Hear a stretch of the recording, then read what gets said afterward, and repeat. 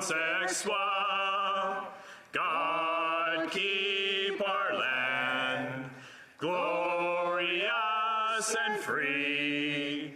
Oh, Canada, we stand on guard for thee. Oh, Canada, we stand on guard for thee. The doors be open. Que l'on ouvre les portes.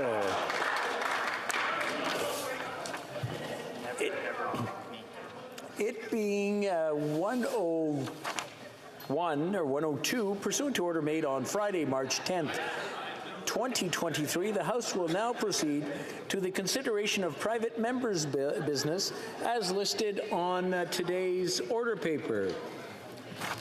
Private members' business, affaires émanant des députés, resuming debate at second reading of Bill C-283, an act to amend the Criminal Code and the Corrections and Conditional Release Act, Addiction Treatment in Penitentiaries, standing in the name of Mrs. Gray.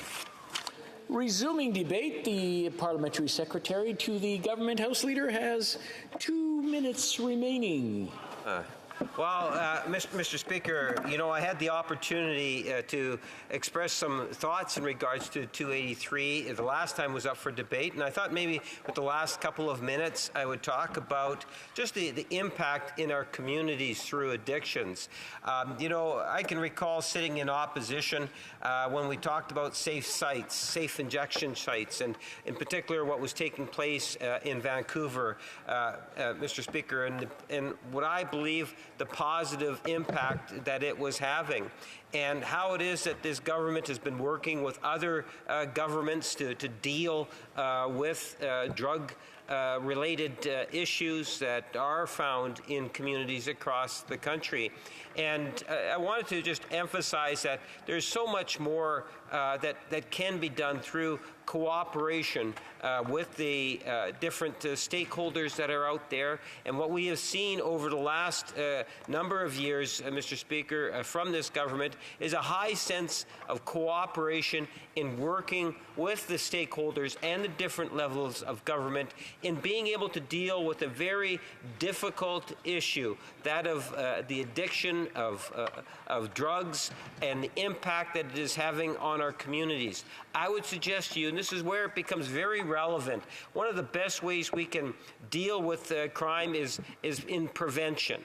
And the more aggressive and the more we turn to groups, some of those groups such as the Bear Clan in the north end of Winnipeg, the many professional agencies that are out there, and the services and the community-minded individuals, they can have a very positive outcome. And by having a positive outcome, it, I believe, takes and prevents crimes from taking place in the first place, Madam Speaker. And with those few words, I would conclude my remarks. Thank you. Bonjour. Avant de continuer, aujourd'hui. Before continuing, as today is the final allotted day for the supply period ending March 26, 2023, the House will go through the usual procedures to consider and dispose of the supply bills. In view of recent practices, do honourable members agree that the bills be distributed now? D'accord? Agreed. Agreed? Agreed and so ordered. Okay, reprise de débat. Resuming debate. Député d'Avignon, La Métis, Matane. The honourable member for Avignon, La Métis, Matane, Matapadia. Thank you very much, Madam Speaker. I am very pleased to rise to speak to Bill 283, C-283. I am the Bloc Québécois critic on public safety, and I've learned a lot over the last few years on penitentiaries, Correctional Services Canada, and I've read a number of extremely interesting reports published by the correctional investigator who does incredible work. I also visited the Port-Cartier Maximum Security Penitentiary recently, which is in the Côte-Nord area, a neighboring riding to mine. And the Parliamentary Secretary to the Minister of Public Safety was also there, which enabled us to understand more what the situation was on the ground. And we saw that addictions are a real scourge in Quebec and Canada in our penitentiaries. I am very pleased that the member for Kelowna Lake Country contacted me a few months ago to speak about her bill to bring forward some specific solutions and that would enable someone in a penitentiary to be sent to an addictions treatment center. And the bill would also enable a penitentiary to be designated as an addiction treatment establishment. We'll come back to that. Now, the member for Kelowna Lake Country mentioned has the goal of putting an end to the revolving door of people going into and out of prison, with people going into prison and not receiving any treatment for their addictions or mental health issues. Now, we should say that penitentiaries, unlike provincial prisons, are used for sentences that are over 2 years, but in many cases an inmate may spend less time there. And so I see what my colleague is saying. In a system where we believe in rehabilitation, it is not appropriate that someone should be leaving a penitentiary with the same problems as those they had when they entered. So, with that goal of rehabilitation, we need to make efforts to try to mitigate or resolve some of the issues that are faced by these offenders. Now, addictions is a major issue, as I said. Let me discuss, for example, the current situation in penitentiaries in Quebec. In 2014, 58% of offenders in federal penitentiaries in Quebec had an issue with addiction. This is data from Correctional Services Canada. And they were stating that addiction to drugs is a major issue in the prison system. According to experts, it is addiction that encourages many people who end up in prison to commit their offense. And that's often what brings them back to prison. And prisons are a place that, despite what many might think, prisons are a place where drugs are very accessible. In 2021, the head of the Correctional Agents Union for the region of Quebec, Frédéric Lebeau, said that there's a major issue, which is that drugs and other forbidden goods are delivered to our penitentiaries. It's too easy. It should be more difficult. Now, with drones, it's easier and easier to deliver drugs to prisons. For example, in 2020, officers at the Donnacona Max Security Penitentiary, with a capacity of around 450 inmates, detected 60 drones. And they think that it's just the tip of the iceberg. Now, penitentiaries are, of course, facing this new issue, and they're trying to put into place methods, new technologies to detect drones. But ultimately, no matter what they try to do, we know that drugs will continue to enter prisons despite whatever efforts are made. It's really a scourge in prisons in Quebec and Canada. So incarcerating someone is not enough to fix issues with addiction. On the contrary, it may make things worse.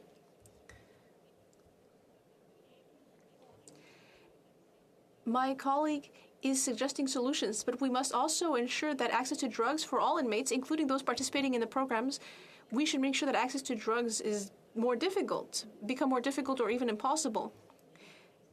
Now we know that for people with drug addiction issues, their rate of reoffending is quite high because as soon as they get out of prison, they might immediately try to get more drugs and in many cases might commit crimes to fund that. There are a number of programs for people with drug addiction.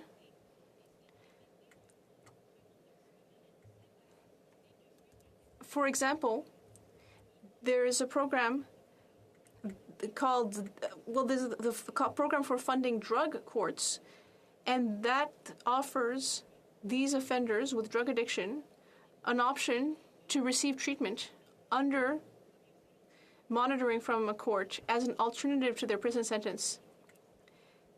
These are for people who have received lower sentences under 2 years, and this is occurring in provincial prisons, and alternative sentences can be more easily justified. Now, When it comes to this program, the drug courts program, there are conditions. For example, that the inmate remain in the program 12 to 18 months usually. These drug courts have existed since 2012 in Quebec and have been so successful that France has drawn inspiration from them for a pilot project to reduce reoffending among drug addicts. And according to a study published in 2019, Quebec is a global model when it comes to rehabilitating inmates. According to this study, Quebec rehabilitation programs for inmates in Quebec reduce reoffending and are doing clearly better than elsewhere in the world. These reinsertion programs, which don't only apply to drug addicts, would reduce the reoffending rate, or do reduce it, from 50 to 10% among inmates who participate, although participation is voluntary. Now, compared to these Quebec programs, federal penitentiaries are not doing well at all. According to the 2020 report of the Canadian Correctional Investigator, and this is something that appears almost every year in the report published, federal inmates do not receive training or useful work experience during their incarceration, and they can't access all necessary care, so they have very few tools for re-entering civil society. Also, Indigenous people are overrepresented in federal penitentiaries. They represent 5% of the Canadian population, in fact less than 5%, but more than 32% of the prison population. Drug addiction problems and the lack of effective programs are part of what explains that overrepresentation. And this is one part of the positive impact that C-283 could have. Now, if we get into the details about the bill, there are 3 tools that could do something to reduce addiction problems among offenders.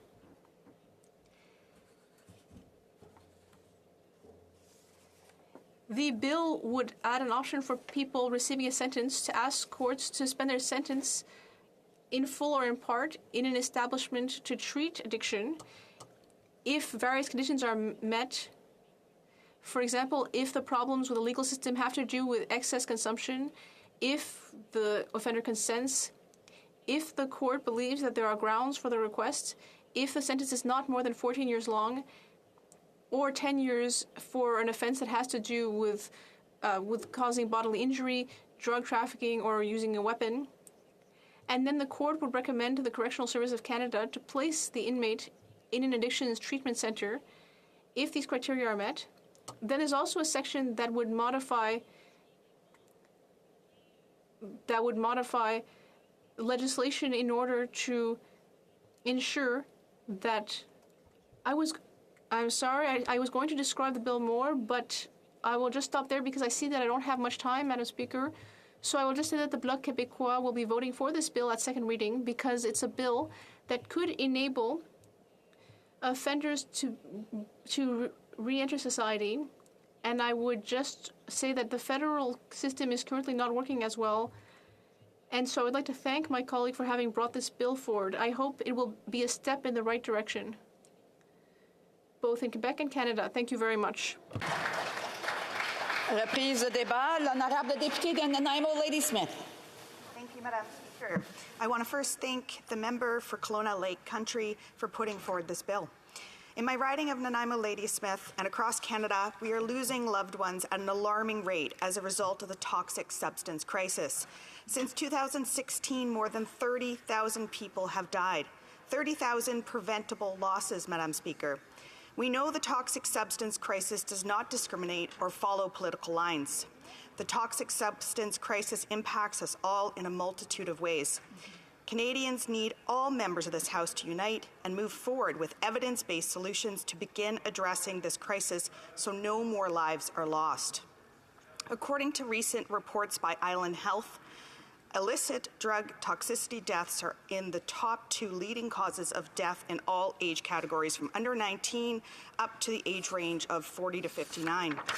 These are people who should have never had who should have had long lives ahead of them, but have had them cut short because of toxic substances. In the last year alone, 80 people died of toxic substances in my riding of Nanaimo Ladysmith, specifically Nanaimo. These people were somebody's father, brother, daughter, friend, or neighbor. 80 people gone and their loved ones left to mourn their tragic loss, all because of toxic substances. This is horrific and inexplicable. Fortunately, there are good people doing good work. Last month, community members and organizations in my riding of Nanaimo Ladysmith, including Nanaimo Community Action Team, Canadian Drug Policy Coalition, Nanaimo Area Network of Drug Users, Nanaimo Brain Injury Society, and Natsamat Community Wellness Network all came together to continue the work that needs to be done to start saving lives. They brought together community members, including frontline workers, healthcare professionals, substance users, their families, and even Central Vancouver Island's own medical health officer.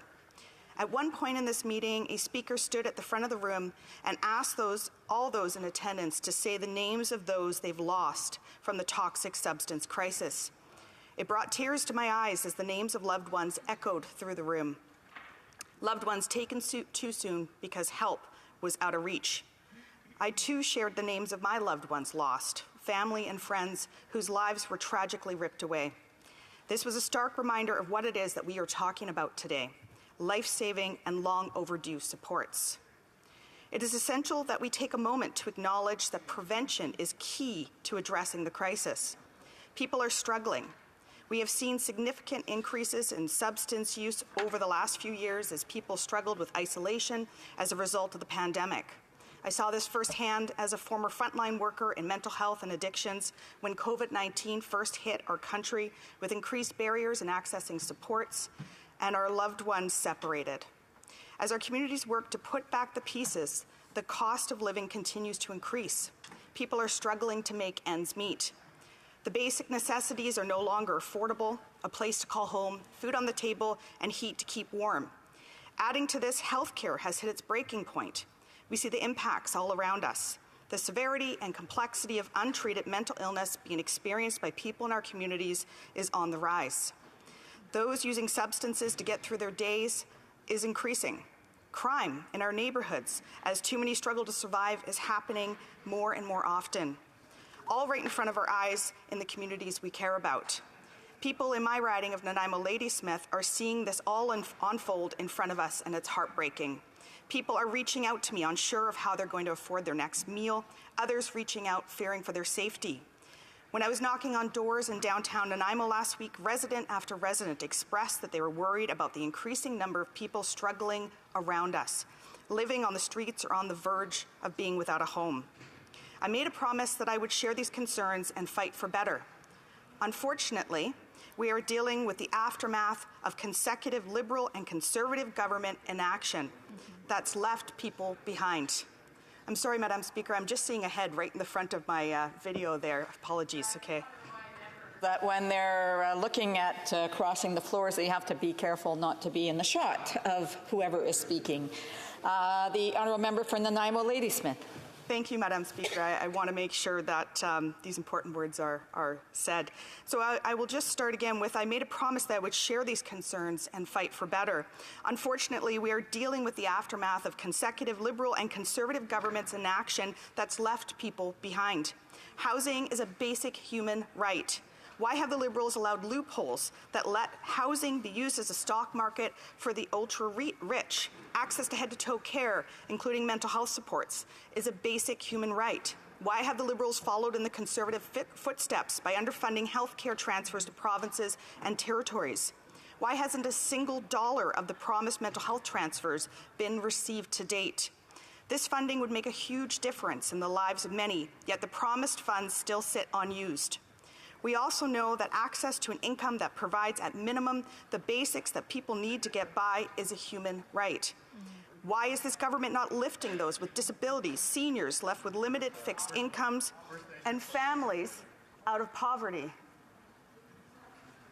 with a guaranteed livable basic income? Sorry, Madam Speaker. Lots of distractions there.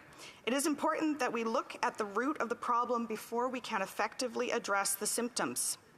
The symptoms are that we have people struggling with substance misuse, increasing mental illness, increasing crime, and incarceration rates.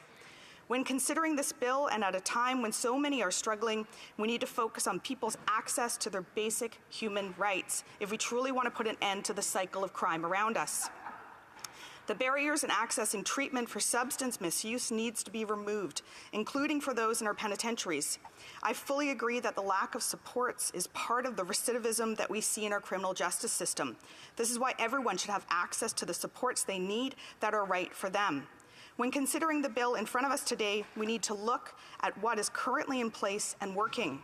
Again, in my riding of Nanaimo-Ladysmith, Connective Nanaimo, formerly known as John Howard Society, is doing incredible work to provide restorative recovery supports to those in correctional facilities located in Nanaimo. Through the Guthrie program, those in corrections are offered in-house treatment that is not only offered within the facility by those trained and qualified to do the work, but also stretches into the community, ensuring that the supports continue on as they re-enter the community. Those interested are considered based on their willingness and motivation to do the work required, and the result is a lower incidence of recidivism of participants than their counterparts. My friend Harry, who is now 5 years sober and currently working towards his Red Seal ticket in trades, spoke to me last night about his experience as someone who has been in and out of corrections since the age of 16. According to Harry, his entire life trajectory changed when he was offered and made the decision to participate in the Guthrie program while in jail at the age of 38. Harry entered this program knowing only a life of substance use, unable to read and write. While participating in the program, he was provided with, amongst others, peer recovery programming, counseling to begin addressing the deep-rooted symptoms of trauma, and regular tutoring to learn how to read and write. Harry said to me that if he had not participated in the Guthrie program, he would probably be in prison or dead. Instead, Harry is proudly sober, sharing his story and helping so many others as a result. Instead of continuing a cycle in and out of jail, Harry is contributing to and is a valued part of our community, showing others struggling with substance misuse that there are options available to them to live happy, healthy lives if made available to them. Harry's success is the result of his willingness and strength to fully participate in the programming made available and accessible when he needed it.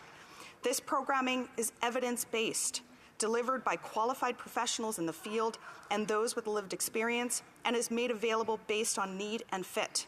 This bill, although with good intentions, includes components that are problematic. This bill excludes individuals who are convicted of certain offenses, such as drug trafficking.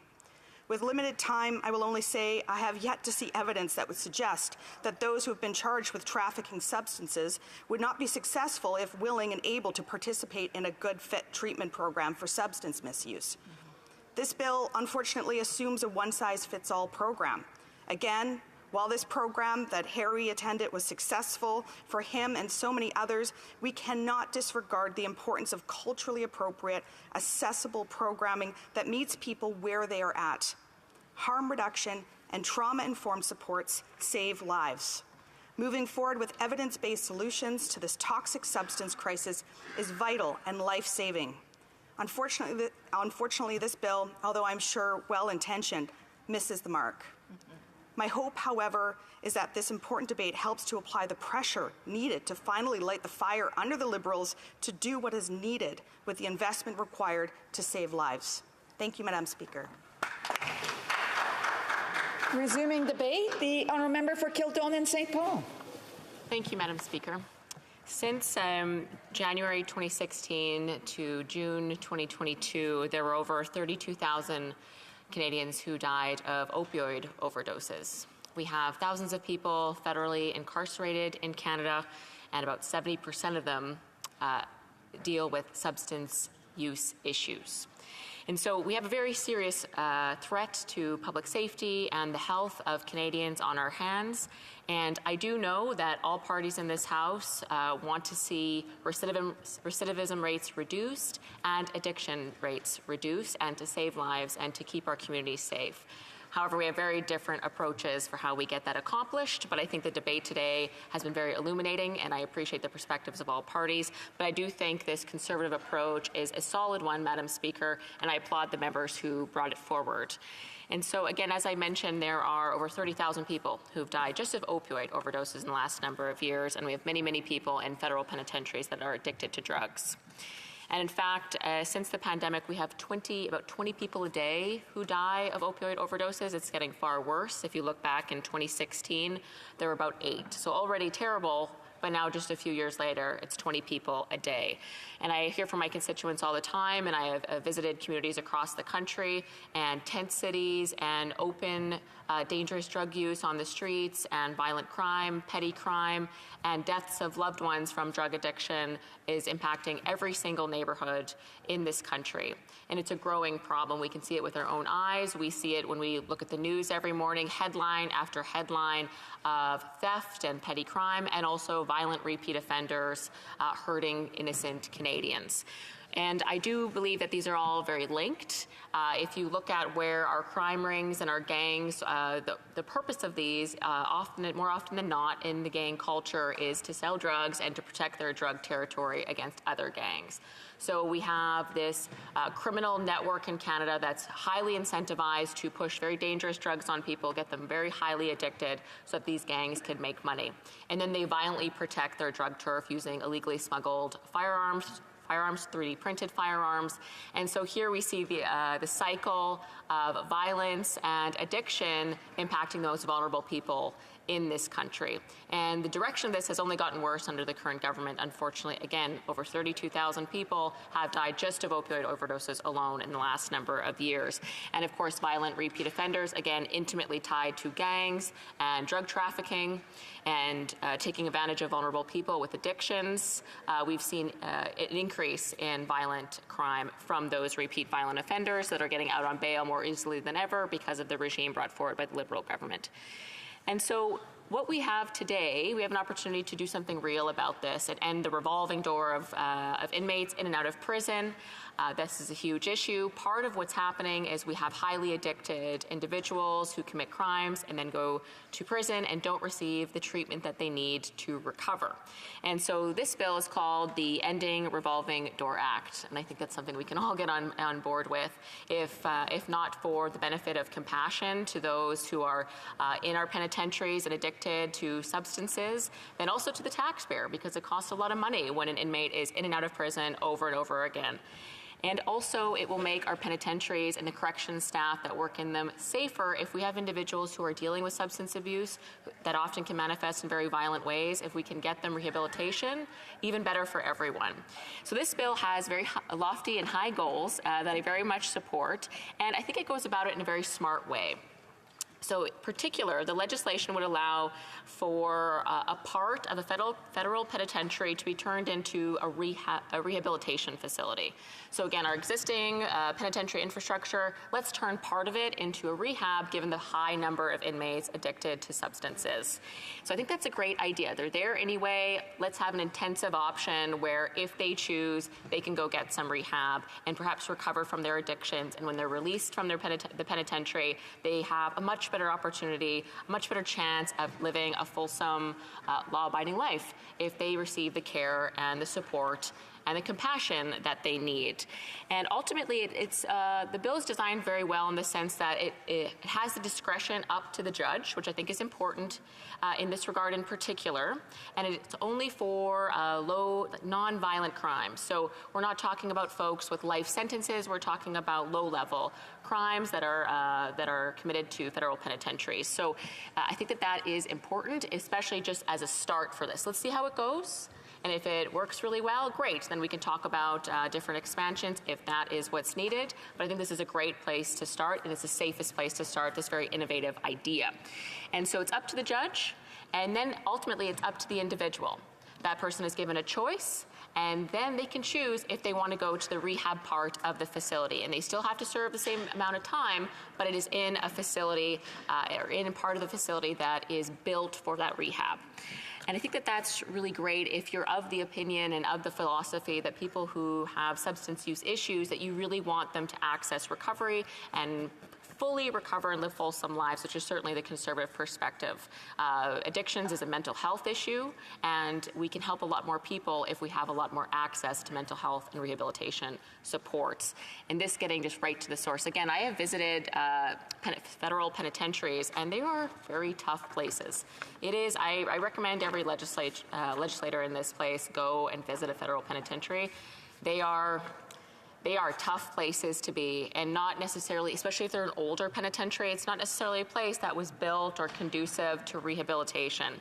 So the idea that we would sort of reformulate the structure in there to be specifically designed to support those that need that extra compassion and that mental health care and those rehab supports, I think it's a great idea. They're there anyway, give them some freedom if the judge decides it's safe to do so, to actually access rehabilitation and get a real shot at recovering. It's good for them, it's good for their loved ones who want to see them survive, and ultimately it's good for them when they are released from the federal penitentiary. And so I mentioned at the beginning that I think all parties have the ultimate goal of reducing recidivism, which is very high and very costly to the taxpayer and very, very harmful to the individual who's in and out of jail over and over again. I think everyone agrees. That's not great. Let's fix it. Also, everybody in this House repeatedly talks about addictions and how many people have died. What's not in common is how we all approach that. But I do think that the way this bill is structured, it gives an innovative solution to this that could be supported by all parties if they want to give it a shot. I say, why not? This could be a real option to save lives and support a reduction of recidivism rates. One thing that I would say that the Liberals have done sort of would be, I suppose, their solution to the issues that I've outlined, that people have outlined today regarding this bill and the goal it's trying to solve, is something that I can't get behind, and that's the prison needle exchange program. So I've visited penitentiaries where corrections officers are being told that this is coming to them from the federal government, and it has been a test run in some penitentiaries as well. And what it is, it's the federal government facilitating needle kits for federal inmates to inject drugs in jail. And again, these are drugs that are legally smuggled in. They're not allowed to have them, but through criminal networks, they're smuggled into jail, and then inmates inject them. And so the idea for the Liberals is to provide clean needle kits to reduce disease spreading, which is it's a good goal. However, we're talking about in many cases, the most dangerous people in Canada, and providing them, for all intents and purposes, tiny little knives that they can put their own blood into, a whole host of liquid substances, and use to hurt themselves, use to hurt corrections officers and other inmates. Corrections officers have spoken to me about the fear they have about this, and inmates themselves are very concerned. In fact, a women's federal penitentiary in Alberta has written a very strong petition to the federal government pleading and demanding that they do not introduce these needles into their prisons. They will not feel safe. They don't want them. This is from the women inmates themselves, and yet it is coming, Madam Speaker. So I'm very concerned about that, and I'm very concerned about the safety of our corrections officers. So I do feel that this bill is designed in a way that's not supposed to be divisive. It's an innovative idea. I think we should all be able to get behind it. It is an approach that is safe and focused on safety and turning part of a federal penitentiary into something very positive, a rehabilitation facility. So I very much support that and the ultimate objective of reducing recidivism and improving recovery rates for inmates and the vulnerable populations there. And just to conclude, I'd like to thank the member from Kelowna Lake Country and Kootenay, Columbia for their hard work on this bill. It's a conservative bill. Very proud of my colleagues. And just with my last 20 seconds, Madam Speaker, I'd like to thank all the corrections officers and parole officers in this country who put their lives on the line to keep us safe and to do the hard work to help rehabilitate our inmates. And just to finally conclude, I would like to acknowledge the two Edmonton police officers who were recently killed on the job, Constable Travis Jordan, who's 35, and Constable Brett Ryan, 30 years old. We have incredibly hardworking men and women in our justice system, and it is always tragic when we have deaths, and I just want to acknowledge that we're thinking about the families. Thank you very much. Resuming debate, the Honourable Parliamentary Secretary, the Honourable Parliamentary Secretary to the Minister of Justice and Attorney General. Thank you, Madam Speaker, and let me begin by acknowledging that we're gathered here on the traditional unceded lands of the Algonquin and Anishinaabe people. I'm pleased to join the debate today as we progress to the second reading of Bill C-283 regarding addiction treatment in penitentiaries. I want to thank the member for Kelowna Lake Country for her advocacy on this important issue and her hard work. As the member has noted, this bill aims to expand sentencing options to help address the root causes of criminal offending through treatment. Madam Speaker, our government is committed to protecting the health and safety of all Canadians, including those who are incarcerated and struggling with substance abuse issues. As my colleagues will agree, these issues cannot be addressed in isolation. Substance use is a social and health issue that intersects clearly with systemic racism and inequities. Madam Speaker, that's why I'd like to focus on today. The Minister of Public Safety's December 2021 mandate letter reaffirmed the requirement to continue to combat systemic racism and discrimination in the criminal justice system. This includes supporting work to address systemic racism and the overrepresentation of Black, Indigenous, and racialized Canadians within the criminal justice system. The Minister of Justice and Attorney General of Canada introduced Bill C-5, which was passed last December, an act to amend the Criminal Code and the Controlled Drugs and Substances Act. It received royal assent, and we're hopeful that it'll make a significant impact in our criminal justice system in addressing these issues. C-5 aims to restore judicial discretion to impose fit sentences and to address over-incarceration rates amongst Indigenous and Black persons and members of marginalized communities who are overrepresented among those convicted of certain drug and firearm-related offenses. Harms related to substance use are treated as a health and social issue rather than a criminal one. Madam Speaker, the Minister of Public Safety, in concert with the provincial and territorial colleagues, addressed many of these important matters head-on at recent meetings of ministers responsible for justice and public safety. Work is underway to implement the United Nations Declaration on the Rights of Indigenous Peoples Act across the country and within provincial and territorial jurisdictions. Excellent collaboration continues with the FPT Working Group on the development of the Indigenous Justice Strategy and in addressing systemic discrimination and overrepresentation of Indigenous persons within the criminal justice system. The ministers also affirmed, in light of the James Smith Cree Nation tragedy last year, the need to work with Indigenous leaders to ensure their communities are safe and supported. And the ministers agreed to collaborate on the development and implementation of the Black Canadian Justice Strategy to address anti-Black racism and discrimination within Canada's policing and criminal justice system. Another key priority was the ongoing opioid crisis. Again, substance use is a public health issue that must be balanced with public safety. In practice, that means diverting individuals away from the criminal justice system at an early stage through rehabilitative and treatment programs or increased use of conditional sentences. As you can see, Madam Speaker, our government is very much seized with the work to both build safer communities and help break the cycle of substance-related harms by addressing the root causes of criminality. On its surface, Bill C-283 appears to have the same goals. It proposes to offer offenders the possibility of serving all or part of their sentences in a designated addiction treatment facility. But let's examine some of this bill's unfortunate oversights and exceptions. Section 743.11 of the bill would stipulate that those whose offense carries a maximum penalty of 14 years imprisonment or life in prison, and those who have committed an offense resulting in bodily harm or involving a weapon or drug trafficking or production would not be eligible to serve their sentence in a designated addiction treatment facility. Madam Speaker, this is a problem. With respect to overrepresentation, Bill C-283 runs counter to our goals. We know that Indigenous and Black persons are overrepresented in the federal penitentiaries. According to the data, over 68% of Indigenous women in custody are serving a federal sentence of more than 10 years. And Black offenders represent the largest proportion, 42% of offenders convicted of importing or exporting drugs. Overall, Black and Indigenous persons tend to be subject to longer sentences, and I invite members opposite to look at the Auditor General's report on our corrections that talked about systemic racism, which was released late last year. It is therefore clear that Bill C-283 would exclude some of the most vulnerable and overrepresented members of the custody population, those who, in fact, may be most directly in need of the treatment and rehabilitation. In addition, paragraph 743.111 sub A of the bill would require the offender to show evidence of repeated good behavior in order to indicate substance use has contributed to their actions.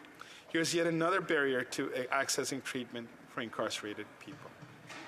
Not everyone who needs support and services may have a history or pattern of behavior. For example, those who have only recently begun using opioids. This could also represent a prohibitively expensive burden for offenders who do not have the means to provide submissions establishing their history or repeated behavior. Bill C-83 would therefore not only make those individuals ineligible for treatment through no fault of their own, but would also create significant issues of inequity within BIPOC and social economically disadvantaged offenders potentially being denied services at a disproportionate rate. This bill flies in the face of the Minister of Public Safety's December 2021 mandate letter, which reaffirmed the need to continue to combat systemic racism and discrimination in the criminal justice system. It also misaligns with Correctional Services Canada's commitment to addressing the over-incarceration of Indigenous peoples. Again, that's why our government introduced Bill C-5 to treat harms related to substance use as a health and social issue, not a criminal one. Ultimately, the measures in Bill C-5 will help address over-incarceration rates amongst Indigenous and racialized persons convicted of certain drug and firearm-related offenses. In contrast, Bill C-83 would undermine these goals. Despite its veneer of concern for the health and safety of offenders who use substances, this bill is not designed to help those who need it the most. I encourage all members to join me in voicing their concern about this bill, Madam Speaker. Thank you. Reprise de débat. L'honorable député de Rimouski, Négette, Mesquata-les-Basques. Madame la Présidente. Madam Speaker, I rise today to speak to Bill C-283. This bill has the purpose of allowing inmates of a penitentiary to be sent to a drug treatment facility.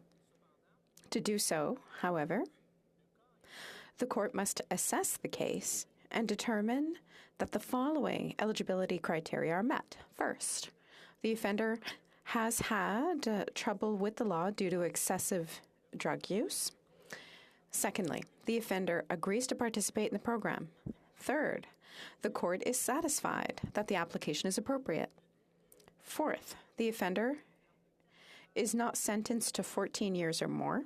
And finally, the inmate is not sentenced to 10 years or more for an offense resulting in bodily harm involving drug trafficking or involving the use of a weapon. Furthermore, the bill would amend the Corrections and Conditional Release Act to allow a penitentiary or a specific area within a penitentiary to be designated a drug treatment facility. The purpose of drug treatment facilities is to provide inmates with access to a substance abuse treatment program and other services to meet their specific needs. Madam Speaker, my Bloc Québécois colleagues, as well as I, will vote in favor of the bill at second reading because we believe it could help rehabilitate inmates with substance abuse problems. Rehabilitation is one of the central pillars of our justice system. It is our duty to do everything we can to enable as many people as possible to rehabilitate. Rehabilitation is also a way of giving citizens who've made mistakes in the past another chance. Experience has shown that excluding an entire segment of the population from our society indefinitely isn't beneficial for anyone. Not for them, not for us. On the contrary, it only reproduces and reinforces conditions that give rise to crime in the first place. For a healthy, prosperous, and humane democracy, there is no doubt. We must focus on rehabilitation and inclusion. Right now, however, federal penitentiaries are doing a poor job of rehabilitating inmates and fighting drug addiction. In Quebec, in 2014, 58% of persons incarcerated in federal institutions were found to have a drug addiction problem. I repeat, 58%. This isn't a marginal phenomenon. This isn't a minority. This is a widespread scourge. It contributes to keeping prisoners in a state of addiction, precariousness, vulnerability. Several experts have established that drug addiction is the catalyst leading many citizens to commit their first offense or to be incarcerated repeatedly. On the other hand, one might think that imprisonment and the isolation associated with it could allow prisoners with addiction problems to go through a true withdrawal during this time, but the reality is quite different. According to prison workers, ease of access to drugs in prison is disconcerting. A clandestine network allows those seeking psychotropic substances to find everything they need to maintain their drug habit. Delivery of these substances and other prohibited items has been made much more difficult to control since the arrival of drones. Due to their small size and almost silent flight, it's possible to make deliveries of small items by air in a way that's almost undetectable. New drone detection technologies are on the way, but the Union of Canadian Correctional Officers President, Frédéric Lebeau, is under no illusion. Drugs will continue to enter prison one way or another. Considering this, it is an illusion to think that incarceration could solve inmates' drug problems. It's quite the opposite. It is therefore the responsibility of the federal government to provide resources not only for supervision and control, but more importantly, for support and assistance. And that way, these facilities can help inmates make lasting changes.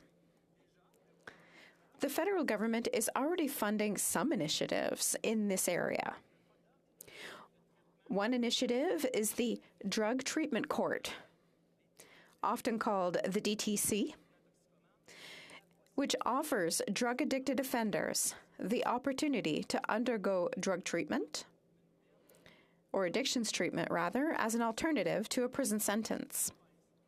Provinces and territories can receive funding from this program to implement DTCs. An important nuance is that inmates serving sentences in provincial jails have usually committed less serious offenses, as their sentence is a maximum of 2 years less a day. Granting an alternative sentence is therefore easier to consider and more justifiable than in the case of inmates in federal penitentiaries. Nevertheless, it must be admitted that DTCs have had a very positive impact since implementation in 2012. The success in Quebec has been noted as far away as on the other side of the Atlantic. France was inspired to launch its own pilot project to counter recidivism among drug users. DTCs are part of a broader strategy in Quebec for social reintegration, and it's an impressive one. It's the combination of all reintegration programs that allows Quebec to reduce recidivism rates from 50% to 10% for inmates who decide to participate. That's not trivial. This represents hundreds of citizens who decide to grasp the hand extended to them by Quebec in order to take back control of their lives and live freely. Madam Speaker, for these reasons, the Bloc Québécois will support Bill C-283, introduced by my Conservative colleague for Kelowna Lake Country. Even though we are of the opinion that the bill must be studied in committee to ensure its effectiveness and determine what improvements are needed to produce lasting and positive effects for those who will benefit from them. Madam Speaker, we believe in rehabilitation. We believe in inclusion. We believe, above all, in human justice. Thank you.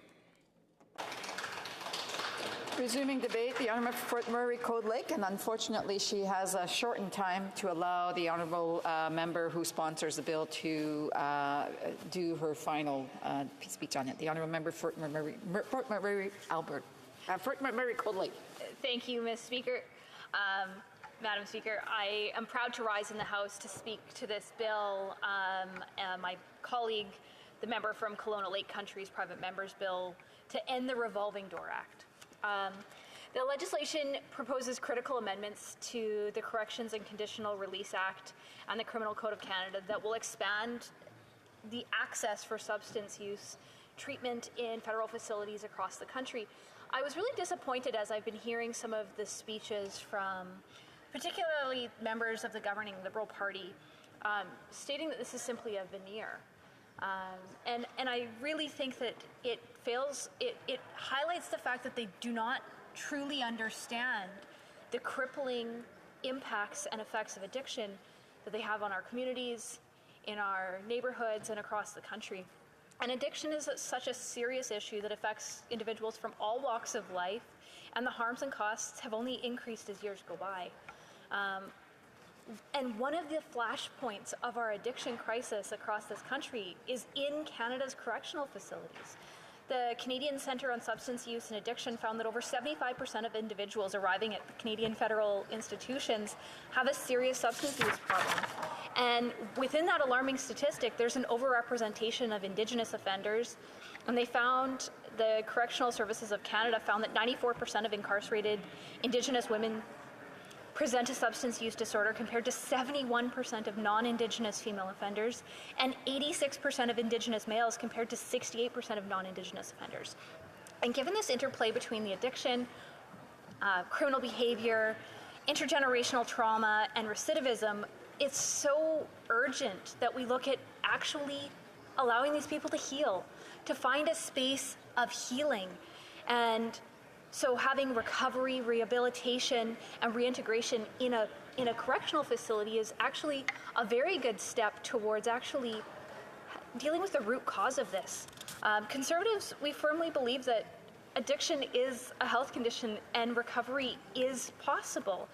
And it's been exceptionally clear that the Liberal NDP approach to addiction has failed. They've flooded our streets with more drugs, leading to more addictions, which leads to more death, more despair, unfortunately more crime. And the sad reality is that without meaningful change to the government's approach, people with severe mental health and mental addictions will continue just re-entering our system without actually receiving the proper treatment. The solution from this government has been, as one of my colleagues pointed out, the needle exchange program, which has created all kinds of fears from a variety of correctional institutions. It hasn't actually solved the problem. People in correctional facilities are not supposed to be using drugs, and yet this government is facilitating the use of illegal substances while they are in our correctional facilities. rather than offering them treatment options. This is absolutely putting the cart before the horse and losing the plot on what the issue is.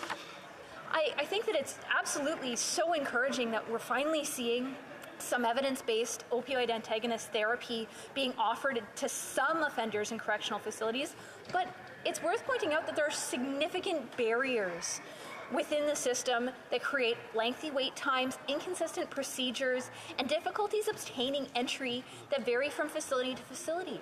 We know through evidence-based procedures that opiate agonist therapies such as Suboxone, Sublocade, Methadone, they can actually help someone find recovery, and yet there are barriers in place in our correctional facilities to allow people to access these forms of treatment. And I think that that's something that's worth pointing out, that they can do more when it comes to these kinds of things. I wish I had more time to go through some of the stats and facts and figures that we've collected on how serious the addiction issue is in our criminal system. But Madam Speaker, if there's one thing I could leave every member of this House with, is we have an option right now. We have an ability to make a difference in people's lives. We have a captive audience, and we can provide an option to people to be able to get the treatment and the help they so desperately need and help them get their life back rather than keeping them in a revolving door. I would urge everyone to vote in favor of this wonderful bill. The honourable member for Kelowna Lake Country has 5 minutes for right of reply. Great. Thank you, Madam Speaker. Madam Speaker, I'm pleased to rise and speak to my private member's bill, Bill C-283, the End the Revolving Door Act, once again. I want to thank the member for Kootenay-Columbia again for his initial work and research on this legislation in the previous Parliament, and to my colleagues who have spoken on my bill. I also want to thank those who work in law enforcement and the criminal justice system. I hope we can move forward with this legislation and provide the Standing Committee of Public Safety the opportunity to study how this can improve our justice system and give people hope to recover from addiction. Kelowna Lake Country residents, the people of British Columbia, and Canadians from coast to coast to coast have seen firsthand the devastating impact the addiction crisis has had on families, communities, and the individuals themselves. Residents in my community want people to be held accountable for their actions, while at the same time to have compassion and get addiction and recovery help to those who need it. My End the Revolving Door Act is an opportunity for parliamentarians of every political stripe to come together to move forward with a common sense approach to improve our justice system and to help those struggling with addiction. No one piece of legislation can serve as the panacea for those who are repeatedly re-entering the criminal justice system, who have mental health and/or addiction challenges. This legislation offers an additional tool to help reduce recidivism, address our mental health and addiction crisis, and improve the public safety of our communities. Expanding the sentencing option available in our justice system and to assist those whose lives have been ravaged by addiction is the right thing to do. No one is served with repeat reoffenders in a revolving door system, where it's reported that more than 70% of those sentenced to federal penitentiaries have addiction issues. We must ensure that the effort of curative treatment is focused and provided for those who have found themselves incarcerated and who want to help to turn their lives around. A dedicated addiction treatment facility operating inside an existing Correctional Service of Canada facility would help support this work. Many who work around the criminal justice system have told me that this would put a stop to the revolving door for many. I want to thank those who have supported this legislation from the national level to my backyard, who think we shouldn't be wasting one moment to move forward. The City of Kelowna, Mayor and Council passed a motion unanimously supporting this legislation. Lisa Dawn Smith, President of Métis Nation British Columbia, says, Métis Nation BC strongly supports the implementation of more effective addiction and mental health services within the federal penitentiary system through Bill C-283. We know that Métis people are overrepresented in the correctional system. Justice Canada needs more tools, in its toolkit to address the root causes of incarceration, unquote. And Tom Smithwick, founder of Freedom's Door, a vital organization dedicated to the hope and healing of those suffering from addiction, including those recently released from incarceration, expressed how it makes sense to start a recovery process while incarcerated, and also says, quote, the whole system would save money, the human need would be met, and there totally is hope. Madam Speaker, it's in that spirit that I hope Parliament moves to advance this common sense legislation to the Standing Committee of Public Safety for further study and not waste this crucial opportunity we as elected representatives have to help reduce recidivism, give hope and healing to those struggling with addiction, and end the revolving door. Thank you.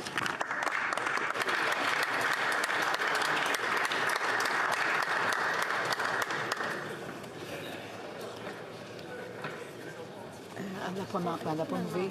Non. Elle n'a pas demandé.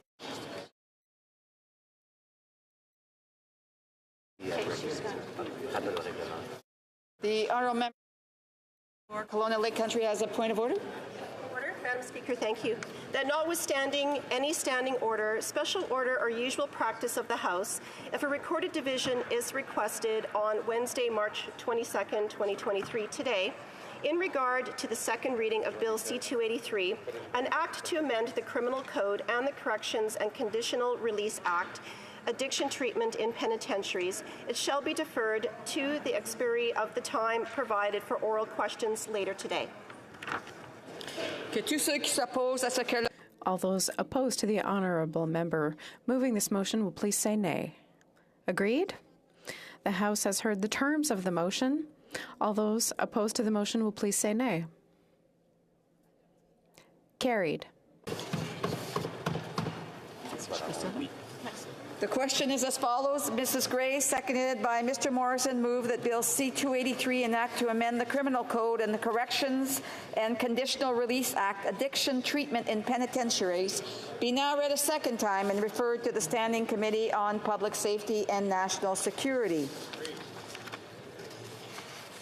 Si un député d'un parti If a member of a recognized party present in the House wishes that the motion be carried or carried on division, or wishes to request a recorded division, I invite them to rise and indicate it to the Chair, the Honourable Deputy House Leader.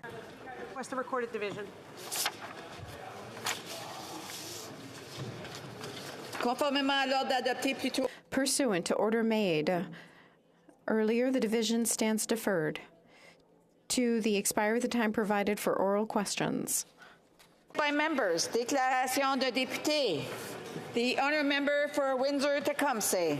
Madam Speaker, on Friday we welcomed to Parliament U.S. President Joe Biden to strengthen the unbreakable bond between our two countries. Border communities like mine, Madam Speaker, rely on that relationship more than any other. 80 to 90% of what we manufacture and what we grow is exported to the Midwest and beyond. 1,600 Windsor nurses cross the border every day to care for Americans, and they kept crossing every day during the worst of the pandemic. We crossed the border to visit family, go shopping, and attend concerts.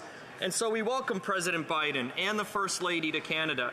We celebrate the rise of a new auto industry in North America, a battery belt up and down the Mississippi River that connects new battery and electric vehicle plants in Windsor and St. Thomas to factories from Michigan and Georgia. And we say to our American friends that we are in fact stronger together, when together we work to lift American and Canadian workers and families on both sides of the border, Madam Speaker. Thank you. The honourable member for Foothills. Madam Speaker, I'm imploring my constituents to run. Get out while they can. Southern Alberta has been infested.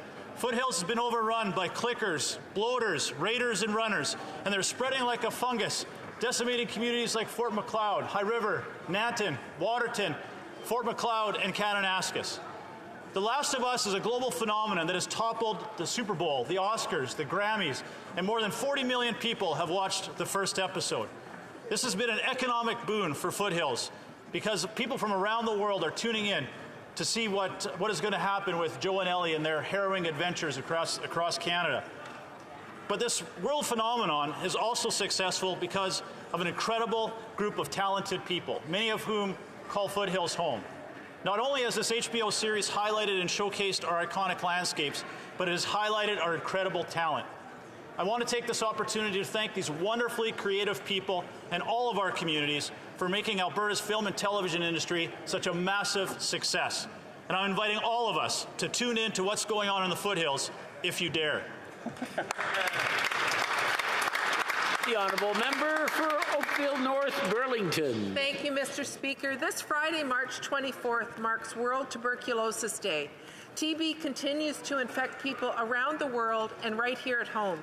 In Canada, people affected by TB are mostly newcomers or Indigenous peoples. Inuit communities are especially affected, with rates of tuberculosis over 280 times greater than non-Indigenous peoples. Today, I want to let Canadians from coast to coast to coast know that ending tuberculosis is possible, but we must continue the fight against this debilitating disease. We have the ability to end TB in Indigenous communities, ensure the health of newcomers to Canada, and save millions of lives around the world. Special shout out to the people like those at Results Canada for doing grassroots work on this. And I'd like to invite all honourable members to a reception tomorrow morning at 8 a.m. to raise awareness on the domestic and global impacts of TB. Thank you. Your hard work does not go unnoticed. L'honorable député de Salaberry. The Honourable Member for Salaberry-sur-Roi. Mr. Speaker, this week we are celebrating the expertise of 16,000 professionals, my colleagues, social workers. Social workers are in schools, hospitals, health centers, shelters, police stations, prisons, community organizations, and even here in Parliament. They are agents of change who care about each and every person's aspirations, and they make a difference with children, our seniors, people with disabilities, people from various backgrounds. Without judgment, social workers do what they do best. They take the time to focus on the humanity of each individual, prevent obstacles, and develop each person's ability to take action. They are doing good work in the world, improving daily life in our communities, and fighting for more social justice. Thank you, social workers, and happy Week of Social Workers. The Honourable Member for Outremont. Mr. Speaker, for several weeks now, Quebec has been faced repeatedly by tragedies that are very hard for our communities to accept. For example, the tragedy at the daycare in Laval, what happened in Amqui, the carnage in Rosemont, the fire in Old Montreal, and a few days ago, an 18-year-old young man died when he was shot as he was walking down the street in Anjou. These are all communities in Quebec that have witnessed tragic events. I am speaking on behalf of everyone in this House when I say to the families, friends, and loved ones of these victims that though we will never be able to reduce their suffering, we share it, and our hearts go out to them. Mr. Speaker, we do not have all the answers, but together, we will get through this difficult time and find solutions. Thank you. The Honourable Member for Niagara Falls. Mr. Speaker, after 8 years of this Liberal government, groceries, gas, and home heating are getting more and more expensive. And if that were not bad enough, on April 1st, taxes on gasoline are going up 14 cents a litre, while the escalator tax on wine, beer, and spirits is also set to rise by 6.3%. That's no cruel April Fool's joke. In Niagara and across the country, these taxes will punish wineries, craft breweries, and distilleries, and anyone who enjoys consuming these wonderful Canadian-made products. Speaker, there are serious consequences to this government spending the cupboards bare while leaving Canadians with the expensive bills to pay. What will happen to the much-vaunted federal tourism growth strategy? And what of the wine sector support program? Our tourism operators, grape growers, and wineries deserve so much better from this government. Speaker, it's time for these tired Liberals to step aside so a Conservative government can lead and create the changes needed so that Canadians can finally get ahead. Hear, hear. The honourable member for Mississauga, Erin Mills. Mr. Speaker, this evening, Muslims in my community of Mississauga, Erin Mills, and across Canada will mark the beginning of the holy month of Ramadan. Many of our friends, family, and neighbors will gather at their local mosques to pray and to hold iftars, to break their fast, and to emphasize Canadian and Muslim values of such as charity and compassion. This is also a time to reinforce the cultural bonds of our communities that make our Canadian mosaic so great. As we recently marked the first United Nations International Day to combat Islamophobia, let us reinforce our commitment to reject hate in all of its forms in Canada and across the world. I wish all Muslims observing the Ramadan a peaceful and blessed celebration with family, with friends, and as we really begin this important journey together. Ramadan Mubarak. The honourable member for Scarborough Centre. Mr. Speaker, every year Muslims across the world fast during the month of Ramadan. As we fast from dawn to sunset for the next month, we take the time to reflect on ourselves, our actions, and our values. Ramadan is a time of patience, empathy, and compassion. It is a time when we grow closer to our faith, families, friends, and community. We open our hearts and strive to give back to our community through charity and volunteerism. We share these values as Muslims and Canadians who work every day to make our country a better place. It is a challenging time for many in Canada and around the world. In the spirit of Ramadan, I encourage everyone to reach out and connect with one another and to offer help and support to those in need. Thank you. Ramadan Mubarak. Ramadan Kareem. The honourable member for Sherwood Park, Fort Saskatchewan. Mr. Speaker, today marks the beginning of Ramadan, and tomorrow Muslims in Canada and around the world will fast for 1 month from sunup to sundown. Now, fasting is a practice in many faith traditions, giving up food or other pleasures in order to draw our attention to higher things. Giving up all food and drink from sunup to sundown is a particularly intense fast, and I salute the temperance, fortitude, and commitment of all of those who are observing it. Muslim Canadians have contributed in so many ways to our common national life, and we honor their service and sacrifice. Il existe une forte communauté musulmane dans chaque province et territoire. There are strong Muslim communities in each part of Canada that should be respected by all levels of government. Contributions of Muslim Canadians to building our conservative movement. MPs, senators, provincial elected officials, candidates, staff, and volunteers who continue to build and strengthen the connections between their faith community and our party. We know that religious freedom is always fragile. It can be threatened by discriminatory state policy and by acts of violence. Virtually every country in the world, including Canada, has seen instances of violence targeting the Muslim community.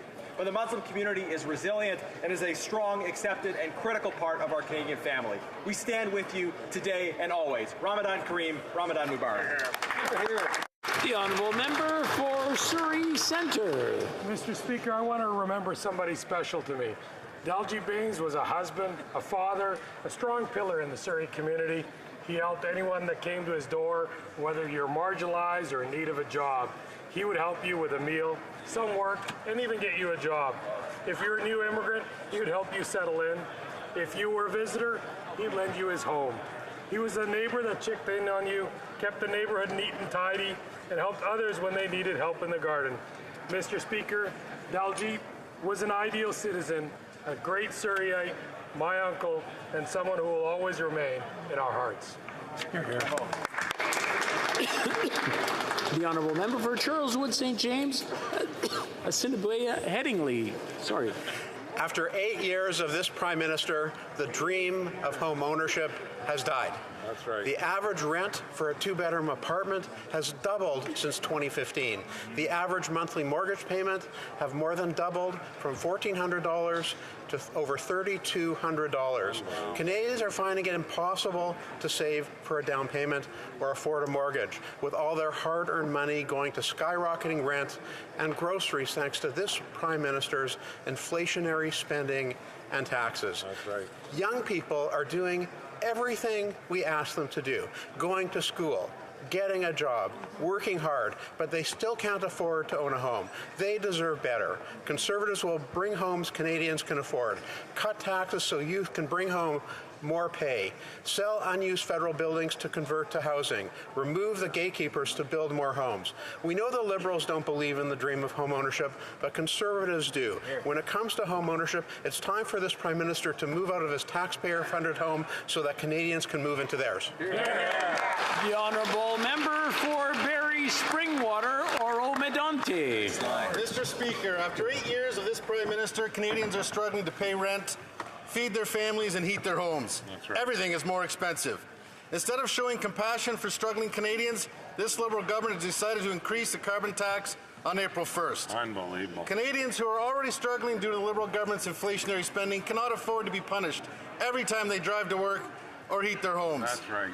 The carbon tax is not an environmental plan. It's a costly tax plan that is damaging to Canadian families and small businesses. Right. In my community, I've heard from residents whose home heating bills have doubled because of this Liberals' failed carbon tax. During these unprecedented times, the government should be focused on ways to put more money in Canadians' pockets, not less. Only a Conservative government will bring home lower prices by ending inflationary carbon tax hikes and deficit spending that drive up inflation and harm Canadians. L'honorable député de Châteauguay. The Honourable Member for Châteauguay-Lacolle. Mr. Speaker, things are happening in the agri-food sector in Châteauguay-Lacolle, which will soon be called Châteauguay-les-Jardins de Napierville.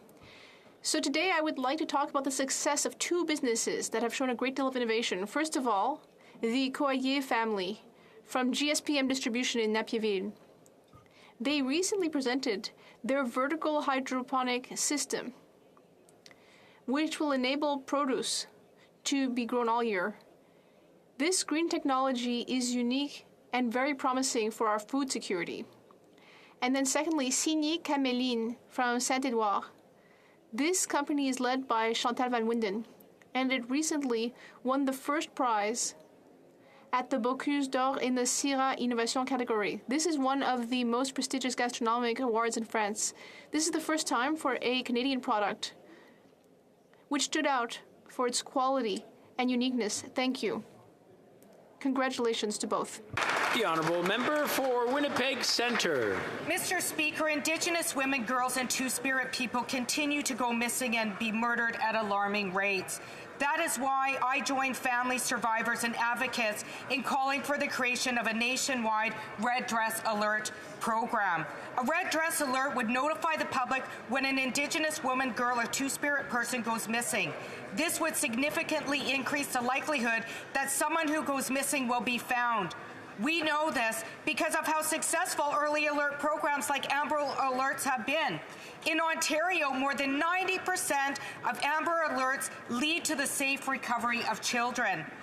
We are in the midst of an ongoing genocide of missing and murdered Indigenous women, girls, and Two-Spirit people, as the Prime Minister has acknowledged. We have a right to live in safety, with security, and with dignity. And if we should go missing, we deserve and must be found. That is why we must have a Red Dress Alert system put in place immediately.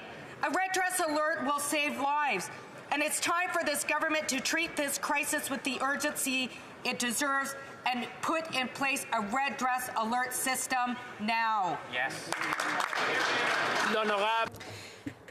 The Honourable Member for Abitibi-Témiscamingue. Mr. Speaker, the Montreal Alouettes have finally found a new owner, who is none other than Pierre Carl Pelado. He will be the first Francophone owner of the team since its original founder, Léo Don Durand, in 1946. This isn't just an investment. It's an operation of national pride. To quote this great supporter of independence, it's essentially a touchdown for the team, and I think many people will be converted. I think this will really benefit our local talent. Our teams are already getting many honors at the college and university levels. More and more players and coaches from Quebec are reaching the professional leagues. So, Pierre-Carl Pelado will be quite the quarterback for the Alouettes. And in fact, I think he would go play himself if it meant that we could finally get the Grey Cup back to Quebec. After the successes of the 70s and 2000s, we know that now our Alouette will be able to take off and fly again. Long live the Alouette. The Honourable Member for Louis Saint-Laurent. Mr. Speaker, for 7 years, the community of Wendake, which I have the honor of representing here, has been working on an excellent project that will be great for all First Nations in Quebec. They're developing national defense lands in Sainte-Foy. Near Laurier and Laval University Hospital Center, the project will create 1,000 housing units, including health units, social units, Indigenous business spaces, commemorative spaces, and spaces for other nations. This project has received support from Quebec City as well as veterans and the University of Laval. In fact, everyone in Quebec agrees and wants to see this project become a reality. We just need the green light from the federal government. So let's be proud of this and go forward with the project, which will promote reconciliation and which will enable First Nations to acquire more economic independence. Thank you. The Honourable Member for Gatineau. Mr. Speaker, with Alpha Pop Week coming up from April 3rd to April 7th, I would like to congratulate the Quebec organization Le Vent dans les Lettres, which works to support literacy. Because still today, many people in the Outaouais region may be more vulnerable due to illiteracy. So, the amazing team at Vent dans les Lettres offers not only academic training, but also popular workshops on various things having to do with citizenship, and I had the pleasure of meeting with participants recently. I'd like to congratulate them on their perseverance and resilience. Alpha Pup Week raises awareness on the importance of tailoring our communications so they are more accessible and inclusive. Happy Popular Literacy Week. Thank you.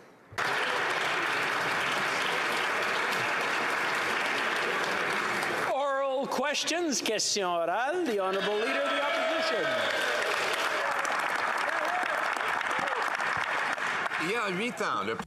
8 years ago, the Prime Minister promised that he was going to make things easier for Canadians, especially in terms of finding affordable housing.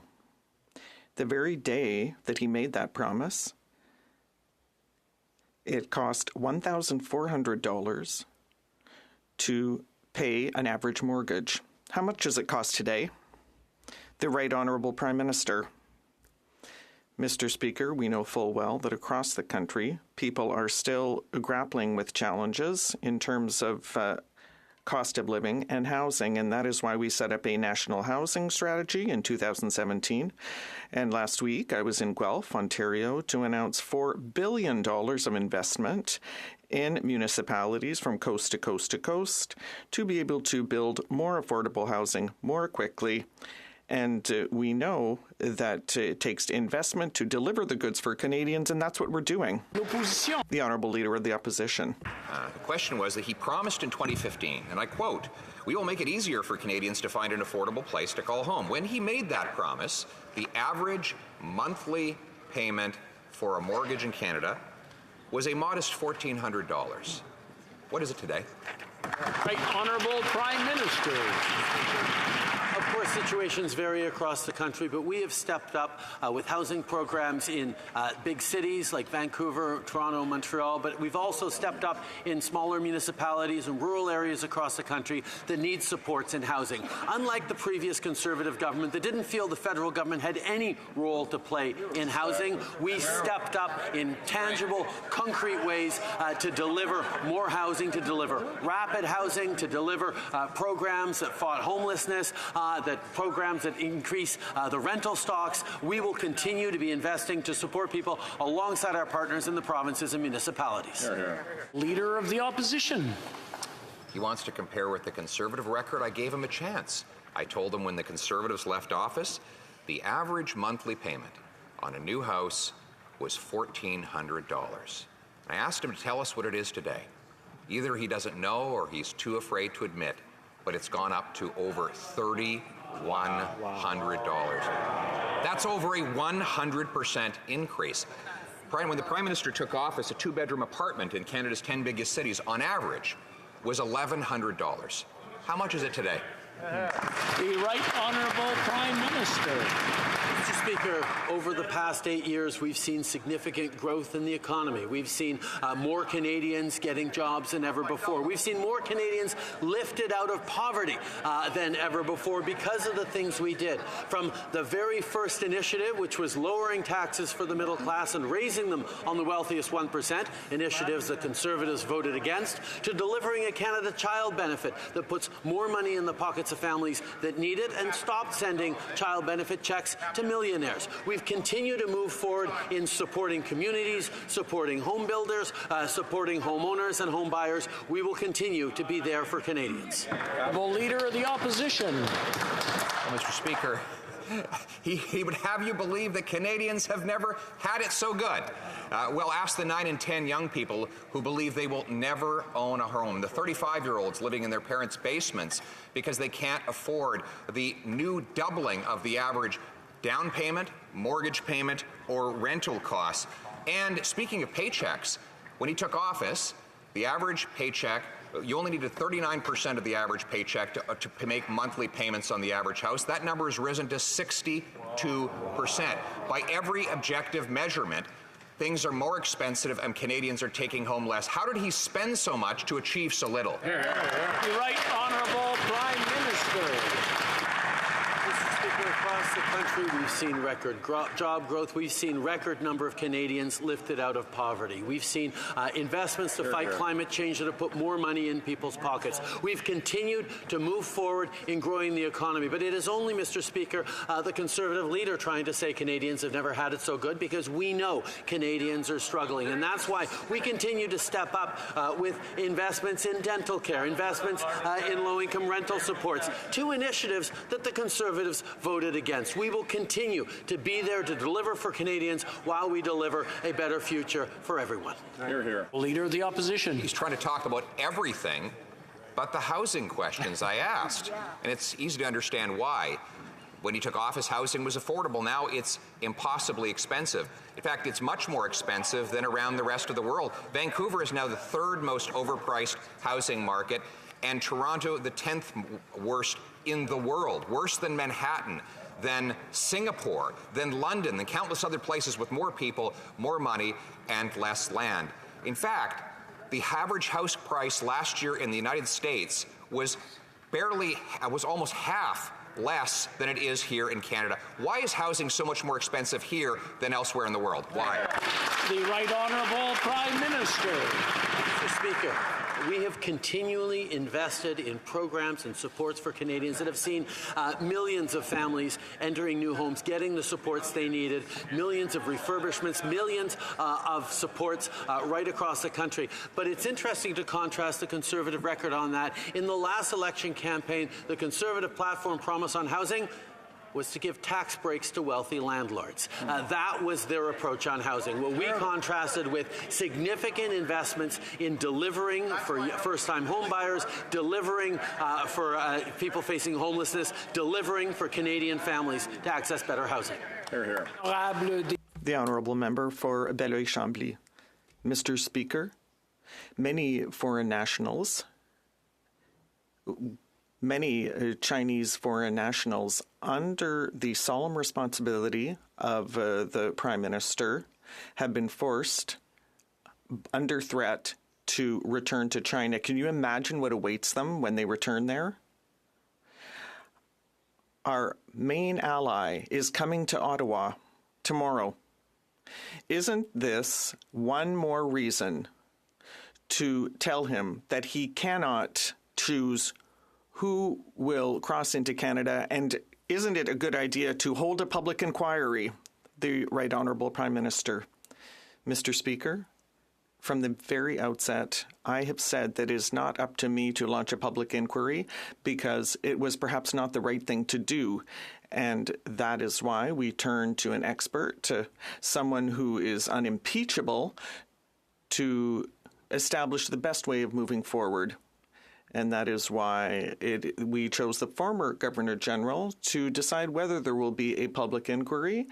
And he will also ensure that the different communities that we have do the right thing to make sure Canadians trust the results. The Honourable Member. Mr. Speaker, yes, allow me to distinguish between the Chinese Communist regime and Chinese people and the extraordinary and ancient Chinese cultural. Foreign interference, illegal funding, industrial espionage, and the forced repatriation of Chinese Canadians. Look at all that. That is enough. Are we now at the point where we're going to say that a cronyism type of appointment is not going to get the job done? The Right Honourable Prime Minister. Mr. Speaker, the Canadians understand full well that for such serious issues, it doesn't take more partisanship, it takes less. And that is why we chose an eminent Canadian who is going to be able to follow up on all of these issues to ensure that the tools that we have and the methods we choose to ensure electoral integrity and the protection of our diaspora is done. So we need less partisanship, and that's what we're offering, whereas the opposition is playing partisan tactics. We're seeing the cost of living continue to hit hard across the country. People are struggling with the cost of everything. We know that some numbers have come down with inflation, but really, where it counts like grocery, inflation is still over 10%. That means people go into a grocery store, pick up items, and realize they can't afford it and put it back. But at the same time, corporate CEOs for these grocery stores are making record profits. So when will the Prime Minister stop the excess profit being made by his CEO friends and stand up for Canadians so they can afford their groceries? Here, here. Right Honourable Prime Minister. Mr. Speaker, as inflation was hitting in the fall, we stepped up with support for Canadians, for support for 11 million Canadians with a GST rebate over 6 months. We moved forward on dental care support so that over 200,000 kids can now afford to go to the dentists. We're moved forward with extra help for families that need help on paying their rent. These are the kinds of things we will continue to do to help Canadians. Child care down, cut in half and down to $10 a day for millions of families across this country. These are the kinds of things that have made a difference. We will continue to be there for Canadians, including with the budget coming out next week. Honourable Member for Burnaby South. The cost of living is increasing. It's more and more difficult to make ends meet, and it's especially difficult to find affordable housing. Since this Prime Minister came to power, rental prices have doubled because the rules created by the Liberals and the Conservatives favor ultra-rich Canadians. So when will this Prime Minister stop giving preferential treatment to his rich cronies and build more affordable housing for Canadian families? The Right Honourable Prime Minister.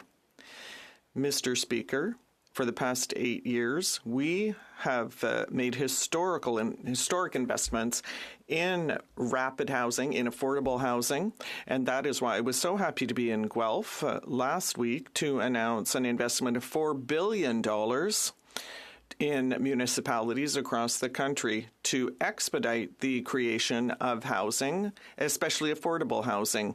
We know that there is still more work to be done, but with our Housing Accelerator Fund, with the Rapid Housing Initiative, and with homelessness programs, we are going to continue to be there for Canadians. The Honourable Leader of the Opposition. Why it is that mortgage payments have doubled under his 8 years, why rent payments have doubled under his 8 years, why Canadian house prices are about 72% more expensive than their American counterparts, even though they have 10 times the population on even less land. He couldn't answer any of these questions. The answer, according to Scotiabank, is Canada has the lowest number of housing units per 1,000 residents of any G7 country.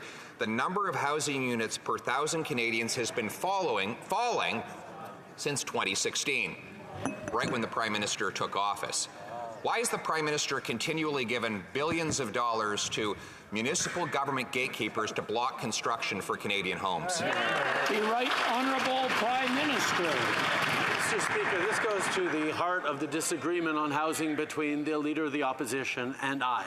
I recognized, and this government recognized, that we need to work with municipalities to help them change zoning laws, to help them accelerate their permitting processes, to create more opportunities to build affordable homes for Canadians across the country, whereas he sits back and attacks them and proposes absolutely nothing. We're stepping up with $4 billion to accelerate the supply of homes across this country. We will continue to be investing and working with partners instead of picking fights with everyone and hoping that it all settles itself. Leader of the Opposition. No, actually, the disagreement is that under our government, housing was affordable. Under this government, it's eye-poppingly expensive. That's the disagreement. And let's just look at the facts. Canada has the fewest houses per capita of any country in the G7, even though we have the most land to build on. Why? We rank 64th in the OECD in the time it takes to get a building permit. Government red tape adds as much as $650,000 to each house in some cities. And the Prime Minister has made it worse by giving the gatekeepers who block the building more money. Why? The Right Honourable Prime Minister.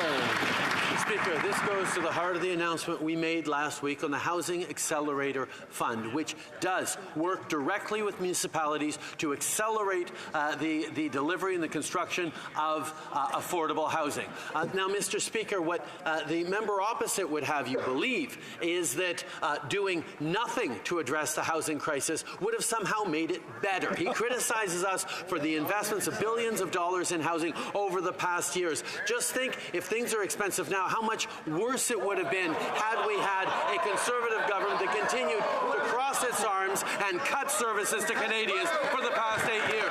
Bravo. Honourable Leader of the Opposition. You don't have to imagine what prices would have been were I making the decisions, because when I was the housing minister, the average mortgage payment and the average rent payment were half of what they are now.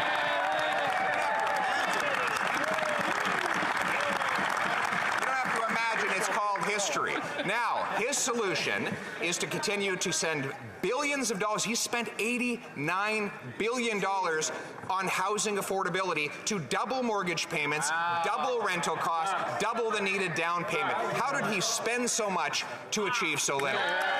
The Right Honourable Prime Minister.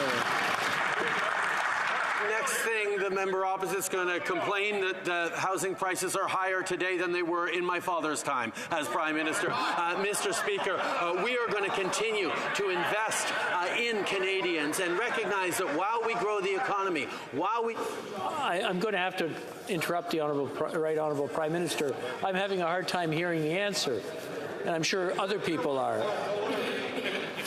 The Right Honourable Prime Minister, you've got about 20 seconds left. Please continue. Mr. Speaker, every step of the way we've contributed to a growing economy, to lifting Canadians out of poverty, to putting more money in the pockets of the middle class and people working hard to join it. And that's why we're continuing to invest in building houses, in working with municipalities, in working with the provinces on fighting homelessness, creating affordable homes, and creating more opportunities for all Canadians.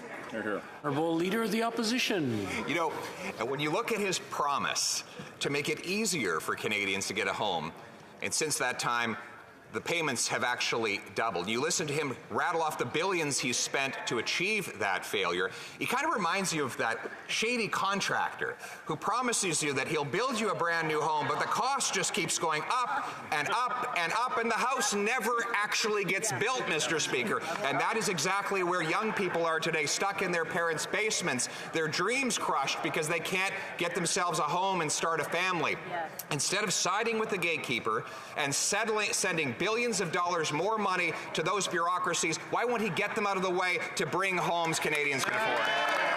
The Right Honourable Prime Minister.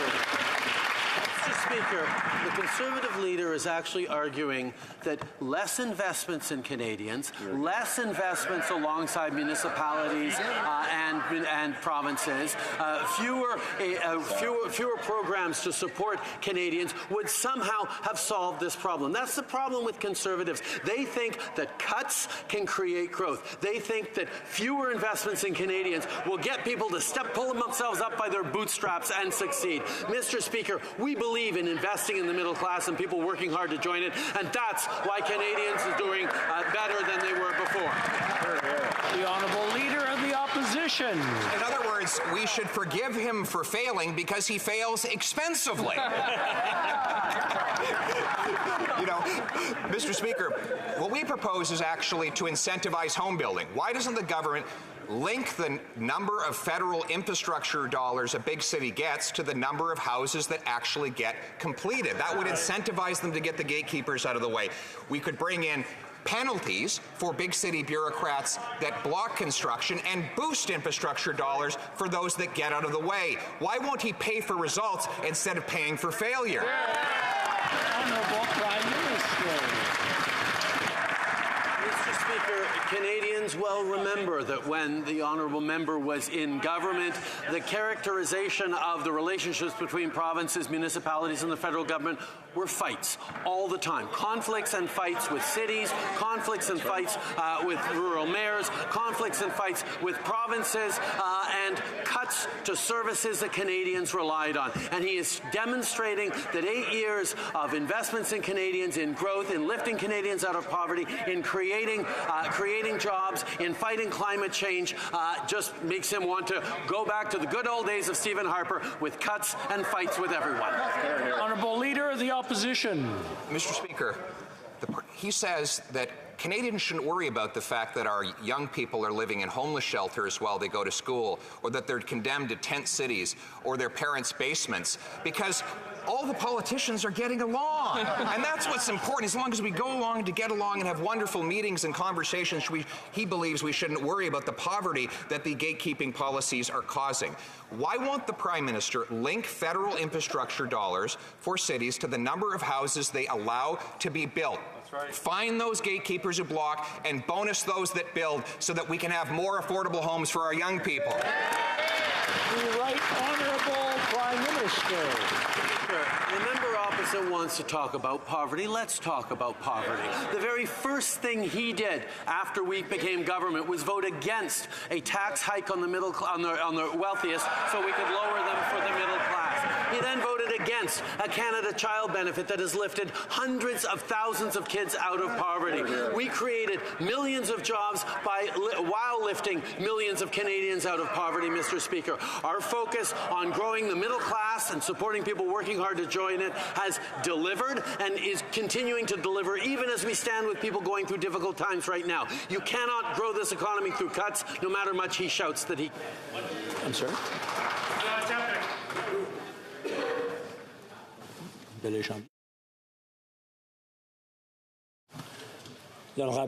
The Honourable Member for Belleuil-Chambly. Mr. Speaker, the Prime Minister says that people should not be partisan. So why do we get the impression, everyone in this House, that he is prepared to do anything and the contrary to not hold a public inquiry, one that is independent and transparent, and that is urgent, and that should not be led by a family friend, the Right Honourable Prime Minister? Mr. Speaker, what Canadians expect is that issues as serious as foreign interference, especially Chinese foreign interference, be treated responsibly and seriously. And that is why we know that the former Governor General will do his job by and questioning his objectivity is not worthy of people in this House. So we know that he will do a good job despite the partisan attacks against him. The Honourable Member for Belleuil-Chambly. My point is that the goods to be delivered are for all citizens and everyone in this House. All the opposition parties in this House want a public, independent inquiry. whereas all the cameras in the United States will be focused on the Prime Minister who is tolerating interference, who shows that he has something to hide. So who is the partisan person here? The Right Honourable Prime Minister. Mr. Speaker, we have established an independent process to focus on a genuine problem of Chinese interference, but we haven't just chosen a special rapporteur. We've created a committee of parliamentarians, including a member of the Bloc Québécois, to examine security issues across Canada, and they do their work very seriously, and they will publish reports, as they have always done, that parliamentarians can read. We do our work independently in a nonpartisan fashion, and unlike the opposition parties. Well, the Prime Minister has failed to make housing affordable even after 89 billion precious tax dollars have been spent on that failure. I've suggested to him we should link the number of dollars a big city gets to the number of houses they allow to be built to incentivize more building. He doesn't like that idea. Well, he doesn't like results, but here's another idea. We build transit stations with federal money. In the most successful transit and housing jurisdictions on earth, there are apartments next to those stations. Will the Prime Minister require every federally funded transit station have high-density apartments so that our seniors and young people can live right next to the bus or train? Honourable Prime Minister. Mr. Speaker, first I want to congratulate the Leader of the Opposition for actually talking about concrete ideas. For a long time, his only recommendation to help Canadians was invest in Bitcoin. That'll help you avoid inflation. But now he's talking about credible opportunities to help Canadians. What's nice, though, Mr. Speaker, is the idea of density around transit hubs is something that we're already moving forward on and have invested in over the past few years. We know how important is that. But I will remind the member opposite that in order to invest in density around transit hubs, one has to invest in public transit, which his government never did, which we have continued to do to record levels. Of the opposition. The difference is, like housing, we actually got it built. And what I'm proposing is not to dream about housing around transit, but to actually require every single federally funded transit station be pre-approved for high-density housing so our young people and our seniors can live right next to the bus and train. He doesn't like that idea. Well, how about this one? He's got 37,000 many of them largely empty buildings, big, ugly buildings. Why doesn't he sell off 15% of them so we can convert those into affordable housing for our young people? The Right Honourable Prime Minister. Speaker, part of a question period and answer period needs to be taking yes for an answer. And I said yes. Not only do we like the idea of density around public transit spaces, we've been doing it for years. We've been putting it in our agreements with municipalities as we invest historic amounts in public transit. Now, the government, the former Conservative government, refused to invest in any infrastructure larger than a doorknob or an economic action plan sign. We're continuing to invest in significant public transit, including with a permanent public transit fund, something that the Conservatives have again campaigned against. We will continue to be there to invest in Canadians. The Honourable Leader of the Opposition.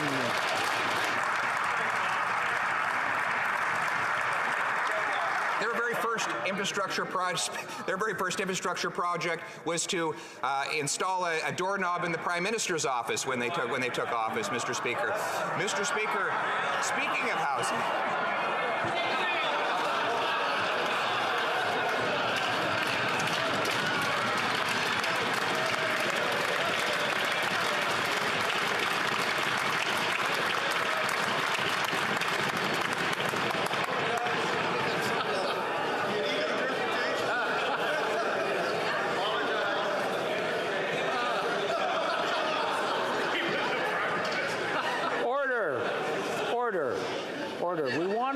We want to hear the questions as much as we want to hear the answers. So I'm going to ask everyone just to take a deep breath and calm down.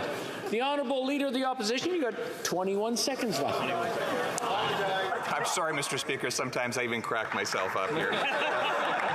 Mr. Speaker, he is presiding over a 37,000 building empire. These big, ugly, and largely empty buildings. Why doesn't he sell off 15% of 6,000 buildings so that we can convert those buildings into affordable housing for our young people so that they can actually have a roof over their head and a place to call home? The Right Honourable Prime Minister.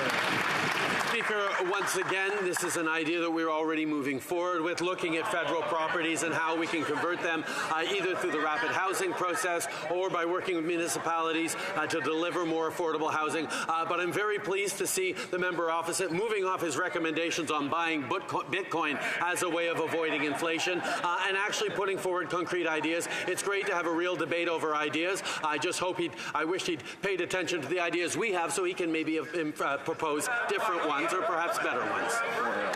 The Honourable Leader of the Opposition. Mr. Speaker, the only ideas he's put forward on housing is to double the rent, double the mortgage costs, double down payments, and this is on the backs of hardworking Canadians who are paying more tax than ever. On April 1st, he wants to raise the cost of housing even more by increasing the cost of home heating, a monthly expense that goes with owning a home. This at a time when seniors are already making the heartbreaking decision between eating and heating. He wants to triple the carbon tax. Will he cancel his plan to raise taxes on our seniors, on our workers, on our farmers, and get his hands out of their pockets? The Right Honourable Prime Minister. Mr. Speaker, as of April, the places across the country that have the carbon backstop in place will receive more money. We are delivering more money than the price on pollution costs to average families across this country because we know that people both want to see us fighting climate change and preparing for the economy and challenges of the future while making things more affordable to Canadians. That's why our climate action incentive puts more money back in the pockets of people in his riding, people right across the country in backstop areas. We will continue to fight climate change and support affordability for Canadians. Hear, hear. Well, member for Burnaby South. Thank you, Mr. Speaker. President Biden's Inflation Reduction Act proposes a plan to create good jobs and protect the environment. Sadly, the Prime Minister hasn't shown the same leadership here in Canada. We need a plan that creates good jobs, good union jobs, and also protects the environment. Sadly, if that plan is not here, we're going to lose jobs in Canada, and that's a serious threat. So will the Prime Minister make a commitment today that the budget will include a plan to respond to the IRA, but in addition, that any investments that go to corporations are tied with guaranteed strings attached that will create jobs in communities? Hear, hear. The Right Honourable Prime Minister. Mr. Speaker, allow me to say that over the past 8 years, it has been an honour and a pleasure to work so closely with organized labour across this country. We've been able to build opportunities for middle-class Canadians right across the country by standing up for unions, by ensuring that, first of all, we reversed the anti-union legislation that the Conservatives had put forward under Stephen Harper, but more than that, that we build for a stronger future in partnership. We've invested in union training, in better opportunities for apprenticeships. We've partnered with unions on infrastructure builds. We will continue to draw in investments around the world, whether it's Volkswagen or Michelin or DeFasco or any number of investments across the country. The Honourable Member for Burnaby South. Mr. Speaker, the Liberal government has given $560 million to a company owned by Loblaws to deliver services for veterans. Now, what's happened is that these services aren't adequate. They're not meeting the needs of veterans. It's clear that the contract isn't doing what's necessary to provide veterans with the dignity and respect they need.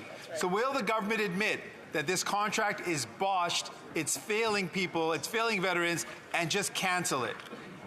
Right Honourable Prime Minister. Mr. Speaker, we're not going to do what the NDP suggests, which is what the Conservatives did many years ago and cut services to veterans. We saw what happened when the Conservative government shuttered 9 veteran services offices so that they could nickel and dime those who had served this country. As the NDP proposes that we cut services to veterans, we're not going to do that. We're going to continue to be there to invest in supports for our veterans, as we have since the very beginning, with over $10 billion in fresh investments to support veterans. There's lots more to do, but we owe a duty of care to our veterans, and that's why we will continue to step up despite the requests of the opposition to cut services for veterans. Honourable Member for London West. Mr. Speaker, after a decade of neglect under the Harper government, the Canadian auto sector is finally re-emerging as a global leader. And when asked about the opposition leader's criticism of the Volkswagen investment our government has attracted to Canada, the Ontario Premier shrugged them off and characterized them as a political comments. Even the Conservative Premier of Ontario, Mr. Speaker, knows that this is a good outcome and that the federal Liberals are bringing home jobs to Ontario. Can the Prime Minister please elaborate what this means for Canadians and Canadian workers across the country? Right, Honourable Prime Minister. Mr. Speaker, we join the member for London West and all Canadians in celebrating the fact that Volkswagen chose St. Thomas, Ontario for their first ever battery factory in North America. This historic investment is a major vote of confidence in Canadian workers and in Canadians' battery ecosystem and shows that our country is a green supplier of choice. That's why it was so puzzling to see the opposition leader criticize this announcement, even as members of his own caucus celebrated our landmark step forward for Canadian jobs and Canadian families. Honourable Leader of the Opposition. Well, the Prime Minister's carbon tax costs families more than they get back in rebates every single province it applies in, according to his own parliamentary budget officer. Now we learned from the Federation of Independent Business that, quote, despite collecting billions in carbon tax revenues, the federal government has returned less than 1% of the promised proceeds to small businesses.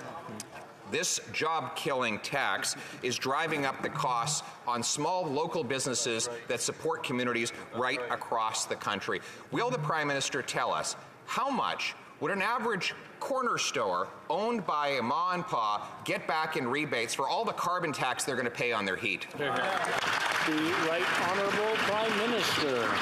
Mr. Speaker, it's increasingly clear that the Conservatives are struggling to continue with their anti-climate change arguments. The fact that they do not think that fighting climate change is a way of growing the economy. We're seeing investments come in from around the world.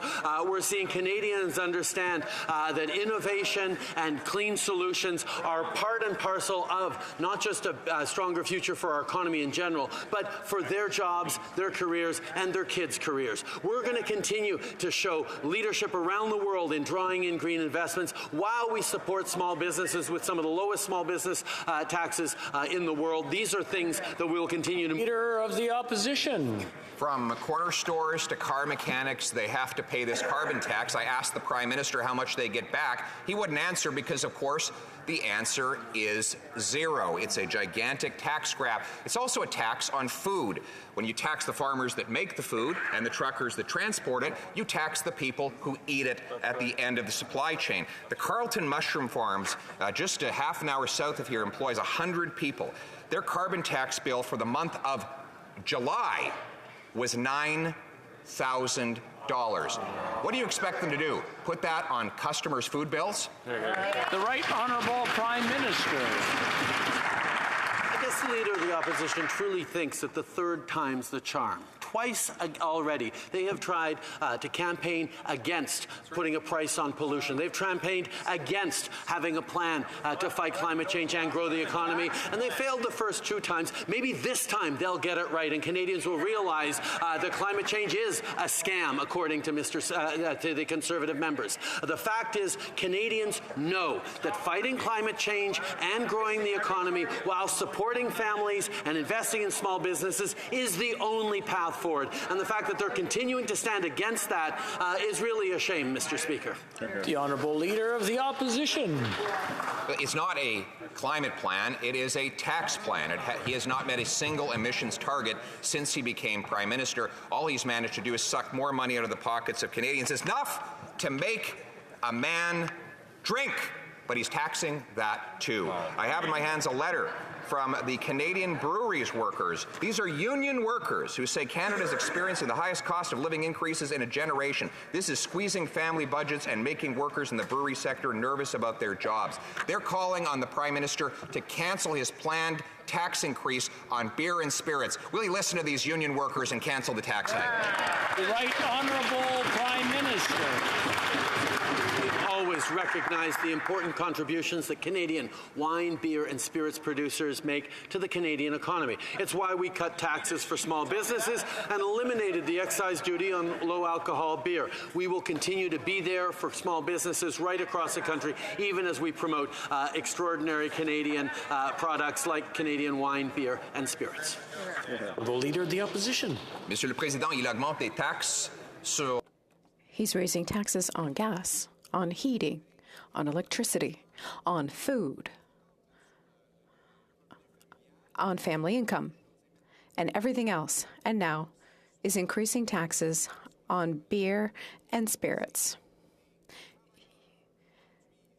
Unionized workers who produce these products in Canada say that this will hurt their jobs, their salaries, and cost of living for all Canadians. When will he finally listen to unionized workers and say that he will cancel this tax increase for Canadians? The Right Honourable Prime Minister.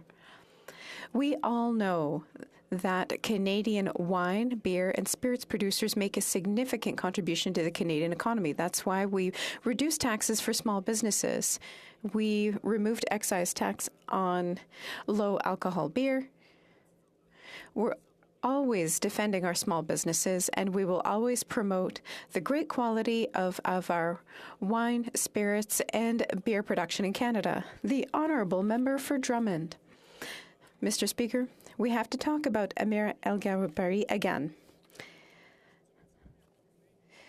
She did her first tour against Islamophobia, and in Ontario, she attacked Bill 21 on secularism. In her opinion, her job is to fight laws like this one.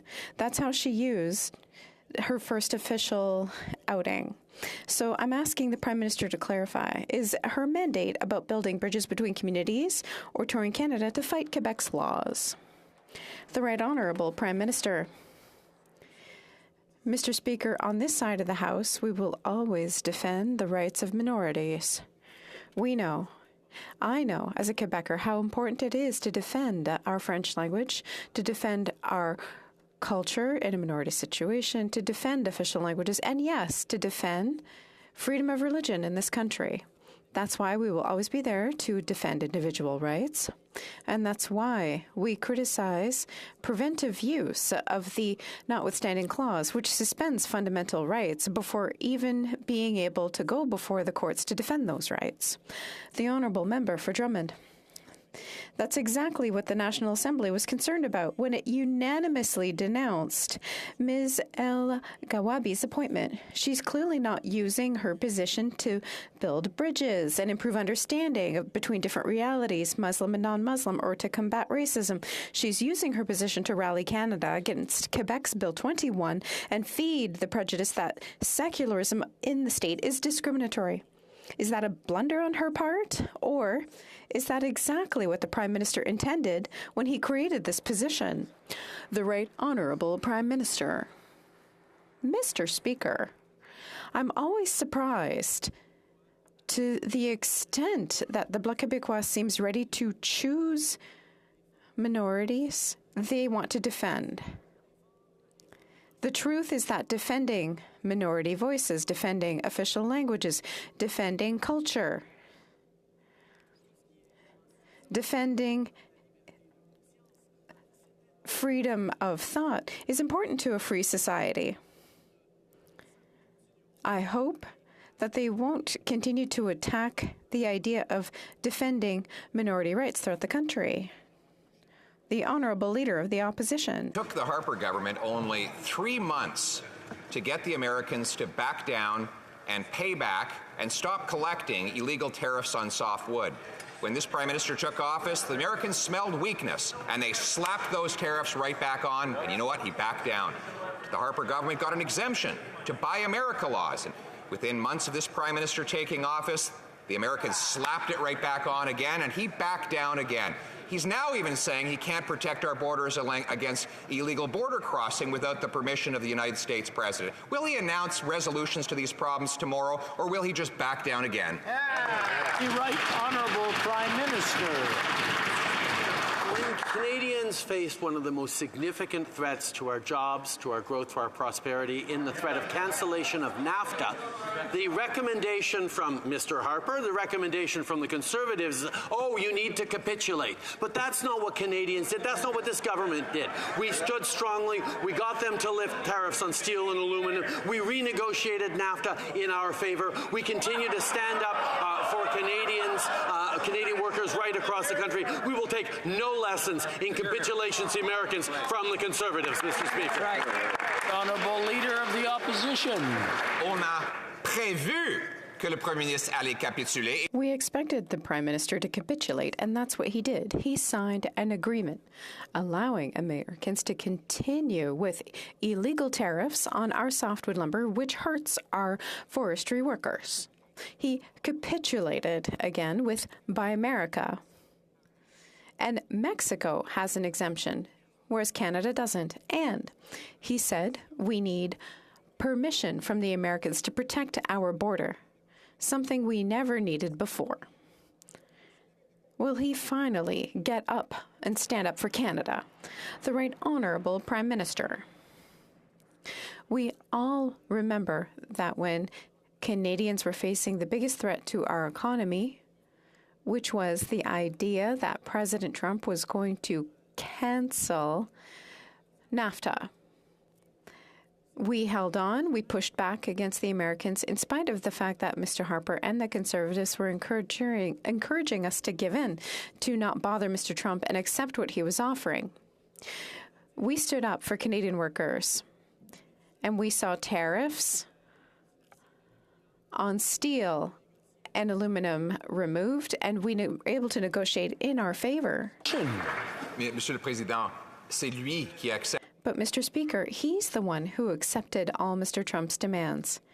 Mr. Trump and the Mexicans signed an agreement and presented it to the Prime Minister, who accepted it without any changes, including tariffs on our forestry products. Mr. Speaker, when the Conservatives were in power, we were able to solve the problem in 3 months. It's been 8 years now that they haven't been able to do so. Yes or no? Will he finally be able to get done in 8 years what it took 3 months for the Conservatives to do? The Right Honourable Prime Minister.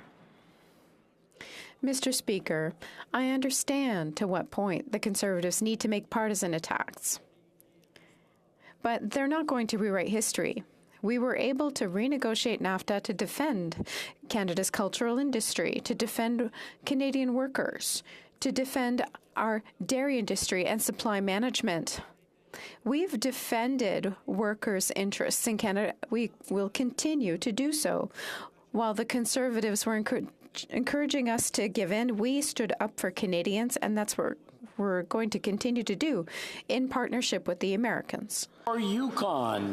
Monsieur le Président, la situation du Mr. Speaker, since 2021 in Afghanistan, the situation's been very difficult for women and girls who are persecuted every day.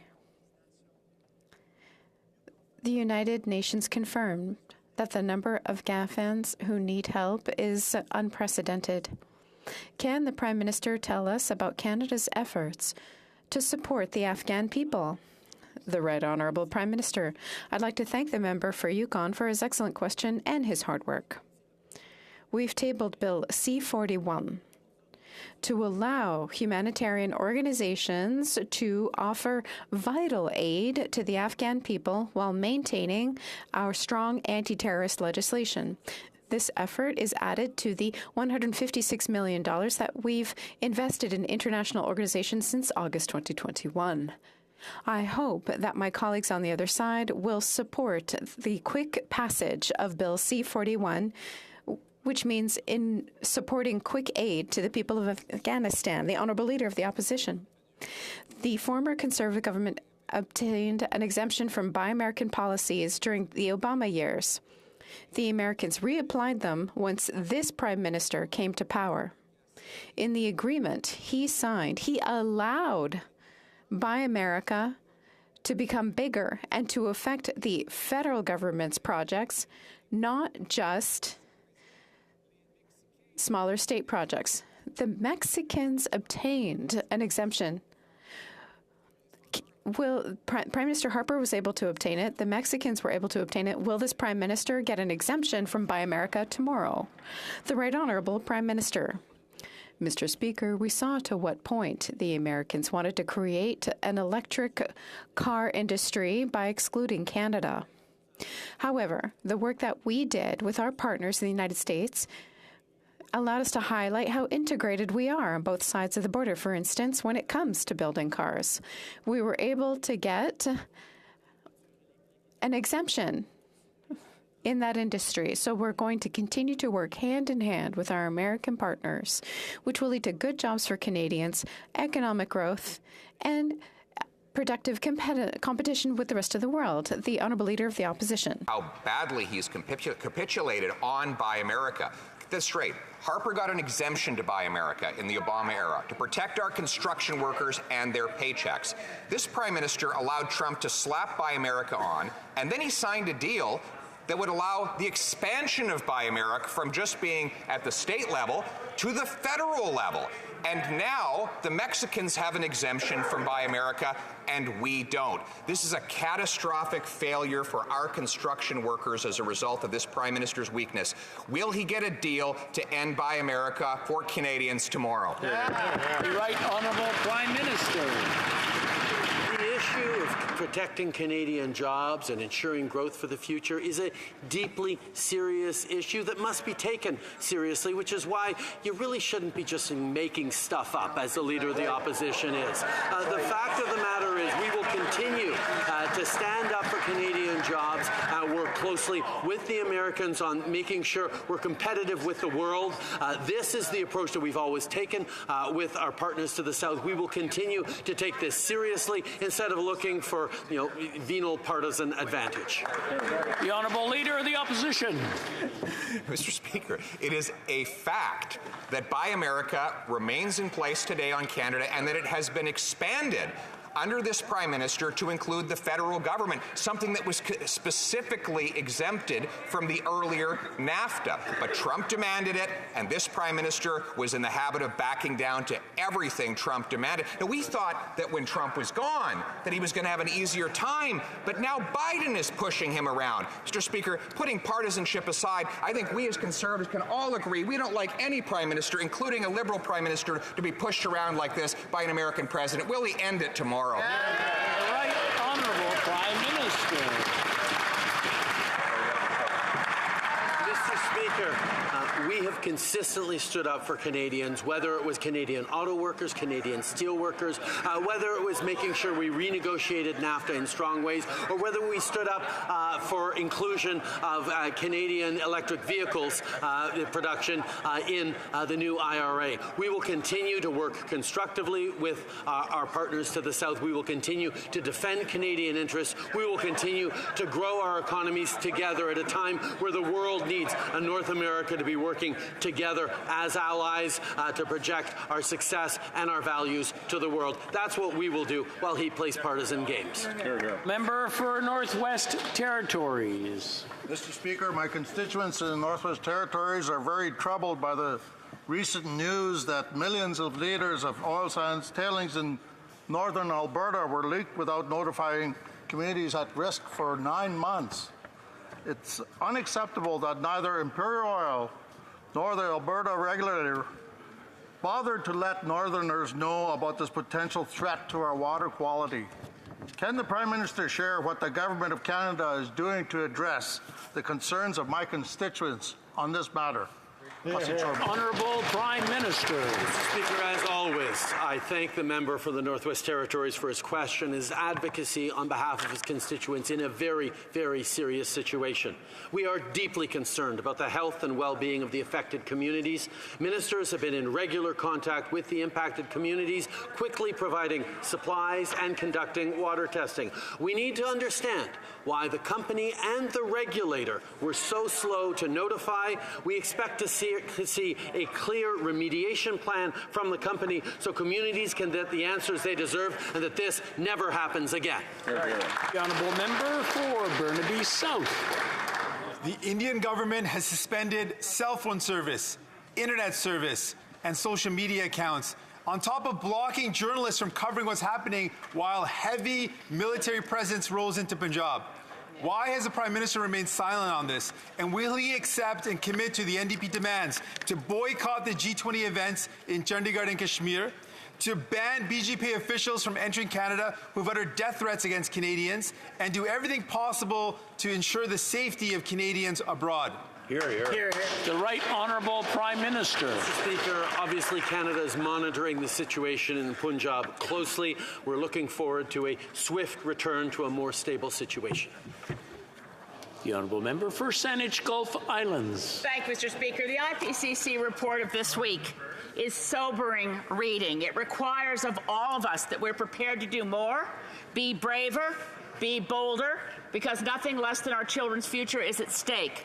It's a ticking time bomb, as it's been described, and the report finds that deep emissions reductions are required in the near term before 2025 at the latest. For Canada, that means ban fracking. It means reverse Bay du Nord and cancel the $30 billion boondoggle Trans Mountain Pipeline now! The Right Honourable Prime Minister. Speaker, since 2015, we've taken concrete actions to address climate change. Our government has committed over $120 billion and introduced over 100 measures, including a price on pollution, to support environmental action and climate mitigation. And as the Minister of Environment said this week, we will be looking very closely at this report.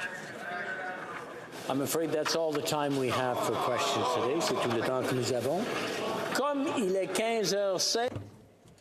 It being 3:15 p.m., pursuant to order made on Thursday, June 23, 2022, the House will now proceed to the taking of the deferred recorded division on the motion at second reading stage of Bill S-209 under private members' business.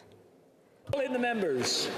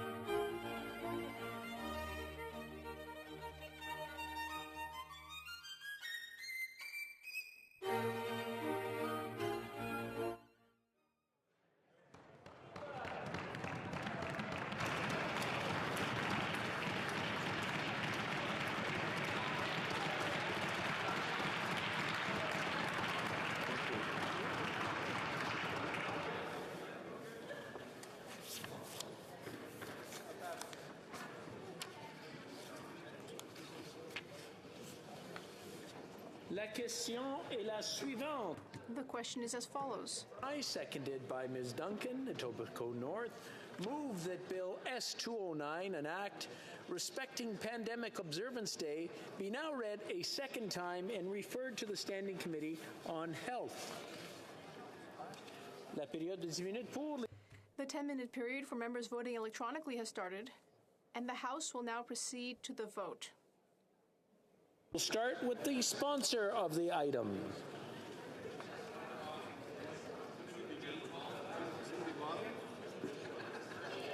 Oh no! I believe you're on mute, Ms. Fry. Oh, I vote yes, Mr. Speaker. Ms. Fry, yay pour. Did that, you heard her okay? Okay, very good. We'll now proceed to members participating in person. All those at my right in favor of the motion will please rise. Sixth row. Mr. Weiler. Mr. Weiler. Mr. Zuberi. Mr. Zuberi. Mr. Baines. Mr. Baines. Mr. Chahal. Mr. Chahal. Mr. Gahir. Mr. Gahir. Mr. Hanley. Mr. Hanley. Ms. Hefner. Ms. Hefner. Ms. Kayabaga. Ms. Kayabaga. Madame Lapointe. Madame Lapointe. Mr. McDonald Malpeck. Mr. McDonald Malpeck. Mr. Meow. Mr. Meow. Ms. Taylor-Roy. Ms. Taylor-Roy. Ms. Thompson. Ms. Thompson. Mrs. Valdez. Mrs. Valdez. Mr. Sousa. Mr. Sousa. Fifth row. Mr. Longfield. Mr. Longfield. Mr. Maloney. Mr. Maloney. Mr. McDonald Avalon. McDonald Avalon. Mr. McLeod. Mr. McLeod. Mr. Morrissey. Mr. Morrissey. Mr. Sarai. Mr. Sarai. Mr. Shifke. Mr. Shifke. Madame Shanahan. Madame Shanahan. Ms. Said. Nope. Pardon me. Ms. Sidhu Brampton South. Ms. Sidhu Brampton South. Mr. Sorbara. Mr. Sorbara. Madame Zaid. Mrs. Zaid. Ms. Yip. Ms. Yip. Mr. Aldag. Mr. Aldag. Mrs. Atwin. Mrs. Atwin. Ms. Zarovitz. Ms. Zerowitz. Mr. Dong. Mr. Dong. Mr. Pulowski. Mr. Pulowski. Mr. Turnbull. Mr. Turnbull. Mr. Van Bynen. Mr. Van Bynen. Mr. Vong. Mr. Vong. Monsieur Reyes. Monsieur Reyes. Fourth row on my right. Mr. Fonseca. Mr. Fonseca. Mr. Jauhari. Mr. Johari. Mr. Vancouverden. Mr. Vancouverden. Mr. Fisher. Mr. Fisher. Mr. Kuzmarchuk. Mr. Kuzmarchuk. Ms. O'Connell. Ms. O'Connell. Mr. Kellaway. Mr. Kellaway. Ms. Sachs. Ms. Sachs. Mr. May Cambridge. Mr. May Cambridge. Mr. Sidhu Brampton East. Mr. Sidhu Brampton East. Ms. Suds. Ms. Suds. Mr. Badaway. Mr. Badaway. Mr. Batiste. Mr. Batiste. Mr. Fragascatos. Mr. Fragascatos. Mr. Chang. Mr. Chang. Mr. Long. Mr. Long. Ms. May, Saanich Gulf Islands. Ms. May, Saanich Gulf Islands. Mr. Morris. Mr. Morris. Troisième rang. Third row on my right. Mr. Area. Ms. Vandenbeld. Ms. Vandenbeld. Monsieur Sanson. Monsieur Sanson. Madame Brière. Madame Brière. Mr. Biddle. Mr. Biddle. Mr. Fillmore. Mr. Fillmore. Mr. Garrettson. Mr. Garrettson. Mrs. Romanato. Mrs. Romanato. Mr. Lamoureux. Mr. Lamoureux. Ms. Sahota. Ms. Sahota. Monsieur Fergus. Monsieur Fergus. Mr. Ananda Sangari. Mr. Ananda Sangari. Madame Koutrakis. Madame Koutrakis. Madame Latanzio. Madame Latanzio. Ms. Dabrusin. Mr. Bruson. Monsieur Lauzon. Monsieur Lauzon. Mr. Housefather. Mr. Housefather. Madame Lalonde. Madame Lalonde. Ms. Dillon. Ms. Dillon. Mr. Assassi. Mr. Assassi. Mr. Blakey. Mr. Blakey. Second row on my right. Ms. Scrow. Ms. Scroll. Mr. McGinty. Mr. McGinty. Mr. Scarpaleggia. Mr. Scarpaleggia. Mr. Casey. Mr. Casey. Madame Saint-Onge. Madame Saint-Onge. Ms. Cara. Ms. Cara. Monsieur Vandal. Monsieur Vandal. Monsieur McKinnon-Gatineau. Monsieur McKinnon-Gatineau. Madame Le Boutillier. Madame Le Boutier. Madame Bibot. Madame Bibot. Monsieur Serré. Monsieur Serré. Mr. Dhaliwal. Mr. Dhaliwal. Monsieur Dubourg. Monsieur Dubourg. Monsieur Arsenault. Monsieur Arsenault. Mr. Desjarlais. Mr. Desjarlais. Ms. McPherson. Ms. McPherson. Première rangée à ma First row on my right. Cardigan. Mr. Macaulay Cardigan. Mr. Sajan. Mr. Sajan. Mr. Blair. Mr. Blair. Mr. O'Regan. Mr. O'Regan. Ms. Bennett. Ms. Bennett. Monsieur Rodriguez. Monsieur Rodriguez. Mr. Holland. Mr. Holland. Monsieur Champagne. Monsieur Champagne. Monsieur Guilbeault. Monsieur Guilbeault. Ms. Hutchings. Ms. Hutchings. Ms. Tassie. Ms. Tassie. Madame Petitpas-Taylor. Madame Petitpas-Taylor. Monsieur Boissonneau. Monsieur Boissonneau. Ms. Jazek. Ms. Jazek. Ms. Chagger. Ms. Chagger. Mr. Angus. Mr. Angus. Ms. Matheson. Ms. Matheson.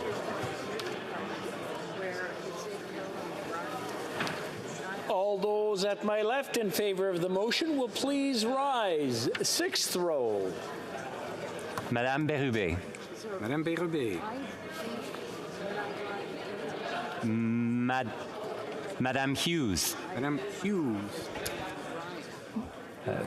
Ms. Collins Victoria. Ms. Collins Victoria. Cinquième rangée. Fifth row. Monsieur Beaulieu. Monsieur Beaulieu. Monsieur Trudel. Monsieur Trudel. Mr. Green. Mr. Green. Quatrième rangée. Fourth row. Monsieur Barcelou-Duval. Monsieur Barcelou-Duval. Ms. Gazan. Ms. Gazan. Ms. Barron. Ms. Barron. Troisième rangée. Third row. Madame Larouche. Madame Larouche. Mr. Cannings. Mr. Canning. Deuxième rangée. Second row. Monsieur Champoux. Monsieur Champoux. Madame de Bellefeuille. Madame de Bellefeuille. Madame Michaud. Madame Michaud. Monsieur Fortin. Monsieur Fortin. Mr. Garrison. Mr. Garrison. Ms. Blaney. Ms. Blaney. Ms. Idlout. Ms. Idlout. Première. First row. Monsieur Terrien. Monsieur Terrien. Madame Normandin. Madame Normandin. Monsieur Simard. Monsieur Simard. Mr. Johns. Mr. Johns. Mr. Julian. Mr. Julian. Ms. Kwan. Ms. Kwan. All those at my right opposed to the motion will please rise. Sixth row. Fifth row. Fourth row. Third row. Second row. First row. All those on my left opposed to the motion will please rise. Sixth row. Mr. Lake. Mr. Lake. Monsieur d'Entremont. Monsieur d'Entremont. Mr. Morrison. Mr. Morrison. Mr. Dowdle. Mr. Dowdle. Mr. Bragdon. Mr. Bragdon. Mr. Epp. Mr. Epp. Mr. Mott. Mr. Motts. Mr. Weber. Mr. Weber. Mr. Soroka. Mr. Soroka. Mr. Ruff. Mr. Ruff. Mr. Fast. Mr. Fast. Just like Nancy Ruth. On my left. Mr. McGuire. Mr. McGuire. Ms. Rempel Garner. Ms. Rempel Garner. Mr. Cram. Mr. Cram. Mr. Dreeshen. Mr. Dreeshen. Mr. Currick. Mr. Currick. Mr. Nader. Mr. Nader. Mr. Tolmie. Mr. Tolmie. Mr. Allison. Mr. Allison. Mr. Carey. Mr. Carey. Mr. McLean. Mr. McLean. Mrs. Gallant. Mrs. Gallant. Mr. Reed. Mr. Reed. Mr. Shields. Mr. Shields. Mr. Patzer. Mr. Patzer. Mr. Macaulay, Edmonton West. Mr. Macaulay, Edmonton West. Mr. Falk, Provencher. Mr. Falk, Provencher. Fourth row on my left. Mr. Kitchen. Mr. Kitchen. Mr. Muse. Mr. Muse. Mr. Redicott. Mr. Redicott. Mr. Brock. Mr. Brock. Mr. Waugh. Mr. Waugh. Mr. Steinley. Mr. Steinley. Mr. Lawrence. Mr. Lawrence. Mr. Lou. Mr. Lou. Monsieur Généreux. Monsieur Généreux. Mr. Tucker. Mr. Tucker. Mrs. Falk, Battleford's Lloydminster. Mrs. Falk, Battleford's Lloydminster. Mr. Morant. Mr. Morant. Mr. Zimmer. Mr. Zimmer. Madame Vien. Madame Vien. Monsieur Gould. Monsieur Gould. Mr. Arnold. Mr. Arnold. Mr. Williamson. Mr. Williamson. Third row on my left. Mr. Davidson. Mr. Davidson. Mr. Kelly. Mr. Kelly. Mr. Viss. Mr. Viss. Mr. Calkins. Mr. Calkins. Mr. Lloyd. Mr. Lloyd. Mr. Cooper. Mr. Cooper. Monsieur Martel. Monsieur Martel. Monsieur Godin. Monsieur Godin. Ms. Gladue. Ms. Gladue. Mrs. Roberts. Mrs. Roberts.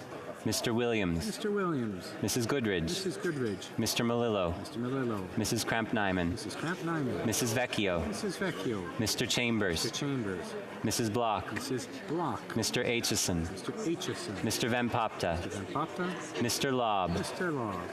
Second row on my left. Mr. Baldinelli. Mr. Baldinelli. Mr. Mazer. Mr. Mazer. Mr. Lewis Essex. Mr. Lewis Essex. Mr. Jennis. Mr. Jennis. Mr. Seaback. Mr. Seaback. Mr. Small. Mr. Small. Mr. Ellis. Mr. Ellis. Mr. Stewart. Mr. Stewart. Mr. Berthold. Mr. Berthold. Mr. Duncan Stormont Dundas South Glengarry. Mr. Duncan Stormont Dundas South Glengarry. Ms. Findley. Ms. Findley. Mr. Abutayev. Mr. Abutayev. Mr. Chong. Mr. Chong. Mrs. Kuzi. Mrs. Kuzi. Mr. Barrett. Mr. Barrett. Ms. Ferrari. Ms. Ferrari. Mr. Schmale. Mr. Schmale. Mr. Perkins. Mr. Perkins. First row on my left. Mr. Kimmich. Mr. Kimmich. Mrs. Thomas. Mrs. Thomas. Monsieur Deltel. Monsieur Deltel. Mrs. Stubbs. Mrs. Stubbs. Monsieur Paulus. Monsieur Paulus. Mr. Shear. Mr. Shear. Mr. Upal. Mr. Upal. Ms. Lantzman. Ms. Lantzman. Mr. Halan. Mr. Halan. Ms. Dancho. Ms. Dancho. Mrs. Gray. Mrs. Gray. Mr. Moore. Mr. Moore.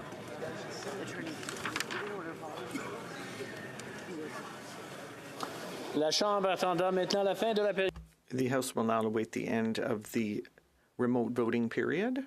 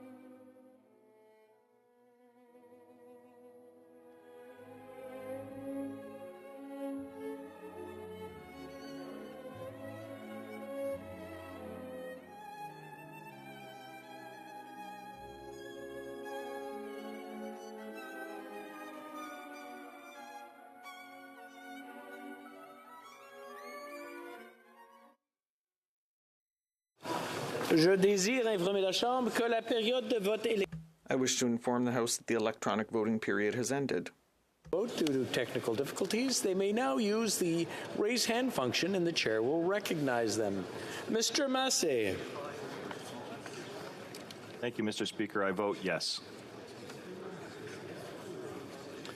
Mr. Brassard. Thank you, Mr. Speaker. I vote no. Mr. Brassard, nay, contre. Mr. Dalton. I vote nay.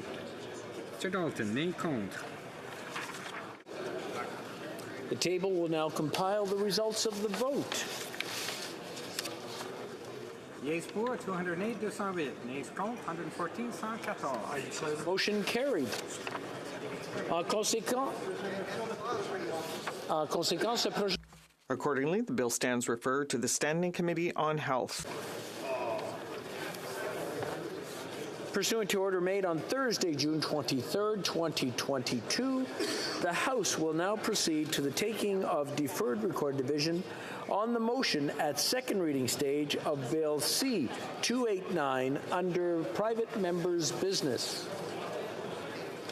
La question est... The question is as follows. Mr. Chambers, seconded by Mr. Fass, moved that Bill C-289, an act to amend the Criminal Code, identify verification, be now read a second time and be referred to the Standing Committee on Justice and Human Rights. La période de 10 minutes pour...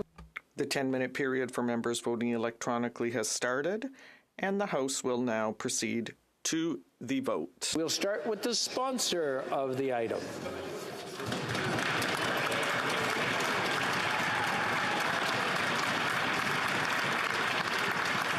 We'll now proceed to the members participating in person. All those at my left in favor of the motion will please rise.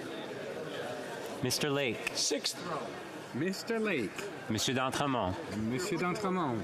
Mr. Morrison. Mr. Morrison. Mr. Dowdle. Mr. Dowdle. Mr. Dalton. Mr. Dalton. Mr. Bragdon. Mr. Bragdon. Mr. Epp. Mr. Epp. Mr. Motts. Mr. Motts. Mr. Weber. Mr. Weber. Mr. Soroka. Mr. Soroka. Mr. Ruff. Mr. Ruff. Mr. Fast. Mr. Fast. Madame Bérubé. Madame Bérubé. Mr. McGuire. Mr. McGuire. Ms. Rempel-Garner. Ms. Rempel-Garner. Mr. Cram. Mr. Cram. Mr. Dreesen. Mr. Dreesen. Mr. Currick. Mr. Currick.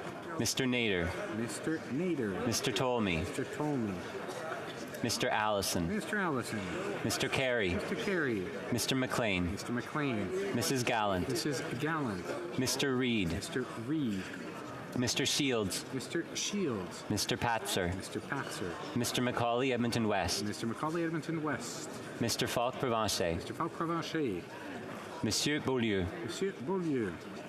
Monsieur Trudel. Monsieur Trudel. Fourth row on my left. Mr. Kitchen. Mr. Kitchen. Mr. Muse. Mr. Muse. Mr. Redicop. Mr. Redicop. Mr. Brock. Mr. Brock. Mr. Waugh. Mr. Waugh. Mr. Steinley. Mr. Steinley. Mr. Lawrence. Mr. Lawrence. Monsieur Lehoux. Monsieur Lehoux. Monsieur Généreux. Monsieur Généreux. Mr. Tucker. Mr. Tucker. Mrs. Falk, Battleford Lloydminster. Mrs. Falk, Battleford Lloydminster. Mr. Morantz. Mr. Morantz. Mr. Zimmer. Mr. Zimmer. Madame Vien. Madame Vien. Monsieur Gould. Monsieur Gould. Mr. Arnold. Mr. Arnold. Mr. Williamson. Mr. Williamson. Monsieur Barcelou Duval. Monsieur Barcelou Duval. Troisième rangée. Third row at my left. Mr. Davidson. Mr. Kelly. Mr. Kelly. Mr. Viss. Mr. Viss. Mr. Calkins. Mr. Calkins. Mr. Lloyd. Mr. Lloyd. Mr. Cooper. Mr. Cooper. Monsieur Martel. Monsieur Martel. Monsieur Godin. Monsieur Godin. Ms. Gledoux. Ms. Gledoux. Mrs. Roberts. Mrs. Roberts. Mr. Williams. Mr. Williams. Mrs. Goodridge. Mrs. Goodridge. Mr. Malillo. Mr. Malillo. Mrs. Cramp-Nyman. Mrs. Cramp-Nyman. Mrs. Vecchio. Mrs. Vecchio. Mrs. Block. Mrs. Block. Mr. Aitchison. Mr. Aitchison. Mr. Van Popta. Mr. Van Popta. Mr. Lobb. Mr. Lobb. Second row. Madame Larouche. Madame Larouche. Second row on my left. Mr. Baldinelli. Mr. Baldinelli. Mr. Mazer. Mr. Mazer. Mr. Lewis Essex. Mr. Lewis Essex. Mr. Jennis. Mr. Jennis. Mr. Seaback. Mr. Seaback. Mr. Small. Mr. Small. Mr. Ellis. Mr. Ellis. Mr. Stewart. Mr. Stewart. Mr. Berthold. Mr. Berthold. Mr. Duncan Stormont Dundas South Glengarry. Mr. Duncan Stormont Dundas South Glengarry. Ms. Findley. Ms. Findley. Mr. Abu Taif. Mr. Abu Taif. Mr. Chong. Mr. Chong. Mrs. Kuzi. Mrs. Kuzi. Mr. Barrett. Mr. Barrett. Ms. Ferrari. Ms. Ferrari. Mr. Schmale. Mr. Schmale. Mr. Perkins. Mr. Perkins. Monsieur Champoux. Monsieur Champoux. Madame de Bellefeuille. Madame de Bellefeuille. Madame Michaud. Madame Michaud. Monsieur Fortin. Monsieur Fortin. Première rangée. First row at my left. Mr. Kimmich. Mrs. Thomas. Mrs. Thomas. Monsieur Deltel. Monsieur Deltel. Mrs. Stubbs. Mrs. Stubbs. Monsieur Paulus. Monsieur Paulus. Mr. Upal. Mr. Upal. Ms. Landsman. Ms. Landsman. Mr. Halan. Mr. Halan. Ms. Dancho. Ms. Dancho. Mrs. Gray. Mrs. Gray. Mr. Moore. Mr. Moore. Monsieur Terrien. Monsieur Terrien. Madame Normandin. Madame Normandin. Monsieur Simard. Monsieur Simard.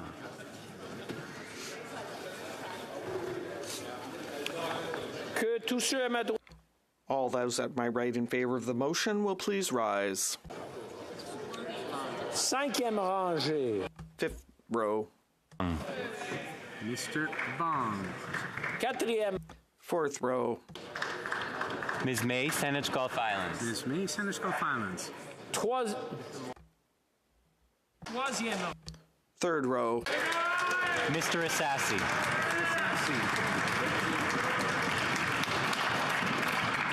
Second row. First row.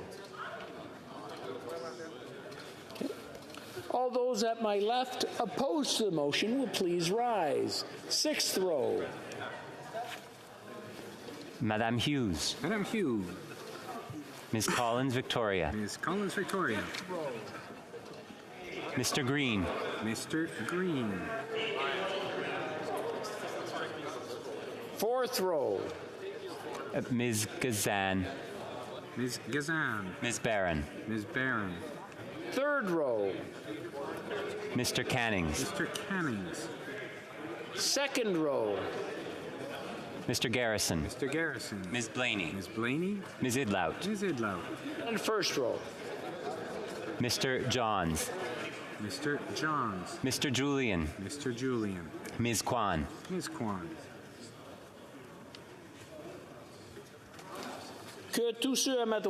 All those at my right opposed to the motion will please rise. Sixth row. Mr. Baines. Mr. Baines. Mr. Chahal. Mr. Chahal. Mr. Gahir. Mr. Gahir. Mr. Hanley. Mr. Hanley. Ms. Hefner. Ms. Hefner. Ms. Kayabaga. Ms. Kayabaga. Madame Lapointe. Madame Lapointe. Mr. McDonald Malpeck. Mr. McDonald Malpeck. Mr. Miao. Mr. Miao. Ms. Taylor-Roy. Ms. Taylor-Roy. Ms. Thompson. Ms. Thompson. Mrs. Valdez. Mrs. Valdez. Mr. Sousa. Mr. Sousa. Cinquième rangée à ma droite. Fifth row at my right. Field. Mr. Longfield. Mr. McDonald Avalon. Mr. McDonald Avalon. Mr. McLeod. Mr. McLeod. Mr. Morrissey. Mr. Morrissey. Mr. Sarai. Mr. Sarai. Monsieur Shifke. Monsieur Shifke. Madame Shanahan. Madame Shanahan. Ms. Sidhu Brampton South. Ms. Cedar Brampton South. Mr. Sobara. Mr. Sobera. Ms. Zaid. Mrs. Zaid. Ms. Yip. Ms. Yip. Mr. Alday. Mr. Alday. Mrs. Atwin. Mrs. Atwin. Ms. Zarovitz. Ms. Zerowitz. Mr. Dong. Mr. Dong. Mr. Pulowski. Mr. Pulowski. Mr. Turnbull. Mr. Turnbull. Mr. Van Bynen. Mr. Van Bynen. Fourth row on my right. Mr. Fonseca. Mr. Fonseca. Mr. Johari. Mr. Johari. Mr. Vancouverden. Mr. Vancouverden. Mr. Fisher. Mr. Fisher. Mr. Kuzmierczuk. Mr. Kuzmierczuk. Ms. O'Connell. Ms. O'Connell. Mr. Kellaway. Mr. Kellaway. Ms. Sachs. Ms. Sachs. Mr. May Cambridge. Mr. May Cambridge. Mr. Sidhu Brampton East. Mr. Cedar Brampton East. Ms. Suds. Ms. Suds. Mr. Badaway. Mr. Badaway. Mr. Batiste. Mr. Batiste. Mr. Fagascados. Mr. Fergascados. Mr. Chang. Mr. Chang. Mr. Long. Mr. Long. Third row on my right. Mr. Ari. Mr. Aria. Mrs. Vandenbeld. Mrs. Vandenbeld. Mr. Sanson. Monsieur Sanson. Madame Brière. Madame Brière. Mr. Biddle. Mr. Biddle. Mr. Fillmore. Mr. Fillmore. Mr. Garrettson. Mr. Garrettson. Mrs. Romanado. Mrs. Romanado. Mr. Lamoureux. Mr. Lamoureux. Ms. Sahoda. Ms. Sahoda. Monsieur Fergus. Monsieur Fergus. Mr. Ananda Sangari. Mr. Ananda Sangari. Madame Koutrakis. Madame Koutrakis. Madame Latanzio. Madame Latanzio. Ms. de Brusen. Ms. Jabrusen. Monsieur Lauzon. Monsieur Lauzon. Mr. Housefather. Mr. Housefather. Madame Lalonde. Madame Lalonde. Ms. Dillon. Ms. Dillon. Mr. Blakey. Mr. Blakey. Second row on my right. Ms. Scrow. Ms. Grove. Mr. McGinty. Mr. McGinty. Mr. Scarpaleggia. Mr. Scarpaleggia. Mr. Casey. Mr. Casey. Madame Saint-Onge. Madame Saint-Onge. Ms. Cara. Ms. Cara. Monsieur Vandal. Monsieur Vandal. Monsieur McKinnon-Gatineau. Monsieur McKinnon-Gatineau. Madame Le Boutillier. Madame Le Boutillier. Monsieur Serré. Monsieur Serré. Mr. Dollywall. Mr. Dollywall. Monsieur Dubourg. Monsieur Dubourg. Monsieur Arsenault. Monsieur Arsenault. Mr. Desjardins. Mr. Desjardins. Ms. McPherson. Ms. McPherson. First row on my right. Mr. Macaulay Cardigan. Mr. Macaulay Cardigan. Mr. Sajan. Mr. Sajan. Mr. Blair. Mr. Blair. Mr. O'Regan. Mr. Regan. Ms. Bennett. Ms. Bennett. Monsieur Rodriguez. Monsieur Rodriguez. Mr. Holland. Mr. Holland.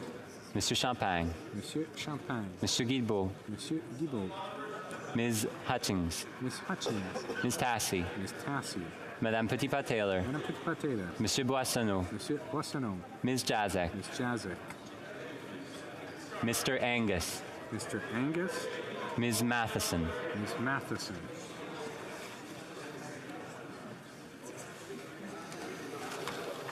The electronic voting period has ended, and the House will now await the end of the broadcasting of the votes for members voting electronically before resuming its proceedings.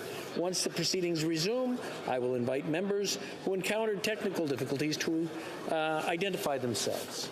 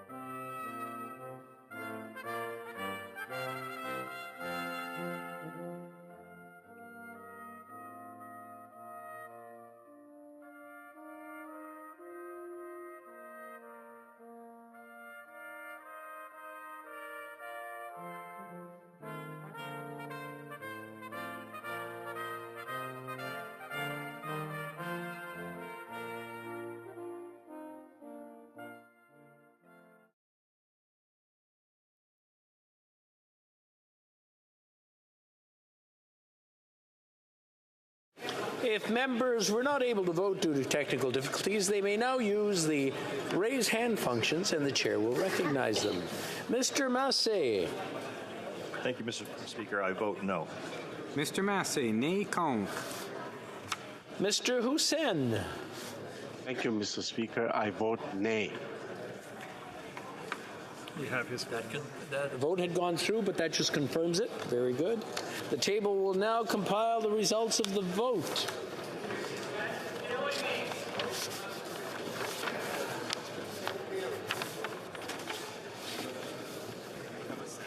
Yea pour, 149, 149. Nay contre, 171, 161. I declare the motion defeated.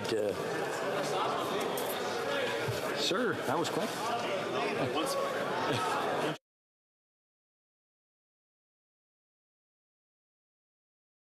I'm good for a bit.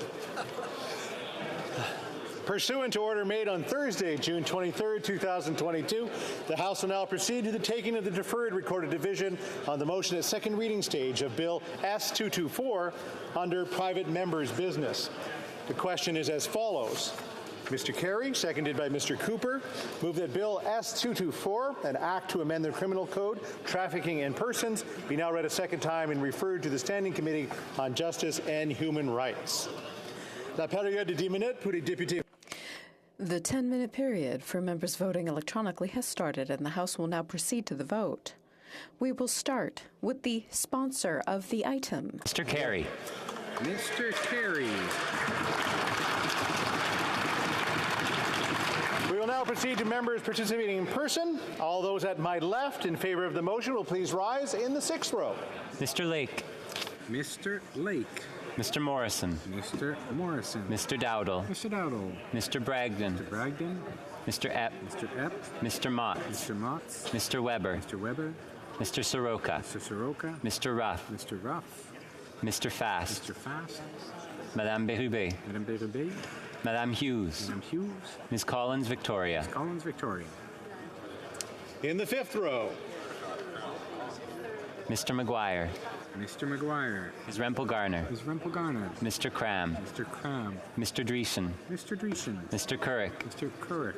Mr. Nader. Mr. Nader. Mr. Tolmie. Mr. Tolmie. Mr. Allison. Mr. Allison. Mr. McLean. Mr. McLean. Mrs. Gallant. Mrs. Gallant. Mr. Reed. Mr. Reed. Mr. Shields. Mr. Shields. Mr. Patzer. Mr. Patzer. Mr. Macaulay Edmonton West. Mr. Macaulay Edmonton West. Mr. Falk Provencher. Mr. Falk Provencher. Monsieur Beaulieu. Monsieur Beaulieu. Monsieur Trudel. Monsieur Trudel. Mr. Backrack. Mr. Backrack. Quatrième rangée. Mr. Kitchen. Mr. Kitchen. Mr. Muse. Mr. Muse. Mr. Redicott. Mr. Redicott. Mr. Brock. Mr. Brock. Mr. Waugh. Mr. Waugh. Mr. Steinley. Mr. Steinley. Mr. Lawrence. Mr. Lawrence. Monsieur Leroux. Monsieur Leroux. Monsieur Généreux. Monsieur Généreux. Mr. Tucker. Mr. Tucker. Mrs. Falk, Battleford Lloydminster. Mrs. Falk, Battleford Lloydminster. Mr. Morantz. Mr. Morantz. Mr. Zimmer. Mr. Zimmer. Madame Vien. Madame Vien. Monsieur Gould. Monsieur Gould. Mr. Arnold. Mr. Arnold. Mr. Williamson. Mr. Williamson. Monsieur Barcelot Duval. Monsieur Barcelot Duval. Ms. Gazan. Ms. Gazan. Ms. Barron. Ms. Barron. Troisième rangée à ma gauche. Third row at my left. Mr. Davidson. Mr. Kelly. Mr. Kelly. Mr. Viss. Mr. Viss. Mr. Calkins. Mr. Calkins. Mr. Lloyd. Mr. Lloyd. Mr. Cooper. Mr. Cooper. Monsieur Martel. Monsieur Martel. Monsieur Godin. Monsieur Godin. Ms. Gladue. Ms. Gladue. Mrs. Roberts. Mrs. Roberts. Mr. Williams. Mr. Williams. Mrs. Goodridge. Mrs. Goodridge. Mr. Melillo. Mr. Melillo. Mrs. Cramp-Nyman. Mrs. Cramp-Nyman. Mrs. Vecchio. Mrs. Vecchio. Mr. Chambers. Mr. Chambers. Mrs. Block. Mrs. Block. Mr. Aitchison. Mr. Aitchison. Mr. Van Popta. Mr. Van Popta. Mr. Lobb. Mr. Lobb. Madame Larouche. Madame Larouche. Mr. Cannings. Mr. Cannings. Second row at my left. Mr. Baldinelli. Mr. Baldinelli. Mr. Mazer. Mr. Mazer. Mr. Lewis Essex. Mr. Lewis Essex. Mr. Jennis. Mr. Jennis. Mr. Seaback. Mr. Seaback. Mr. Small. Mr. Small. Mr. Stewart. Mr. Stewart. Monsieur Berthold. Monsieur Berthold. Mr. Duncan Stormont Dundas South Glengarry. Mr. Duncan Stormont Dundas South Glengarry. Ms. Findley. Ms. Findley. Mr. Abu Tayyif. Mr. Abu Tayyaf. Mr. Chong. Mr. Chong. Mrs. Kuzi. Mrs. Kuzi. Mr. Barrett. Mr. Barrett. Ms. Ferrari. Ms. Ferrari. Mr. Schmale. Mr. Schmale. Mr. Perkins. Mr. Perkins. Mr. Shampoo. Monsieur Shampoo. Madame de Bellefeuille. Madame de Bellefeuille. Madame Michaud. Madame Michaud. Monsieur Fortin. Monsieur Fortin. Mr. Garrison. Mr. Garrison. Ms. Blaney. Ms. Blaney. Ms. Idlout. Ms. Idlout. Rangé à ma gauche. First row at my left. Kimmich. Mr. Kimmich. Mrs. Thomas. Mrs. Thomas. Monsieur Deltel. Monsieur Deltel. Mrs. Stubbs. Mrs. Stubbs. Monsieur Paulus. Monsieur Paulus. Mr. Upal. Mr. Upal. Mr. Halan. Mr. Alan. Ms. Lewis Haldeman Norfolk. Ms. Lewis Haldeman Norfolk. Ms. Dancho. Ms. Dancho. Mrs. Gray. Mrs. Gray. Mr. Moore. Mr. Moore. Monsieur Terrien. Monsieur Terrien. Madame Normandin. Madame Normandin. Monsieur Simard. Monsieur Simard. Mr. Johns. Mr. Johns. Mr. Julian. Mr. Julian. All those at my right in favor of the motion will please rise. In the 6th row. Mr. Weiler. Mr. Weiler. Mr. Baines. Mr. Baines. Mr. Chahal. Mr. Chahal. Mr. Gahir. Mr. Gahir. Mr. Hanley. Mr. Hanley. Ms. Hefner. Ms. Hefner. Ms. Kayabaga. Ms. Kayabaga. Madame Lapointe. Madame Lapointe. Mr. McDonald Malpeck. Mr. McDonald Malpeck. Mr. Meow. Mr. Meow. Ms. Thompson. Pardon me, Ms. Taylor-Roy. Ms. Taylor-Roy. Ms. Thompson. And Ms. Thompson. Mrs. Valdez. Mrs. Valdez. Mr. Sousa. Mr. Sousa. 5th row at my right. Mr. Longfield. Mr. Longfield. Mr. Maloney. Mr. Maloney. Mr. McDonald Avalon. Mr. McDonald Avalon. Mr. McLeod. Mr. McLeod. Mr. Morrissey. Mr. Morrissey. Mr. Sarai. Mr. Sarai. Monsieur Shifke. Mr. Shifke. Madame Shanahan. Madame Shanahan. Ms. Sidhu Brampton South. Ms. Cedar Brampton South. Mr. Sobara. Mr. Sobera. Mrs. Zaid. Mrs. Zaid. Ms. Yip. Ms. Yip. Mr. Aldag. Mr. Aldag. Mrs. Atwin. Mrs. Atwin. Mr. Dong. Mr. Dong. Madame Latanzio. Madame Latanzio. Mr. Pulowski. Mr. Pulowski. Mr. Turnbull. Mr. Turnbull. Mr. Van Bynen. Mr. Van Bynen. Mr. Vong. Mr. Vong. 4e rangée à ma droite. Fourth row at my right. Mr. Fonseca. Mr. Johari. Mr. Johari. Mr. Vancouverden. Mr. Vancouverden. Mr. Fisher. Mr. Fisher. Mr. Kuzmarchuk. Mr. Kuzmarchuk. Ms. O'Connell. Ms. O'Connell. Mr. Kellaway. Mr. Kellaway. Ms. Sachs. Ms. Sachs. Mr. May Cambridge. Mr. May Cambridge. Mr. Sidhu Brampton East. Mr. Cedar Brampton East. Ms. Suds. Ms. Suds. Mr. Badaway. Mr. Badaway. Mr. Batiste. Mr. Batiste. Mr. Fragascados. Mr. Fragascados. Mr. Chang. Mr. Chang. Mr. Long. Mr. Long. Ms. May, Saanich Gulf Islands. Ms. May, Saanich Gulf Islands. Mr. Morris. Mr. Morris. 3e rangée. Third row. Mr. Aria. Mr. Aria. Vandenbelt. Mrs. Vandenbelt. Monsieur Sanson. Monsieur Sanson. Madame Brière. Madame Brière. Mr. Biddle. Mr. Biddle. Mr. Fillmore. Mr. Fillmore. Mr. Gerritsen. Mr. Gerritsen. Mrs. Romanado. Mrs. Romanado. Mr. Lamoureux. Mr. Lamoureux. Ms. Sahota. Ms. Sahota. Monsieur Fergus. Monsieur Fergus. Mr. Ananda Sangari. Mr. Ananda Sangari. Madame Koutrakis. Madame Koutrakis. Ms. Zarevitz. Ms. Zerwitz. Monsieur Lauzon. Monsieur Lauzon. Mr. Housefather. Mr. Housefather. Madame Lalonde. Madame Lalonde. Mr. Blakey. Mr. Blakey.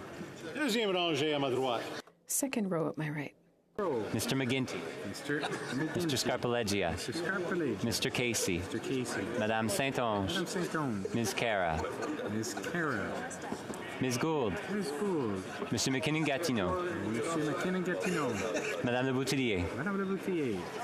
Monsieur Serré. Monsieur Serré. Monsieur Dubourg. Monsieur Dubourg. Monsieur Arsenault. Monsieur Arsenault. Mr. Desjardins. Mr. Desjardins. Ms. McPherson. Ms. McPherson. 1st row at my right.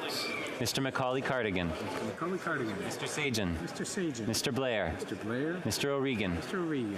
Ms. Bennett. Ms. Bennett. Monsieur Rodriguez. Monsieur Rodriguez. Mr. Holland. Mr. Holland. Monsieur Champagne. Monsieur Champagne. Monsieur Guilbeault. Monsieur Guilbeault.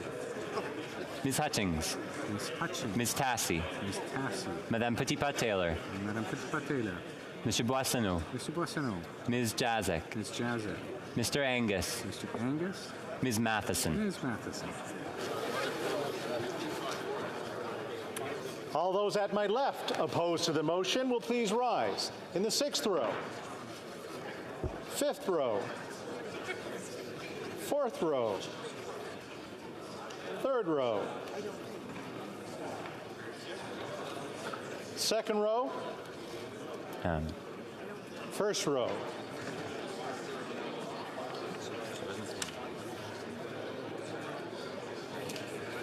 Okay.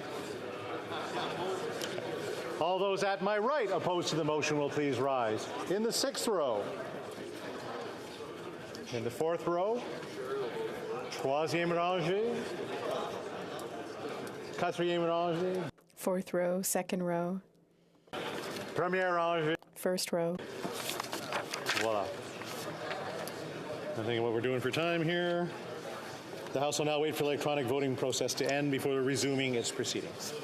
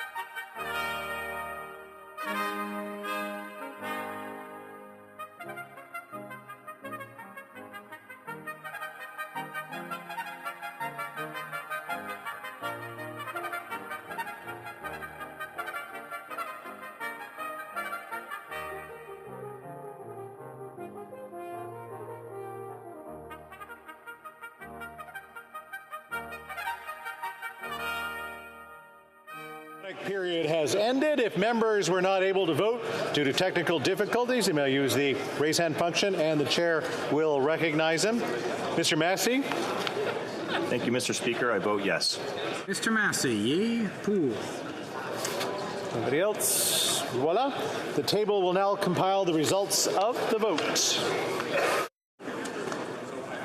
Yeas pour, 321, 321. Nays contre, 100. I declare the motion carried. Accordingly, the bill stands referred to the Standing Committee on Justice and Human Rights.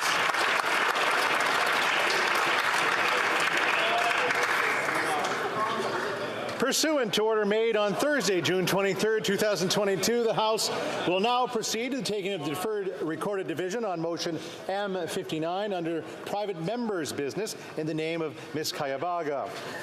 The question is as follows. Madame Kayabaga.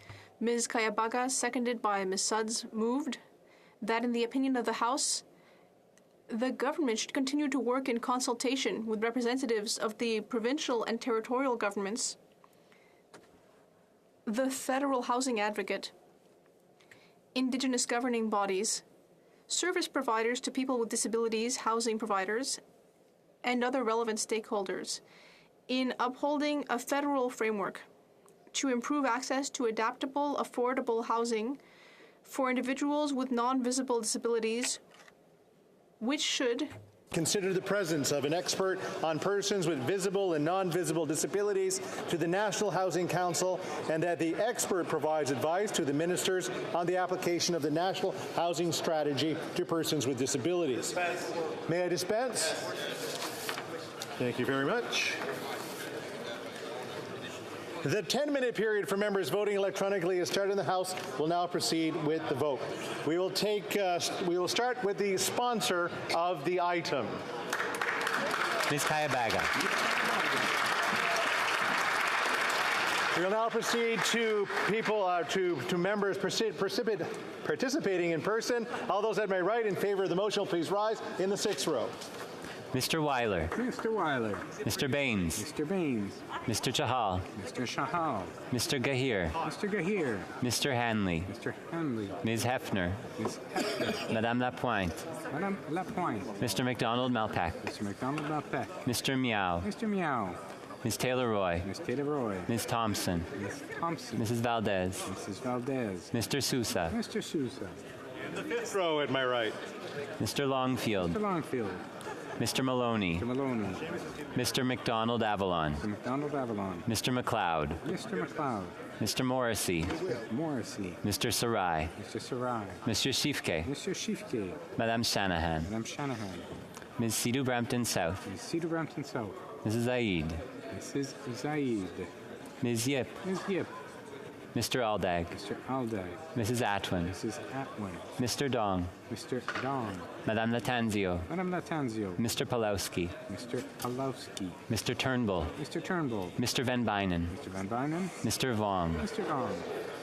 Quatrième mélanger à ma droite. Mr. Fonseca. Mr. Fonseca. Mr. Jauhari. Mr. Jauhari. Mr. Vancouverden. Mr. Vancouverden. Mr. Fisher. Mr. Fisher. Mr. Kuzmarchuk. Mr. Kuzmarchuk. Ms. O'Connell. Ms. O'Connell. Mr. Kellaway. Mr. Kellaway. Ms. Sachs. Ms. Sachs. Mr. May Cambridge. Mr. May Cambridge. Mr. Sidhu Brampton East. Mr. Sidhu Brampton East. Ms. Suds. Ms. Suds. Mr. Badaway. Mr. Badaway. Mr. Batiste. Mr. Batiste. Mr. Fragascatos. Mr. Fragascatos. Mr. Chang. Mr. Chang. Mr. Long. Mr. Long. Ms. May, Saanich Gulf Islands. Ms. May, Saanich Gulf Islands. Mr. Morris. Mr. Morris. 3rd row at my right. Mr. Arya. Mr. Arya. Mrs. Vandenbeld. Ms. Vandenbeld. Monsieur Sanson. Monsieur Sanson. Madame Brière. Madame Brière. Mr. Biddle. Mr. Biddle. Mr. Fillmore. Mr. Fillmore. Mrs. Romanado. Mrs. Romanado. Mr. Lamoureux. Mr. Lamoureux. Ms. Sahota. Ms. Sahota. Monsieur Fergus. Monsieur Fergus. Mr. Ananda Sangari. Mr. Ananda Sangari. Madame Koutrakis. Madame Koutrakis. Ms. Zerovitz. Ms. Zerovitz. Monsieur Lauzon. Monsieur Lauzon. Mr. Housefather. Mr. Housefather. Madame Lalonde. Madame Lalonde. Mr. Blakey. Mr. Blakey. 2e mélanger à ma droite. Ms. Scrow. Ms. Scrow. Mr. McGinty. Mr. McGinty. Mr. Scarpaleggia. Mr. Scarpaleggia. Mr. Casey. Mr. Casey. Madame Saint-Onge. Madame Saint-Onge. Ms. Cara. Ms. Cara. Ms. Gould. Ms. Gould. Monsieur McKinney-Gatineau. Monsieur McKinney-Gatineau. Madame de Boutillier. Madame de Boutillier. Madame Bibot. Madame Bibot. Monsieur Serré. Monsieur Serré. Monsieur Dubourg. Monsieur Dubourg. Monsieur Arsenault. Monsieur Arsenault. Monsieur Desjardins. Mr. Desjardins. Ms. McPherson. Ms. McPherson. 1st row at my right. Mr. Macaulay Cardigan. Mr. Macaulay Cardigan. Mr. Sajan. Mr. Sajan. Mr. Blair. Mr. Blair. Mr. O'Regan. Mr. O'Regan. Ms. Bennett. Ms. Bennett. Monsieur Rodriguez. Monsieur Rodriguez. Mr. Holland. Mr. Holland. Monsieur Champagne. Monsieur Champagne. Monsieur Guilbeault. Monsieur Guilbeault. Ms. Hutchings. Ms. Hutchings. Ms. Tassie. Ms. Tassie. Madame Petitpas-Taylor. Madame Petitpas-Taylor. Monsieur Boissonneau. Monsieur Boissonneau. Ms. Jazik. Ms. Jazik. Mr. Angus. Mr. Angus. Ms. Matheson. Ms. Matheson. All those at my left in favor of the motion will please rise in the 6th row. Mr. Lake. Mr. Lake. Mr. Morrison. Mr. Morrison. Mr. Dowdle. Mr. Dowdle. Mr. Dalton. Mr. Dalton. Mr. Bragdon. Mr. Bragdon. Mr. Epp. Mr. Epp. Mr. Mott. Mr. Mott. Mr. Weber. Mr. Weber. Mr. Soroka. Mr. Soroka. Mr. Ruff. Mr. Ruff. Mr. Fast. Mr. Fast. Madame Berube. Madame Berube. Madame Hughes. Madame Hughes. Ms. Collins Victoria. Ms. Collins Victoria. 5e mélanger. Mr. McGuire. Mr. McGuire. Mr. Cram. Mr. Cram. Mr. Dreesen. Mr. Dreesen. Mr. Currick. Mr. Currick. Mr. Nader. Mr. Nader. Mr. Tolmie. Mr. Tolmie. Mr. Allison. Mr. Allison. Mr. McLean. Mr. McLean. Mrs. Gallant. Mrs. Gallant. Mr. Reed. Mr. Reed. Mr. Patzer. Mr. Patzer. Mr. Macaulay, Edmonton West. Mr. Macaulay, Edmonton West. Mr. Falk, Provencher. Mr. Falk, Provencher. Monsieur Beaulieu. Monsieur Beaulieu. Monsieur Trudel. Monsieur Trudel. Mr. Backrack. Mr. Backrack. Quatrième rangée à ma gauche. Mr. Kitchen. Mr. Kitchen. Mr. Muse. Mr. Muse. Mr. Brock. Mr. Brock. Mr. Waugh. Mr. Waugh. Mr. Lawrence. Mr. Lawrence. Monsieur Lehoux. Monsieur Lehoux. Monsieur Généreux. Monsieur Généreux. Mr. Tucker. Mr. Tucker. Mrs. Falk, Battleford Lloydminster. Mrs. Falk, Battleford Lloydminster. Mr. Morant. Mr. Morant. Mr. Zimmer. Mr. Zimmer. Madame Vien. Madame Vien. Monsieur Gould. Monsieur Gould.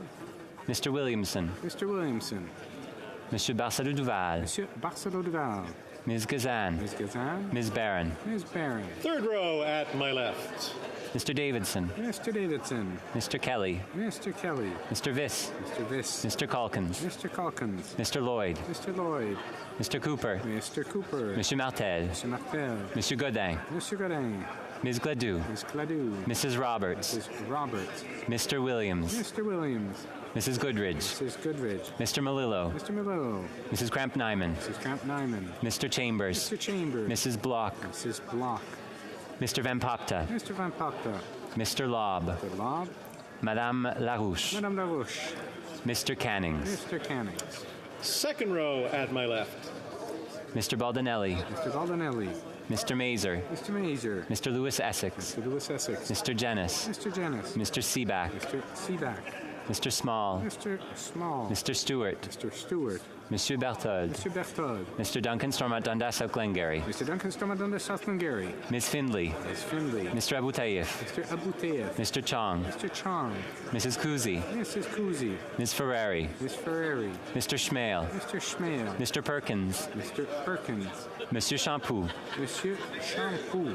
Madame de Bellefeuille. Madame de Bellefeuille. Madame Michaud. Madame Michaud. Monsieur Fortin. Monsieur Fortin. Mr. Garrison. Mr. Garrison. Ms. Blaney. Ms. Blaney. Ms. Idlout. Ms. Idlout. La première rangée à ma gauche. Monsieur Deltel. Monsieur Deltel. Mrs. Stubbs. Mr. Stubbs. Monsieur Paulus. Mr. Paulus. Mr. Upal. Mr. Upal. Mr. Hallan. Mr. Hallan. Ms. Lewis Haldeman Norfolk. Ms. Lewis Haldeman Norfolk. Ms. Dancho. Ms. Dancho. Mrs. Gray. Mrs. Gray. Mr. Moore. Mr. Moore. Monsieur Terrien. Monsieur Terrien. Madame Normandin. Madame Normandin. Monsieur Simard. Monsieur Simard. Mr. Julian. Mr. Julian. All those at my left opposed to the motion will please rise. In the sixth row, the fifth row, fourth row, third row, second row, and first row. All those at my left opposed to the motion will please rise. In the sixth row, in the fifth row, the fourth row, third row, second row, first row.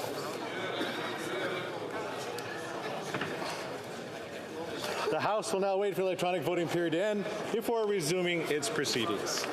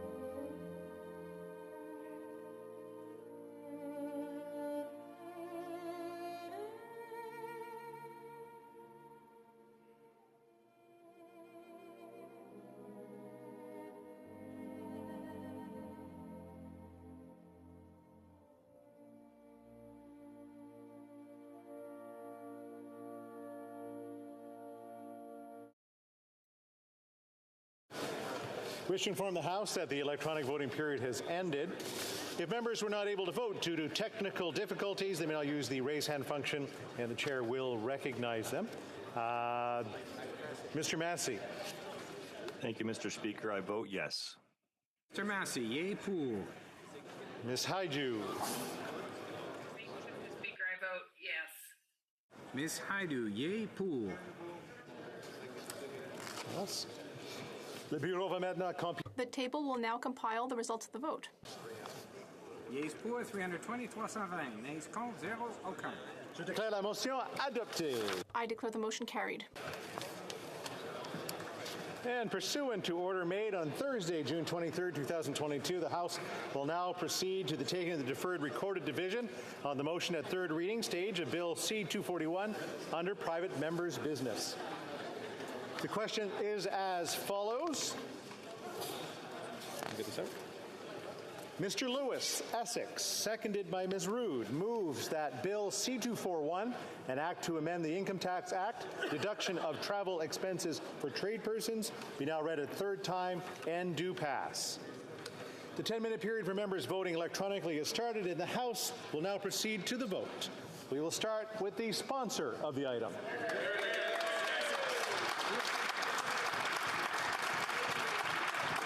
We will now proceed to members participating in person. All those at my left in favor of the motion will please rise in the sixth row.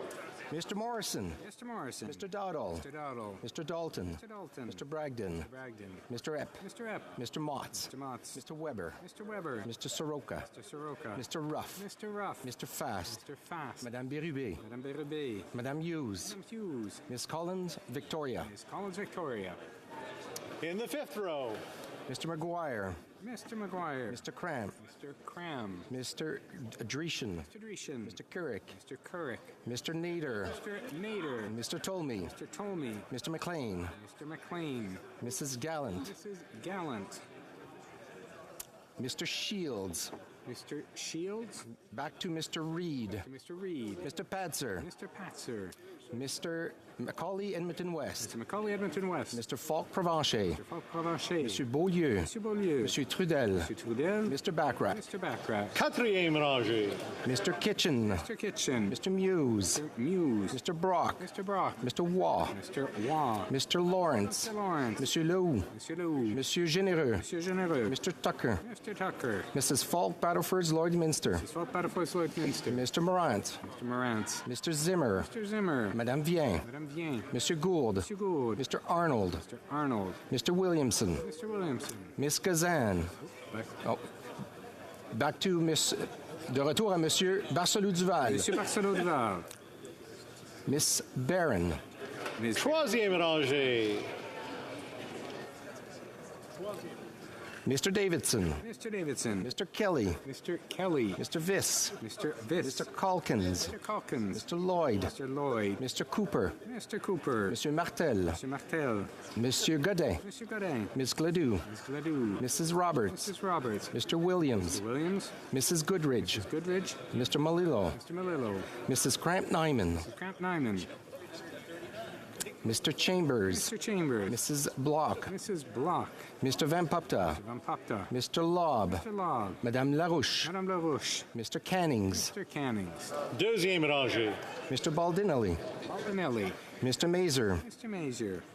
Mr. Jennis. Mr. Jennis. Mr. Seaback. Mr. Seaback. Mr. Small. Mr. Small. Mr. Stewart. Mr. Stewart. Monsieur Bertol. Mr. Bertol. Mr. Duncan Stormont Dundas, South Glengarry. Mr. Duncan Stormont Dundas, South Glengarry. Miss Finley. Miss Finley. Mr. Albultaif. Mr. Albultaif. Mrs. Cousy. Mrs. Cousy. Miss Ferrari. Miss Ferrari. Mr. Schmale. Mr. Schmale. Mr. Perkins. Mr. Perkins. Monsieur Champoux. Monsieur Champoux. Madame de Bellefeuille. Madame de Bellefeuille. Madame Michaud. Madame Michaud. Monsieur Fortin. Monsieur Fortin. Mr. Garrison. Mr. Garrison. Miss Blaney. Miss Blaney. Miss Idlout. Miss Idlout. The first row at my left. Monsieur Deltel. Monsieur Deltel. Mrs. Stubbs. Mrs. Stubbs. Monsieur Paulus. Monsieur Paulus. Mr. Upal. Mr. Upal. Mr. Halland. Mr. Halland. Miss Lewis Haldeman Norfolk. Miss Lewis Haldeman Norfolk. Miss Dancho. Miss Dancho. Mrs. Gray. Mrs. Gray. Mr. Moore. Mr. Moore. Monsieur Terrien. Monsieur Terrien. Madame Normandin. Madame Normandin. Monsieur Simard. Monsieur Simard. Mr. Julian. Mr. Julian. All those at my right in favor of the motion will please rise. In the 6th row. In the 5th row. Mr. Vaughn. In the 4th row. Miss May, Saanich Gulf Islands. Mr. Morris. Mr. Morris. Troisième rangée à ma droite. Deuxième rangée à ma droite. Mr. Desjardins. Desjardins. Miss McPherson. McPherson. First row at my right. Mr. Angus. Angus. Miss Matheson. All those to my left opposed to the motion will please rise. In the 6th row, 5th row, 4th row, 3rd row, 2nd row, 1st row. All those at my right opposed to the motion will please rise. In the 6th row. Mr. Weiler. Mr. Weiler. Mr. Baines. Mr. Baines. Mr. Shahal. Mr. Shahal. Mr. Gahir. Mr. Gahir. Mr. Hanley. Mr. Hanley. Miss Hefner. Miss Hefner. Miss Kayabaga. Kaibaga. Madame Lapointe. Madame Lapointe. Mr. McDonald Malpeck. Mr. McDonald Malpeck. Mr. Meow. Mr. Meow. Miss Taylor Roy. Miss Taylor Roy. Miss Thompson. Miss Thompson. Mrs. Valdez. Mrs. Valdez. Mr. Sousa. Mr. Sousa. Cinquième rangée à ma droite. Mr. Longfield. Mr. Longfield. Mr. Maloney. Mr. Maloney. Mr. McDonald Avalon. Mr. McDonald Avalon. Mr. McLeod. Mr. McLeod. Mr. Morrissey. Mr. Morrissey. Mr. Sarai. Mr. Sarai. Monsieur Shifke. Monsieur Shifke. Madame Shanahan. Madam Shanahan. Miss Sidhu Brampton South. Miss Cedar Brampton South. Mr. Sobera. Mr. Sorbera. Miss Yip. Miss Yip. Mr. Aldeg. Mr. Aldeg. Mrs. Atwin. Mrs. Atwin. Mr. Dong. Mr. Dong. Miss Latenzio. Mr. Latanzio. Mr. Pulowski. Mr. Pulowski. Mr. Turnbull. Turnbull. Mr. Van Bynen. Mr. Van Bynen. All right. Mr. Johari. Mr. Johari. Mr. Vancouverden. Mr. Vancouverden. Mr. Fisher. Mr. Fisher. Mr. Kuzmarchuk. Mr. Kuzmarchuk. Miss O'Connell. O'Connell. Mr. Kellaway. Mr. Kellaway. Miss Sachs. Sachs. Mr. May Cambridge. Mr. May Cambridge. Mr. Cedar Brampton East. Mr. Cedar Brampton East. Miss Suds. Miss Suds. Mr. Badaway. Mr. Badaway. Mr. Baptiste. Mr. Baptiste. Mr. Fragiscatos. Mr. Fragascatos. Mr. Chang. Mr. Chang. Mr. Long. Mr. Long. Troisième rangée à ma droite. Mr. Area. Mr. Area. Mrs. Vandenveld. Mrs. Vanderbilt.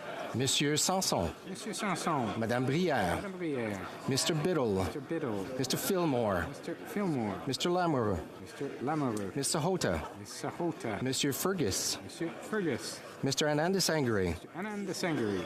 Madame Koutrakis. Madame Koutrakis. Miss Zarowitz. Miss Zerowitz. Monsieur Lauzon. Monsieur Lauzon. Mr. Housefather. Mr. Housefather. Madame Lalonde. Lalonde. Deuxième rangée à ma droite. Miss Scroll. Miss Scroll. Mr. McGinty. Mr. McGinty.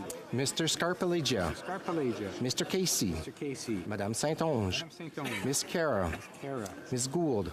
Miss Gould. Madame Le Boutillier. Madame Le Boutier. Madame Bibot. Madame Bibot. Monsieur Serré.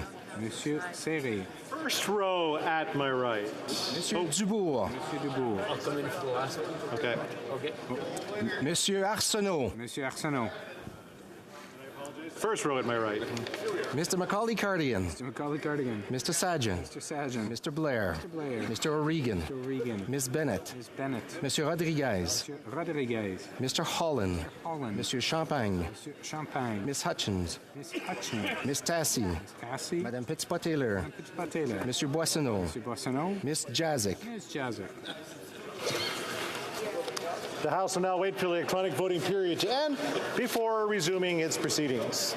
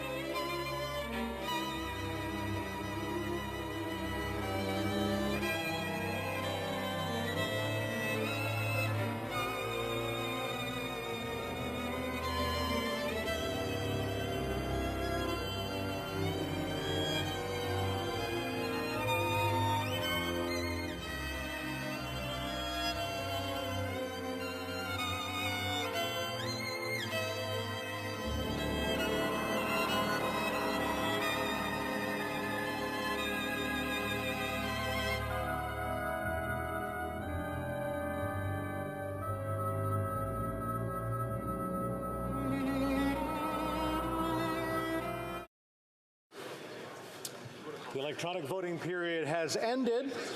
Si les députés n'ont pas pu voter en raison. If members were not able to vote due to technical difficulties, they may now use the raise hand function. Thank you, Mr. Speaker. I vote yes. Mr. Massey, yay pour. I believe that's everyone. Le bureau va maintenant compiler les... The table will now compile the results of the vote. Yeas pour 172, 172. Yeas contre 152, 152. Je déclare la motion. I declare the motion carried.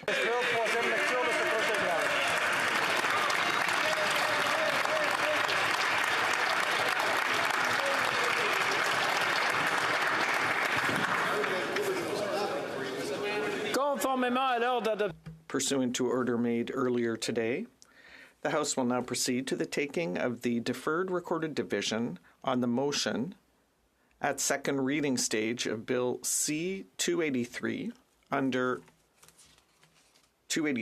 under private members' business. The question is as follows. Ms. Gray, seconded by Mr. Morrison, moved that Bill C-283, an act to amend the Criminal Code and the Corrections and Conditional Release Act, addiction treatment in penitentiaries, be now read a second time and referred to the Standing Committee on Public Safety and National Security. La période de 10 minutes pour les députés votent. The 10-minute period for members voting electronically has started, and the House will now proceed to the vote. With the sponsor of the item.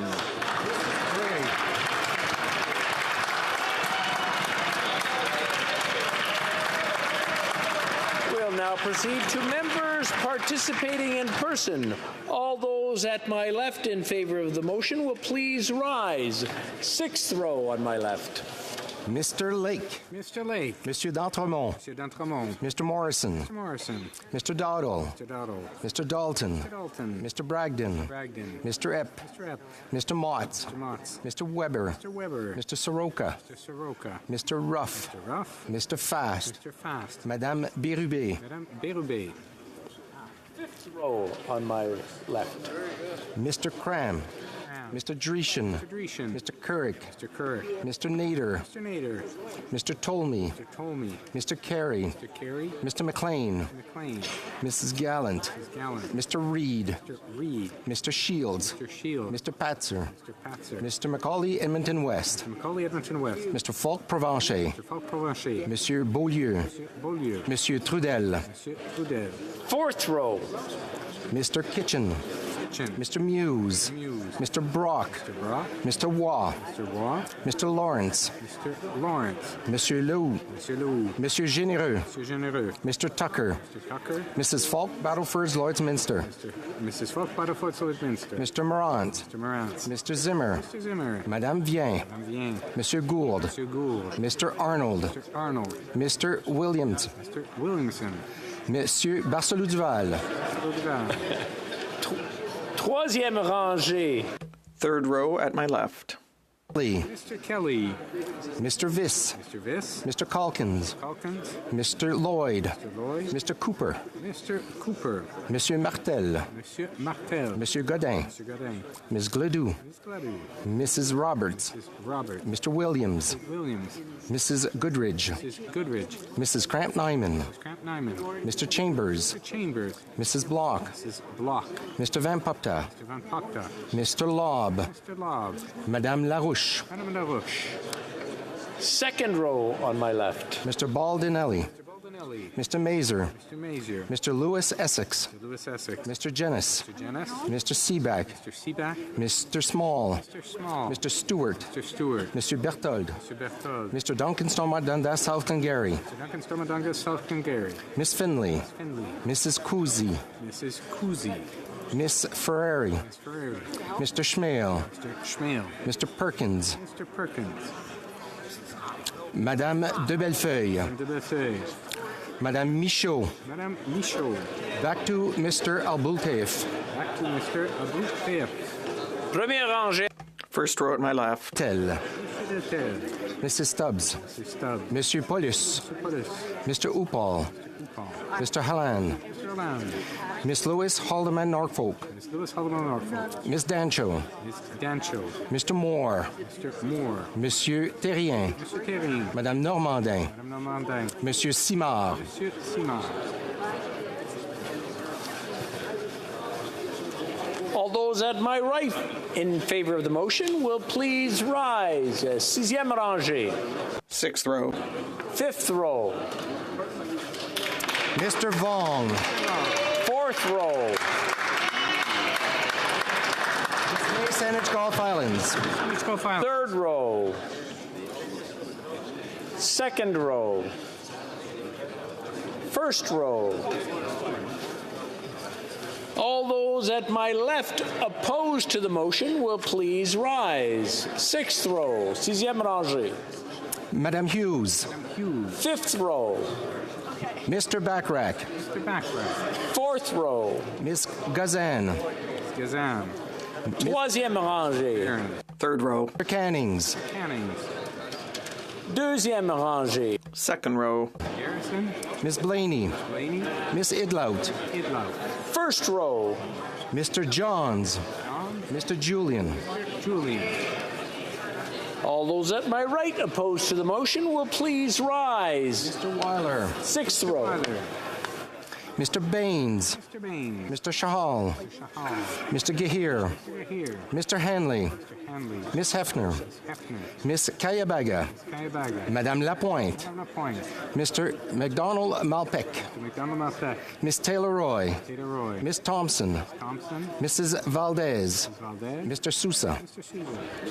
Fifth row on my right. Mr. Longfield. Longfield. Mr. Maloney. Maloney. Mr. McDonald Avalon. Mr. McDonald Avalon. Mr. McLeod. Mr. McLeod. Mr. Morrissey. Mr. Morrissey. Mr. Sarai.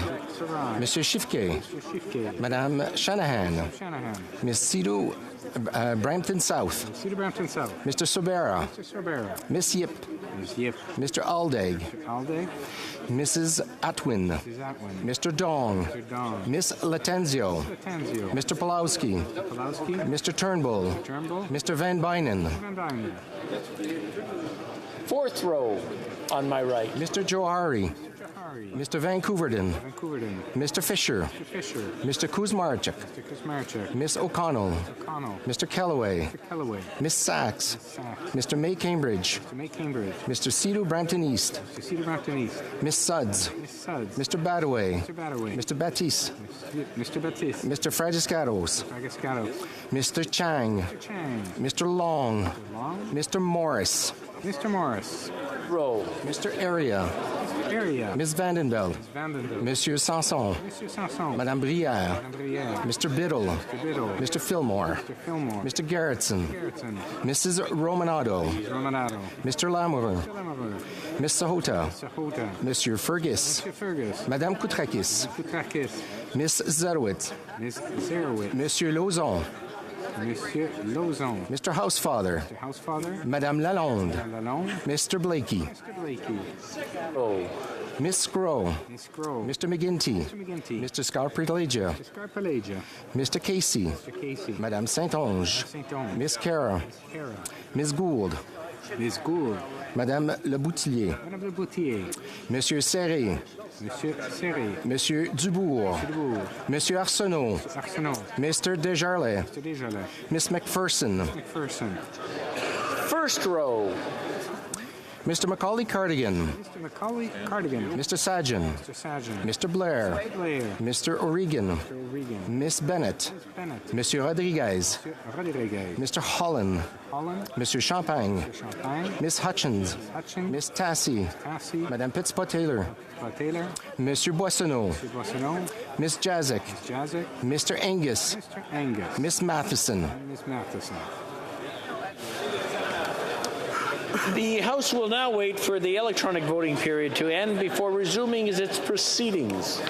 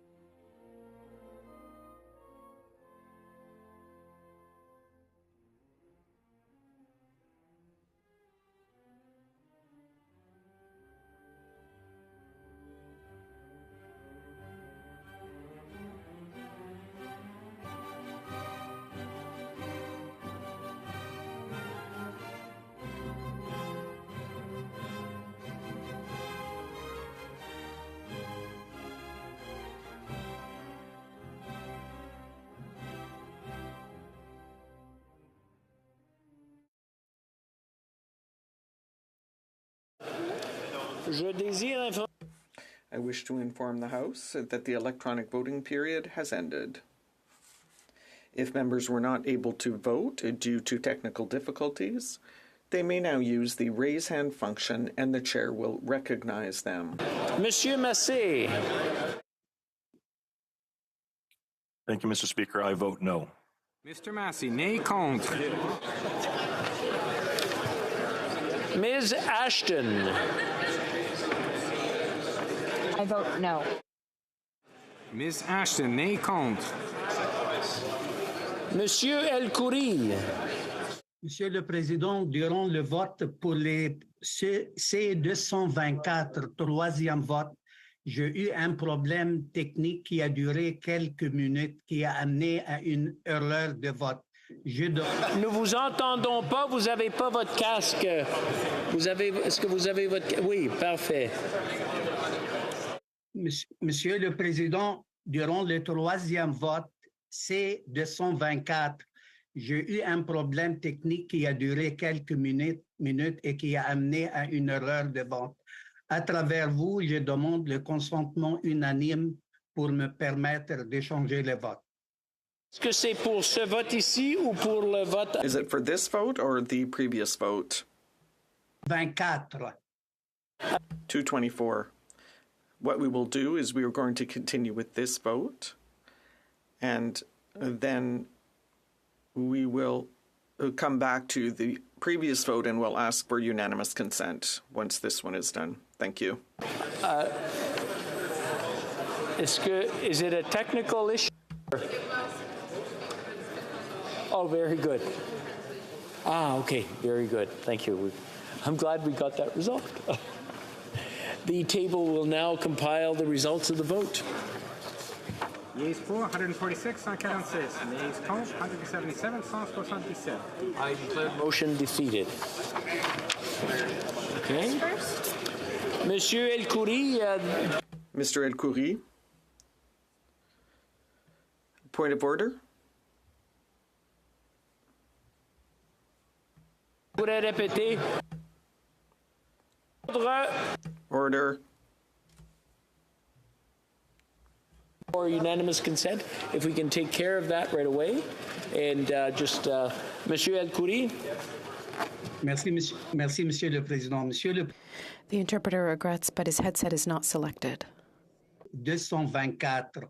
J'ai eu un problème technique qui a duré quelques minutes et qui a amené à une erreur de vote. Seconde, apparemment la traduction ne fonctionne pas. Translators say he does not have the appropriate headset and they cannot translate. OK. Est-ce que votre casque est connecté? Is your headset connected and selected? Je vous attends très peu. Alors, I don't hear you. Les traducteurs.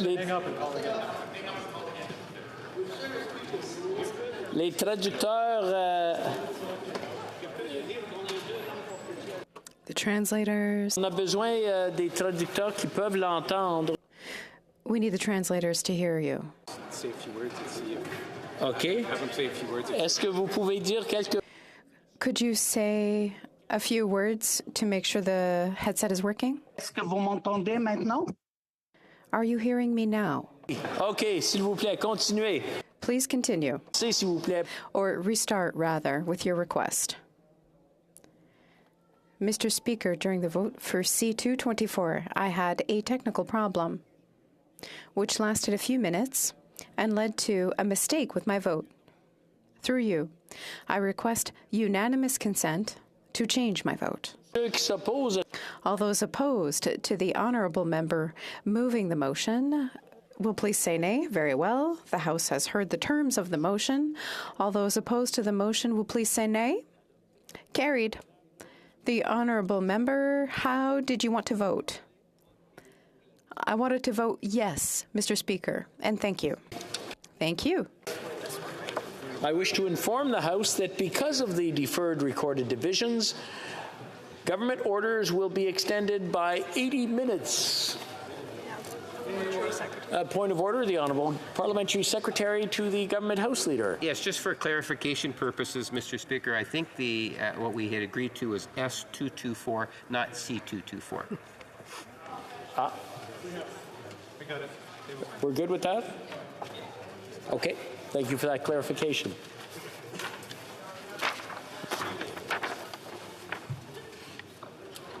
Tabling of documents. The Honourable Parliamentary Secretary to the Government House Leader. Yes, thank you, Mr. Speaker. Pursuant to Standing Order 36.8a, I have the honour to table in both official languages the government's responses to the 11 petitions. These returns will be tabled in an electronic format. That's it. The tabling documents. Introduction of government bills. Monsieur Champagne, appuyé par Monsieur Boissonneau. Seconded by Mr. Boissonneau.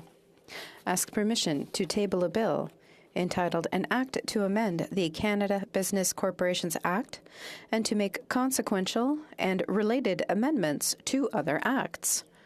This motion is deemed adopted. Mr. Champagne. Mr. Boissonneau moves that the bill be now read a first time and be printed. The motion is deemed adopted. First reading of this bill, première lecture de ce projet de loi. When shall this bill be read a second time? At the next sitting of the House. Oh, point of order, Mr. Beaulieu. Point of order, l'honorable député de Pointe-de-l'Île. Trop tard pour présenter une pétition. Is it too late to present a petition? Rubric. Wait. It'll come up in the rubrics. Okay, so that's introduction of bills. Déclaration de ministres. Statements by ministers. Board de délégation and reports from interparliamentary delegations. Presenting reports from committees, the Honourable Member for Charlottetown. Mr. Speaker, I have the honour to present in both official languages the 11th report of the Standing Committee on Health in relation to Bill S-203, an act respecting a federal framework on autism spectrum disorder. Le comité a étudié le projet de loi et a The committee studied the bill and decided to report back to the House without amendment. Congratulate and thank the member from Edmonton, Wetaskiwin, for a very compelling presentation to the committee and a long record of advocacy on this issue. Thank you, Mr. Speaker. Presenting reports from committees, the Honourable Member for Vancouver Centre. Monsieur le Président, j'ai l'honneur de présenter dans... Mr. Speaker, I have the honor of tabling in both official languages the 5th report of the Standing Committee on Canadian Heritage, entitled Strengthening the Status of the Artist in Canada. 9, the committee requests of the government table its comprehensive response to the report. Thank you very much. And I believe we have a supplementary opinion from the Honourable Member for Bow River. Thank you, Mr. Speaker.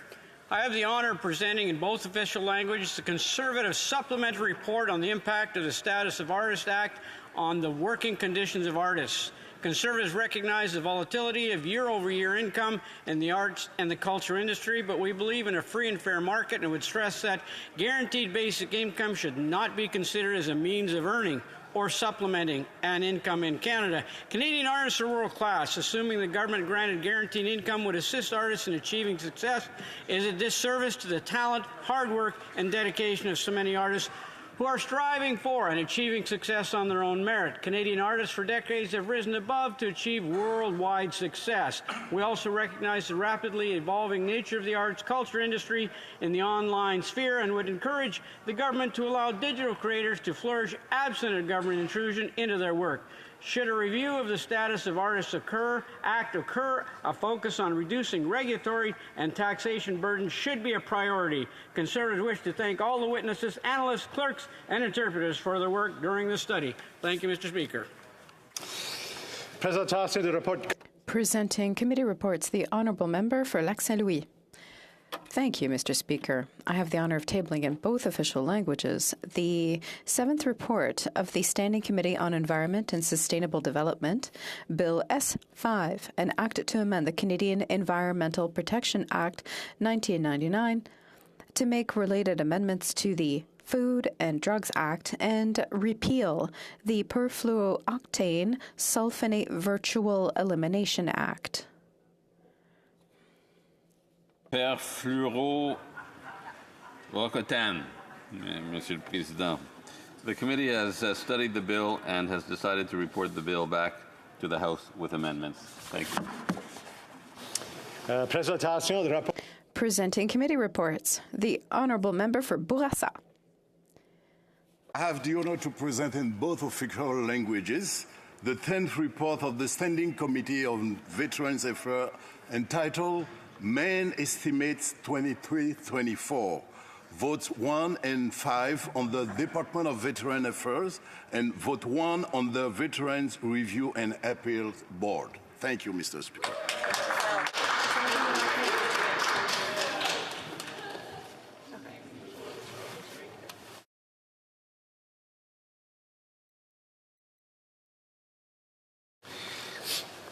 Introduction of private members' bills. First readings of Senate public bills. Motions. The Honourable Member for Longueuil-Charlemagne.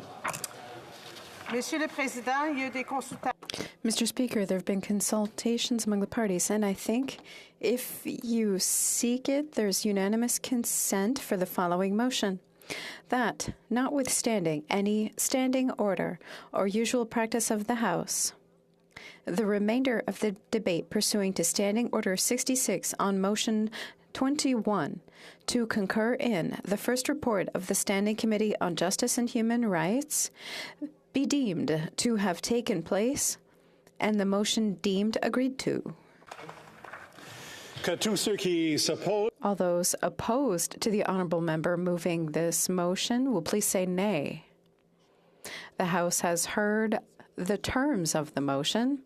All those opposed to the motion will please say nay. Carried. Motions. The Honourable Member for Edmonton Strathcona. Speaker, Mr. Speaker, I think that if you seek it, you'll find unanimous consent for the following. That notwithstanding any standing order, special order, or usual practice of the House, on the day the House begins debate on the main motion for second reading of Bill C-41, an act to amend the Criminal Code and to make consequential amendments to other acts, no later than the ordinary hour of daily adjournment or when no member rises to speak during the debate, whichever is earlier, the motion be deemed adopted on division and the bill be read a second time and referred to the Standing Committee on Justice and Human Rights. All those opposed to the Honourable Member moving the motion will please say nay. Agreed. The House has heard the terms of the motion. All those opposed to the motion will please say nay. Motion's carried. We have a point of order from the Honourable Member for Sherwood Park for Saskatchewan. Thank you, Mr. Speaker. Conservatives share the desire to move forward discussion of this bill quickly, and therefore I seek unanimous consent of the following motion.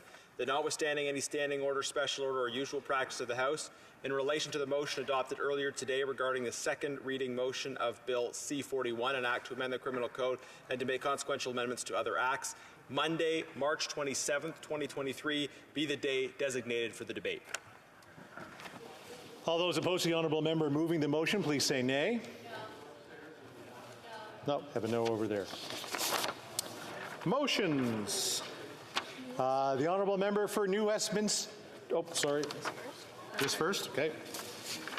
Mr. Julian, seconded by Mr. Green, moves that the 25th report of the Standing Committee on Procedure in House Affairs presented on Wednesday, March 8, 2023, be concurred in. Debate. The Honourable Member for New Westminster, Burnaby. Thank you so much, Mr. Chair. And I'd like to start off by acknowledging that this was a debate that was supposed to be held yesterday, and Conservatives, unbelievably, rescheduled the debate to today. They denied the consent yesterday to have this debate on the public inquiry, and today now we are holding the debate. Now, Mr. Speaker, as you well know, because the Conservatives did that procedurally, it delays the discussion that we are to have later on the issue of the tax increase on beer, wine, and spirits. So anybody who is tuning in to see that because of the Conservatives screwing up procedurally yesterday, we will only have the debate later on, having the House call on the Liberal government to cancel its April 1st, 2023 tax increase on beer, wine, and spirits. And Mr. Speaker, the NDP will be voting yes on that, and there will be a round of speeches later on this evening. But again, because of the Conservatives screwing up yesterday and forcing the debate today on the public inquiry, we are called upon today now to have a debate on the 25th report from the Standing Committee on Procedure and House Affairs. And Mr. Speaker, for the record, I want to read into the record of the House, that report on the public inquiry. It says, and this was an NDP motion, and I'd like to thank my colleague from North Island, Powell River, for actually putting forward this motion. She does extraordinary work in Procedure and House Affairs. What she put forward and what Procedure and House Affairs has adopted and what we are now debating for the next 3 hours is pursuant to Standing Order 108-3A6 and the motion adopted by the committee on Thursday, March 2nd, 2023, the committee has considered the matter of foreign election interference. Your committee calls on the Government of Canada to launch a national public inquiry into allegations of foreign interference in Canada's democratic system, including, but not limited to, allegations of interference in general elections by foreign governments. That this inquiry be granted all the necessary powers to call witnesses from the government and from political parties. That this inquiry investigates abuse of diaspora groups by hostile foreign governments. That this inquiry have the power to order and review all documents it deems necessary for this work, including documents which are related to national security. That the individual heading this inquiry be selected by unanimous agreement of the House leaders of the officially recognized parties in the House of Commons, and that this inquiry does not impede or stop the committee's study on foreign election interference, including the production of documents and the calling of witnesses. And you'll recall yesterday, Mr. Speaker, that the NDP, playing its role as adults in this House of Commons, forced the government, who hadn't been taking the issue of foreign election interference seriously, in our opinion, forced the government to relent and to allow Katie Telford and other witnesses to come before Procedure and House Affairs. Subsequently, we put in place in Procedure and House Affairs a motion that will allow for this foreign election interference to be actually, the study to be continued. Now, Mr. Speaker, as I've said all along, the member from Burnaby South has been very clear. NDP MPs have been very clear. We believe that given the size and scope of the allegations that have come forward, there is no doubt that we need a national public inquiry on the issue of foreign election interference. Now, Mr. Speaker, I'm going to outline some of those individuals who have a broad understanding of this issue, who have also called for a national public inquiry. There is no doubt that this is an important issue. I understand that Bloc members also support the idea of a national public inquiry. Unbelievably, though, as you know, Mr. Speaker, and we saw this yesterday, Conservatives denied the debate that was scheduled on the national public inquiry, forced that debate to today. And we also know, Mr. Speaker, and this I find disturbing, and I'll be talking about some of the evidence around allegations, including Russian interference, a few moments from now. But the reality is the Conservatives have steadfastly objected to the idea of investigating foreign interference related to the Russian government and state actors, which I find disturbing. The Chinese government and Chinese state actors, I think all Canadians are concerned about why Conservatives would want to stop investigations into Russian government and Russian state actor interference, to my mind, concerns me, because this should be an issue that rallies all members of Parliament. We should all be stepping up to ensure that our elections are free of any taint of foreign interference and that they are free and fair right across this country. We've had a proud tradition of free and fair elections, Mr. Speaker. No one denies that the election results up until now have been election results that reflect, in a first-past-the-post system, what Canadians have voted. We'd prefer to see proportional representation. That certainly would change the representation in this House and make it more closely related to how Canadians have actually voted. But in a first-past-the-post system, which tends to disjoint the actual parliamentary representation, no one denies that our elections have been free and fair up until now. But the allegations are concerning, and that's why it's important that all members of Parliament vote on this issue in the coming day or two. We believe very strongly that members of Parliament have to respond to concerns that Canadians have raised.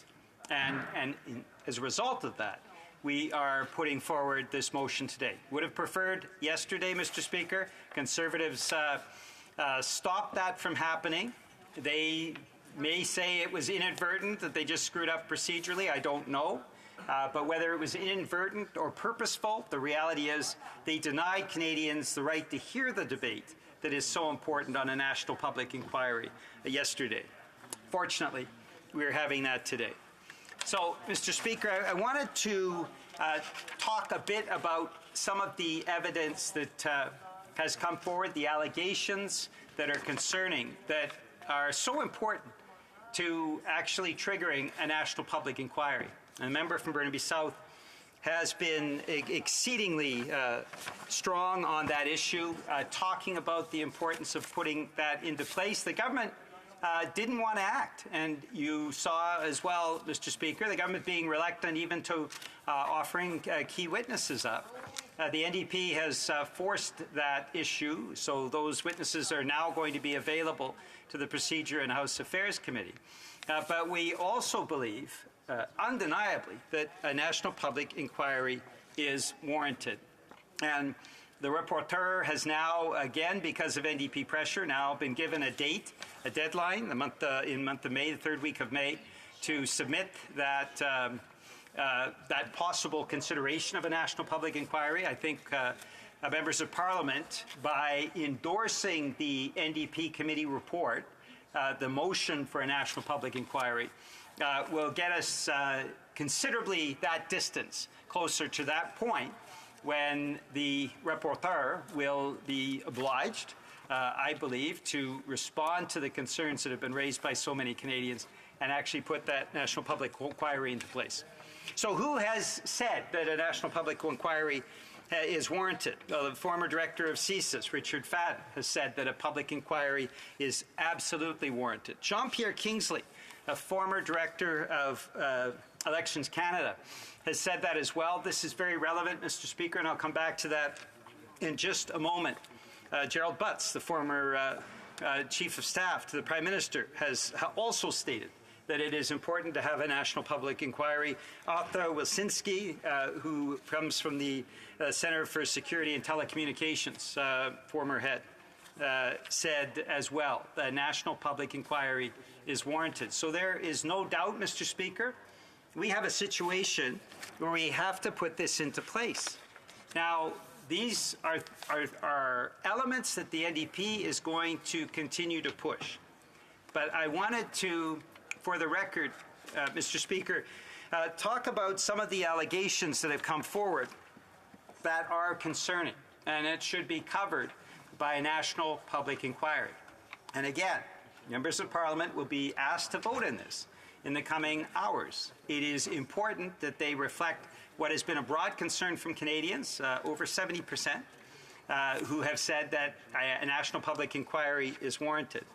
And this started, the more recent discussions, of course, started over the last few weeks, but I would suggest the implication of Russian government and Russian state actors in the convoy last year also raised broad concerns, and there have been concerns raised previously.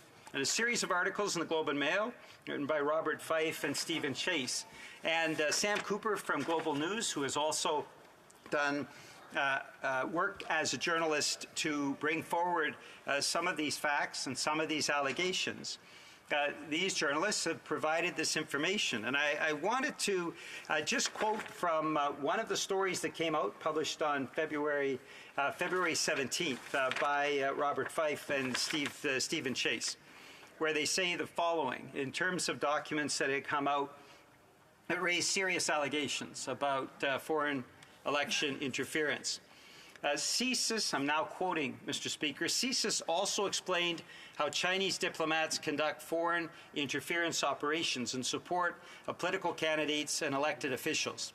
Tactics included undeclared cash donations to political campaigns or having business owners hire international Chinese students and assign them to volunteer in electoral campaigns on a full-time basis. Sympathetic donors are also encouraged to provide campaign contributions to candidates favored by China, donations for which they receive a tax credit from the federal government. Then the CSIS report from December 20th, 2021 says political campaigns quietly and illegally return part of the contribution, the difference between the original donation and the government's refund back to the donors. Mr. Speaker, this is profoundly disturbing.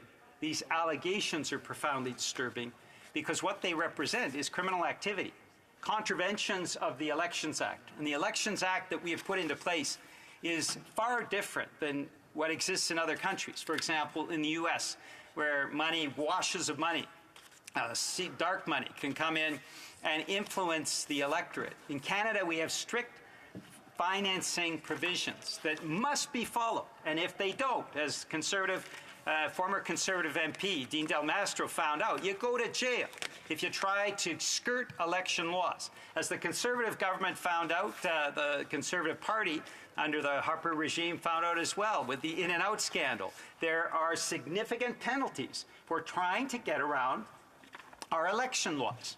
So the allegations that are contained within this article, having undeclared cash donations, having business owners hire students and having them volunteer on a full-time basis. In other words, those students are paid. Ensuring that there is some kind of in and out where the money is provided to the campaign but in some way reimbursed. These are all illegal. These allegations contained in these reports show potentially serious violations of the Canada Elections Act. The penalties, as I mentioned earlier, can be sizable fines and even prison terms. And so for the government to not move on this, the government to essentially stonewall on this issue is, in my mind, hugely irresponsible. When we have allegations that point to what could be serious violations, criminal activity around our elections, we have to make sure that if it is true, these allegations prove to be right, that the criminal penalties apply and the proper investigations take place. So, Mr. Speaker, this is the first concern that we have, and why the NDP has been pushing in such a resolute way to ensure that we have a national public inquiry is because of those concerns that have been raised. These being serious allegations needed to be treated seriously. This is the opportunity for all members of the House of Commons on this NDP vote to actually ensure that they are doing everything to protect elections by, hopefully, by unanimous voice, all members of Parliament standing up and saying we are all going to vote to say to the government it's time to put in place a public inquiry now. This it has to be independent, it has to be transparent, it needs to happen now. Mr. Speaker, the reason why we have pushed for the type of public inquiry that handles all forms of foreign interference, and I will say this, the Conservatives were very reluctant to have the Russian actors, Russian state actors and Russian government examined as part of this. They wanted to carve it off and make it a very, very targeted public inquiry. We fortunately were able to push them back on that, and ultimately the report that comes is the broad public inquiry that I mentioned earlier in the report. That broad and public inquiry has to include Russia for the following reasons. And Mr. Speaker, for the record, during the debates, the procedure in House Affairs, I read a series of articles by the National Observer that pointed to Russian state actor and Russian government involvement in the so-called convoy movement that hurt and harmed so many people, particularly in downtown Ottawa. Mr. Speaker, our memory is still fresh of the hundreds of businesses that were shut down, of the hundreds of senior citizens that could no longer get their groceries delivered, of the people with disabilities that were denied basic medication because of this unbelievable imposition, takeover of downtown Ottawa. And without belaboring the details, what is of most concern in this particular debate was Russian involvement. Now, there have been a number of studies that have come out. The series of articles from the National Observer are very important. But I just want to read from a recent study that came out just a few months ago, written by Caroline Orbuano.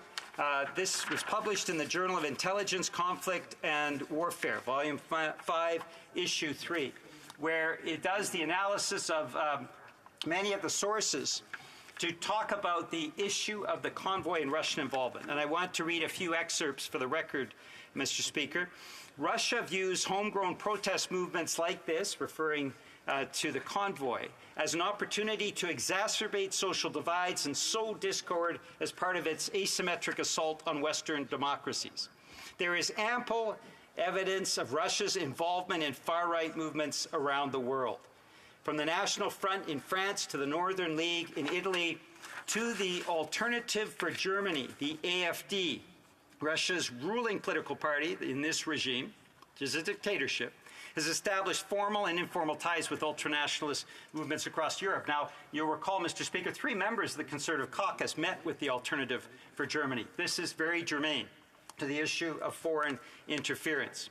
I further quote, Russian disinformation campaigns have been cited as a contributing factor in pandemic-related protests, extremist activity, and unrest, Mr. Speaker. And to say that this kind of documentation is not something that should be taken seriously, we should carve off Russian interference and just focus on one country, I would profoundly disagree with. What is before this House is a comprehensive public inquiry, which includes the Chinese involvement, disturbing as it is, but also Russian involvement and those of other countries. I also wanted just to conclude some of the quotes around the convoy. In addition to amplifying convoy-related coverage on television, Russian state media also produced a significant amount of online content related to the convoy movement. And they also referenced social media that amplified that coverage by Canadian supporters of the convoy. Mr. Speaker, we also have concerns that have come up recently about Iran and issuing death threats against Canadians. A study that came out with the Indian government. This study just came out this week by the British Columbia Gurdwaras Council and the Ontario Gurdwaras Committee. And one of the quotes from that study that just came out this week is there is significant evidence on the record establishing that Indian officials and intelligence operatives have manufactured news, offered bribes to news media outlets for favorable news coverage, amplified targeted messages to disrupt public debate, interfered in electoral processes across the country, and attempted to manipulate Canadian policymakers on a number of occasions. Alors, Monsieur le Président, c'est important. Mr. Speaker, it's very important to have a public, transparent national inquiry. The NDP is proposing this motion today to get support from all members. This should not be a partisan matter. This should be something that everyone cares about because we all care about our democracy. It's a democracy that people have given their lives for. And when we look to the future, we need to ensure that we're implementing all possible tools to avoid foreign interference, whether from China, Russia, or another countries, to ensure that there is no way for another government or state actors in another country, that there is no way for them to influence our government in any way. I hope that we will have support from all members on this motion. Thank you. Commentaires, questions and comments. The Honourable Parliamentary Secretary to the Government House Leader, Senate. Thank you very much, Mr. Speaker, and I thank the member from Burnaby New Westminster Burnaby for his intervention. You know, I've said this a number of times. I don't think that my position is that far off from the NDP. I just concerned about the fact that the NDP thinks that this needs to happen in a public inquiry. The member and I are both on the PROC committee, or he was on for a few meetings, and we heard from experts that a public inquiry is not the best venue to do this. But more importantly, what we heard, and he did say that there were some allegations, fair enough, but we have professionals to look into those allegations. CISA specifically said they take information and when necessary refer to the RCMP. The RCMP also said they have no active investigations going on. You don't have to be great at reading between the lines to figure out the reality there, Mr. Speaker. So my question to the members, why does it have to be a public inquiry? Why can't we use one of the other mechanisms that we already have to do this very important work? The honourable member for New Westminster Burnaby. Well, thank you very much, Mr. Speaker. I thank my colleague for his question. I would differ with him on the issue of active investigations because our questioning of officials seem to indicate a disconnect between allegations and investigations. My sense is that it is not completely clear that allegations that come forward are automatically investigated by, for example, the Commissioner of Elections that has the ability and the responsibility to enforce and ensure that our electoral laws are obeyed. So we have a situation where there are holes, that there are tools that could be used. A public inquiry not only allows us to get answers for Canadians, which is why the NDP pushed strongly to have witnesses like Katie Telford and Jenny Burns come before Procedure and House Affairs Committee. We pushed hard on that because we believe that it's important to get answers to those questions. But also, we need to have those tools and those recommendations that will actually ensure that whenever the next election happens, whether it's this year or 2025 or 2024, that the elections are free of any possibility of foreign interference, whether that's Chinese or Russian or from Iran or India. Questions and comments? Questions et commentaires. L'honorable député de... The Honourable Member for Jonquière. Thank you very much, Mr. Speaker.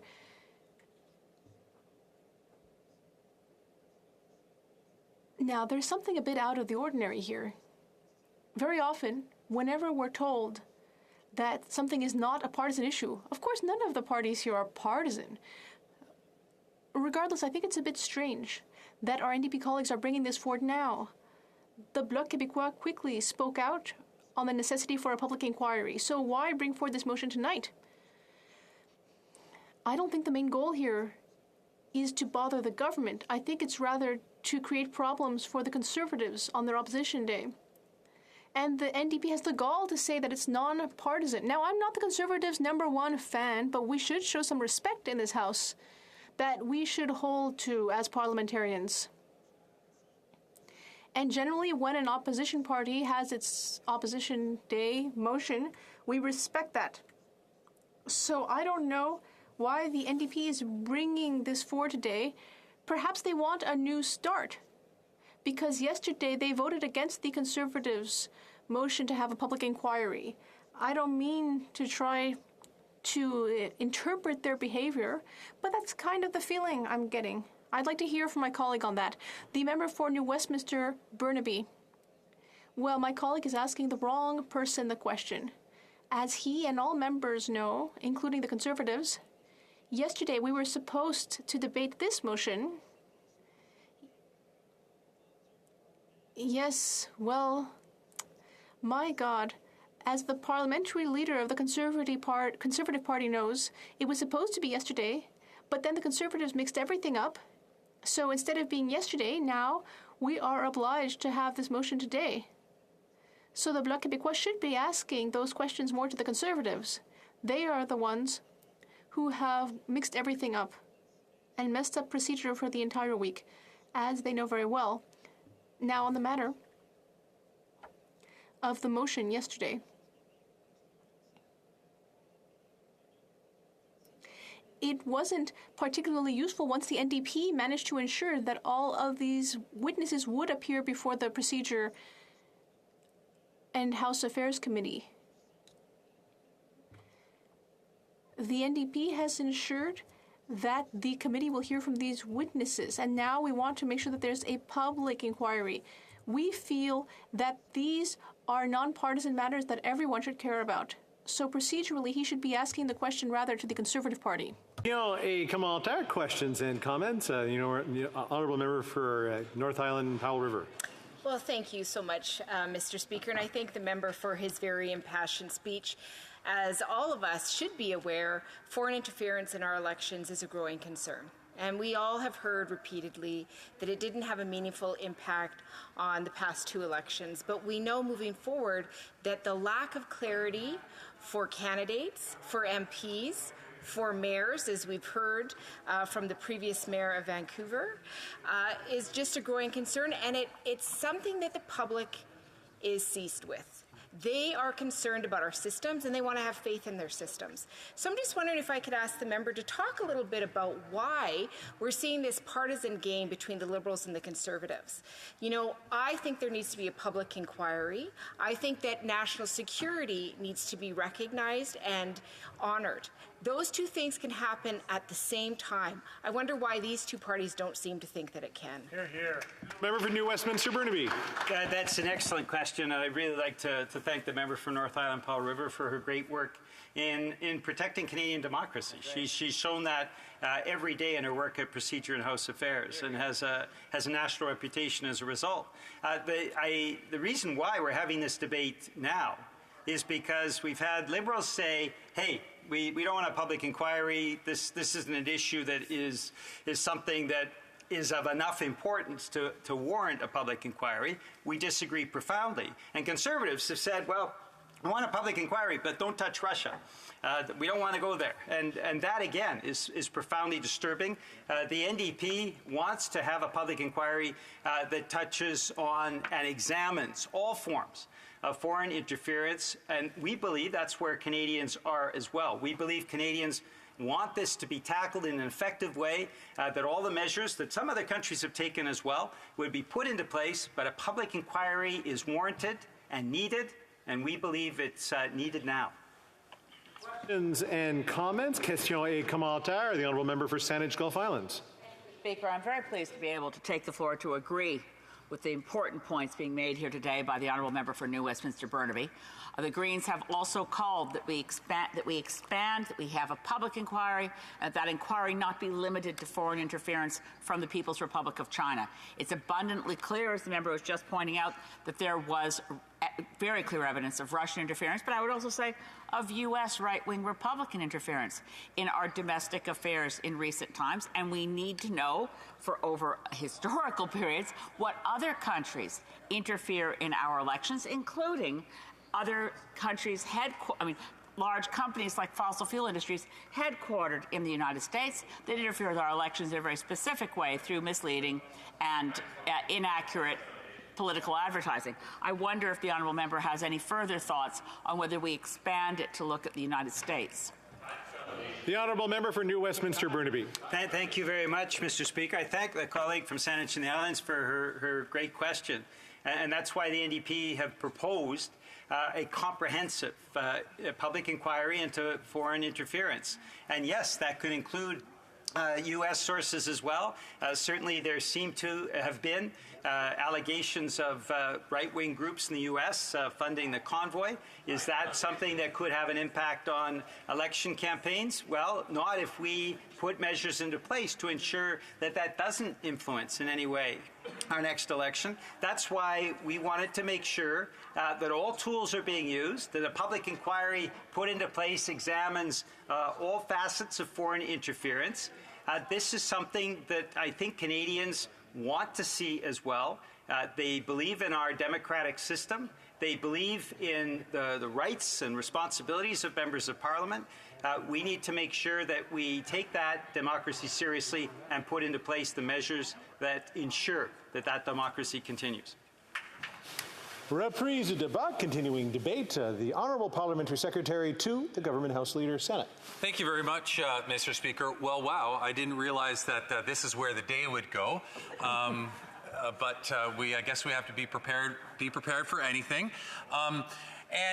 You know, I gotta hand it to the NDP. They said that they wanted to bring forward their concurrence on this particular report, and they did that.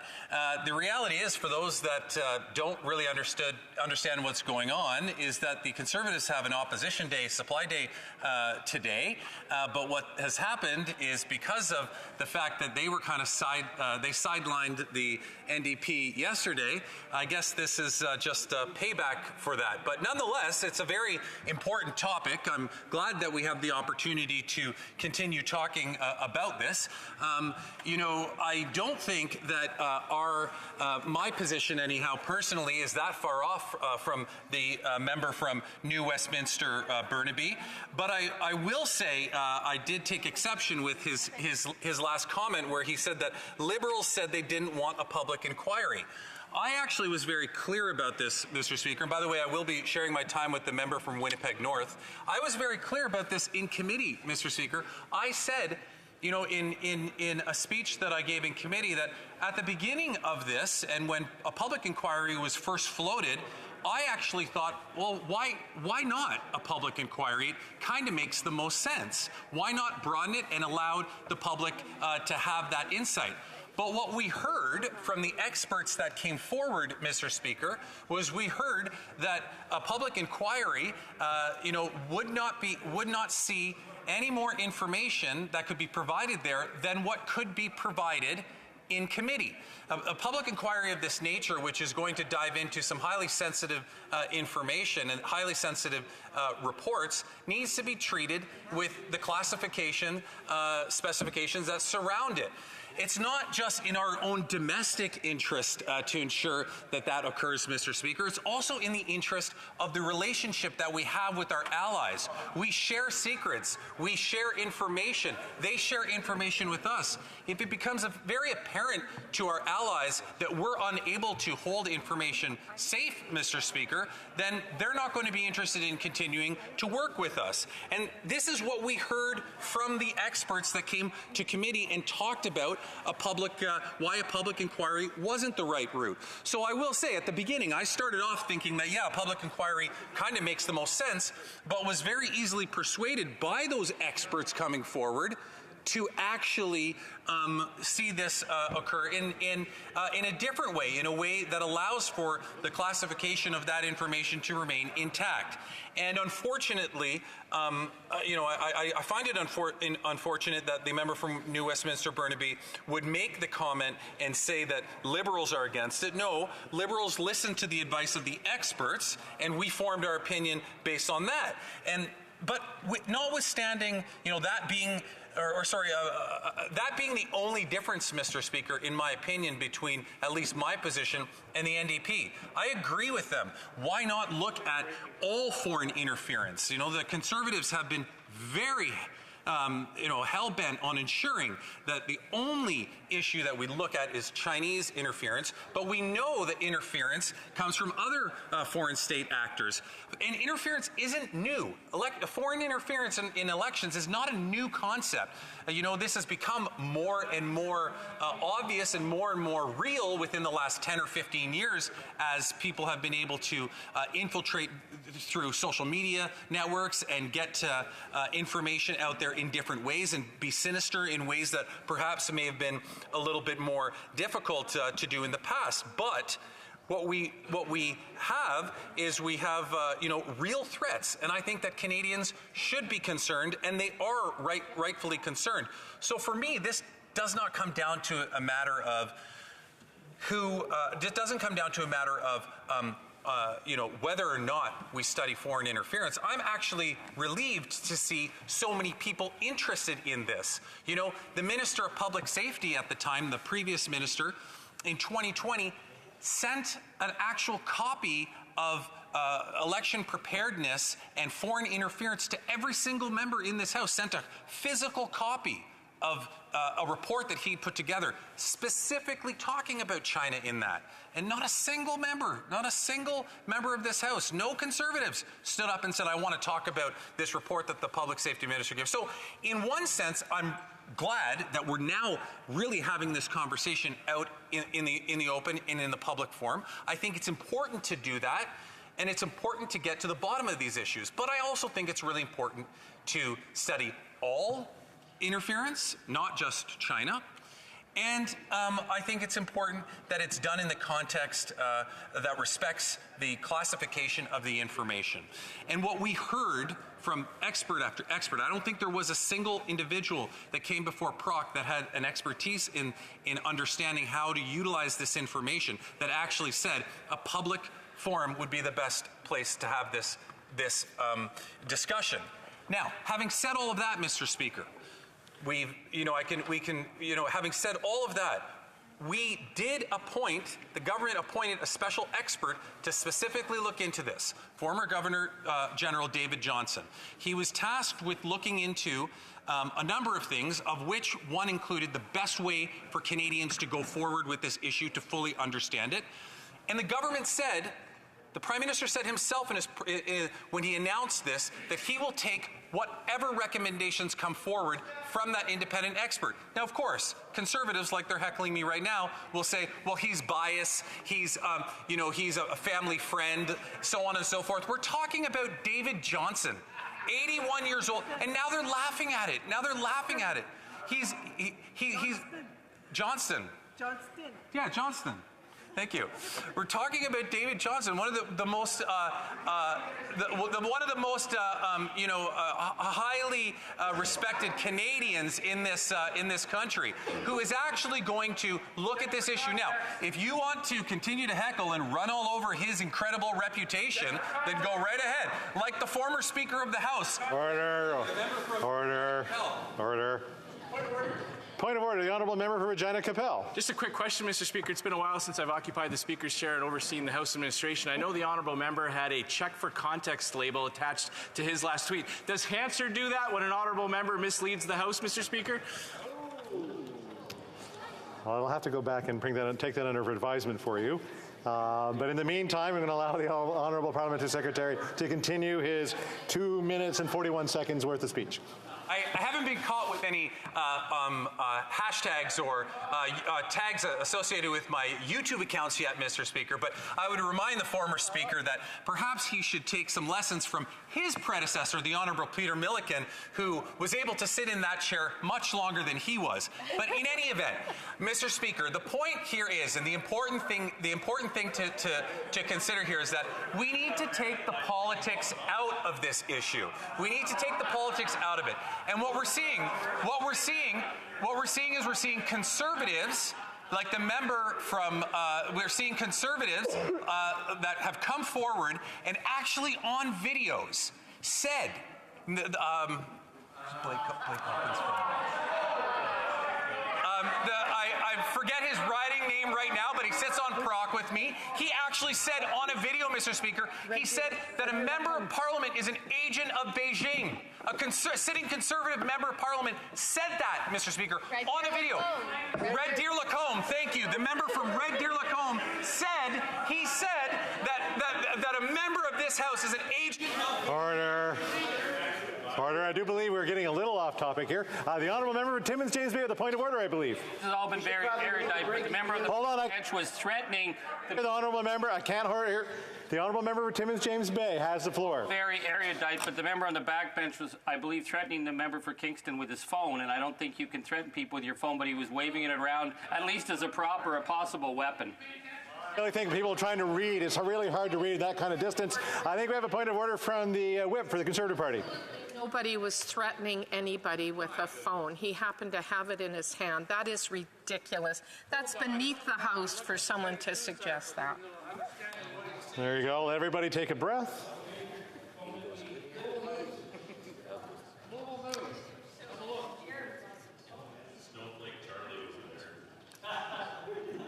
Order. The Honourable Parliamentary Secretary with a whole minute and 11 seconds left. I appreciate the member from Timmins Bay pointing that, but I can assure him that despite the big game that they talk, there's no Conservative in here that actually threatens me successfully anyhow. So, Mr. Speaker, what I was getting at was that we have the member from Red Deer Lacombe who actually said there's a member of Parliament is an agent of Beijing. He said that in a video, and now they want to laugh and talk about who's playing politics. Who actually does that? You know, I'd like to hear one Conservative that gets up to ask me a question actually address that. I've asked the member from St. Albert, Edmonton. I've asked multiple times in committee. Nobody will actually address it. What they did do, Mr. Speaker, is they took the member from Red Deer Lacombe off the committee and didn't let him continue to go to it as a result of what he said. That's actually what happened. So, back to this concurrence motion. I think it's very important that we study this, Mr. Speaker. I think that we have to be, careful about the venue in which we do it in. And quite frankly, that's the only difference that I have from the NDP on this particular concurrence motion. Thank you. Questions and comments. Question and comment. The Honourable Member for Caribou Prince George. Thank you, Mr. Speaker, and thank our honourable colleague. He is a good soldier. He goes on and on and on, and he quotes lots of things. Well, I'd like to quote something from the media. It's breaking news, and perhaps he'd like to check his phone about a breaking news right now of a Liberal MP that secretly advised a Chinese diplomat in 2021 to delay the freeing of the two Michaels. I would like to ask this honourable colleague for a comment onto that.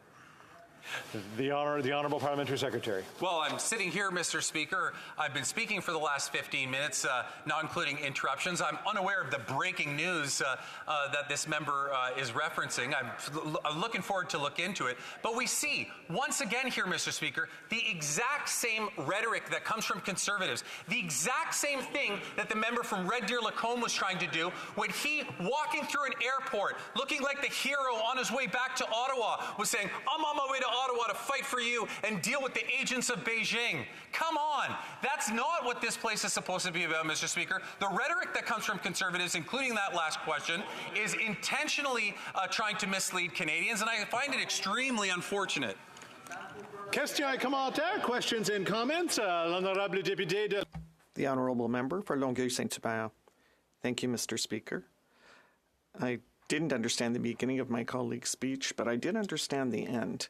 It's not the first time we see the Liberals and Conservatives accuse each other of partisanship, but on the Canada-China Committee this week, the Liberals were simply hateful with regard to the witnesses. Experts were telling us about that, and there were studies published that there are Chinese police stations in 100 countries in the world, and there have been 253 Chinese Canadians deported back to Canada, and that is proven by that NGO, and the Liberals cast a doubt on that. So they were saying, why would Canada be any better than fighting off Chinese interference? It's unacceptable. So when he talks about partisanship, he has nothing. His party has a bad record too. He did not dismiss the issue, Mr. Speaker. As a matter of fact, the minister on a number of occasions said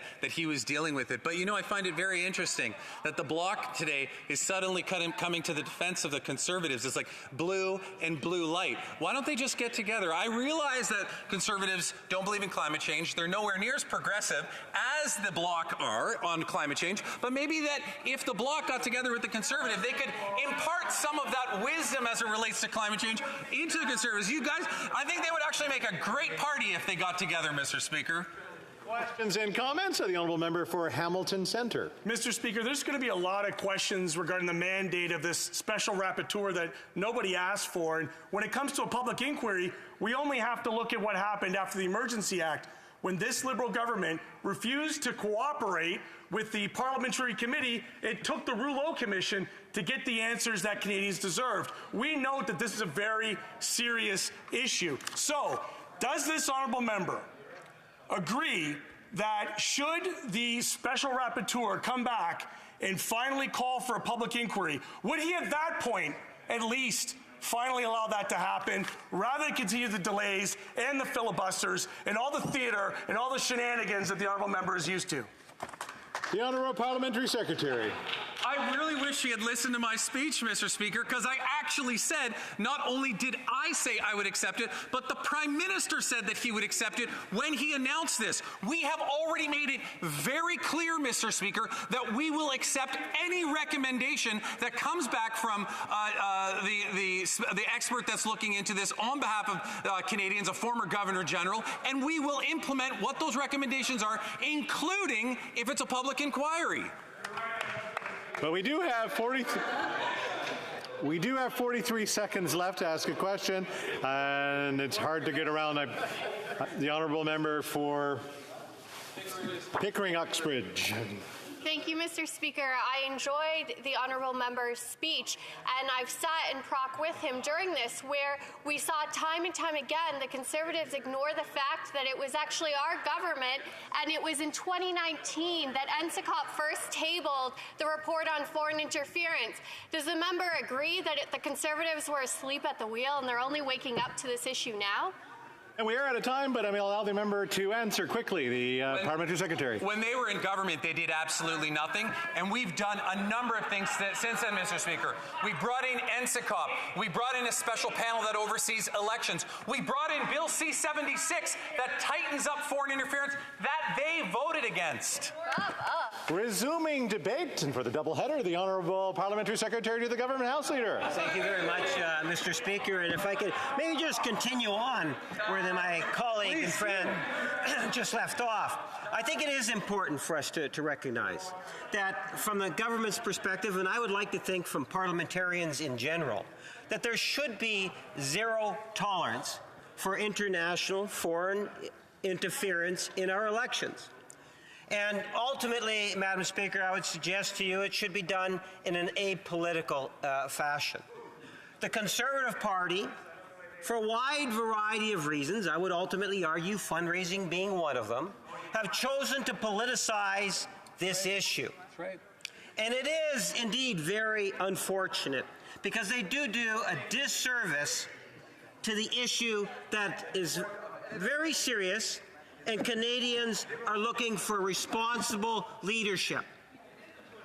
We see the Prime Minister and what we've been able to accomplish over the last number of years in dealing with the issue, and we see a huge vacuum of leadership.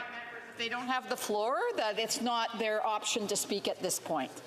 The Honourable Parliamentary Secretary. And Madam Speaker, what we witness is a huge vacuum of leadership coming from the Conservative Party of Canada. When you I just basically mentioned to the member who's actually sitting right beside me, and I'm sure that he heard properly, is that it's not an option to speak when somebody else has the floor. The Honourable Parliamentary Secretary. Yes, thank you, Madam Speaker. And I'm trying to make a fairly simple point here, that being that if you take a look at actions on this issue, this is an issue that is not new.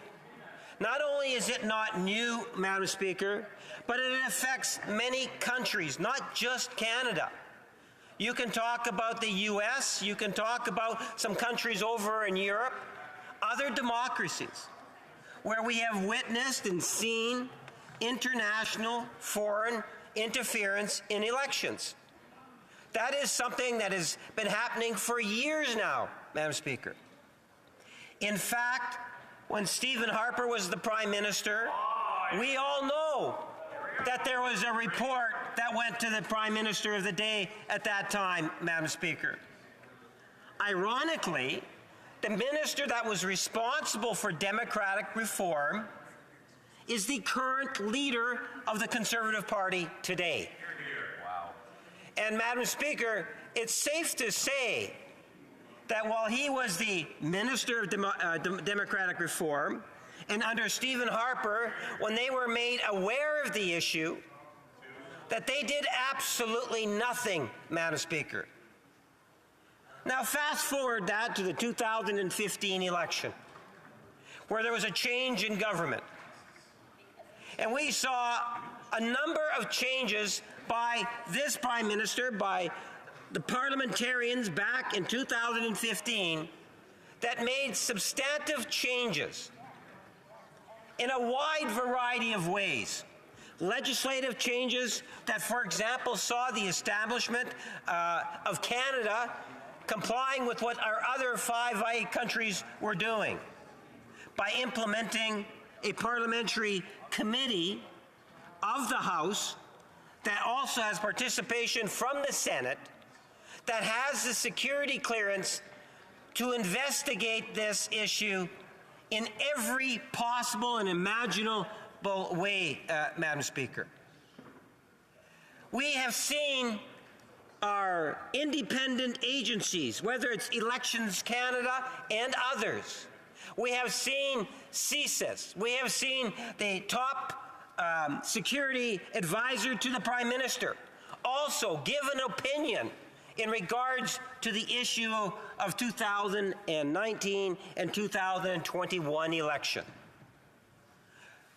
The conclusion, Madam Speaker, has been very clear, that there has not been any interference that has had any outcome or affected the outcome of either one of those elections. The Conservative Party is aware of that, Madam Speaker. Yet they choose to be able to continue to flaunt the issue, to ratchet it up, in hopes that they can get Canadians even more upset with the issue. Well, Madam Speaker, when you hear of issues such as foreign interference, what do they hope to be able to achieve?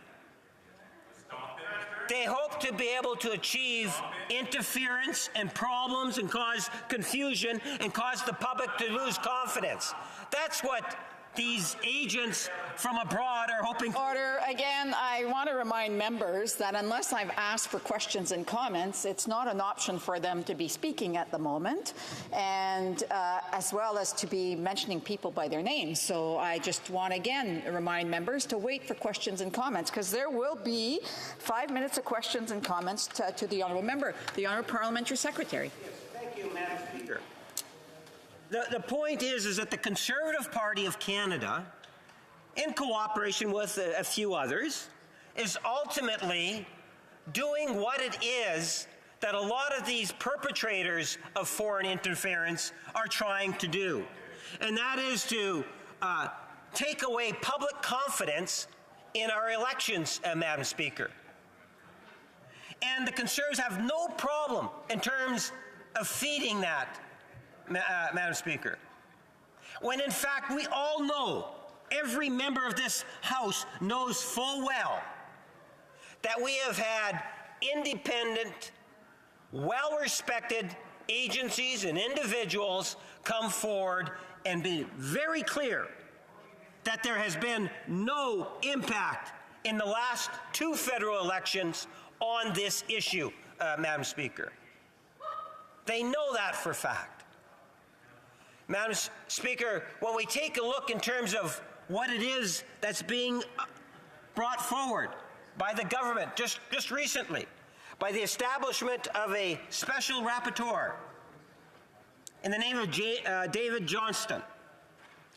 David Johnston is a former Governor General of Canada, someone that was appointed by the former Prime Minister Stephen Harper, a Conservative Prime Minister, an individual that has impeccable credentials, someone that has been a true Canadian in every imaginable way,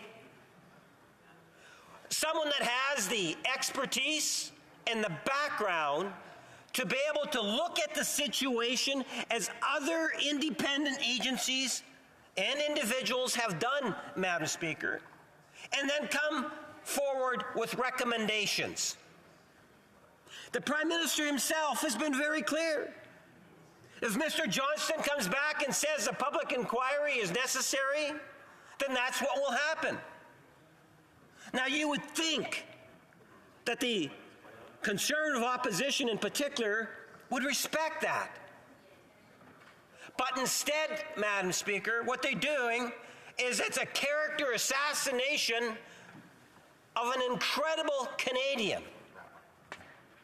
Much like what we've witnessed over the last number of years where the Conservatives have no hesitation in personal attacks of the Prime Minister or anyone else within the government.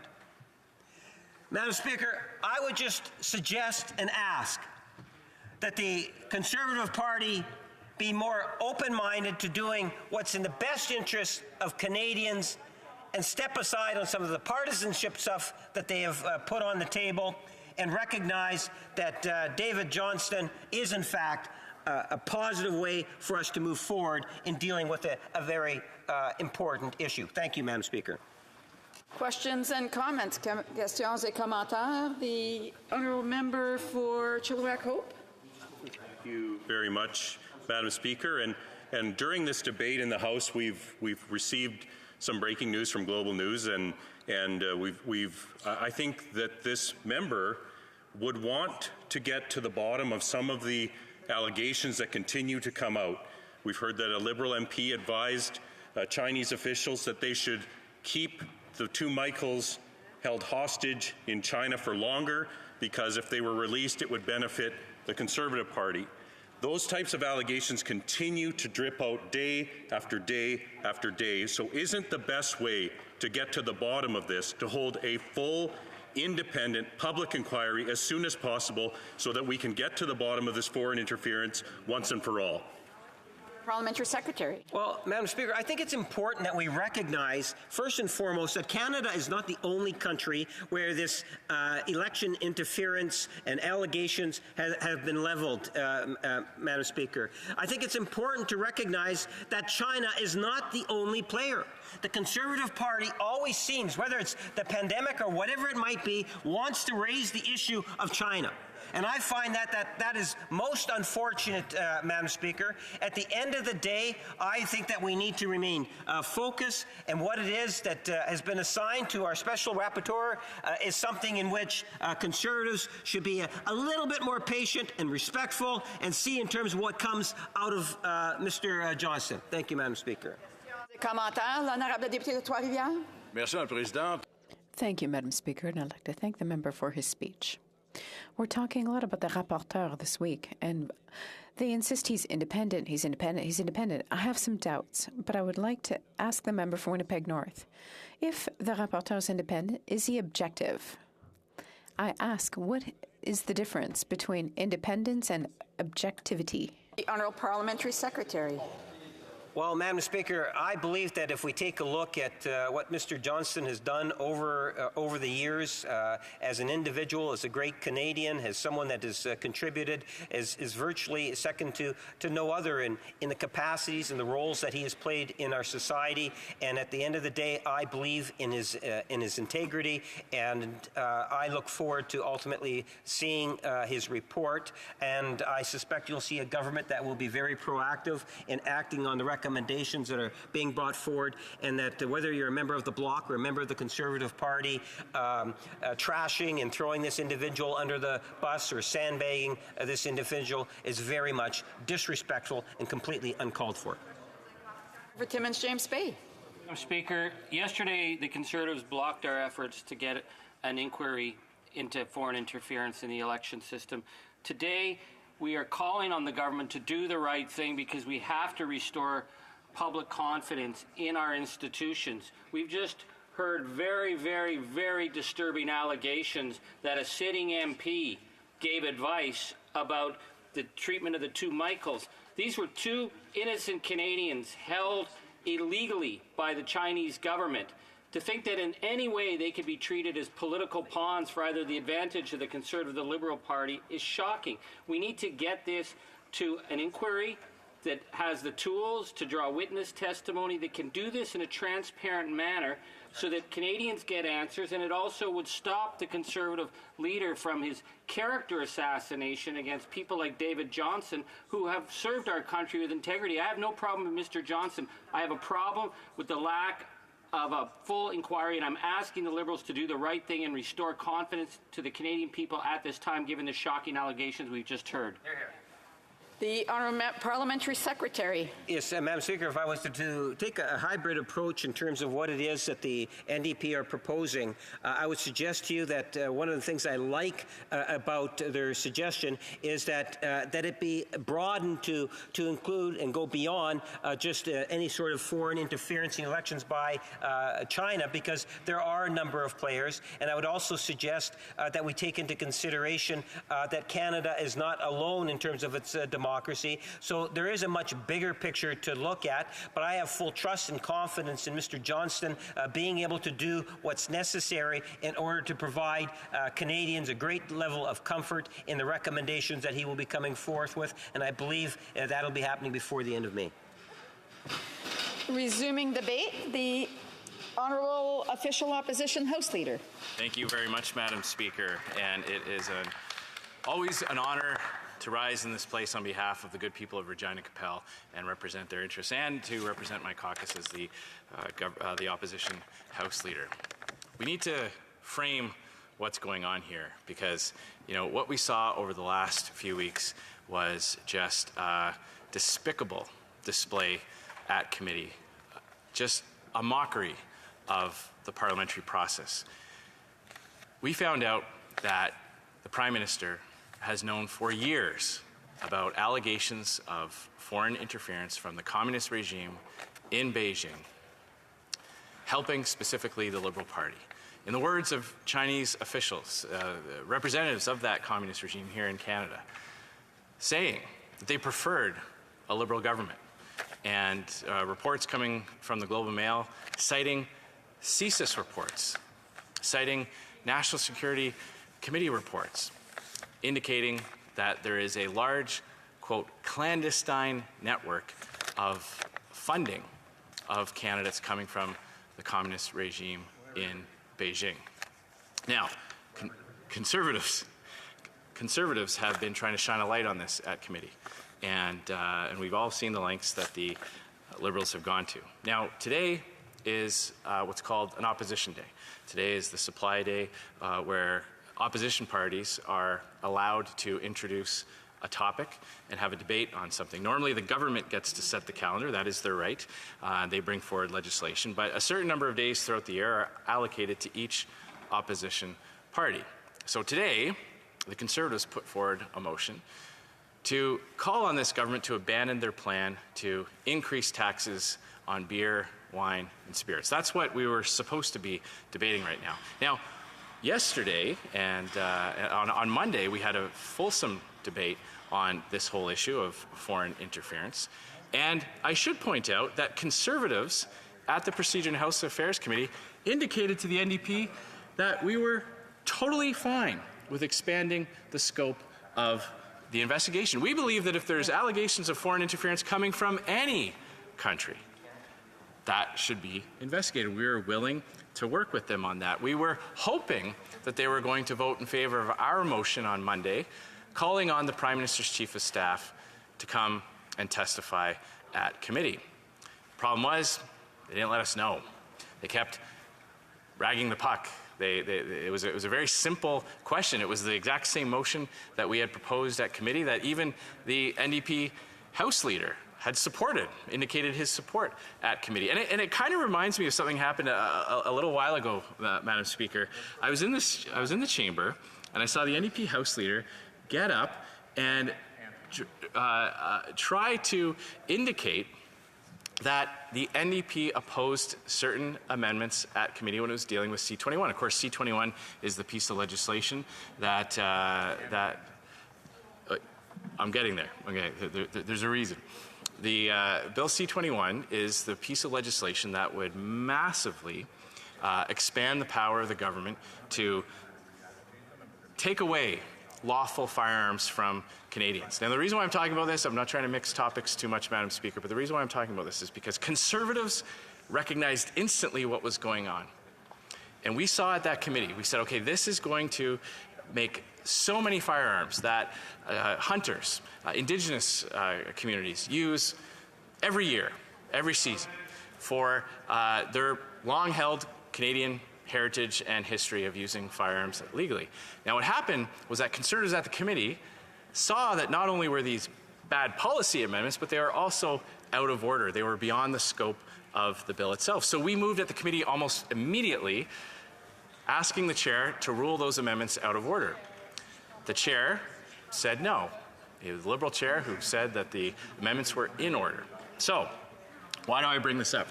Because at the committee, the Conservatives challenged the chair, and we looked to our colleagues in the Bloc and the NDP and said, please support us on this. These amendments are out of order. The NDP voted no. The NDP voted to keep those amendments on C-21 in that bill. And yet the NDP House Leader came to this chamber and then asked the Speaker to do what he actually voted against, what his team voted against at committee. Wow. And tried to take credit and say, oh, these are bad amendments, only after their MPs heard from their constituents and told them how terrible it was. This is exactly what we're facing here today. We have tried to give the opportunity to the NDP multiple times to hold this government to account. And yet, time and time again, they are showing Canadians that they'd rather prop up Liberal corruption, help keep the truth covered, instead of shining a light. So it's very disappointing. It's very disappointing that we see the NDP here on an opposition day move this motion. They're trying to come up with this phony story that Conservatives want a public inquiry. We've called for it. We were trying to get this report back into the House so we could have dealt with this last week. They're the ones playing procedural games, and we are not going to let them get away with it. We're going to highlight to Canadians the hypocrisy that the NDP have been showing. Madam Speaker, I just want to indicate that I am splitting my time with the honourable member for Edmonton St. Albert. And in closing, Madam Speaker, I just want to make a couple points about this. You know, I hear from colleagues across the way who are throwing all kinds of baseless allegations. All kinds of baseless allegations that just are not backed up in fact. Conservatives have been calling for a public inquiry. The first time that the Leader of the Opposition raised this issue in the House, the Prime Minister said he didn't know anything about it. So we started to press. We started to call for this. We started to call for a full, independent public inquiry. What does the government do? Appoint a special rapporteur. I understand. I understand the Honourable Government House Leader, and I'm hoping to have a discussion with him in a few moments. But it's important to set the stage on it. Madam Speaker, I'll wrap it up with this. It's impossible to restore the confidence that has been shaken by the Prime Minister's inaction on this file without a public inquiry. Not a special rapporteur with close family ties to the Prime Minister, not with someone on a Trudeau Foundation board. We support the call for a full public inquiry, and we were just disappointed it took so long to drag the NDP kicking and screaming to ensure that the Prime Minister's Chief of Staff testifies at committee. Great. Questions and comments? Questions et commentaires?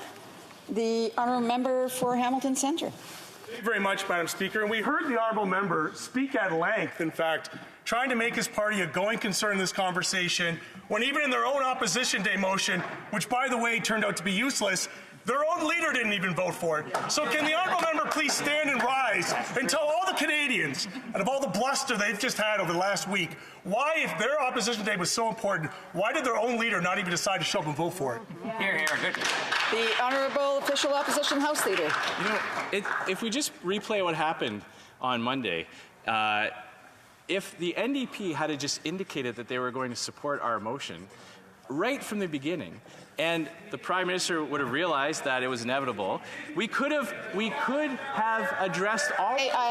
Order. I just want to again remind members, and I'm sure that those members were already in the House a while ago when I mentioned this, is that when somebody else has the floor, it's not an option for them to speak. So if they have other questions and comments, they should wait until I ask for questions and comments. The Honourable Official Opposition House Leader.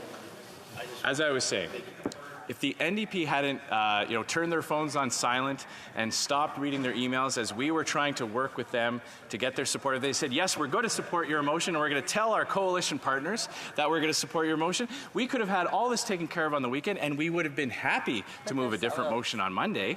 If anybody was wasting the House's time with that, it was the NDP, taking so long, getting dragged, kicking and screaming to do the right thing. That's why that happened on Monday. Right. Questions and comments? Questions et commentaires? The honourable member for Edmonton, Wetaskiwin. Well, thank you, Madam Speaker. And just after watching that exchange there, I can't be more struck by the difference in position in 2004, 5, 6 with the NDP leader at that time with the sponsorship. There seems to be some cross debate here, and I would just ask members to please wait until it's time for questions and comments, and for the honourable member who's going to answer the question to maybe listen to the question so that he'll know what he's responding to. The honourable member for Edmonton, Wetaskiwin. Yeah, I was just wanting the honourable member to comment on the difference in the NDP approach right now versus the NDP approach back in sort of 2004, 2005, 2006 around the sponsorship scandal. Those two positions, those two approaches around transparency and holding the government of the day to account couldn't be more different. Yeah. Okay, there's still that cross debate going on, and I hope that the honourable member will know what he's answering. The honourable official opposition House leader. Well, no, I mean, my honourable colleague was very active in politics. I think he joined the House here in 2006, but of course he would have been watching all that unfold in 2004. And finally, at the right time, the leader of the NDP at the time suddenly realized that he couldn't just keep propping up a government that was under that kind of scandal and that cloud hanging over it. And ultimately, it worked out for the NDP down the road. They ended up having a bigger caucus after the 2011 election, after standing on that principle. We've seen what's happened in the last few elections under this current NDP leader, where their caucus has diminished after every election. So yep. I think the two things go hand in hand, and I appreciate the honourable member for pointing that out. Questions and comments? Questions et commentaires? The honourable member for Hamilton Centre. And again, he still won't answer the question. The question was, if their opposition day motion was so important to get Telford to ethics, which I'm on, by the way, and it was because of the NDP that we actually got Telford to proc. It was nothing with their useless bill. So why is it that this member can't stand up today and explain to all the Canadians who are glued watching this why the leader of the official opposition couldn't even be bothered to vote on their own motion? Yeah. Exactly. The honourable member, the honourable official opposition House leader. Why did it take the leader of the NDP 2 weeks to decide that he was going to do the right thing and ensure that the Prime Minister's Chief of Staff testified? I mean, the honourable member wants to talk about why this happened, why that happened. Why does it always take so much public pressure to get the NDP to do the right thing? Yeah. That's the question Canadians want to know. That's the question why New Democrats who used to vote for the NDP. I come from Saskatchewan, the home of the NDP. Since the NDP have decided to sell out their core principles, they used to be in favor of transparency and ethics. They've been shut out of Saskatchewan. Their caucus has diminished every single election. Yeah. So if they want to continue to show Canadians that they're way more excited to be part of the club, and they can make deals with the government, and they can move pieces around, and they can feel like they're more relevant than they ever have while they're selling out their core principles, fill your boots. And meanwhile, the Liberals are too. Again, I want to remind members if they've had an opportunity to ask the question, they should be listening to the answer, and if they don't like the answer, they can get up to ask questions if there's still time for questions and comments. Unfortunately, there's not at this point, but maybe at a later time. It's time for resuming debate, reprise de débat. The honourable member for St. Albert Edmonton, or Edmonton St. Albert, no, St. Albert Edmonton, I got it right. Yes. Thank you very much, Madam Speaker. I rise in support of the concurrence motion, a motion that was strengthened considerably as a result of a Conservative amendment brought forward at the Procedure and House Affairs Committee. In the face of the alarming revelations of Beijing's election interference in 2 elections that took place under this Prime Minister's watch, interference that has been characterized by Global News and the Globe and Mail, based upon their review of CSIS documents, as a vast campaign of interference in the 2019 election and an orchestrated machine in the 2021 election to help the Liberals secure a minority government and to defeat certain Conservative candidates.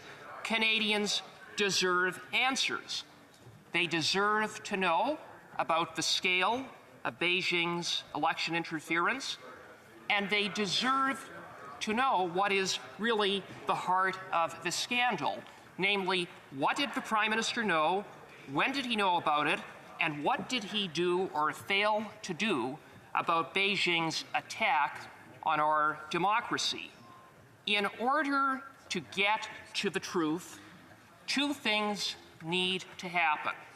First, the Procedure and House Affairs Committee, which is seized with a study on Beijing's election interference, must be able to do its work unimpeded, without the obstruction that we have seen over the past several weeks, driven by the Liberals, but often supported by the junior partner of the cover-up coalition, the NDP.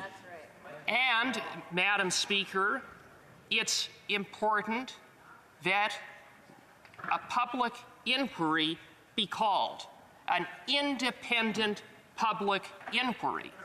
And it is a position Conservatives have consistently supported. And indeed, we strengthened the very weak NDP motion at the Procedure and House Affairs Committee, which I will get into momentarily. On both of these questions, what is the NDP's track record? Well, Madam Speaker, it's a pretty pathetic one. The NDP 3 times joined at the direction of their boss, the Prime Minister, with Liberal MPs at the Procedure and House Affairs Committee to block the testimony of Katie Telford. They worked with the Liberals, not once, not twice, but 3 times to block Katie Telford from coming to the committee, a key witness to getting to the bottom of what the Prime Minister knows and what the Prime Minister failed to do about Beijing's election interference. But again, it's what one would expect of the junior partner of the cover-up coalition. Then the NDP, no doubt facing public pressure, suddenly flip-flopped and indicated that they were supporting my straightforward motion to have Katie Telford appear at the Procedure and House Affairs Committee. But, and you would think, Madam Speaker, that if they're posturing their support, that they would welcome a Conservative motion that was brought forward in this House. But then all of a sudden they flip-flopped again and voted against that motion. Now, in fairness to the NDP, they did ultimately support my motion when the Liberals finally ended their filibustering. But again, it took weeks of public pressure, it took weeks of pressure from Conservatives before the NDP finally did the right thing and supported bringing Telford to committee. But it also must be noted that they voted against a much stronger motion that Conservatives put forward in this House that was voted on yesterday, that the NDP, the junior partner of the cover-up coalition, sided with the Liberals, voted against, one that had considerably more teeth than the Proc motion. And in addition to that, Madam Speaker, as the junior partner of the cover-up coalition, they have worked with the Liberals to cover up the production of documents at the Procedure and House Affairs Committee, not once, but twice. They voted against a Conservative motion that would have, instead of giving the government, this Prime Minister, who has so much to answer for, and the PMO, a veto over what is produced to the committee, we proposed that the independent parliamentary law clerk review documents that are relevant, having regard for national security and other considerations. The NDP voted against that. They joined the Liberals, blocking the production of documents. The NDP talks a good game about a public inquiry, but, Madam Speaker, the motion that they put forward at the Procedure and House Affairs Committee was a considerably weak motion. It would have given the Prime Minister the unilateral power to appoint the commissioner of the inquiry. Now, Madam Speaker, what Conservatives put forward as an amendment was to say no, the Prime Minister should not have the only say, that if there is to be a public inquiry, as we believe there must be, such an inquiry must be truly independent, and it must be perceived to be independent. And therefore, our amendment provided that all recognized parties in this House agree upon the head of the public inquiry to ensure not only the independence of that inquiry, but the perception that that inquiry is independent. And in that regard, Madam Speaker, it was Conservatives that considerably strengthened the very concurrence motion that this House is voting on or debating today. And, Madam Speaker, by contrast, what the NDP were prepared to do is to let the Prime Minister do a do-over of Rosenberg, in which the Prime Minister appointed a Liberal crony, someone who was the president of the Trudeau Foundation for several years, and not only was the president of the Trudeau Foundation, but actually facilitated a $200,000 donation from a Beijing political operative to the Trudeau Foundation. We said no, that shouldn't happen again. That individual was appointed to review the 2021 election, completely undermining the credibility of the findings of Rosenberg's report. But, again, there you have it. The NDP playing games. The NDP talking out of both sides of their mouth, flip-flopping, putting forward weak motions at PROC. They say they want a public inquiry, but they were prepared to turn it over to the Prime Minister. And so, Madam Speaker, what we have is a completely unserious NDP when it comes to getting to the bottom of foreign interference, and specifically Beijing's election interference. The NDP have spent actually more time criticizing Conservatives, trying to hold us accountable, than they have the government, the Liberal government, that we know, based upon all of the reports and the limited documents that have been produced to our committee, have a lot to answer for, given that the Liberal Party was a beneficiary, or at least it was the objective of Beijing to assist the Liberal Party. So why would it take weeks for the NDP to get around to doing what should have happened weeks ago, and that is for Telford to come to committee? She is, after all, the Prime Minister's top political advisor.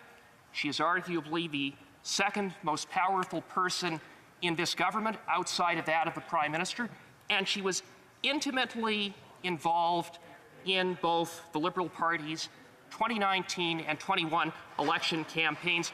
I'm glad the cover-up coalition junior partner finally... The honourable member's time is up, so it's questions and comments. Questions et commentaires. The honourable parliamentary secretary of the government House Leader. Madam Speaker, we have had professional, apolitical civil servants that have been very clear, that have indicated that there's no impact from any international interference, and particularly citing China, that had an impact on the outcome of either the 2019 or 2021 election. The Conservative Party knows that. We now have Mr. Johnston, an incredible Canadian that's looking into the matter and is going to be coming back with recommendation. An incredible Canadian with impeccable credentials. Will the Conservative Party support his conclusions? Honourable member for St. Albert Edmonton. Madam Speaker, first of all, Conservatives have been very clear that Beijing's election interference did not impact the overall election result in 2019 or 2021. But Beijing's interference may have had an impact in some ridings. And if it had an impact on any riding, that is alarming. It is a matter of national concern, and it needs to be addressed, which the Prime Minister has been entirely unwilling to do, dodging, deflecting, and covering up. Thank you, Madam Chair. Questions and comments? The Honourable Member for Longueuil-Saint-Hubert. Thank you, Madam Speaker. There's so much grey area here in this whole story. The government's refusal to accept an independent inquiry is unacceptable. In the Canada-China Committee, I questioned an RCMP officer. The Safeguard defenders were telling us that the Chinese police stations, they were community centers, helping people with clothing and housing, but then these community centers end up becoming intelligence centers, and Safeguard Defender documented that process. There are 2 centers in Quebec, one in Brossard and one in Montreal. 3 weeks before, though, there was an announcement that those 2 places in Montreal were Chinese police stations. The RCMP, though, denied that there were any Chinese police stations in Montreal. We knew that there were some. It was confirmed for Toronto and Vancouver. But the RCMP, that's a government agency, they denied it. Then, a few weeks later in the newspaper, we read that those were, in fact, police stations. So I want to know what our intelligence agencies know and what they don't know. What does the RCMP know? What do they investigate and what are they not investigating? It's unacceptable that we not get straight to the bottom of things with an independent investigation. Thank you, Madam Speaker, and I completely agree with my honourable colleague, and he highlights to what degree this Liberal government has turned a blind eye to Beijing's interference not only in our elections, but in other aspects, including aspects of our sovereignty, including opening up at least 7 illegal police stations. Under this Liberal government's watch, Chinese Canadian citizens are being intimidated and harassed. And what has happened? What have the Liberals done? No charges have been laid. No diplomats have been expelled. The best that the Global Affairs Minister could say is that 1 diplomat's visa was denied. That's it. That's not a government that takes Beijing's interference seriously. We have time for a brief answer. The question, the Honourable Member for Hamilton Centre.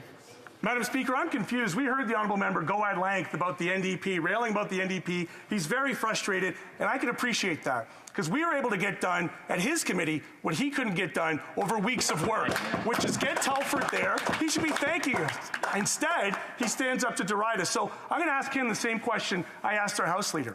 If their motion was so important, why is the Leader of the official opposition didn't even have the courage or the courtesy to Canadians to come in and support their own bill? That's right. The Honourable Member St. Edmonton, a brief answer, please. Madam Speaker, I would remind the Honourable Member that it was the NDP that worked with the Liberals 3 times to block Katie Telford from appearing before a committee. That is the NDP record. They can't walk that back. They can't hide from that track record.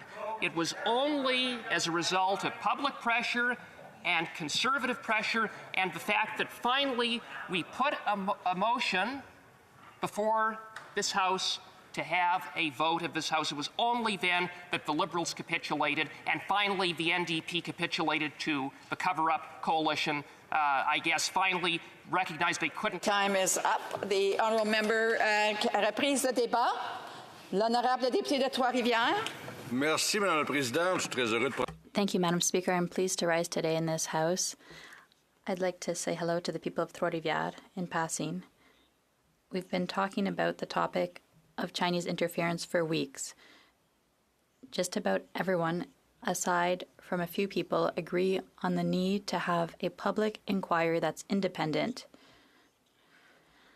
Aside from a few people, we seem to agree on that. What's at play here is the public interest. It's not a time to be partisan, that's for elections, but it's about the public interest. From the government, what I've seen is more dealing with the leak than working for the public interest. When we work in ethics, we're always asking the question, what should be done when we want to do the right thing? It's a major question. It's about introspection. There needs to be some distance from an issue. We have to want to discuss the issue. When it comes to ethics, we look at what we need to do in the circumstances, what's the right thing. When we want to do that, we need to guide ourselves. Currently, to my knowledge, there is no law on foreign interference. So we can't say we'll enforce the law, but we'll need to get to the point of finding something. The legal vacuum that's currently in place will need to be filled. But to know what to do and how to do it, we need to say what happened, what took place.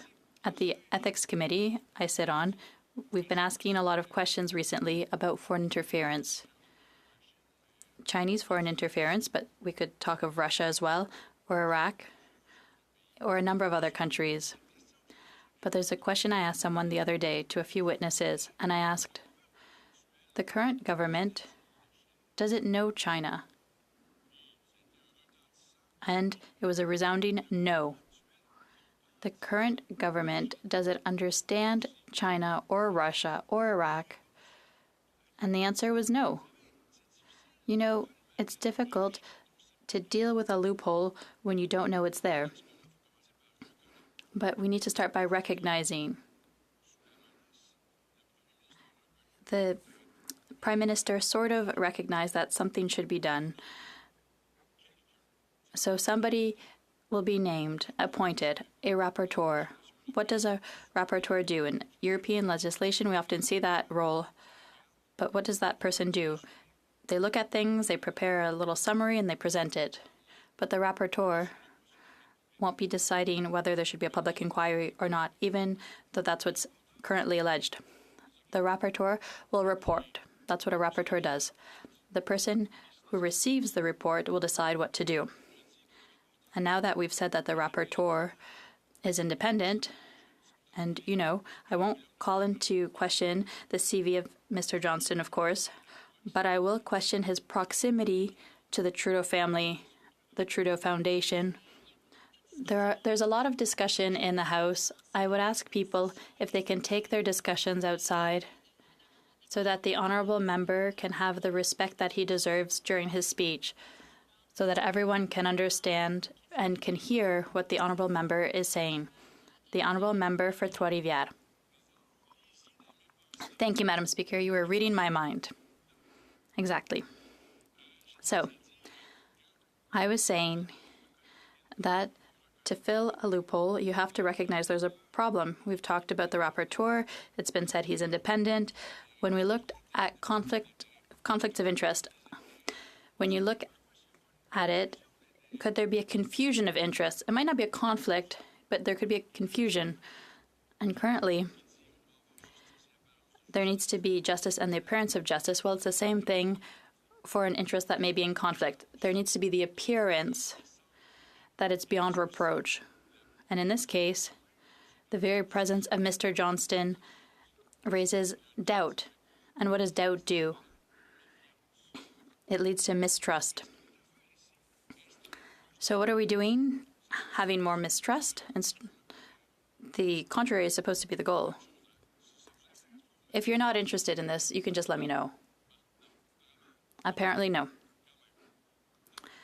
So, doubt. I'll just ask you, through the many discussions that I'm hearing right now, seriously. Point of order, Madam Speaker. A point of order, the honourable member for Jonquière. I have difficulty hearing my colleague. I'd like to hear what he's saying. I don't know if the others can quiet down, please. I didn't notice that it was as bad as earlier, but certainly if people have discussions, they should take them outside. Go to the lobby to discuss, because as I said earlier, it's important that the honourable member who has the floor now can be heard, so that his speech can be heard so we can ask questions and make comments. Thank you, Madam Speaker. If my colleague has a hard time hearing, I'm having a hard time thinking straight. So listen, I was saying we have a rapporteur who's said to be independent. There needs to be a lack of confusion when it comes to the interest, and there needs to be the lack of an appearance. So the presence of Mr. Johnston leads to doubt, which leads to mistrust, and that leads to defiance. We saw that last winter. We don't like that. We don't want to get to that point. But I have questions for the government on that. But when someone is said to be independent, what does that mean? When you learn Latin, there's in, which means in relation with, and dependent. It's about a choice. Independence means that you can make your own choices. Can the rapporteur make his own choices? I don't know. I haven't seen his mandate. But I will propose 4 other elements that we should be looking at. Can we define or say that the rapporteur is neutral? Is the rapporteur neutral? Well, I'd be surprised if he was, because he needs to be for justice. He needs to be for the public interest. He's not neutral. Is he impartial? Impartiality. Often that's confused with neutrality, but it's not the same thing, because a judge, well, impartiality is a position that allows you to decide justly. So an impartial person chooses between A and B and makes a choice in accordance with the principles put forward. Is that person impartial? I hope so. But the 2 concepts that really weigh on my mind are objectivity and subjectivity. Objectivity, you won't be surprised to learn that it comes from objectum in Latin. That is to say, throw before oneself. Objectum is an object that has been thrown before someone, so it's before us, we see it. That's objective. It's often confused with subjectivity, subjectum. That's the person holding the object that's not yet before them. So the rapporteur, is he looking at the object or holding the object? I hope that a colleague will ask that question. I would love to answer that question. So objectivity and subjectivity. I'm looking for objectivity, honestly. And I think that's something that needs to be present. Otherwise, there will still be doubt and we'll be on the same path. Now, the thing to do, not for the rapporteur, but from the government, and I'm sure that everybody will agree, is that we need to act responsibly. Responsibility is often talked about, it's rarely defined, and I'll keep talking about definitions. Responsible, well, is from Latin. Res is the person who's responsible. A responsible person can promise something. Is the government responsible? So we have a 3-test question. So does the government have the choice of the means? I would say yes. There are many means at their disposal. And does the government choose the means? Or is the government stuck with one? I think we have a problem here. And the 3rd quality, the first is to choose, and the second is to use them. And then there's the 3rd, the will to act. And so I think it's pretty much impossible to be more reluctant to act. We've seen a lot of reluctance. And democracy isn't simple. Even if everything that's said is true, doubt prevents us from appreciating the veracity. So we will insist on a public, independent, and objective, I would add, and that's an additional degree of difficulty, but if the government believes they are correct, I would allow them to respond, and they will accept to make an objective choice, which cannot be done with the presence of Mr. Johnston, regardless of the academic value I would be the first to recognize, but the shadow that is left by doubt can't lead us to believe that everything will be done correctly. Thank you very much. Questions and comments. The Honourable Parliamentary Secretary to the Government Leader. Madam Speaker, and I think that Mr. Johnston in his career, whether it was as Governor General of Canada or his role on national leadership debates, and many other things that he has done in his lifetime of 80 plus years now, has been impeccable and with his credentials. And what's being asked of him is something in which and I suspect a vast majority of Canadians would see is that he is quite capable and able to do in an apolitical fashion, but rather act on what's in the best interest in Canada. My question to the member is, based on his speech, is the Bloc's position going to be, no matter what it is that he reports, that the Bloc will have see no validity to the report? The Honourable Member for Trois-Rivières. Inaudible. Of course not. If there was an independent inquiry, we would agree with that. But I'll answer his question directly. If we present someone who has an impeccable career, for example, in ethics, and who is recognized with prizes around the world, a doctorate, publications, and the person is said to be independent, and as somebody who worked for the Bloc, would you have a problem, despite my academic background, my professional background, what if I were named rapporteur? The Honourable Parliamentary Secretary. Questions and comments, rather. The Honourable Member for Hamilton Centre. I think on ministerial material, Madam Speaker, but I digress. If there's one person in the House, actually, that I would trust with that role, it'd be the Honourable Member from Trois-Rivières, because he is a subject matter expert. He's literally written books on ethics, and I have the privilege of serving with him on the Ethics Committee, and so I'm keen to hear. We heard about, whether or not there would be credibility, but I think I would like to set that aside and ask him to create a distinction, the difference between credibility and legitimacy in the eyes of the public as it relates to public interest and just how deeply concerning this file is, given particularly some of the emerging reports that continue to come out. We've just had reports here today that have come out, which are deeply concerning. And so can he perhaps just expand on how he might feel the value in a public inquiry that is completely independent, that is given the purview to have access to all the important information rather than taking information in drip drops like it's coming out in the press today?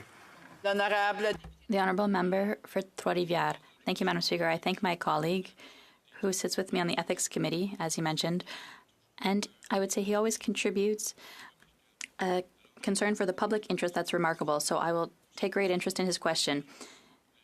The credibility or the legitimacy, are they at play here? Credibility, Mr. Johnston has an impeccable reputation on that, but the link between Mr. Johnston and the other interests is not impeccable. It's not obscure. There's some shadow in that regard. And in such an important case, foreign interference, where the revelations are coming in drips every day, there's nothing better than having things completely transparent. So it needs to be impeccable plus, and that doesn't have to do with credibility. That's something else. So I hope we can have an independent and impeccable inquiry. Questions and comments. The Honourable Member for La Pointe-de-l'Île. I'd like to hear my colleague speak a bit more. He talked about objectivity and subjectivity. Sometimes we say that objectivity is subjectivity of more people. I'd like to hear him elaborate on that. The Honourable Member for Trois-Rivières. Madam Speaker, I thought it was a friend. Objectivity, well, it's subjectivity rather, is when we look at an object, but there are 360 degrees. I think the perspective can change a little bit. I don't know if it would be the sum of subjectivity, but we need to take into account that there are a number of angles for looking at something, and we can't neglect one. That's why impeccability must be present. Questions and comments. The Honourable Member for Pierre Boucher Les Patriotes Verchères. Thank you, Madam Speaker. I really appreciated my colleague's speech. He's always inspiring. And I'd like to draw a parallel. In 2022, I visited the former East Germany, a city there. And when I was there, one of the first things I went to see is a museum on the Stasi, the secret police that they had during the Soviet Union in East Germany. 95,000 agents, 75,000 informants, they were everywhere. And they were able to implant their regime of terror because you didn't know who they were. You didn't know who the Stasi agents were. You didn't know who the informants were. So their strength was that obscurity. And the government currently doesn't want to put in place a public inquiry, which, in my view, would deal with this. That's what we're seeing with the Chinese regime right now. Why would the government want to maintain that obscurity when what would weaken a regime like that would be to have clarity? The Honourable Member for Trois-Rivières. I'd like to thank my colleague for his question. In 2015, I heard that sunlight was the best disinfectant. I think that's clear. We could use that concept today. When I was in school, there was a dictionary about doubting, looking, and finding. Currently, I'm doubting. They don't want to look and they don't want to find. So I'd like to have an independent public inquiry.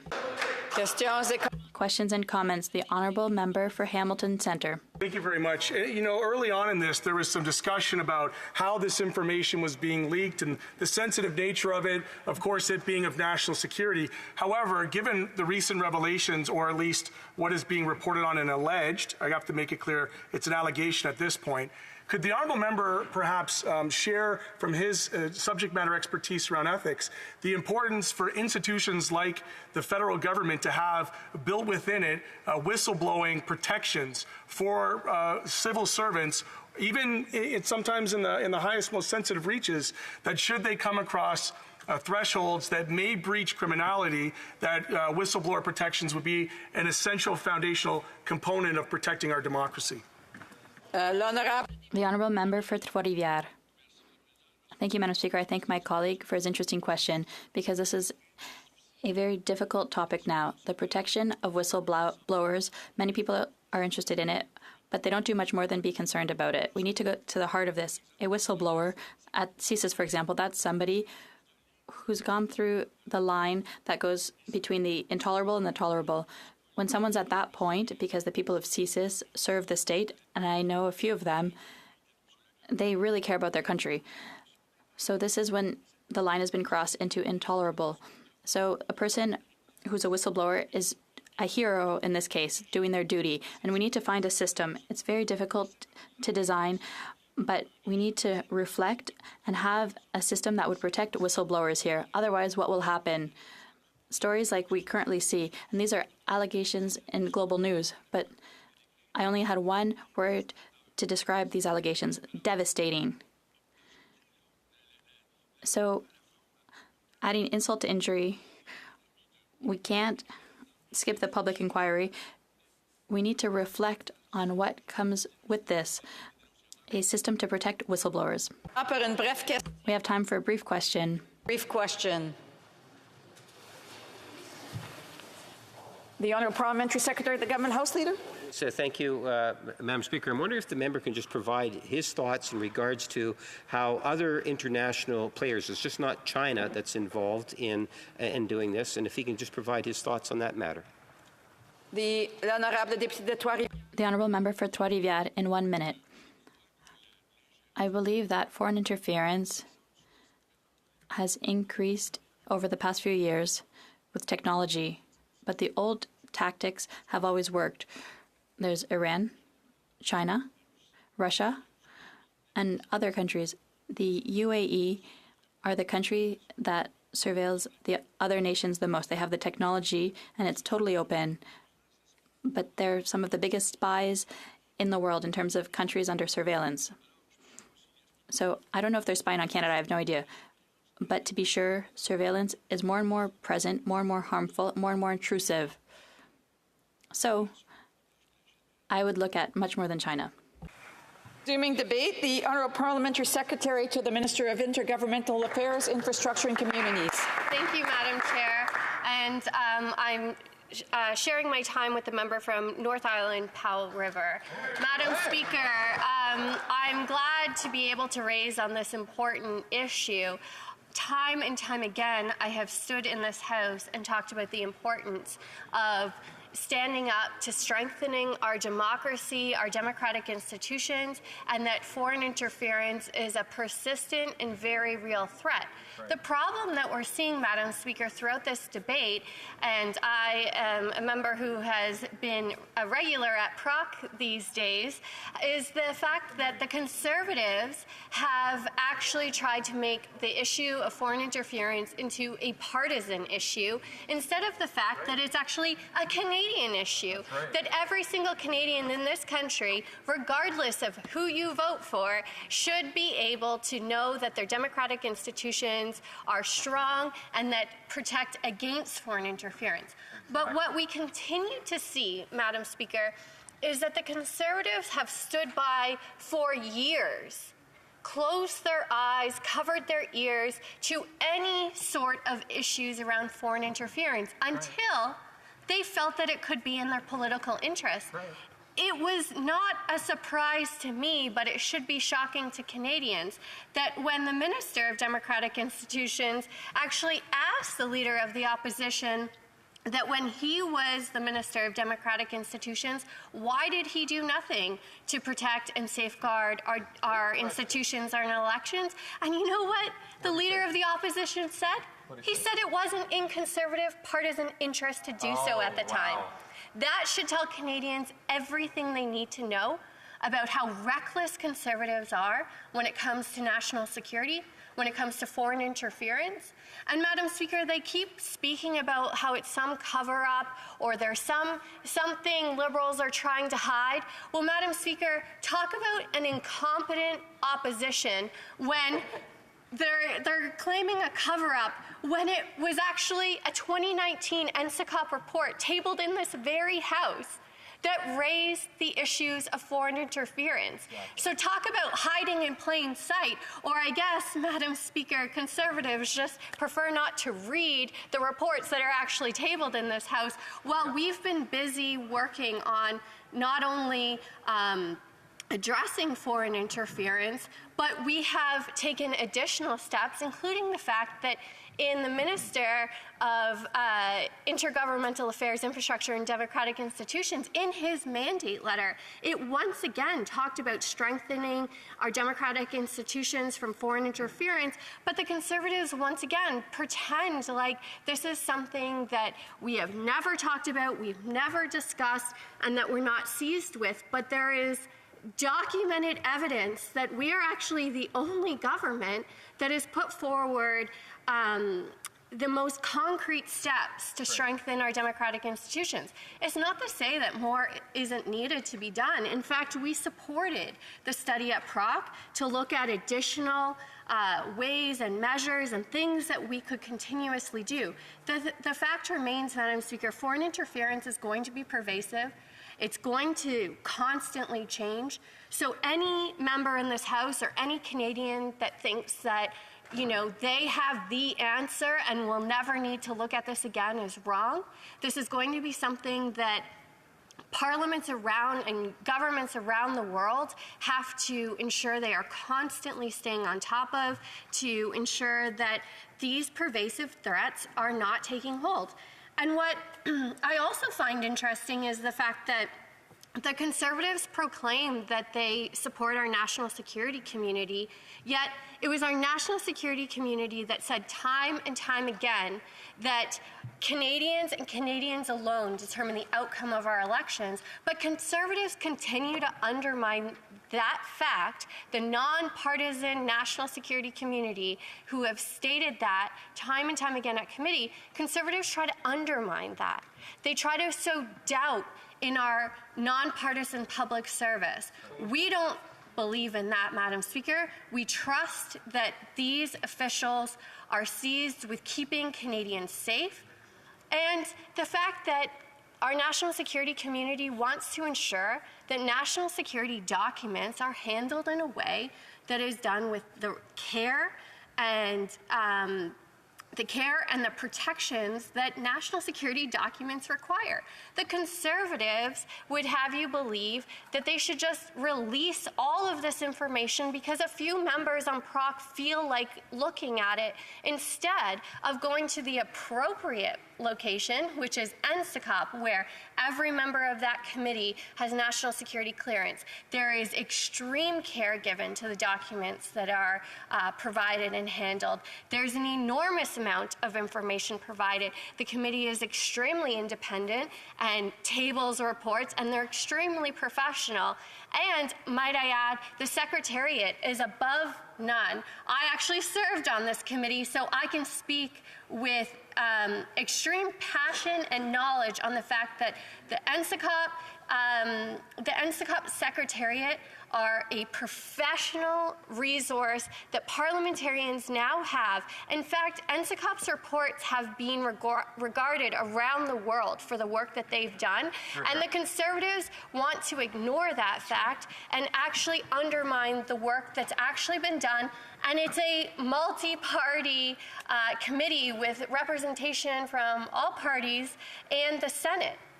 So I find it interesting that the Conservatives don't want to use this committee that, in fact, we ensured was created in this House, where parliamentarians actually could access these top secret security documents in a way that was responsible. I think every Canadian would want their parliamentarians to treat national security with the seriousness and responsibleness that national security deserves. It keeps not only us as Canadians safe, but those who have stepped up to serve and protect our country. And the Conservatives once again continue to be reckless with our national security community, and I think Canadians have seen through that time and time again. Right.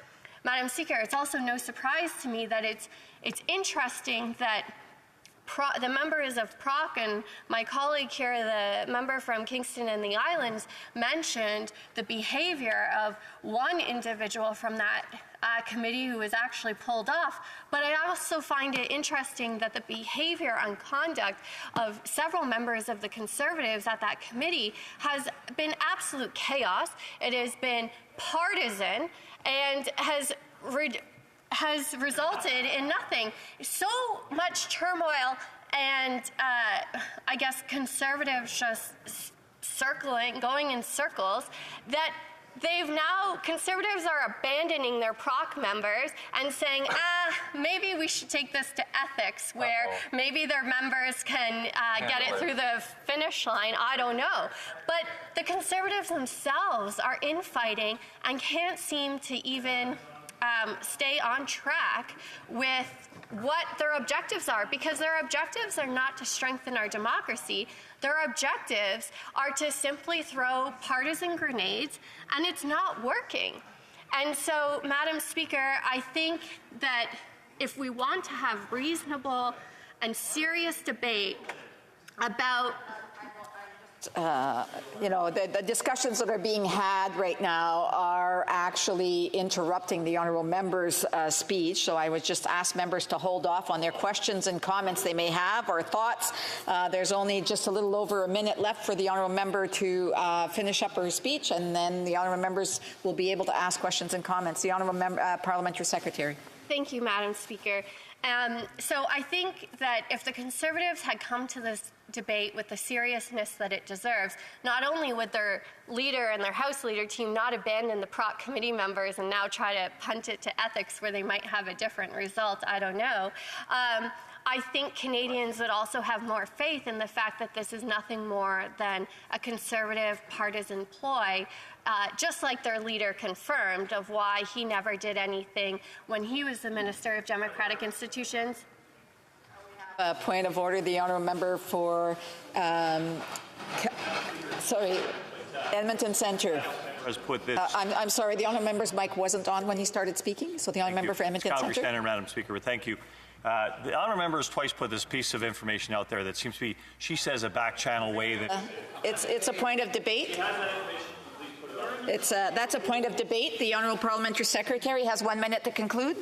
Thank you, Madam Speaker. It actually proves a point that the Conservative members have the weakest chin I've ever seen. They sit here and throw insult after insult to members, and then the second I stand up, they have a point of order because they're unhappy with the comments that their own leader has made. I should turn to the honourable member, Chuck Hansard, and also toughen up, because if they can dish it, they should be able to take it, Madam Speaker.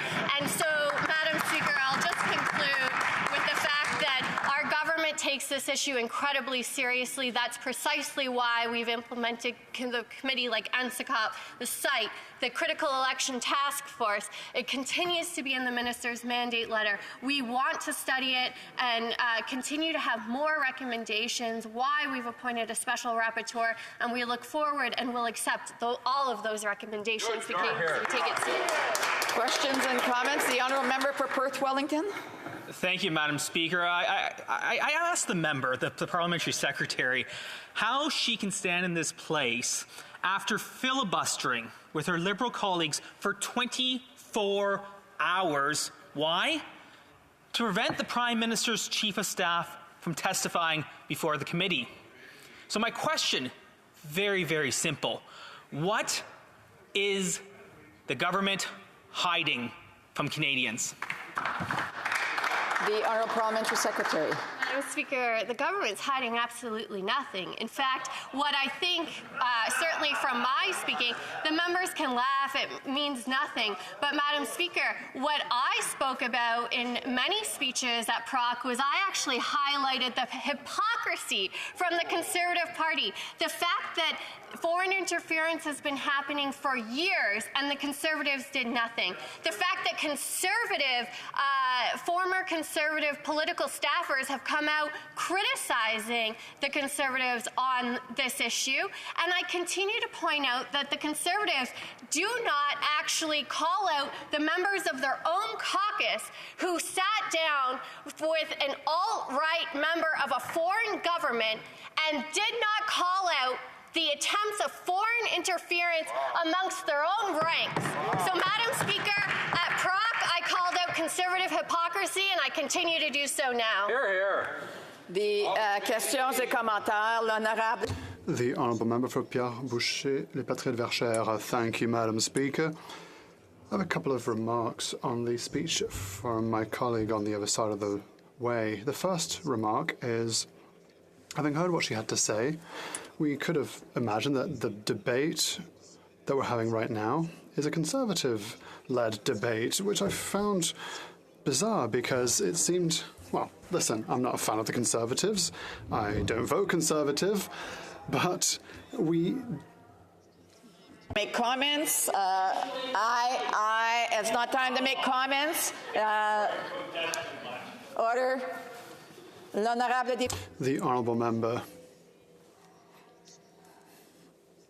Thank you, Madam Speaker. I just wanted to be clear. This was a debate that was triggered by the NDP. It seems that Liberals are scared of seeing this because it's part of their coalition. But now on to my question. My question has to do with partisanship. If we've listened to our colleague, and every 3 sentences, sometimes in every sentence, she talked about partisanship.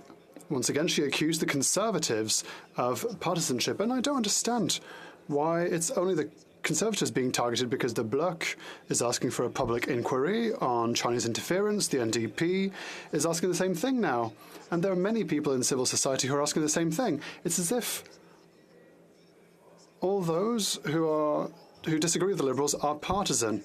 Is it not the contrary? Is it not the Liberals who are partisan because they've got stuff to hide?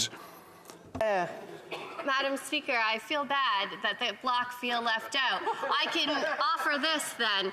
I find it interesting that the Bloc are standing up about foreign interference now, yet they actually decline to come to foreign interference briefings as their campaign to actually learn how to, briefings that our government put forward to ensure that all parties had information on foreign interference so that they could help protect their campaigns and know how to spot it. So fear not, Bloc members, I don't leave you out of being reckless, because when you have opportunities to to get briefings from national security community about how to predict and prevent foreign interference, I suggest you take it. It's serious.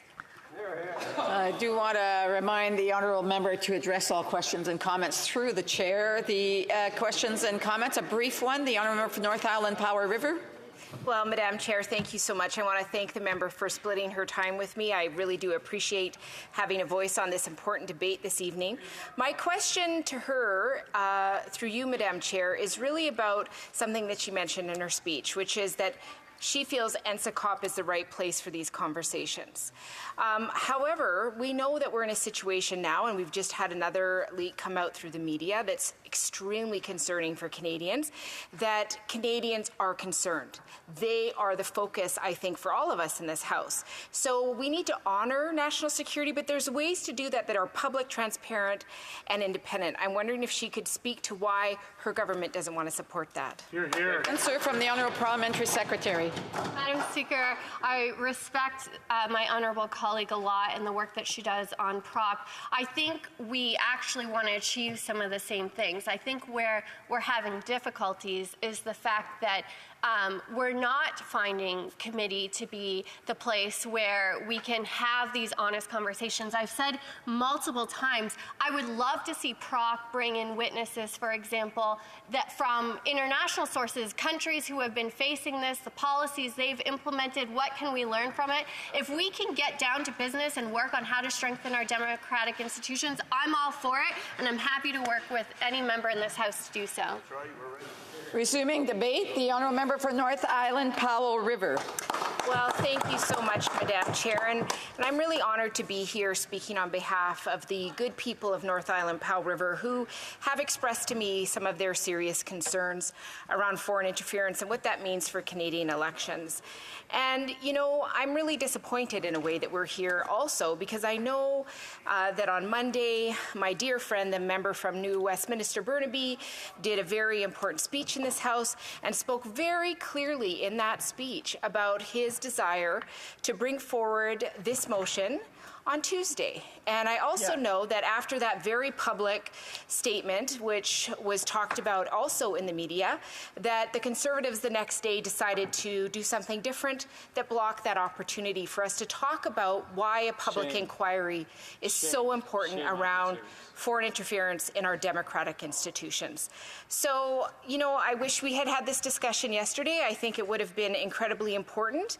And I think it's a good reminder that we are in a position right now where I see partisanship coming much too much into this conversation. And I think Canadians are calling on us very loudly and very clearly that they want to understand to the best of us honoring national security, what is happening in this country, and what it means for our democratic institutions when foreign interference is becoming a growing concern. Madam Speaker, we heard today, just about an hour ago, of a strong allegation against a currently sitting MP in relations to the two Michaels that we all fought so hard in this House to get home. And as this keeps coming and we keep seeing more and more indications of foreign interference, Canadians are rightfully wondering what's happening, and they want to make sure the process is accountable. Accountable to them as the voters in this country, accountable to people who are running for office in whatever role that they are running, and that when they are put in these situations, that they understand at least basically what the process would be moving forward. Now, I am the member who sits on PROC, and I really appreciate the important work that PROC does. And I have been put in a very difficult situation in PROC over the last few months. Often, my Conservative friends come in and they propose things that really scare me around national security. Madam Speaker, this issue is so serious. It is about how the people in this room are chosen and what the processes are behind that. And so, you know, I've had to vote against the Conservatives numerous times because they're bringing forward motions that really don't honor our sacred trust in making sure that our processes are clean and that we don't expose outwardly anything that would be sacred for national security. And I hope that everyone in this House understands that even though we have our partisan realities, that we want to contrast with other parties and show how we would do a better job, that we never forget that what we owe in this place beyond our party is an oath to Canadians. An oath that at the end of the day we will do what we feel is on the best interest of all Canadians. And Madam Speaker, I think as we go through this, we have to honor the fact that the Conservatives keep focusing on one country. They keep focusing on China when we know multiple countries have been involved in trying to have foreign interference in Canada and other countries. And, you know, my granny used to always say to me, if it's coming out of your mouth, Rachel, you better make sure that you're paying for the words. Because if you aren't paying for what is said, then somebody else is paying and you owe them. So we have to remember when we talk about these issues that there are Chinese Canadians in this country who have been begging for this country to take this seriously for a very long time. Years and years under both Conservative and Liberal governments, saying that they feel the pressure and they know it's out there and they want us to take action on it. So I hope that as we remember this, we also honor Chinese Canadians in this country and the hard work that they have done to try to bring this forward. And that is important because we have lived through hard times and we don't need to see any discrimination happening in that way. So, Madam Speaker, you know, recently, in fact, just yesterday, the NDP was able to use our leverage to make sure that we had transparency, and Katie Telford is going to be coming to PROC. I think that's an important step, one that our leader worked very hard on. He was the first person, the first leader, our leader from the member from Burnaby South, to call for a public inquiry. That's right. And that's why we're here today. We're here today because in PROC, a motion was brought forward by the NDP saying that the public inquiry is the best way to go forward. Why is it the best way to go forward? Because it's independent, Madam Speaker. That's right. Because it's transparent to Canadians and it's public. So, you know, there's a time and a place, I believe that fulsomely, to make sure that we honor national security and we have those important conversations that are behind closed doors, and that we are held to account by what happens outside of those doors. With all the leaks that we're seeing, there is concern, and that is why we need a public inquiry. So I respect that a special rapporteur has been put in a position, has been given a mandate, but I won't accept it until we get to a place where there is actual accountability to Canadians that honors national security, but also makes sure that our processes are clear, and so that we don't have people coming forward in the media who are either elected officials or people who have run, who feel very, very unsecure about what they have experienced, and the information isn't clear to them. So we need to know. We need to know when these things are coming forward and that they're real. So, you know, the Conservative members moved a motion. I, in my role, amended it. It was accepted as a friendly amendment. And absolutely, the next concerning thing is we went through hours of filibustering by the Liberals. Now that is ended, and hopefully we get to the next step, which is action.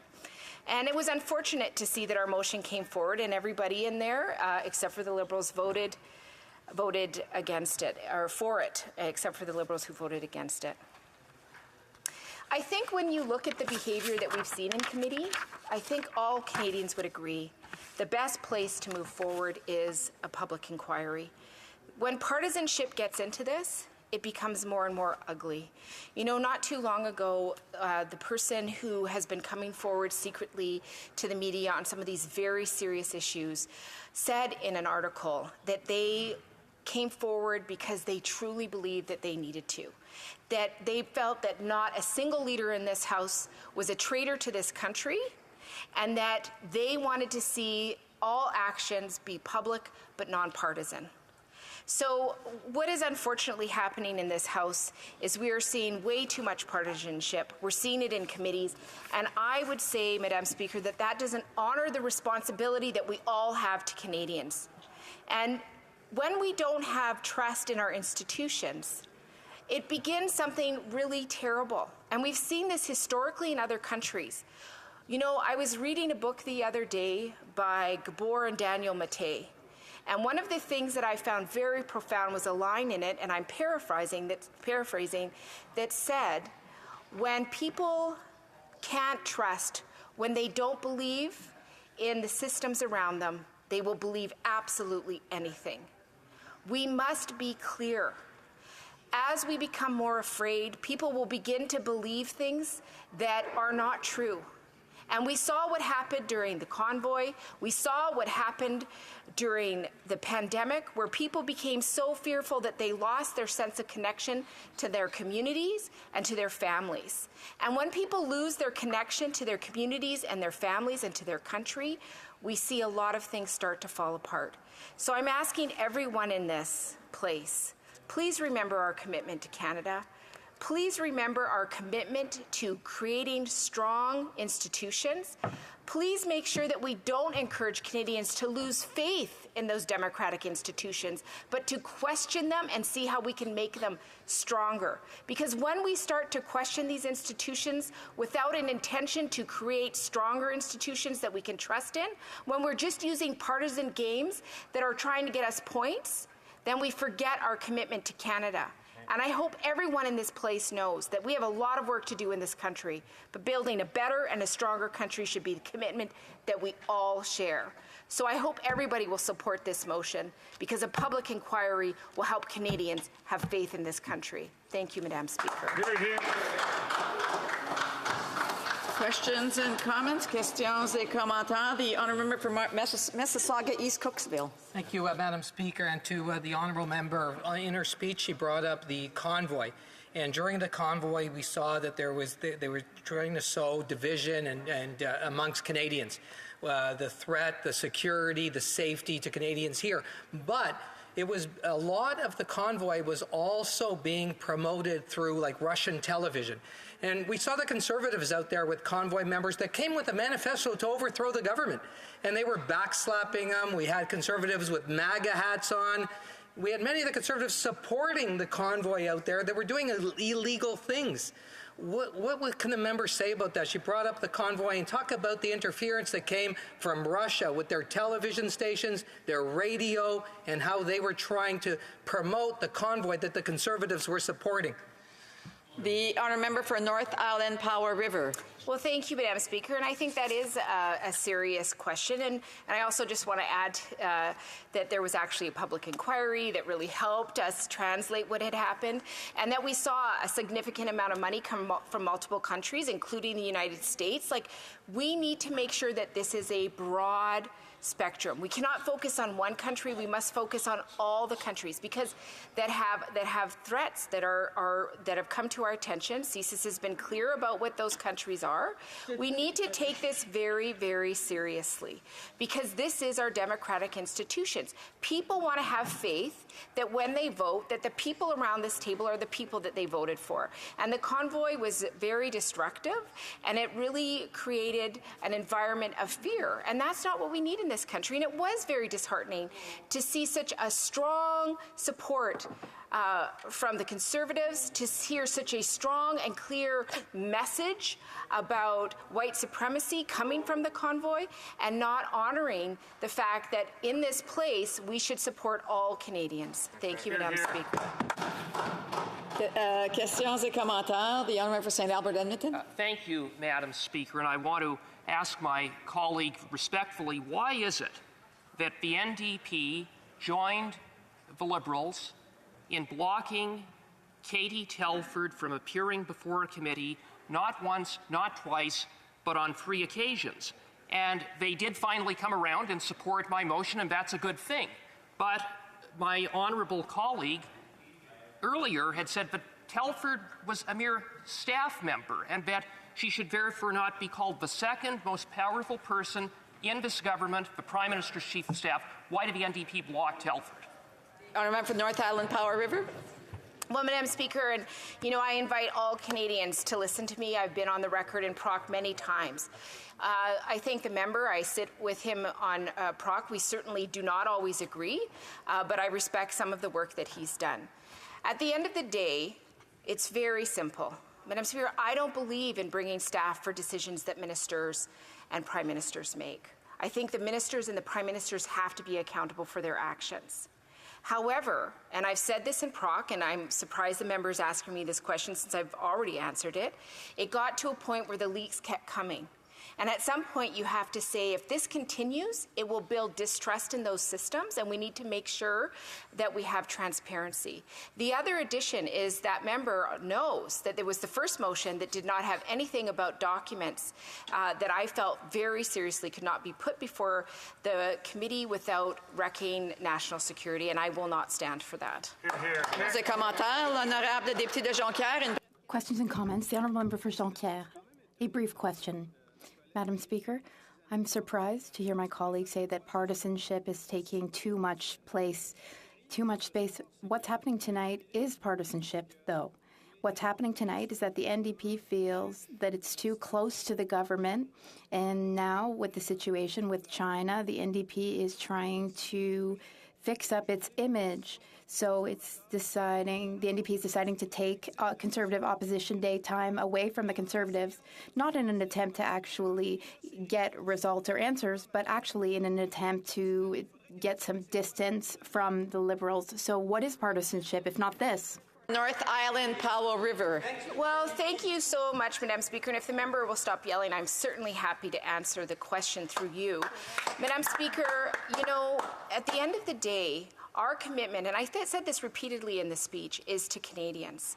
And we feel so strongly that this needs to be voted on, that Canadians want to see where we are on the public inquiry. Our leader asked for it first. We've heard from other leaders that they have asked for it.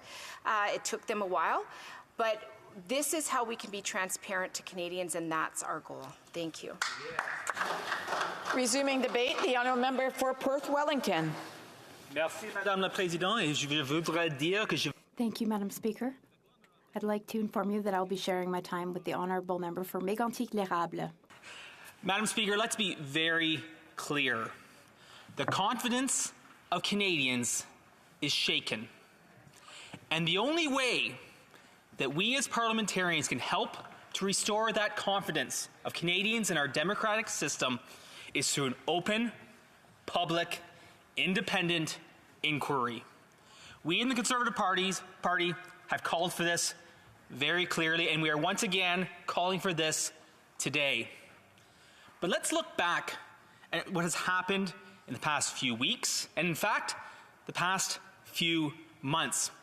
And unfortunately, we in the Conservative Party have had to drag not only the government, but also the NDP kicking and screaming to hold accountable those in the government. Three times, Madam Speaker, at the Procedure and House Affairs Committee, our efforts to hear testimony from the Prime Minister's Chief of Staff were blocked by the Liberals and the NDP coalition partners. 3 times that happened. Why? Why?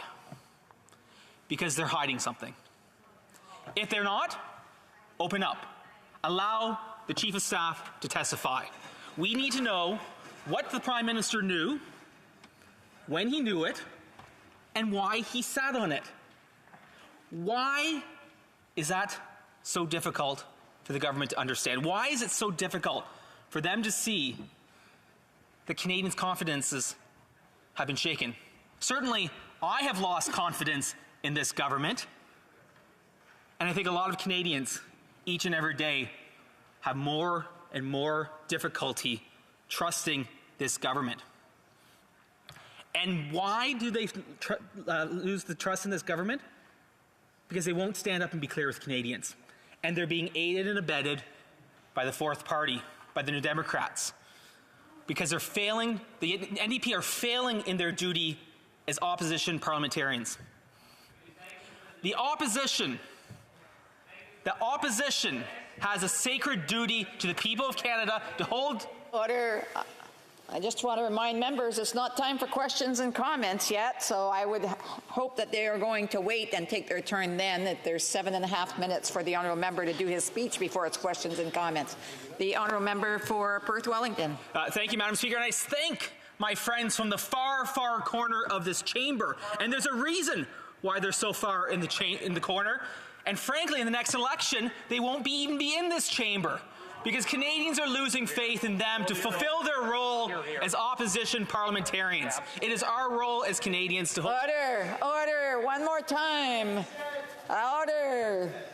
I just want to remind members on all sides to make sure that they hold on to their questions and comments and to their thoughts. They might want to jot them down instead of yelling them out. The Honourable Member Perth Wellington. Thank you, Madam Speaker. And I seem to have hit a nerve with certain NDP members in this House, but the truth hurts sometimes. And that's what we're seeing, and that's what we have seen weeks on end at the Procedure and House Affairs Committee. In fact, over a period of 3 weeks, we listened to filibuster after filibuster speech by Liberal parliamentarians. Even one Liberal MP went so far as to say that the HoC Transpo light rail inquiry was a good example of why we shouldn't have an inquiry. As though the HoC Transpo as light rail should ever be an example cited in this House on anything, let alone the need for a public inquiry on foreign interference in Canadian elections. Now, I want to highlight something, Madam Speaker, is that a year ago, bureaucrats recommended to this government the need for a foreign agent registry. A food bank, for example, has to register in order to lobby this Liberal government. But when bureaucrats recommended this for foreign governments trying to influence Canadian public officials, the Liberals sat on it. They sat on it for months on end. Conservatives took real action. We took real action back in April of 2021, before the last election.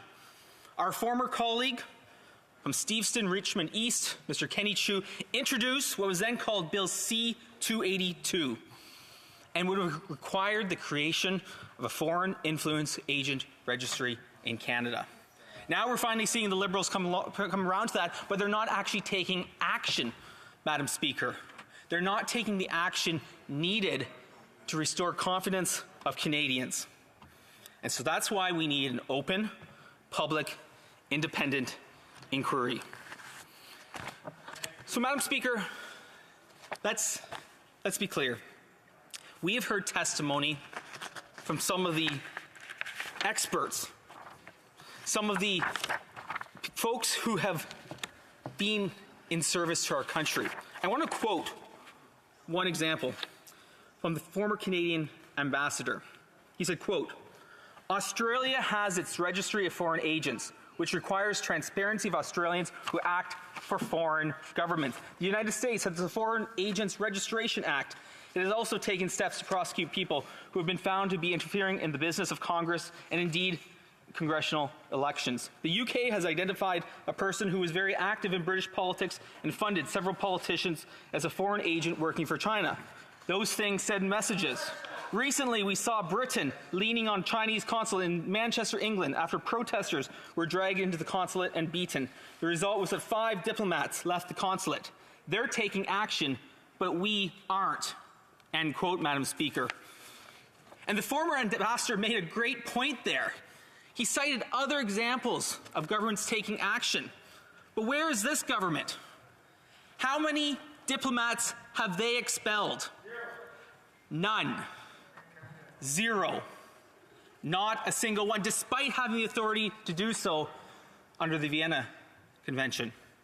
They have failed to act and have done nothing to make those who may be interfering in Canadian elections, to make them persona non grata under the rules provided to us. I want to quote as well Charles Burton, a senior fellow. He said this: "Certainly, the disinformation that was launched in the recent election, in particular in Steveston, Richmond East, at former MP Kenny Chu, was largely in the Chinese language and largely inaccessible to people who are monitoring elections. In other words, we don't have the capability within the Canadian system to deal with activities in the diaspora community that could affect election results improperly." End quote. So, Madam Speaker, let's be clear here.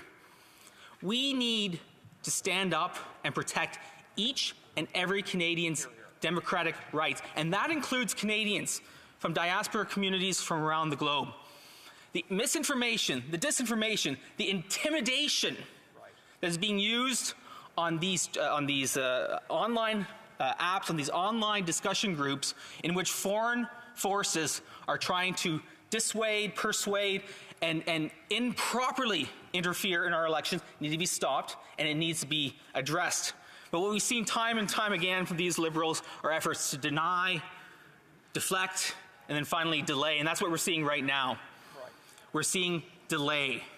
Not until the end of May will we actually have an opportunity to hear whether or not, or maybe perhaps kind of, if we feel like it, have a public inquiry. We are calling for a public inquiry, and we're calling for it now, to stop the delays and actually take action to end foreign interference from the Communist Party in Beijing. Now, what we're hearing again from different members, including members from the government, is let NSICOP look at it.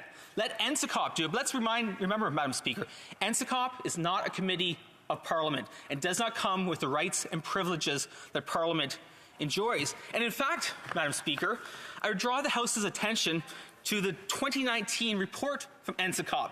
In particular, paragraph 298.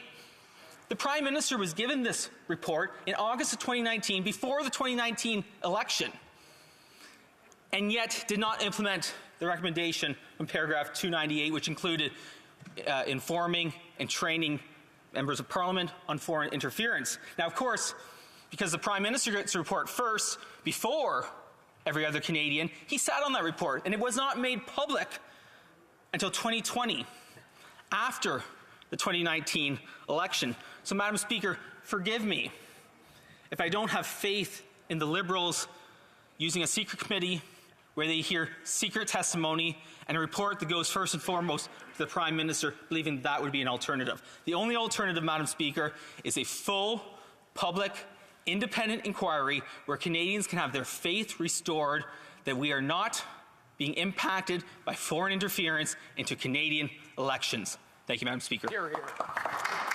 Questions and comments? The honourable member, the honourable parliamentary secretary for intergovernmental affairs and infrastructure and communities. Thank you. Thank you, Madam Speaker. I find the member opposite's speech interesting. First, he said, what are the Liberals hiding? Why won't they let the Chief of Staff to the Prime Minister come to committee? But can the member opposite not take yes for an answer? The Chief of Staff is coming to committee. In addition to that, he spoke about the former member Kenny Chiu, yet officials appeared at committee that said that it was Canadians who determined the outcome of the election, that officials could not determine that the source of chatter in that election against Mr. Chiu could be identified back to a foreign agent. Is the member opposite suggesting that he knows more than the national security community, and will he stand in his place today and say that he has information and disagrees with the nonpartisan public service? Myself, intergovernmental affairs. The honourable member for Perth Wellington. Thank you, Madam Speaker. And I would say to the parliamentary secretary that the experts in public sector and in private sector are warning against the impact of foreign interference into Canadian elections. The member can try to deny it. The member can try to downplay it. But Canadians are worried. Canadians are concerned. And experts, leading experts who have dealt in diaspora communities, who have seen the undue influence, who have seen the foreign police stations being used as intimidation in major cities in our country. They see what's happening. They understand what's happening. And for the Liberals to try to downplay this as a serious issue, it's really pathetic, Madam Speaker, and it really, really diminishes the trust of Canadians into what's happening in our country today. Thank you, Madam Speaker. Questions and comments. The honourable member for Lac-Saint-Jean. Thank you, Madam Speaker. I'd like to ask a question about my Conservative colleague's speech, but there was a question from a Liberal colleague regarding the speech from my Conservative colleague, and I'll admit, Madam Speaker, I was flabbergasted. I know Kenny Chiu. I worked with Kenny Chiu. He's a respectable man. We owe him respect. In the last question from the Liberals, on the situation that Kenny Chiu experienced, they seem to find that funny, what happened to him. I'd like to know what my colleague thinks about the seriousness the Liberals are showing when we're talking about Chinese interference currently in our democracy, Madam Speaker. The Honourable Member from Perth Wellington. Thank you, Madam Speaker. I'd like to thank the Honourable Member for Lac-Saint-Jean. And yes, in fact, it's very sad to hear the Liberals with their accusations that it's not a big challenge. It's not something Canadians should be worrying about. But Canadians know very well that it's a problem, that the Communist Party from Beijing has had an impact, even if one Canadian, well, that's one too many. Impact on a single Canadian is one impact too many by a foreign government. And so we need to stand up and say very clearly that the Communist Party in Beijing has no role and no right to impact Canadians in our democratic elections. Comments? The Honourable Member for Edmonton-Griesbach. Thank you very much, Madam Speaker. Let's play the facts. The facts are that New Democrats were the first to call for a national public inquiry. That is the fact, Madam Speaker. As a matter of fact, we're debating that right now. Members of this House have an opportunity to join New Democrats and ensure a national public inquiry into foreign interference is actually made. And one more fact, Madam Speaker, is the Conservatives are playing defense for terrible oligarch regimes like Russia that they don't want included in a public inquiry. Why did Pierre, for example, or sorry, Madam Speaker, I retract that, the leader of the opposition, why did he fail to even show up to his own opposition day motion that called for some of the things that they're talking about now? Madam Speaker, I want to know exactly why the Conservatives are blocking our attempt to ensure that there's a transparent public inquiry into this work. We need to see this inquiry expand to all. You have to allow the Honourable Member to answer, and the Honourable Member for Perth Wellington, a brief answer. Thank you, Madam Speaker. Let's talk about the facts. Three times that party's members voted against hearing from Katie Telford. 3 times they blocked the Prime Minister's Chief of Staff from coming to committee to say what the Prime Minister knew, when he knew it, and why he covered it up. Resuming debate, the Honourable Member for Mégantic-l'Érable. Thank you very much. Thank you very much, Madam Speaker. I'd like to thank my colleague for his excellent speech, for having set the table for the debate we're having tonight. Madam Speaker, tonight we were supposed to talk once again about efforts by this government to tax Canadians more so that the cost of living continues to increase, to get more money out of the pockets of people who don't have enough. We were supposed to have our Opposition Day motion to discuss topics that are of great concern to Canadians. Opposition days, how do they work, Madam Speaker? It's simple. Over a parliamentary session in a certain number of weeks, opposition parties have days where they can set the topic for the day and force a vote by the government on the topic chosen. And this week, because we're at the end of this period, we had 2 opposition days. The first was a day to ask for the appearance before the Ethics Committee of Katie Telford and a number of other people who could shed light on foreign interference. The vote was to be held on Tuesday. And that vote was to allow us, as opposition parties don't always work together, but we expected that all opposition parties would agree so that the Chief of Staff of the Prime Minister would appear.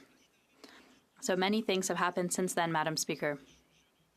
And I have to say that I'm extremely disappointed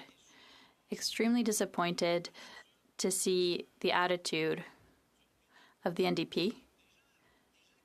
People who say, Madam Speaker, and I hear them shouting, Madam Speaker, they've been doing it since the beginning of the evening. They shout, they complain, and then they say they were the first ones to call for public inquiry. And then, Madam Speaker, they're indignant because, it's not working. We might be stepping on the toes of the government. Maybe we should change our position, Madam Speaker.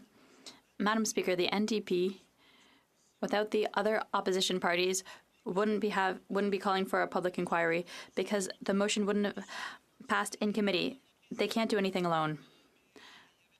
But they found a dance partner. When it suits them, they associate with the government.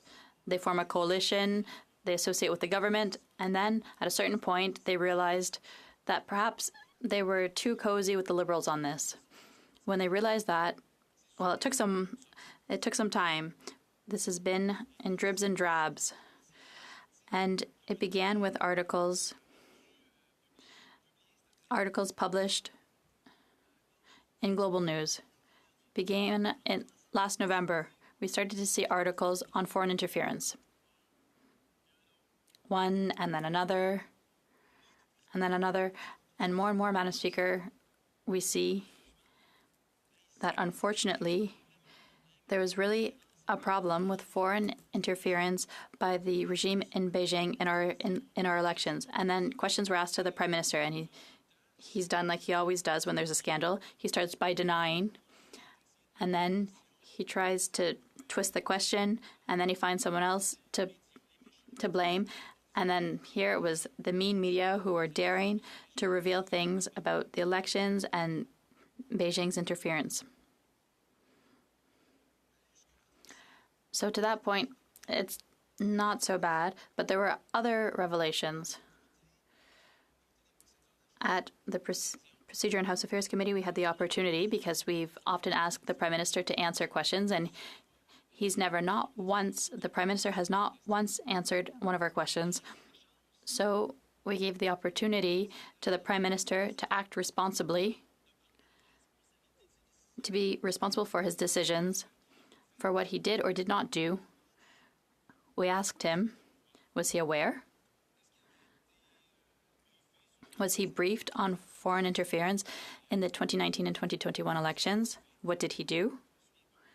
I don't remember how many questions we asked here in this House, Madam Speaker. Unfortunately, the Prime Minister never answered, as I said earlier. He would always go in another direction and accuse the Conservatives of partisanship and of just about anything, rather than take responsibility. And that's the heart of the debate, taking responsibility. No Liberal minister caught in ethics violations, caught in poorly managing their department. Let's think of the CRA and passports. No Liberal minister has taken responsibility. Seeing that, we decided to turn to another source of information so that Canadians can know the truth. We'll turn to the Prime Minister's Chief of Staff and ask Katie Telford to come tell us what she knew, when she knew it, and what the government did. What she said to the Prime Minister, when she said it, and when the Prime Minister acted. That is to say, never. My great surprise, the NDP, well, it's not really a surprise because they were already in a coalition, but they refused in committee to hear from Ms. Telford. Not once, not twice, not 3 times. Well, yes, 3 times. 3 times, Madam Speaker.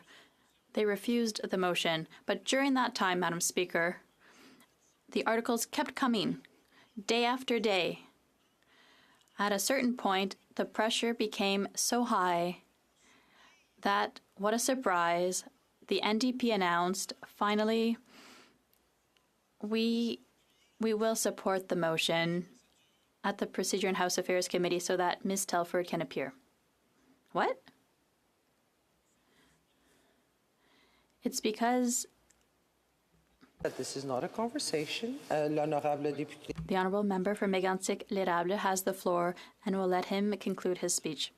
Madam Speaker, the NDP colleague who is speaking during my speech, as well as his colleague on the PROC committee, knows very well the efforts that I've made so that we could work together on this. They can't deny it. I called them, Madam Speaker. I communicated with them, Madam Speaker, so that we could arrive as opposition parties and hold the government accountable for their actions. They know very well that we've worked together so that we can have this public inquiry. They know full well that we amended the motion for the public inquiry so that the commissioner who would be named would be chosen by Parliament by the leaders of each party. That's a Conservative amendment, Madam Speaker. Without that, we wouldn't have had independence because the NDP was letting the Liberals choose who would be chairing that commission. But they're the first ones who had the idea, Madam Speaker. Oh, that's quite something. They had the idea, but it would have led to a non-independent inquiry. And to show our good faith, Madam Speaker, we agreed to change our motion.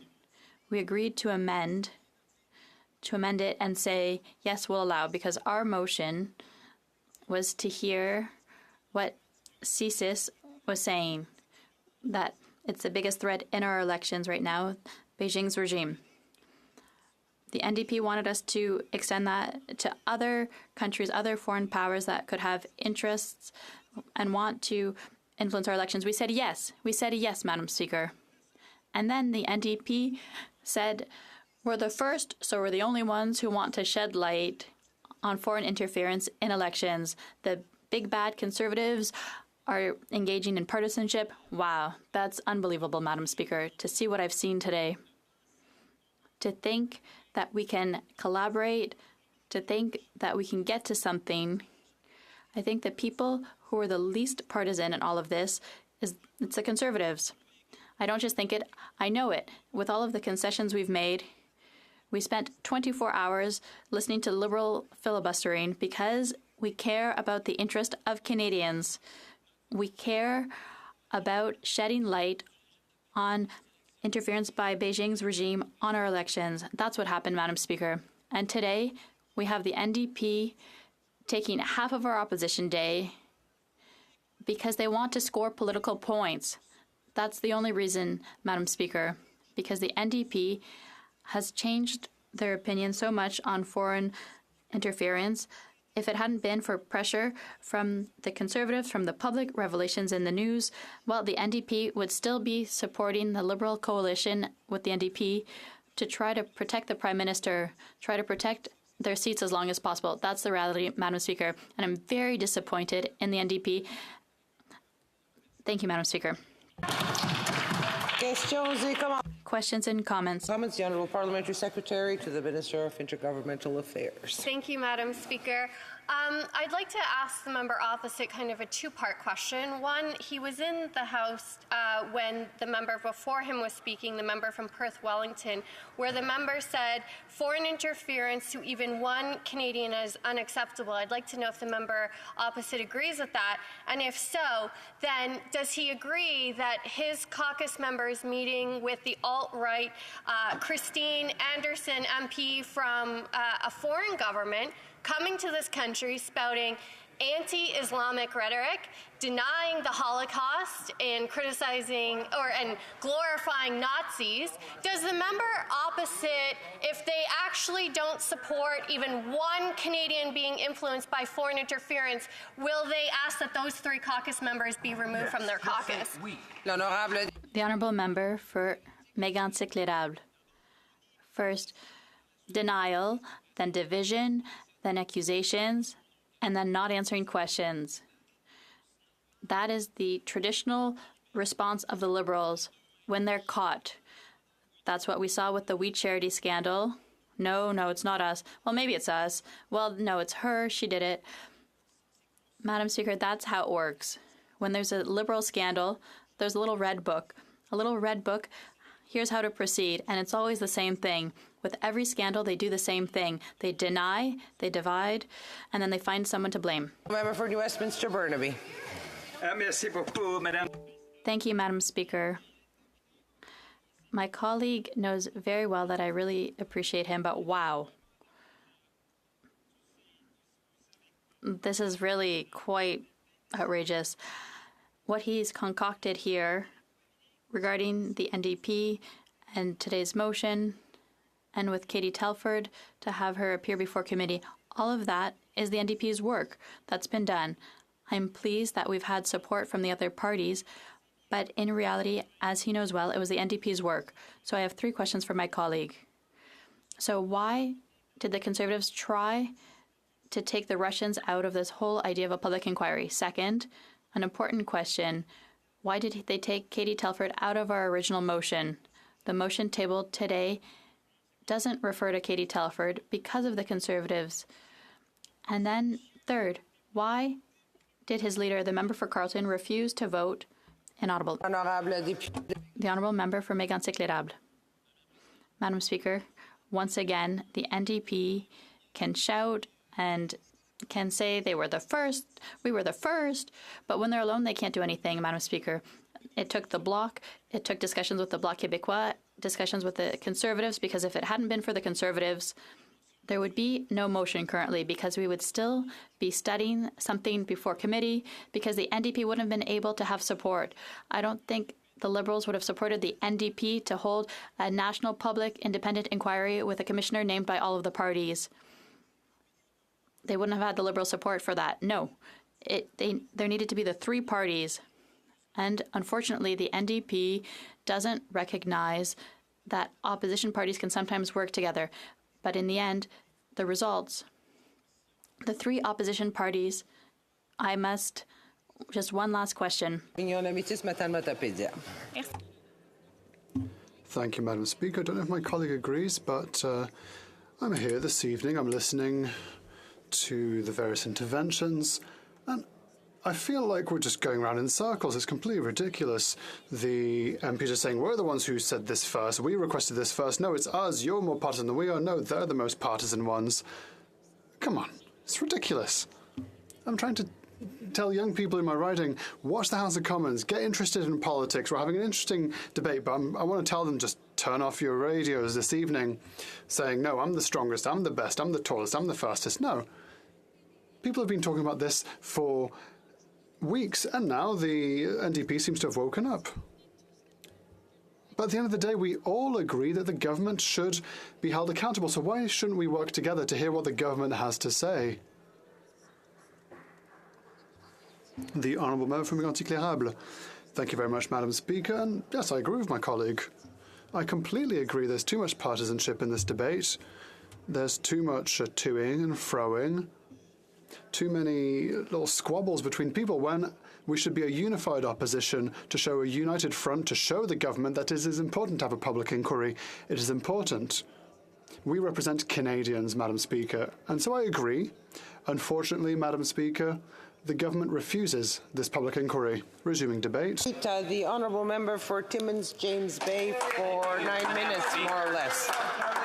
It is really important tonight of all nights that we discuss this issue, because democracy is a fragile condition these days in the world of disinformation, political interference from foreign actors, and it is incumbent upon us as parliamentarians to reassure the public, to give them reason to believe that public service has integrity. And so this is the reason that New Democrats came forward tonight to bring this motion, and we can see how excited the Conservatives are that once again they're able to respond to the NDP lead on this.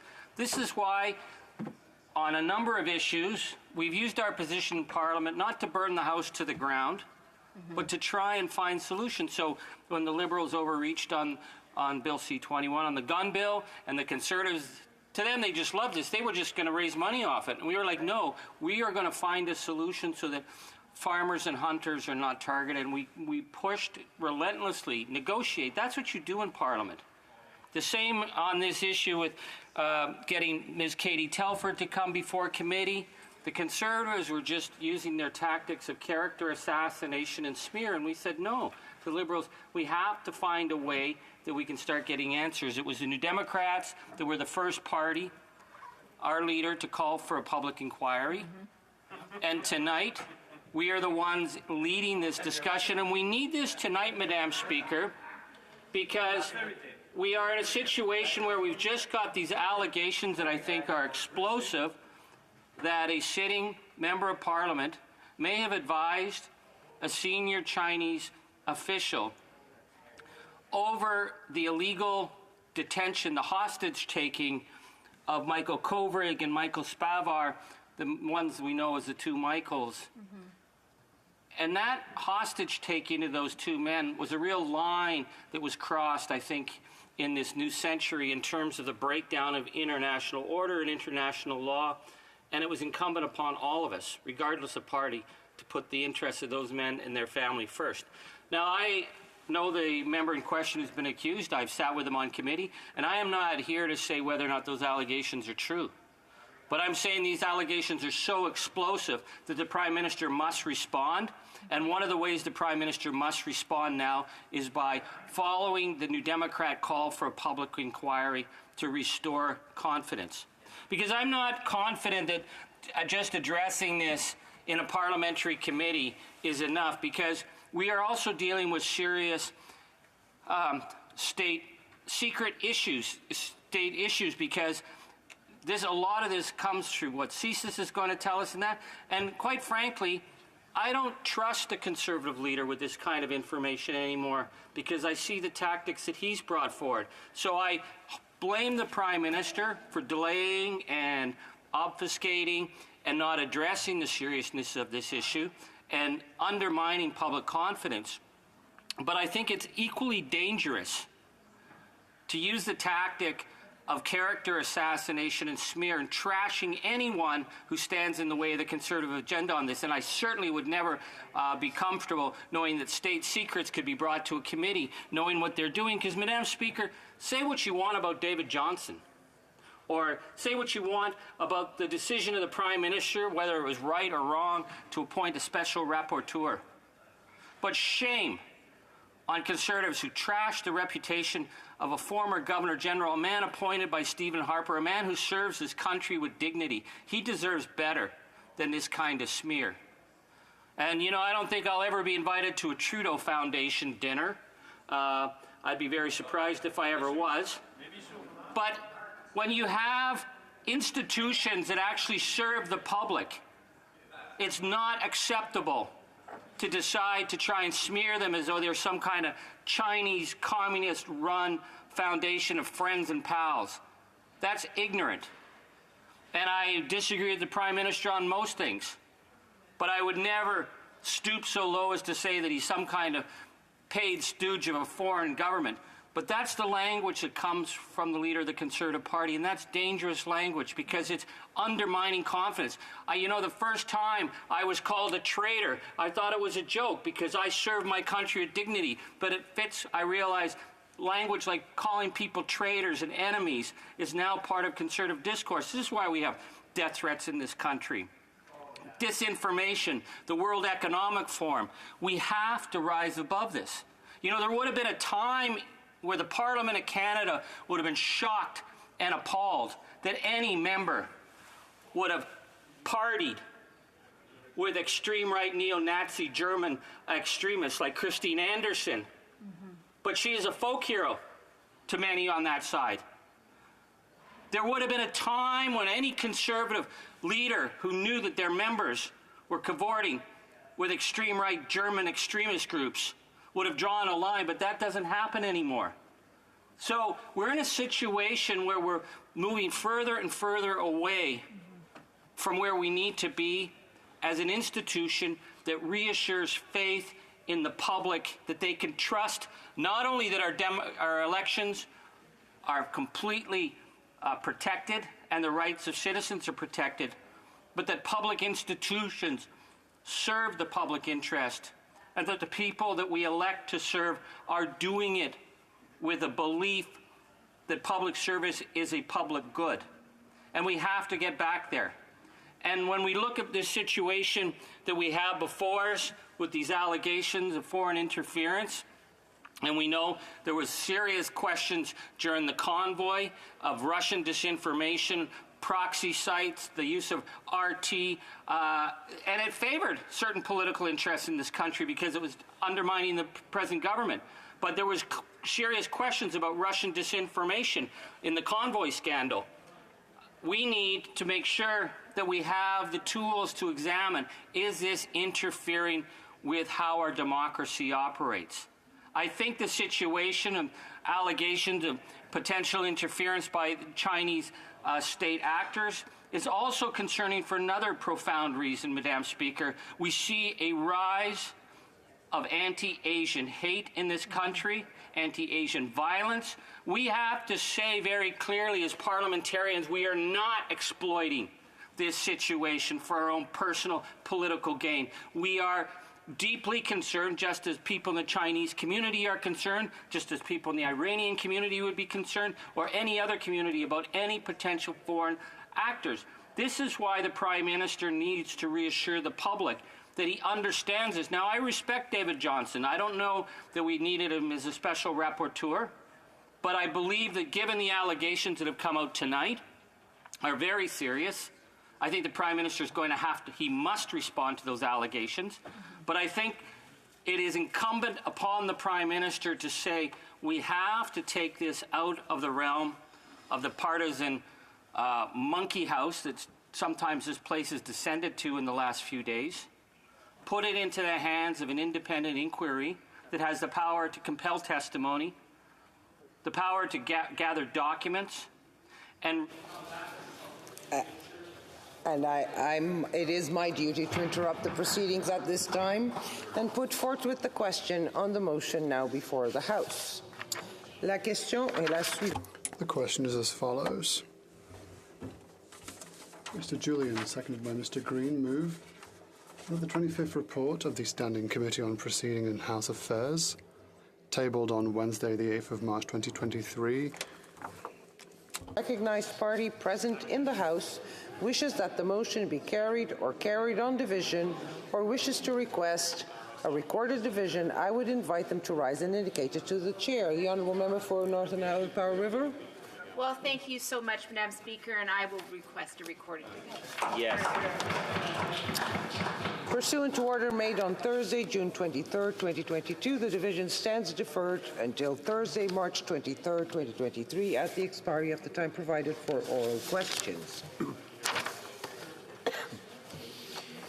La Chambre va maintenant.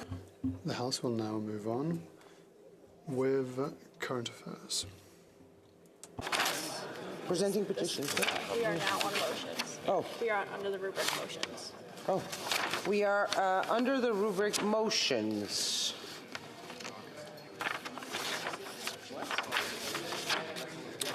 Presenting petitions. Questions on the order paper. The Honourable Parliamentary Secretary, the Government House Leader.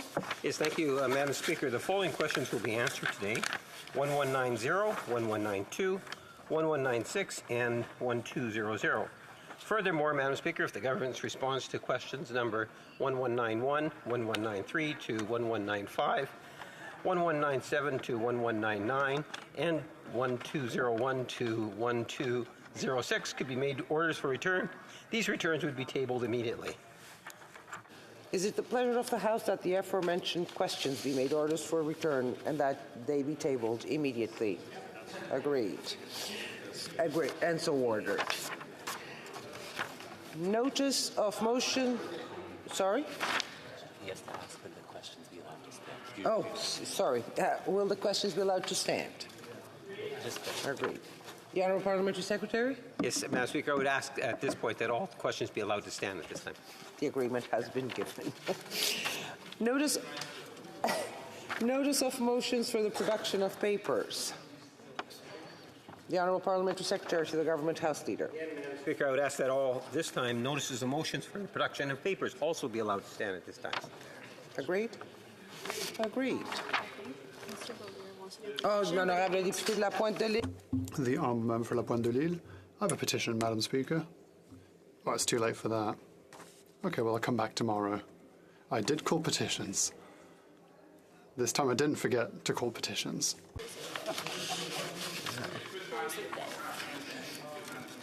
Inaudible for the interpreter. Does the Honourable Member have unanimous consent to table his petition? Yes? Just one petition? Promise? Okay. So the Honourable Member has unanimous consent. It's with my full solidarity with Kabylian Algerians that I table petition 1215828 and 1224572.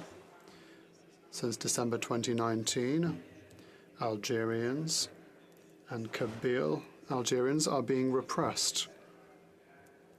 Arbitrary arrests for having expressed, for example, their political opinion. Human rights organizations have noted over 500 people unjustly imprisoned in Algeria because of false allegations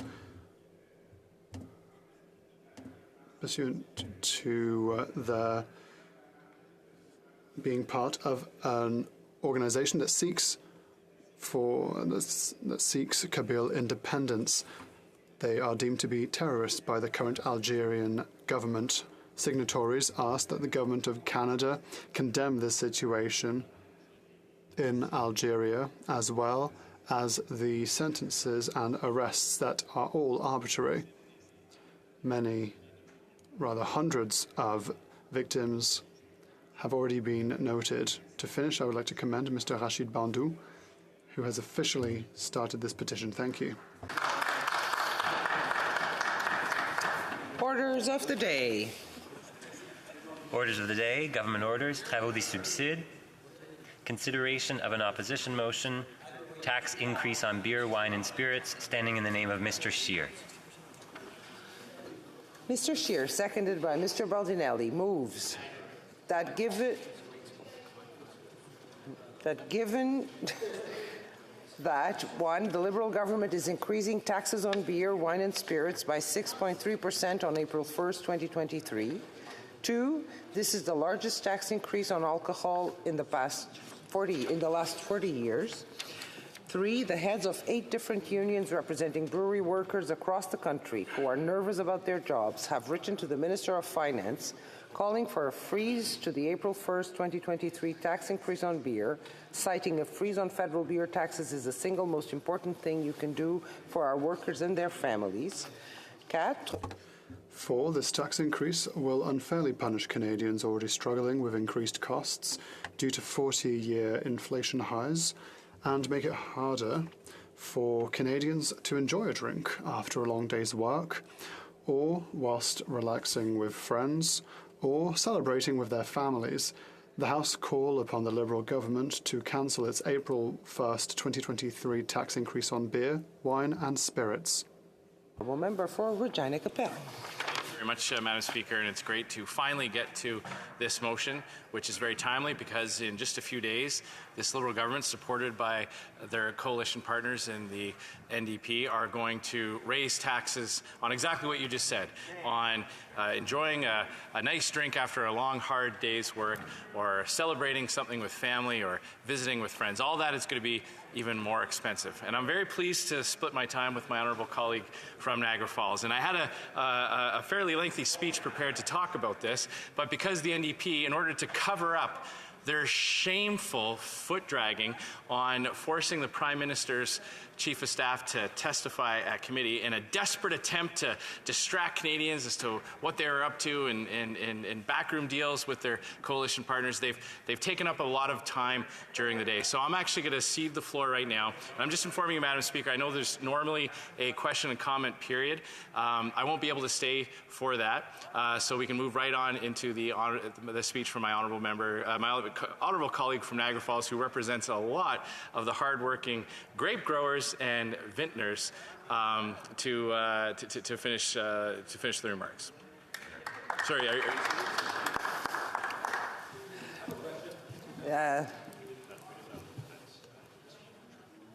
No, that's fine. Just give me a moment, please.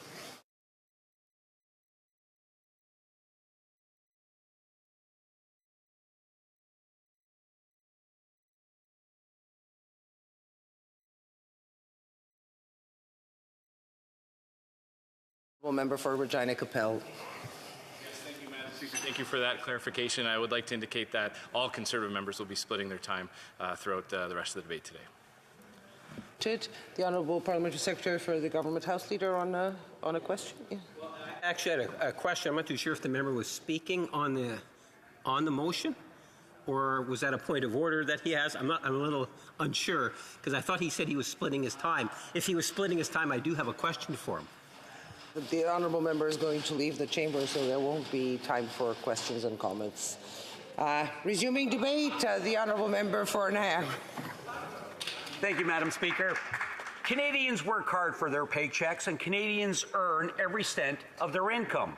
That's their money to spend or save as they see fit. It's not the government's money to take through tax and spend inflation. At least that's the way we Conservatives see it, which is in stark contrast to this high-tax Liberal government, which craves more and more taxes to continue feeding and fueling its record spending. That's why today we Conservatives are calling on this Liberal government to cancel its massive 6.3% tax increase on beer, wine, and spirits this April 1st to give relief to middle-class Canadians and those seeking to join it. Canadians do not want to be taxed more. They want to be taxed less. Madam Speaker, another frustrating element to this is that this Liberal government acknowledges and knows that the finances and personal savings of Canadians are under attack. But what they fail to acknowledge or realize is that they are the very driver of this problem and a big reason why Canadians are suffering. They are the big taxers, and they are the reason why inflation remains far above the 2% target range that the Bank of Canada is trying to achieve. Even nonpartisan experts have said that this government's policies have led to the inflationary problems we are facing today.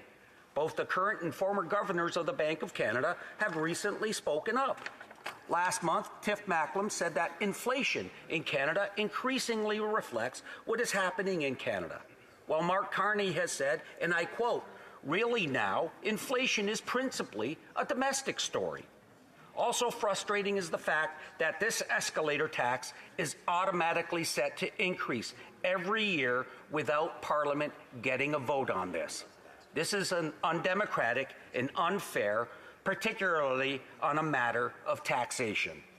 The power to stop this tax rests solely in the hands of this government, and Conservatives on this side of the aisle are demanding today that this government cancel this tax before it is hiked by 6.3% on April 1st, which is just 10 days away from today. Madam Speaker, locally across Niagara, this alcohol escalator tax will punish many wineries, craft breweries, and distilleries, as well as anyone who enjoys consuming these wonderfully made Canadian products while visiting Niagara, which is the #1 leisure tourism destination in all of Canada. Further, what many Canadians already know is that these alcoholic beverages are already taxed at incredibly high rates. According to a January 2023 opinion piece published by the St. Catharines Standard and penned by Franco Tazzaro, who is the Federal Director of Canadian Taxpayers Federation, he wrote, and I quote, "Taxes already account for about half of the price of beer, 65% of the price of wine, and more than 3/4 of the price of spirits."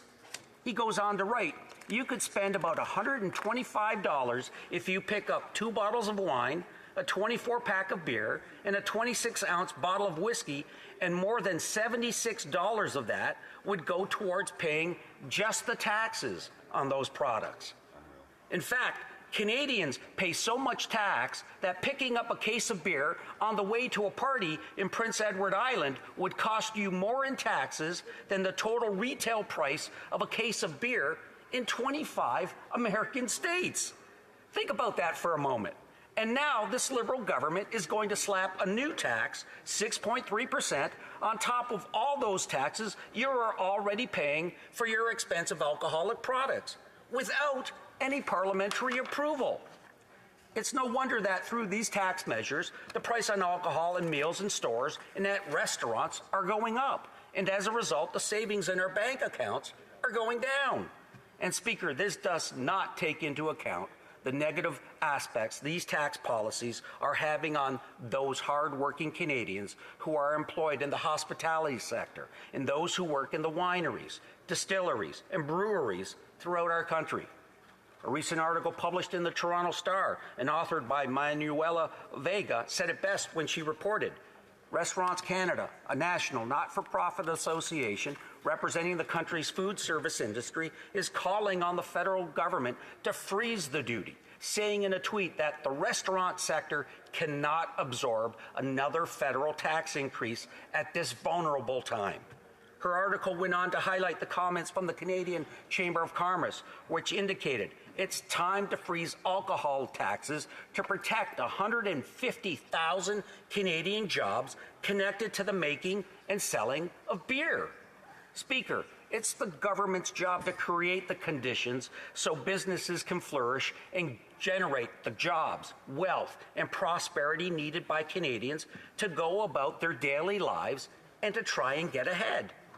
Instead, after 8 years of this Liberal government, Canadians pay more today for their goods and services, and they are getting less.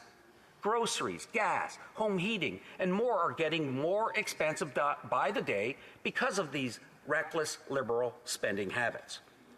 There are direct consequences that come as a result of this Liberal government recklessly spending the cupboards bare. Will this government be able to live up to the expectations it set out in its new federal tourism growth strategy?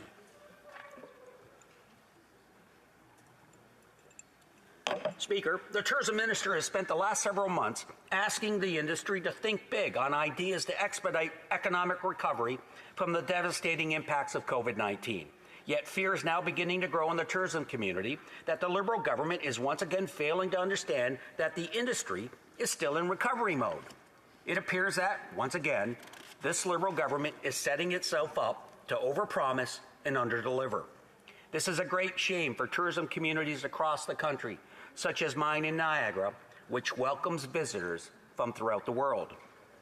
As well, what is to happen to the wine sector support program, which was put in place because of the Liberal government's ineptitude on trade policy? The 2-year, $166 million program has ended, yet the industry has asked for it to be extended, and there have been no updates about its renewal.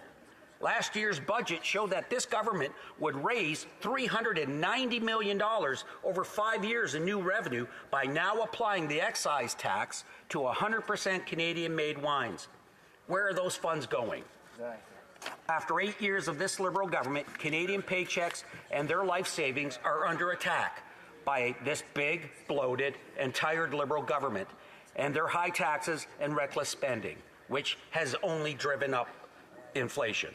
After 8 years of this Liberal recklessness, Canadians have to work harder, work longer, and even work multiple jobs just to take home less earnings to get by. After 8 years of this disastrous Liberal government, Canadians could be forgiven for wanting to have a drink. But on April 1st, it will be 6.3% more expensive. Madam Speaker, Canadians don't want another big Liberal tax. Canadians want change, and that starts by this House of Commons agreeing with our Conservative motion to cancel the Liberal government's April 1st tax increase on wine, beer, and spirits. Thank you, Madam Chair.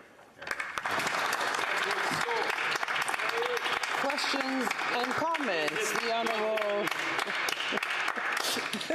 The Honourable Parliamentary Secretary to the Government House Leader. Yes, Madam Speaker, I'm glad the member's still around for my question. At the end of the day, Madam Speaker, you know, I would... Knows we do not mention presence or absences in the House. Yes, thank you for the corrective action. I would withdraw that comment.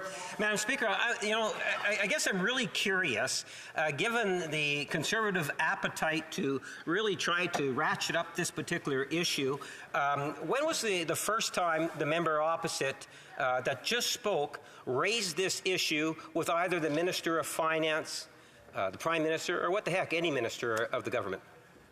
Okay. The Honourable Member for Niagara Falls. Madam Speaker, since I was elected, the first issue that I spoke to, the first question I asked in this House of Commons had to do with the WTO challenge that Australia brought about because of the escalator tax and its impact on the Canadian wine sector. This government failed to act. We told you in 2017 not to put the escalator. Well, we told this government not to act on putting forward that escalator tax. They did so, and you know what? They did so at the detriment of the Canadian wine sector, and they're now paying the price. No water. Sorry. Questions et commentaires, l'honorable député. Questions and comments. The Honourable Member for Abitibi-Témiscamingue. Thank you, Madam Speaker. In this matter, the survival of our microbreweries in Quebec is at stake, and they are essential to the life in our towns and cities. How does the colleague feel about how this will have an impact on inflation? If we reduce the tax, will it have an impact? Or false? Madam Speaker, I'd like to thank my colleague for his question. And just speaking about breweries, for example, Canadian brewers directly employ over 20,000 Canadian workers, many in unionized positions, with an average compensation nearing $40 per hour. According to Statistics Canada. What are we doing by putting disincentives to their products being sold and putting at jeopardy their jobs? That helps nobody. We want to create an environment that creates jobs. So why is this government continuing to tax Canadians when it needs relief? Wait. Questions and comments. The Honourable Member for South Okanagan West Kootenay. Well, thank you, Madam Speaker, and I'd like to thank the member from Niagara Falls for his speech, and he mentioned the wine industry and the impact that many wineries have never had to pay excise tax in Canada, but because of the actions of Australia and WTO, this government backed down, took away that exemption, and now those wineries suddenly have to pay a tax that they never had a business case for. And I'm just wondering if I'll let the member finish on that, because I know he can speak for hours on this subject, and you have maybe a minute or something, but please expand on that, because it really affects the wineries in my region as well.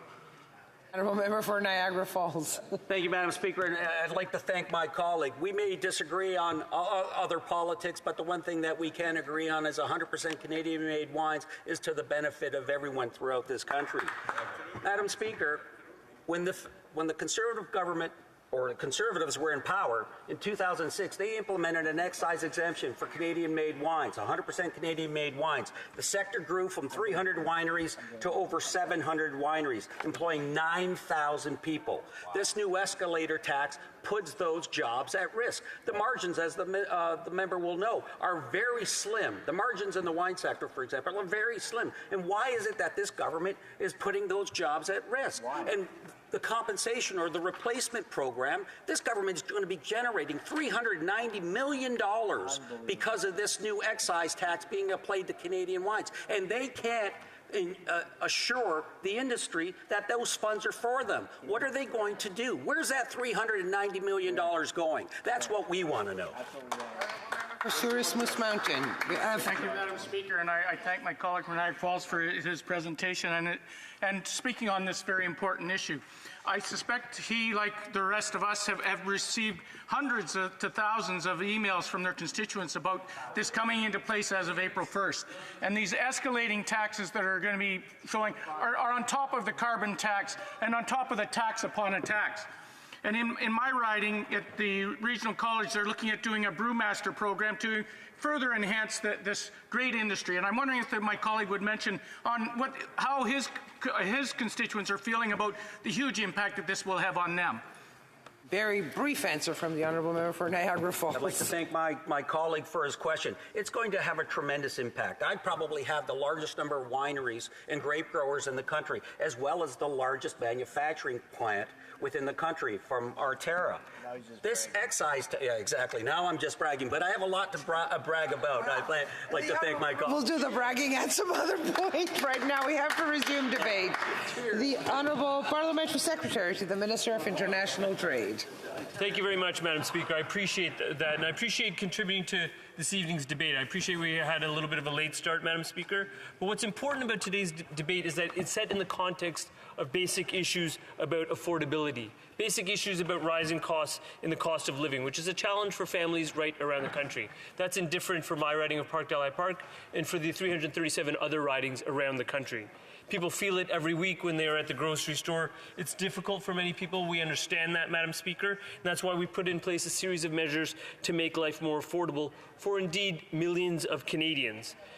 Our focus on this side of the House, Madam Speaker, throughout this rise in the cost of living has been to focus on Canadians that need the help the most. It's no longer possible to help everyone in Canada as we did during the pandemic, so we're seeking and have been pursuing quite diligently targeted measures. And that is really, really critical, particularly in light of the situation we're facing with inflation as it currently stands. Our capacity to spend, Madam Speaker, is not unlimited, nor would it be prudent to spend in an unlimited manner. What we're doing is trying to help those who need it the most. But let me talk about specifically the nature of this evening's debate about the excise duty on alcohol. Now, let's be very, very clear, Madam Speaker. We're not talking about a 6.7% approximate raise in the price of alcohol. What we're talking about is a raise on the excise duty. What that translates to, if you equate it to the price of a bottle of beer, and I'll say quite candidly, Madam Speaker, I'm one of those purchasers of bottles of beer. I, like many other members of this House, appreciate a good bottle of beer, including from a microbrewery, such as Henderson's, that is just outside of my riding, such as Waterloo Dark, such as Upper Canada Lager. The list goes on and on and on. But, Madam Speaker, when we translate what this means to a person like me, to a family like mine, to Canadians in this chamber and Canadians who are watching this evening on a Wednesday night about our proceedings, is it translates to less than 1 cent per can of beer. Less than 1 cent. In fact, it's 0.78 cents. So not even 1 full cent of beer is what this price escalator reveals. And why is it indexed in the manner it is, Madam Speaker? It's quite simple, because we use this as a frequent tool, ensuring that goods that we put taxation measures on, as the cost of producing the good, as the cost of living changes, so does the change on the excise tax duty. So there's a direct proportionality. So that's the basic premise that we're dealing with, Madam Speaker. But what I think is important, yes, and I'll be splitting my time with the member from Vaughan Woodbridge, who's also a lover of finer things. I think he's more fond of wine. I'm personally more fond of the great thing that comes from wheat and grain, including a good pint here and there, Madam Speaker. And beer, in particular. But what we've been doing, Madam Speaker, to support the sector, it's a good segue into wine because it was next on my speaking notes, is that we actually implemented a wine sector support program. And that provided up to $166.2 million to Agriculture and Agri-Food Canada in the 2022-2023 and in the forthcoming fiscal year to support wineries in adapting to ongoing and emerging challenges. So our support for the sector, indeed the member opposite from Niagara, whom I serve with on the Trade Committee, is very fond of promoting, as he should, the excellent wines from the Niagara region. We are supporting those wines from the Niagara region. Madam Speaker, small and medium-sized brewers right now also benefit from the currently lower rate of excise duties on the first 75,000 hectolitres. 1 hectoliter is actually 100 litres, Madam Speaker, so that, on my crude math, is about 7.5 million litres before you have to create 7.5 million litres before one actually hits the level of the higher excise duty applying. Just that simple feature of having a threshold that is hit at 75 hectolitres saved brewers support of up to $851,000 per brewer in 2022. So that's significant in terms of the supports that are already in place. What we've also done as a government is we repealed the excise duty on non-alcoholic beer. And, Madam Speaker, you know, you may be a designated driver, you may not feel the need for alcohol on a given evening or a given weekend barbecue. Sometimes people pursue non-alcoholic beer. That's a great thing. We've got a vibrant non-alcoholic beer industry. What we did is we repealed the excise duty on that particular type of beer altogether on July 1st, 2022, to encourage growth in that sector. Madam Speaker, what I also want to indicate today is that Canadians who are watching need to contextualize this discussion. When we talk about an escalator on the excise duty, when we talk about sort of issues that relate to the cost of living, we have to put that in the context of what are we doing about the cost of living as a government of Canada. We're doing a great deal, Madam Speaker. The targeted measures that we have rolled out over the past several years are vast, and I'm going to list some of them. What we have done is we've implemented changes to the Canada's Workers' Benefit. That means eligible low-income and modest-income families can receive up to $2,461 this year alone. Single Canadians, through the Canada's Worker Benefits Improvement, without children could get up to $1,428. We provided $2.5 billion, that's with a B, Madam Speaker, to 11 million Canadian individuals and families with low and modest incomes through the GST credit payment. We're providing tax-free payments of up to $650 per child per year. Madam Speaker, that's through a phenomenally popular program which covers dental expenses for kids under 12 through the Canada Dental Benefit, a program, among others, that the members of His Majesty's official opposition had the wisdom to vote against. That program alone has already helped 230,000 children with an aspect of their health care that was not covered previously, absent this new benefit that we've created. We're offering a tax-free payment of $500 to help low-income renters, Madam Speaker, who are struggling with the cost of housing. My first remarks in the context of this evening's debate was about helping those who need it the most. Our view is that people who already receive the Canada Housing Benefit are among the lowest income Canadians who are trying to struggle with the cost of housing and affording their rent. They are precisely the people that need our help the most, and that's what we've been doing with that top-up. 625,000 applications have been received for that top-up to the Canada Housing Benefit, demonstrating the acute need that exists in the economy at present. For seniors, Madam Speaker, we've heard the official opposition rightfully raise the issue of seniors on many occasions. Seniors and seniors in poverty deserve our assistance, and they deserve it in a targeted manner. What we did is we put a 10% increase on the old age security payments for seniors who are 75 or older. That provides over $800 in additional support to full pensioners in their first 12 months. And thanks to our agreements with provinces and territories, we're reducing childcare fees. This is actually quite incredible, Madam Speaker. I believe the mover of this motion is from the province of Alberta. In the mover of this motion's province, fees have all been reduced by 50% ahead of schedule. By 2026, our Canada-wide early learning and childcare plan will bring down fees for regulated childcare down to $10 a day on average from coast to coast to coast. In fact, the $10 a day goal has already been achieved by some provinces that were early adopters of our plan. Unfortunately, I can't say the same for my own province of Ontario, which was the very last adopter of this plan. So we won't realize the benefits of $10 a day childcare in Ontario as fast as we could have had there been a bit more earnestness on the part of Premier Ford, but that I'll leave for discussion for another day. In terms of the mover of this motion from Alberta, the savings already in effect will be an estimated $8,610 in savings on average per child per year for my friends' constituents. When you compare that and the magnitude of that kind of savings with 0.78 cents per can of beer, Madam Speaker, I think you can appreciate the priority we are placing and where we are placing it in terms of Canadians and their true needs. Canadians are facing challenges. There's no doubt, Madam Speaker. But in these final 2 minutes, what I would say to you is that improvements have been occurring. 22,000 jobs were created just last month alone, more than double than were expected. More than 20 million Canadians now have jobs. That's 830,000 more Canadians employed than prior to the COVID-19 pandemic. 126% of the jobs that were lost since the peak of the pandemic have now been recovered, Madam Speaker, and on average, wages have increased 5%.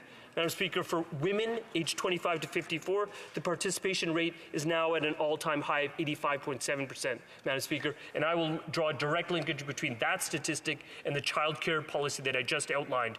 By empowering affordable childcare, you unlock the potential of women to fully participate in the economy. That is a critical initiative. That is a gender-focused initiative. That is a feminist initiative. That is an initiative I'm proud to stand by. Madam Speaker, in this final minute, what I will say is that Canadians are here, and on all sides of the House, we promote our wine and our beer industry. It is vital to job growth in this country. It is a vitally proud industry for Canadians of all stripes, from all political backgrounds. What we're not debating is support for that sector. What we're debating is the impact of the excise duty escalator. And what I would say to Canadians who are watching tonight is that, yes, the price will go up by 0.78 cents, less than 1 cent per can of beer, but what we are doing is addressing the costs of Canadians by the acute measures that I've outlined. That is important, and I think we should all raise a toast to just that kind of initiative. Thank you very much, Madam Speaker.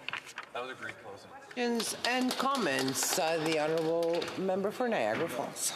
Thank you, Madam Speaker. I'd like to thank my colleague for his comments. And when he talks about the job that this government have created, he fails to recognize the impact on COVID and in tourism and hospitality communities such as Niagara. 40,000 people almost immediately lost their jobs during COVID.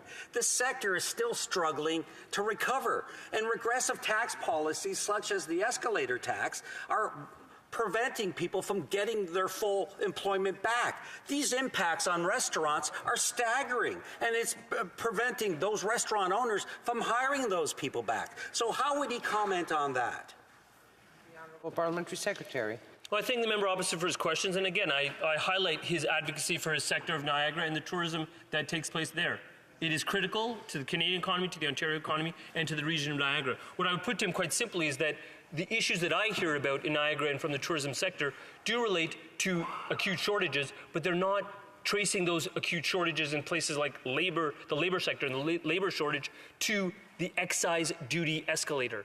0.78 cents per beer is not impacting directly the industries that he's advocating for. What's affecting them is things like the pandemic itself. It's things like acute labor shortage, people rethinking where they want to work, how they want to work. The ways we can address that are by encouraging more of the policies that help getting people back to work, including through immigration, which we are advocating for strongly.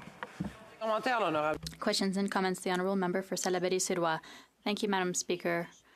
Listen, I'll take advantage of my colleague's speech, the Parliamentary Secretary for International Trade, to specify something specific to him about excise taxes on small producers of beer, cider, drinks that currently, at the time that we're talking, pay an excise tax that is totally unjustified because their production is so small that they can't compete internationally.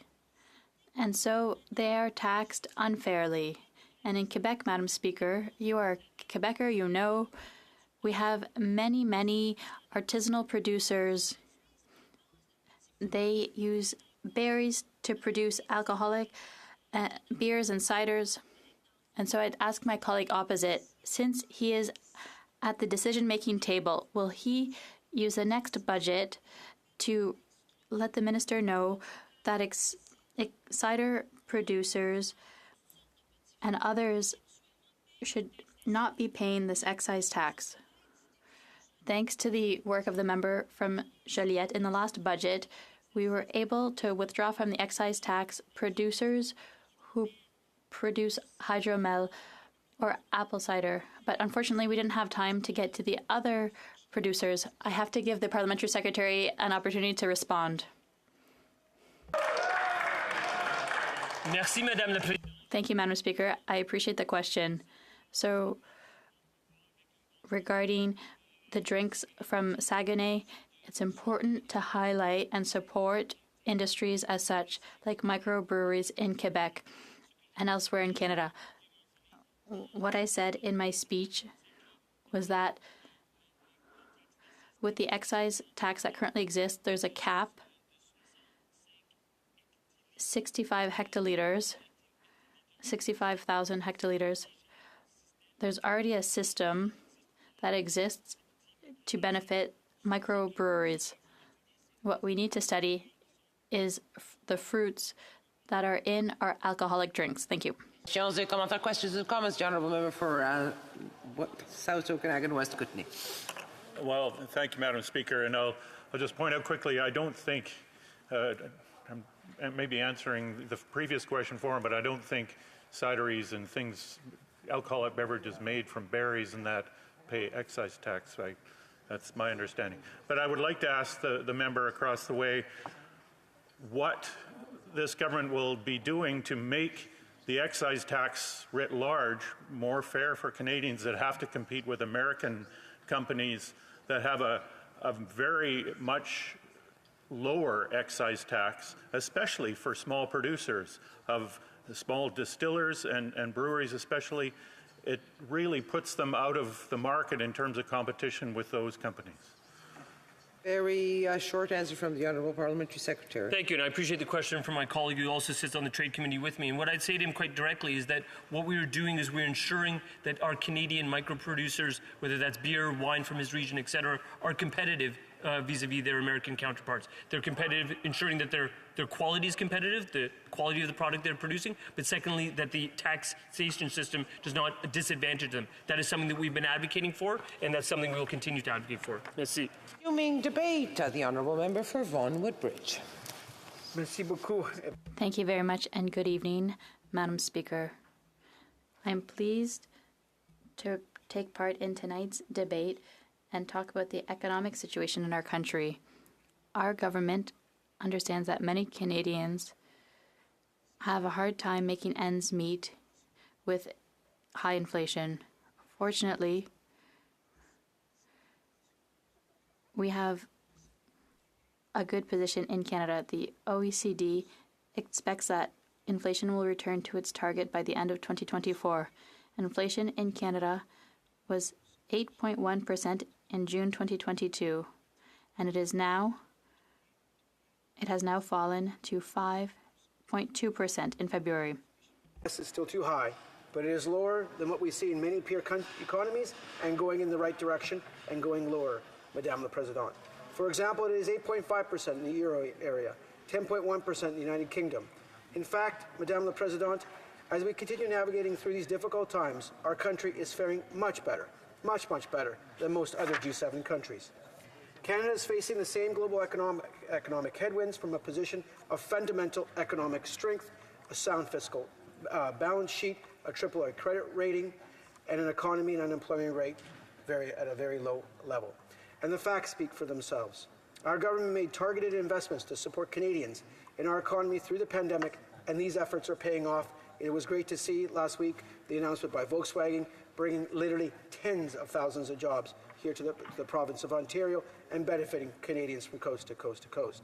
As a result of our government's leadership, Canada has experienced a strong rebound from the pandemic recession with a 3% plus growth rate in 2022, one of the strongest in the G7. On top of that, we continue to see the strongest increase in real disposable income in the G7.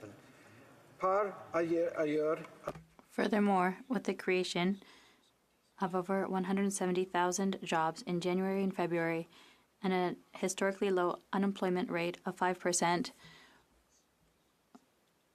we can see the resilience of the Canadian economy. However, we are aware that many Canadians have a hard time making ends meet.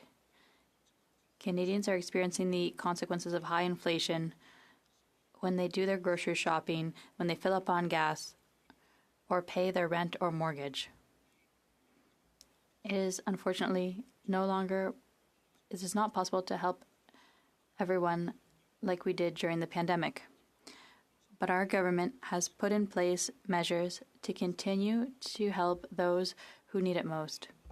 Most impacted by inflation, Madame la Présidente. Now, when it comes with regards to the excise duty on alcohol, when it comes to inflationary adjustments to the excise duty rates on beer or wine, Madame la Présidente, I would like to reassure my colleagues that they do not generally represent an increase in real dollar terms. They broadly preserve the effectiveness of these excise duty rates over time and generally ensure that rates stay constant relative to the product on which they are levied. Notre gouvernement reconnaît.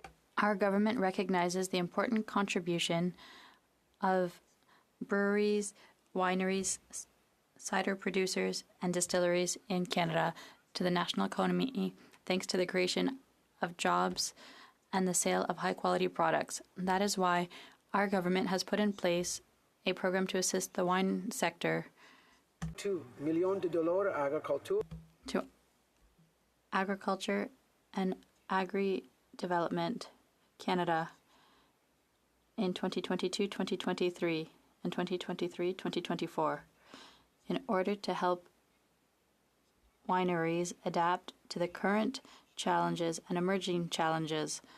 Madam Speaker, Canadian brewers, small and medium-sized, currently benefit from reduced excise duty tax on the first 75,000 hectoliters of beer produced per year.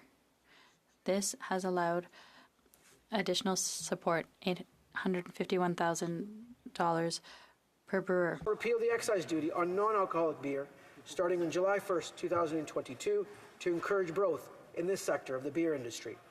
Madame la Présidente, for the Canadians who need it the most vulnerable, those impacted by rising prices the most, those impacted by inflation, who feel the bite of rising prices most acutely, our government is there with inflation relief measures. For example, we provided a one-time $500 payment to Canadian low-income renters through the Canada Housing Benefit, and we cut regulated childcare fees by on average of 50% across the land. I know here in Ontario, daycare fees have come down on a precise factor, 52.7%, representing in some instances up to $6,000 to $7,000 of real before-tax savings for families here in Ontario.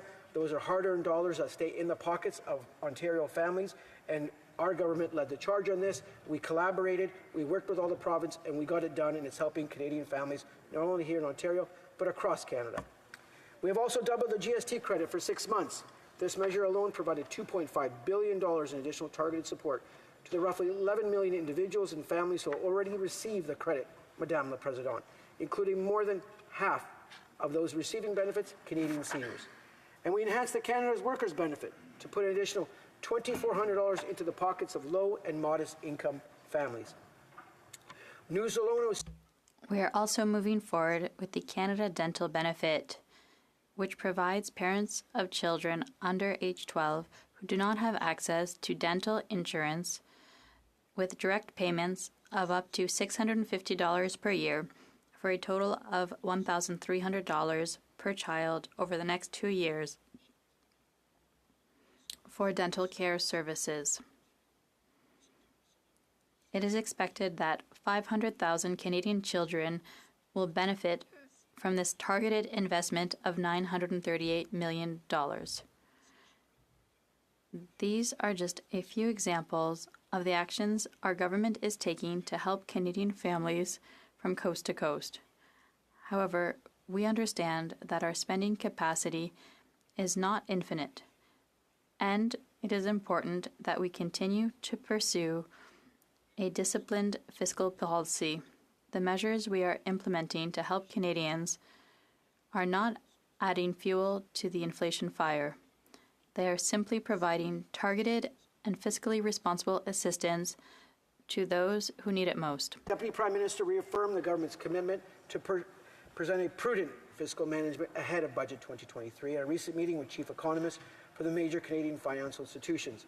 Canada has the lowest deficit and net debt to GDP ratio in the G7, maintaining our triple Q credit rating through the COVID pandemic, and we are going strongly for the future. We also committed to $9 billion in savings from the government spending review in the 2022 budget. And according to the recent OECD survey, Canada's net debt to GDP ratio is well below the average for the OECD, the European Union, and the United States. This continued track record of fiscal strength has allowed the government to continue providing necessary, targeted economic support to those who need it the most, those most impacted by the inflationary period that Canada went through, is still going through, but is receding. In conclusion, Madame la Présidente, Canada's economy is performing relatively well compared to our G7 peers, and there are good reasons for optimism, Madame la Présidente. However, our government understands that many Canadians still need some support to get through these difficult times. That is why we will continue providing inflation relief to Canadians who need it the most vulnerable, those who are most exposed to inflation, those on fixed incomes, for example. We will continue doing so in a targeted, fiscally responsible way, and as the last thing we want is to make inflation worse. We are making life more affordable for Canadians while continuing to build an economy that works for everyone, that helps the middle class, that helps those working hard to join the middle class. As we prepare for Budget 2023, we also understand that there is a need for further investments to create good jobs for Canadians and ensure Canada remains a competitive place to do business, particularly in light of the U.S. Inflation Reduction Act. Madame la Présidente, the global automakers were here this evening. I sponsored that event. It was great to see the representatives from Volkswagen at the event, and obviously we congratulated them, and I congratulate them on choosing Canada for their first North American battery plant, a plant for the future creating thousands of jobs. Monsieur le Président, Madam Speaker, as the global economy undergoes the most significant transformation since the Industrial Revolution, Canada cannot be left behind. That's why we will continue to work hard to create more quality jobs, invest in our communities, and build a more prosperous Canada for future generations. We are preparing measures that will give Canada the tools to succeed.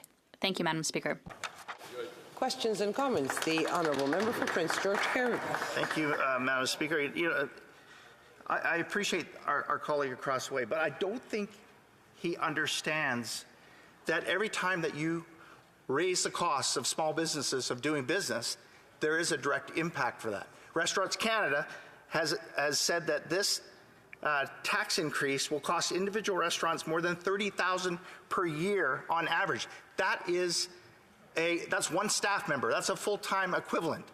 That's a part-time, maybe a couple part-time employees where these small businesses are going to have to make decisions whether they hire students or whether they hire more staff. These tax increases cost small businesses. They're so out of touch, Madam Speaker. So through you, I have to ask, has this member of parliament ever, or this colleague, ever ran a small business? Does he understand that small businesses now are making decisions on whether they're going to keep the doors open or if they're going to close? And a tax increase of this magnitude is not just a cent on one can of beer. It has a very real human cost. The Honourable Member for Vaughan Woodbridge. I'd like to thank the Honourable Member from Caribou, Prince George, for their question. It is great to see this Honourable Member in the House. I know that area of the world very well, and it's great to see my friend. I will say this, the City of Vaughan and the businesses that exist in the City of Vaughan, the over 18,000 small businesses of size, they have no greater champion than myself as their Member of Parliament for the last 7 years and before then, and my relationship with the Canadian Federation of Independent Businesses, Restaurants Canada, and all those stakeholders that you mentioned to is second to none. I've been a vocal champion for them. I have one of the largest wineries and winery operators in my riding. I meet with them regularly. I know the issues well.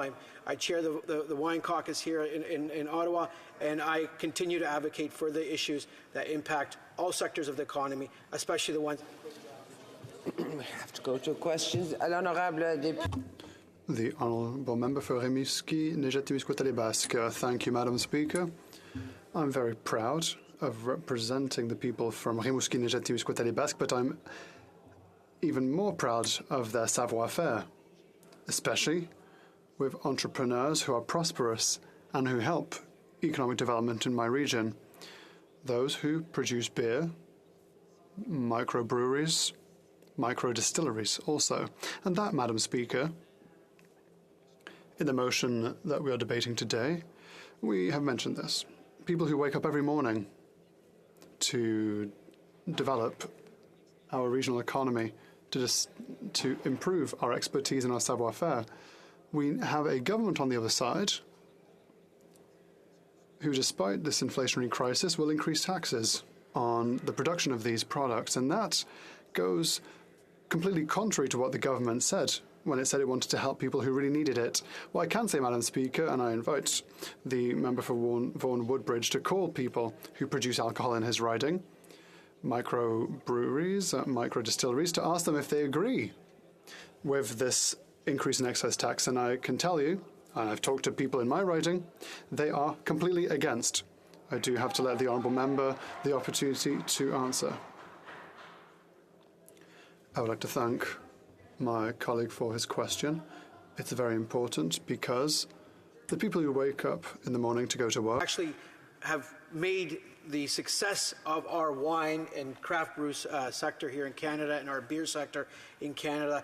Those individuals that created the wineries, whether it's in Quebec or Nova Scotia or in southern Ontario, in the Niagara area, those are individuals that took risk, created jobs, created wealth. I applaud them. I will always advocate for them. That's one of the reasons I ran, to ensure we have a strong economy, because we know the economy we inherited from the Conservatives was not going anywhere, and we turned it around, and we're going full steam ahead, Madame la Présidente.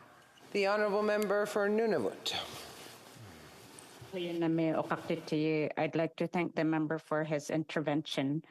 Like many other MPs that have discussed beer distilleries in their ridings, Nunavut has one as well, New Brew Brewing Company, which is in Iqaluit, is already taxed territorially, and I'm concerned that this small distillery in Iqaluit will be impacted heavily by the taxes that are being proposed, and as such are supporting the Conservative motion. And I wonder if the member can talk about how they will make sure that small distilleries like New Brew will continue to get the federal support that they need to keep operating. The Honourable Member for Vaughan Woodbridge, 15 seconds. I wish to thank the Honourable Member from Nunavut for that very, very important question. I know our small business minister Minister for Markham and the Parliamentary Secretary are working very hard to grow our small businesses. I encourage that member from Nunavut to reach out to these two individuals, reach out to myself. We will obviously assist in any way possible, and we will ensure that small brewers, big brewers, and our wine and beer industry across Canada continue to grow, continue to foster, and continue to... Reprise du débat. Resuming debate, the Honourable Member for Joliette. Thank you, Madam Speaker. I will be sharing my time with the most excellent member for Abitibi-Témiscamingue. As you know, Madam Speaker, unlike sales taxes, which represent a percentage of the value of a product, the excise tax on alcohol is a fixed amount per volume determined in the Excise Act. Traditionally speaking, this amount was revised occasionally by an amendment to the Act to adjust it to inflation. However, since 2017, the Act contains an automatic indexation formula which ensures that the amount of the excise tax rises every year in line with inflation. As a result, the excise tax on alcohol will rise by 6.3% on the 1st of April next year, reflecting the high inflation we have seen in 2022. Today's motion will have a very limited real impact. Very limited, as I said, real impact. We're talking about 1 cent per can of beer. Also, the motion is not a real response to the inflationary surge that is particularly affecting food prices. This is a sign of conservative populism, whose positions are more akin to advertising slogans than to serious public policy. Furthermore, still on the subject of beer, it is only the big brewers who will fully benefit from the adoption of today's motion. Since microbreweries pay only a fraction of the excise tax, they will benefit much less from the tax rate freeze. Of the 1,200 breweries in Canada, including more than 300 in Quebec, only 12 pay the full rate of excise tax on the majority of their production, and the majority of these 12 are owned by foreign multinationals.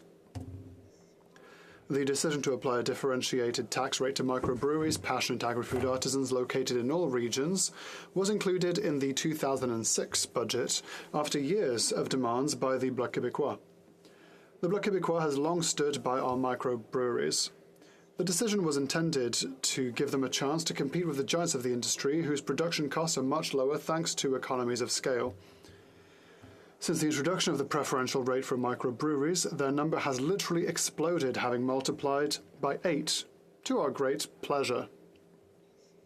So, for a small craft microbrewery, the indexation of the excise tax amount could represent an increase of only 0.1 or 0.2 cents per can. This is the marginal amount we are talking about today. That means just over a penny a dozen. So a 12-pack would be just 1 cent more. In the spring 2022 Budget Implementation Bill, C-19, the Bloc Québécois managed to extend to cider and mead producers, the boost it gave to microbreweries 15 years ago. From now on, they will be exempt from the excise tax. Our support for small local producers is not limited to microbreweries.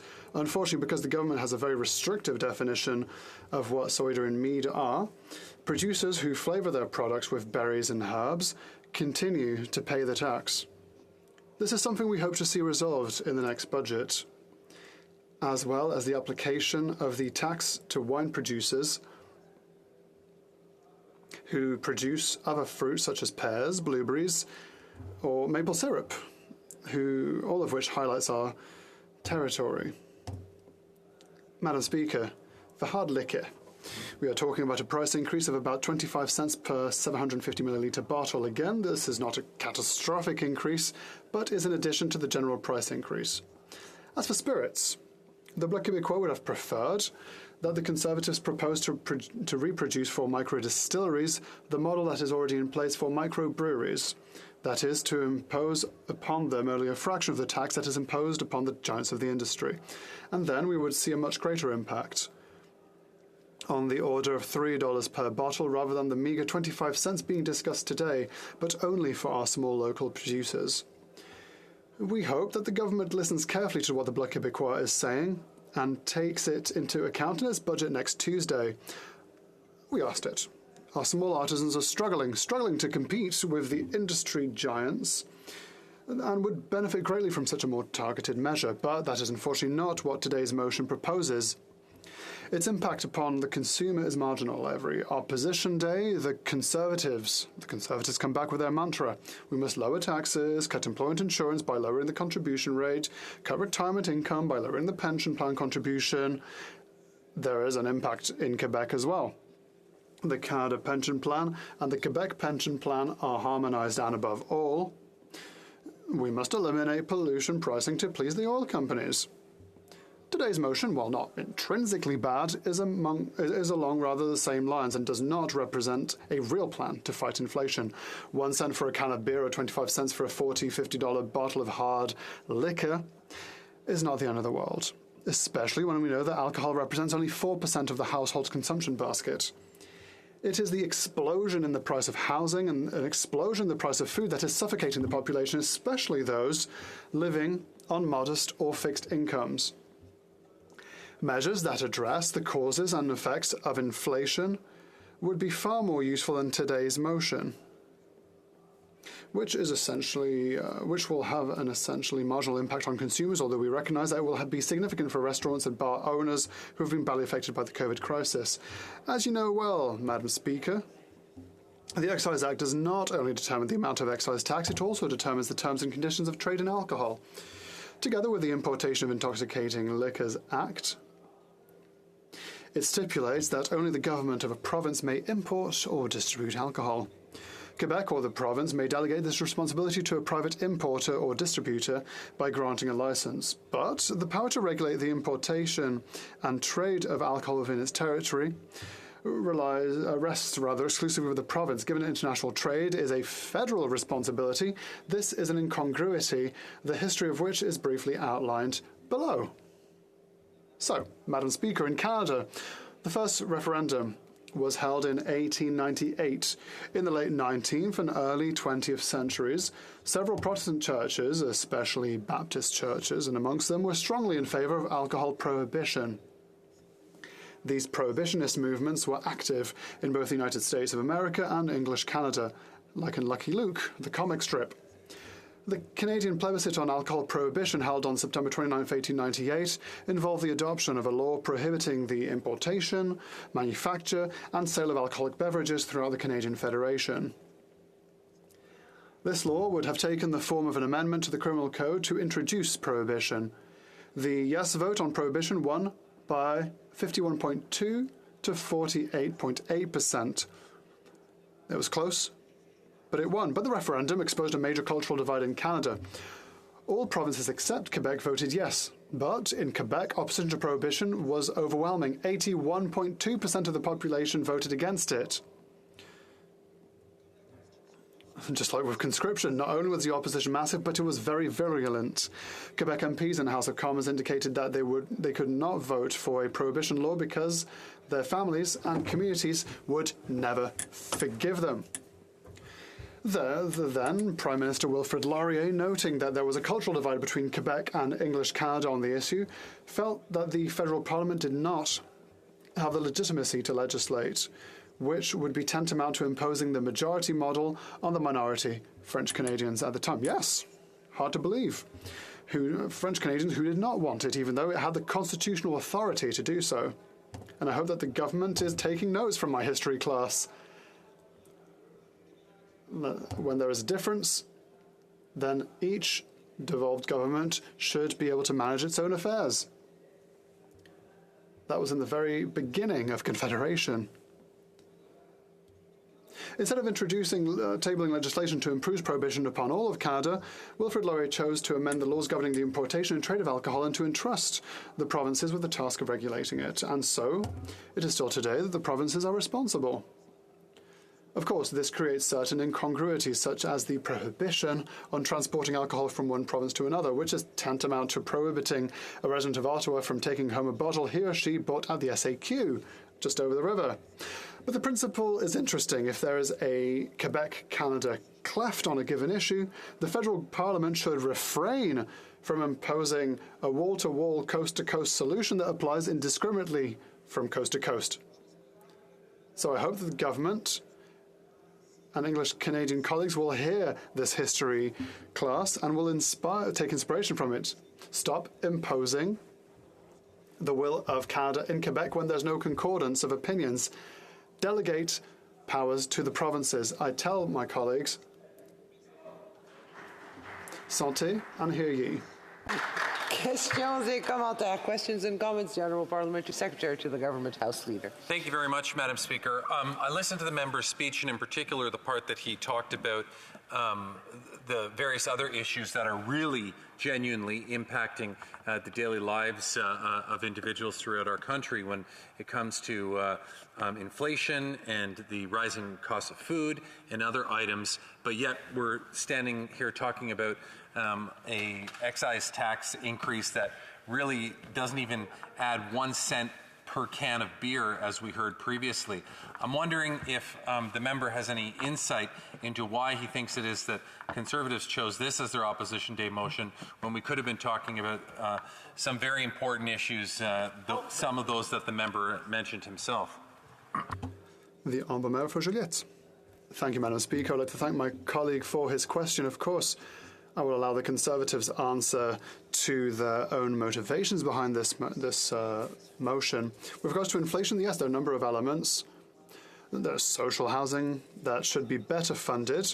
We hope that that will be in next Tuesday's budget. Significant amounts for social housing in order to make a true difference.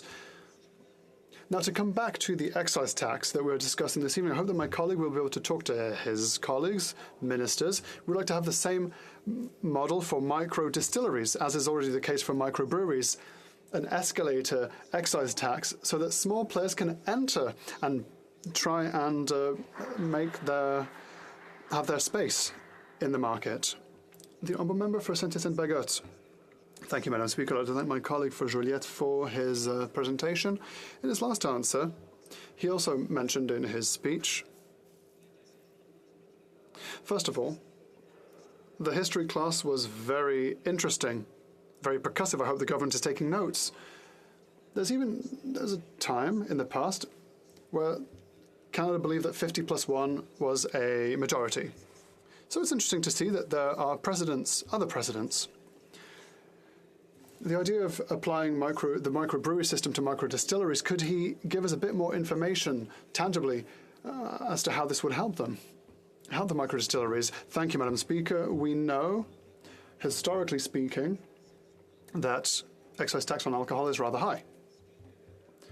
What the Bloc did in the early 2000s was to say, in order to promote the arrival of new players, microbreweries, for example, then the excise tax will be divided by 10 with a progressive increase based on the size of a brewery. The bigger it is, the more it will pay 10%, 20%, 30% of the excise tax until it reaches 100%. What we propose is that this be done with microdistilleries. It's an industry that is booming.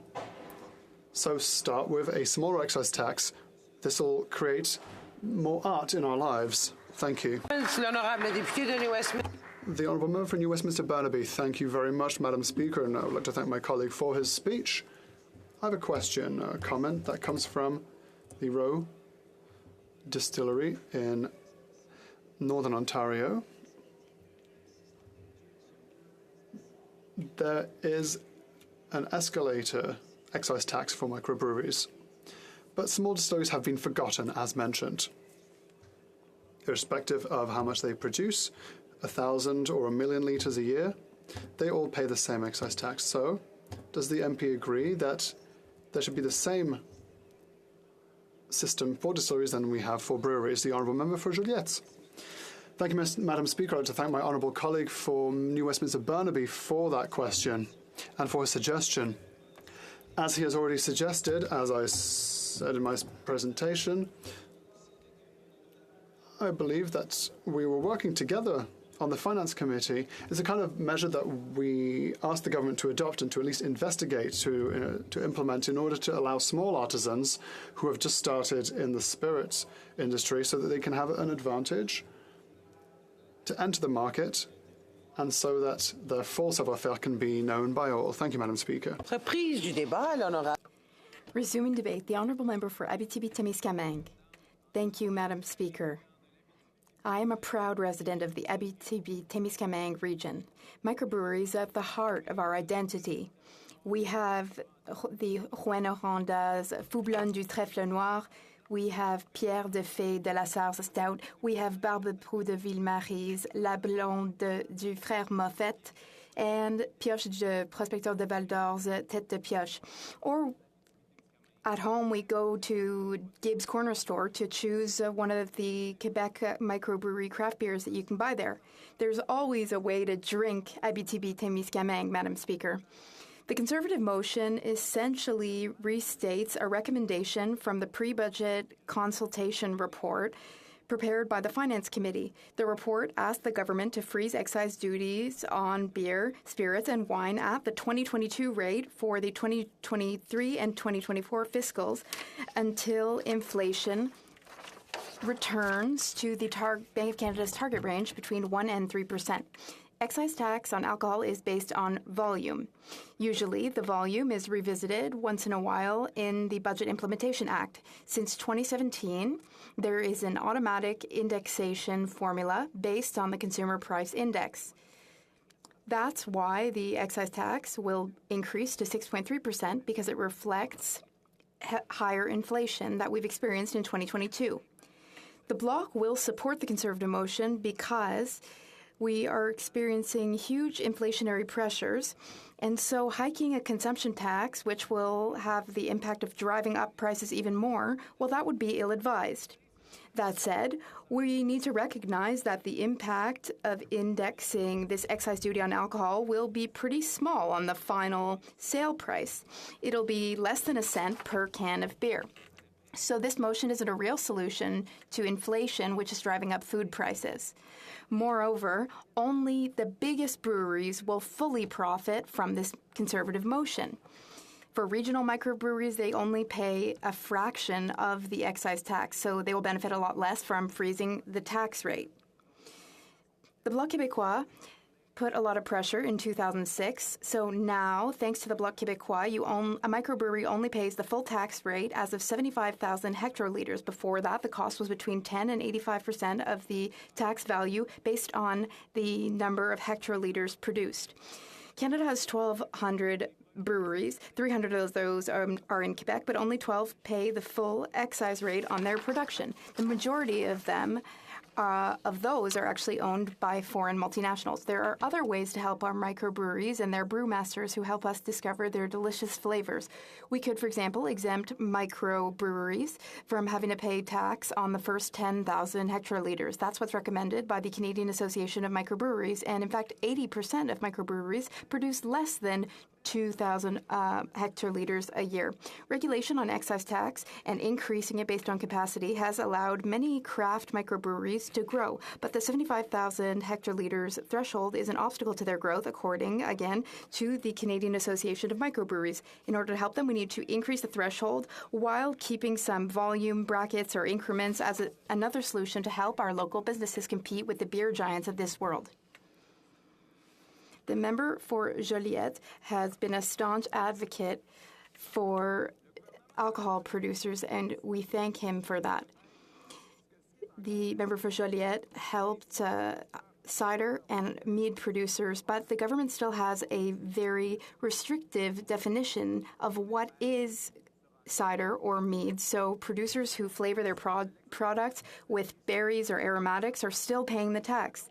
The Bloc Québécois hopes that this will be fixed in the next budget. And we also want an exemption from excise tax for producers of wine, which is made using other fruits like blueberries, because that type of product showcases the tastes of our regions.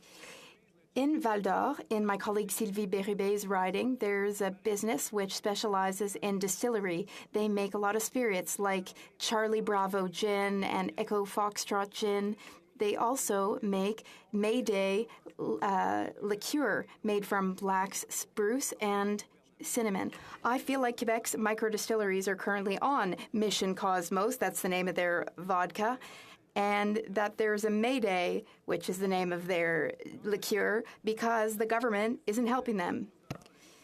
Excise tax is over $12 a liter for alcohol for a bottle of Alpha Tango gin. That is an increase of 25 cents a bottle. It's not catastrophic, but you add that on to other widespread price increases, and it's a slippery slope. All these pennies do add up. Quebec, the Bloc Québécois solution is different than the Conservative solution. We need to translate the microbrewery model to microdistilleries such that they only pay a fraction of the taxes that the giants of the industry, the big players, have to pay. That way, a bottle from the honey house Grand Ours would cost $3 less per bottle instead of a measly 25 cents less per bottle, which would be the result of today's motion. And that would help our local producers who enable us to taste our regional expertise. So I sincerely hope the government is hearing our suggestions so that we can help our flavor artists benefit from a more targeted measure. We're going to support the Conservative motion, though, as I said, because its merit is in the message that the House is sending to the government. But the solution to inflation is not just a measure like this one. Not only in Abitibi-Témiscamingue, we have a lot of problems that our microbreweries experience. For example, in February, Trèfle Noir, which is a pride and joy of our region, sold its recipes to La Gabière, which is a microbrewery in Saint-Jean-sur-Richelieu. And the owner, Alexandre Groux, hello to him if he's listening, he said that inflation, the pandemic, and labor shortages led to him having to sell part of his businesses. We have to help our entrepreneurs. We need tangible solutions. For example, our agricultural producers would benefit from measures to help them produce more. For example, an emergency account like what we had during the pandemic. We need to be able to support them when necessary. And we also have to help labor shortages in all of our regions and help that with the housing crisis, because those are two problems which halt economic growth and development in Abitibi-Témiscamingue. We need measures. For example, we have a tax credit to encourage recent graduates to come back, tax credit for immigrants who decide to settle in our regions, tax incentives for experienced workers, increasing transfers for creating social housing and community housing. We have solutions. We at the Bloc really, truly have solutions, and we're a week out from the budget, so I hope that the government is listening and will have solutions too.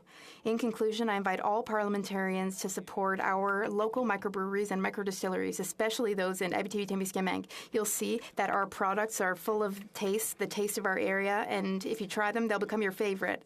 But don't forget to drink with moderation.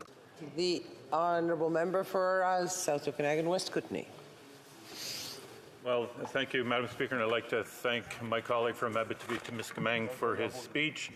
And I would have to agree with him on the subject that beyond, capping this escalator tax, we really should be looking at restructuring the excise tax, especially for spirits. But we have the craft breweries of Canada asking for even though they have that staggered rise in excise tax based on how much you produce, it's just way, way more than, for instance, in the United States, those breweries are paying, or those distilleries. So I'm just wondering if he could comment further on that, because this is something that I think should be looked at, and certainly the distillers in my riding are very concerned about just the unfairness of the way the excise tax for spirits is calculated today. The honourable member for Abitibi-Témiscamingue. Thank you, Madam Speaker. I thank my colleague for his question and for his awareness of this issue and for caring. Recently, I met with Jean-François Nelly. He is the owner of Peu de Caribou. He's been the owner since 2019. That's one of the important breweries in the Gaspésie region. It's part of the Association of Microbreweries of Quebec. And when we talked about the notion of land use, and that's important. The microbrewery model is to give life, to breathe life and dynamism to a region. It's good for tourism, and it's good for the local economy, for local industry. Microbreweries can contribute to creating a lot of jobs and contribute to social fabric. 1/3 of microbreweries are in towns with populations under 10,000. That's very interesting, Madam Speaker. When we try to find ways to diversify our economy beyond Toronto and oil out west, we have microbreweries as a solution. And another important issue is cash flow. Businesses need liquidity. They need cash flow, and excise taxes have an impact on their cash flow and margins. So we need to decrease this to help microbreweries so that they can increase their ability to invest and innovate, create new products, Madam Speaker. Prince George, Caribou Prince George. Oh, Caribou Prince George. I'm sorry. That's all right, Madam Speaker. Far be it from me to correct you. Madam Speaker, I appreciate our honourable colleague's intervention.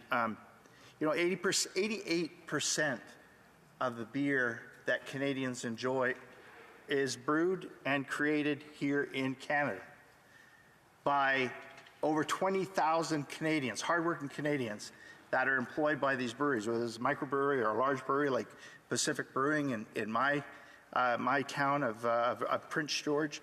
And they're worried. The unions are worried. Labor is worried. The breweries are saying they can't handle a 6% tax increase.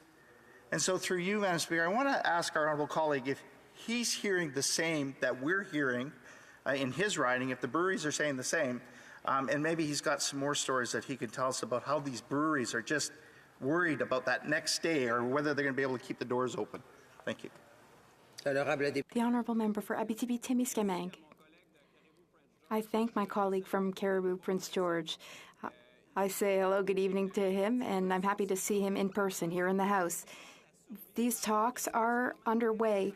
It's not easy for businesses, small and medium enterprises, to survive, especially with COVID and the labor shortages. That's what the owner of Trèfle Noir was telling me, that if I put things in context, the member for Joliette managed to get the excise tax on spirits down. There is a really good bottle of gin at the Grand Ours Honey House in my riding. He produces a gin and also a hydro mead, which have sold very, very well. They had trouble producing it, but bringing down the excise tax for him allowed him to brew that, to make that. It's so important to help these businesses because they're important for our identity, for our cultural feelings and feelings of togetherness, for the economy as well. It's so essential, and if we invest in these businesses, they will give us a huge return on investment. They create jobs, and they're so great for our regions. We really can't forget about them. Thank you, Madam Speaker. Member for South Okanagan, West Kootenay.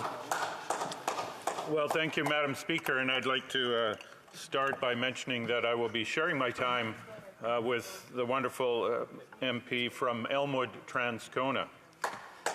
Now, Madam Speaker, my riding of South Okanagan West Kootenay is the finest in the country in many ways, but one of its best features is the thriving beer, wine, and spirits sector. And I think everyone here knows that we make the best wine in Canada, but we might be here all night if I would list all those wineries. But perhaps fewer know the sheer number and quality of craft breweries, so I'd like to try to list them here, and apologies if I miss any. Abandoned Rail, Cannery, Highway 97, Neighborhood, Slackwater, and Tin Whistle, all in Penticton. There's Fire Hall in Oliver, North Basin in Osoyoos, Rossland Beer in Rossland, Trail Beer Refinery in Trail, and Tail Out Brewing in Castlegar. And then there's the distilleries. And we have Legend Distilleries in Naramata. It used to be my old doctor's office, but they've turned it into a distillery. We have Maple Leaf Spirits, Old Order in Penticton, Douglas in Oliver, where my friend Grant Stevely makes what I think is the best gin in Canada, noteworthy gin. Tumbleweed in Osoyoos, Kootenay West in Trail, Tonic in Crescent Park, and Kootenay Country Craft in Winlaw. And there may be more. It's hard to keep up. But I was recently talking to my friends Jorg and Annette Engel, who own Maple Leaf Spirits, which is a small craft distillery in Penticton. It's one of the first craft distillers in the region, and they've taken advantage of the bountiful fruit of the Okanagan to produce award-winning brandies and other liquors. In fact, their Brandy won the award for Best Brandy in Canada last year for the second time. Here, here. You know, as their business grew over the past 20 years, they saw other small distilleries established in the region, and that strong growth in the craft distillery sector has been mirrored and even exceeded by the growth in the number of breweries and small wineries. So this sector is particularly important in South Okanagan, West Kootenay. And these businesses, many of them small, family-owned companies, have combined two traditional pillars of the local economy, agriculture and tourism, to create a powerful new center of growth in the region. Like many businesses, this sector has been hard hit recently by soaring inflation. The cost of almost everything that goes into their products has been rising. The grain that goes into beer and spirits has more than doubled in price. The price of bottles have gone up. But they also share another inflation-related challenge that no other sector has to deal with, and that is an excise tax that automatically rises as inflation rises. Since 2017, this tax has gone up every year without legislation or parliamentary debate, and this year will increase by a whopping 6.3%, the largest one-year increase in the last 40 years. And distillers like the Engels are going to be struggling to survive. They recently wrote me a letter, and I'd like to read some of that here. This is what they said. Our locally produced craft liquors are more expensive in liquor stores than imported or multinational brands because of the federal excise tax. The rates of excise duty on spirits are adjusted annually on April 1st based on changes to the Consumer Price Index. As a craft distillery, we now pay $1.74 in excise tax for each 375 milliliter bottle. That's $3.48 for a 750 milliliter bottle and $5.22 for each 1 liter bottle. Here in Canada, excise is further more than doubled by provincial markups to burden domestic distillers with a tax barrier of approximately $9 on every 1 liter bottle in a liquor store. And it's increasing every year. In liquor stores, our products compete with liquor from the United States, who have reduced their excise tax to a fraction of what we must pay. We see an imbalance on the market. We want our products to get priced in liquor stores on a level playing field with products coming from out of the country. And these concerns are shared with other distillers across the country. Marcel Rowe and Mireille Morin own Rowe Distillery in Hearst, Ontario. They have very similar concerns. They make Loon vodka and other great products, and they say they have to remain competitive, so they can't mark up their prices they have to keep their margins intact. They can't mark up their prices to keep their margins intact. And again, this is echoed across Canada in every craft distillery, every craft brewery, and every small winery in the country. And I want to be clear, all these businesses are fine with paying the excise tax on beer, wine, and spirits, but they are concerned about the fairness of how this tax is now structured and calculated. On top of the escalator feature, excise taxes in alcohol beverages produced in Canada are treated differently depending on whether it's wine, beer, or spirits, and very differently when compared with excise tax levied by our biggest trading partner, the United States. Excise taxes are much lower in the United States and are structured so that small producers pay much less on a sliding scale than bigger producers.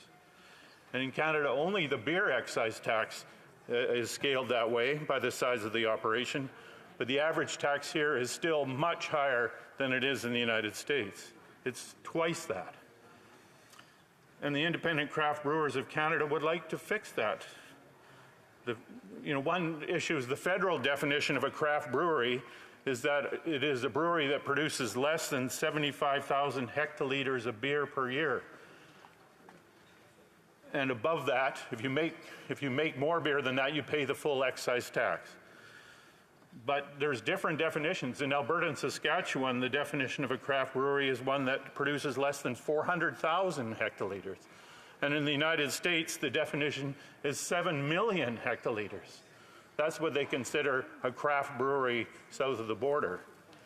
So it's clear that it would be helpful for Canadian breweries if these definitions and regulations were synchronized as much as possible so that competition is as fair as possible. And the craft brewers have put forward a reasonable suggestion to the government that would do just that, and I urge the Minister of Finance to consider that seriously. The wine sector is in a special situation because most wineries in Canada never had to pay excise tax until last year, when Canada eliminated an exemption for wines made from Canadian grapes after a trade dispute with Australia. After strong lobbying from the wine industry, the federal government did step up with a support program to help wineries adapt to this new reality, but that support is set to disappear next year. Now, the excise tax will continue after next year, of course, so it makes sense that a more long-term solution is needed. Craft distillers are the hardest hit in many ways. As I mentioned earlier, when reading the letter from Maple Leaf Spirits, the excise tax in a 1-liter bottle is $5.22. And when you add provincial taxes, that goes up to about $9. Makes it very difficult for local producers such as Jorgen and Ed Engel to compete with imports from other countries that are taxed at a fraction of that rate. We need a similar restructuring to the excise tax on spirits to level that playing field. You know, these are all reasonable, common sense recommendations, and I know from experience that the government will sometimes listen to such recommendations and make the right decisions. When the beer industry came to me last year and pointed out that de-alcoholized beer was being charged an alcohol excise tax, I put forward a private member's bill that would remove that tax. And to their credit, the government included that provision in last year's budget, so it can be done. The House of Commons Finance Committee has recommended that the government freeze the excise tax rate at 2022 levels for at least the next 2 years. And I hope the government takes that advice in the budget coming next Tuesday. I also hope they'll listen to Canadian producers of beer, wine, and spirits and restructure the excise tax to make it fair for small producers so that this sector can continue to make fine products and make a very important contribution to our local economies. Thank you.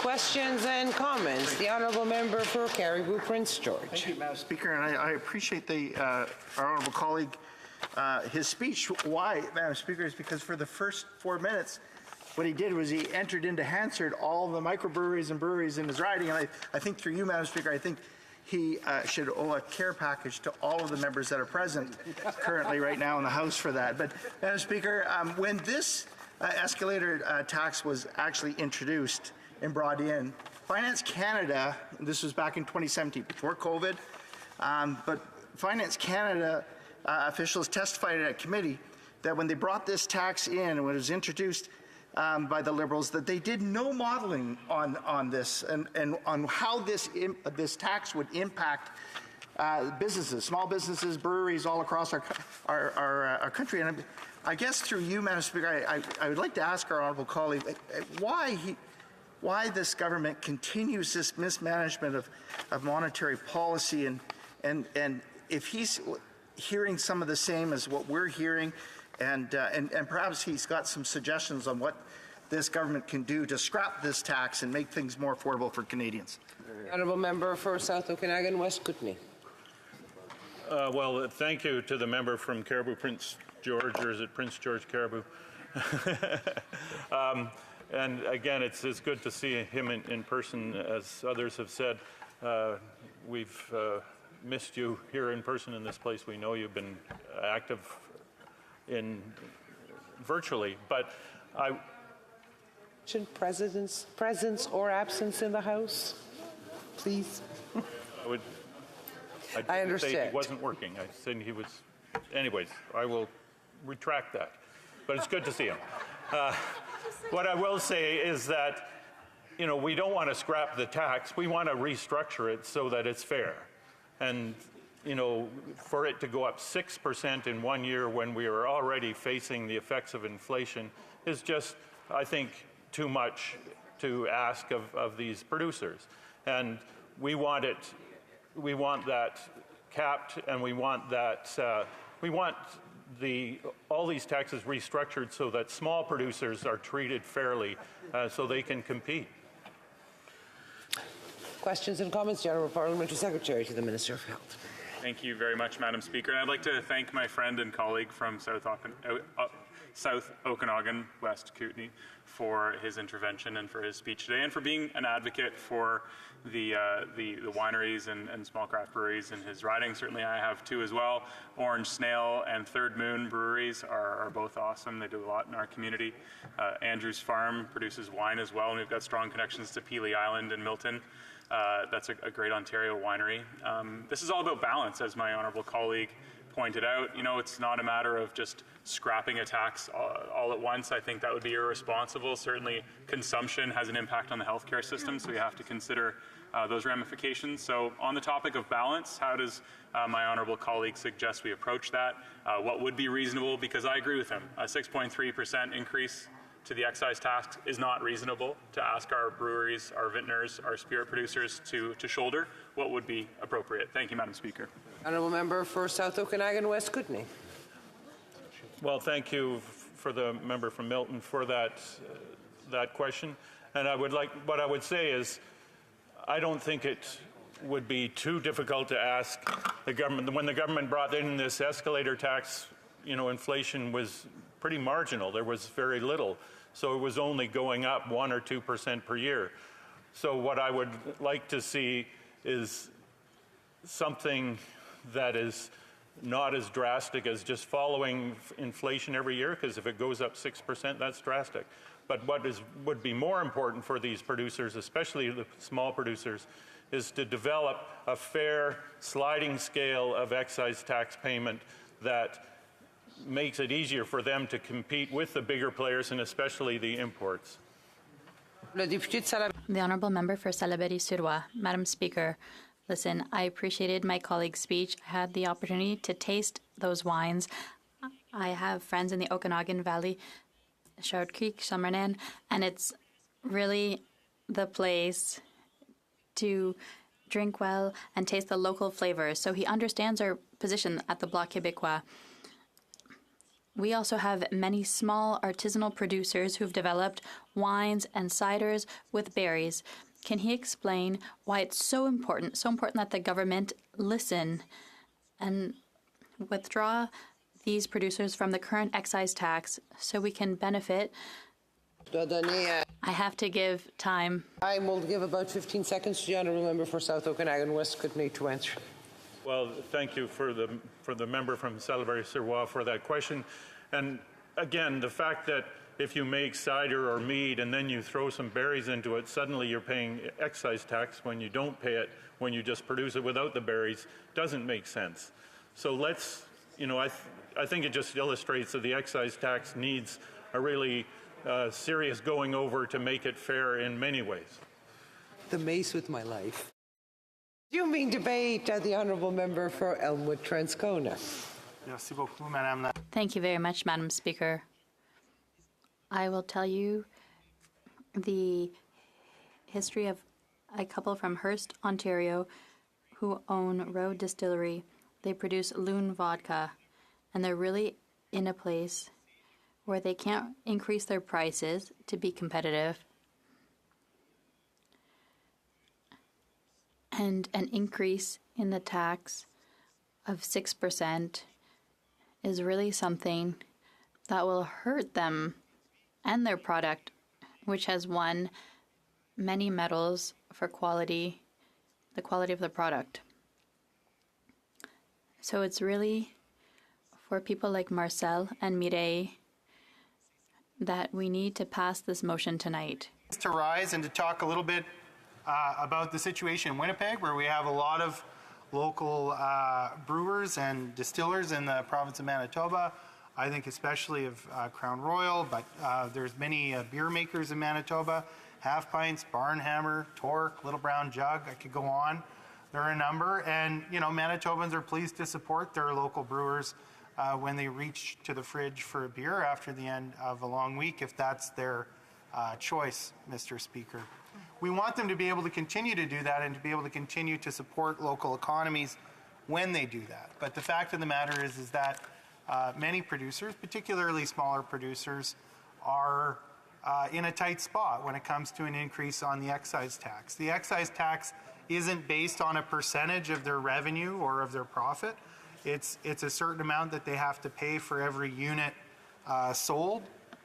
And so when it goes up, it really has an impact on their business model. And we're seeing, because that raise in the rate of tax is tied to inflation, we're seeing that being a particularly high increase this year. I think that was always the problem with having a tax that was tied to inflation, like a tax levied at an absolute rate that's raised at the rate of inflation. That was something that was raised in 2017, 2018, when the Liberals first brought this in as being a problem. People said, well, what if we have a period of extraordinary inflation? And they said, well, that's not likely to happen. Inflation's been very consistent. But of course we know that major events can change the course of an economy, and Canada, along with many other parts of the world, has certainly been experiencing that. We've had a major event in the pandemic. There are major events happening as a result of climate change. Those are having impacts on the economy, and as we see inflation go up,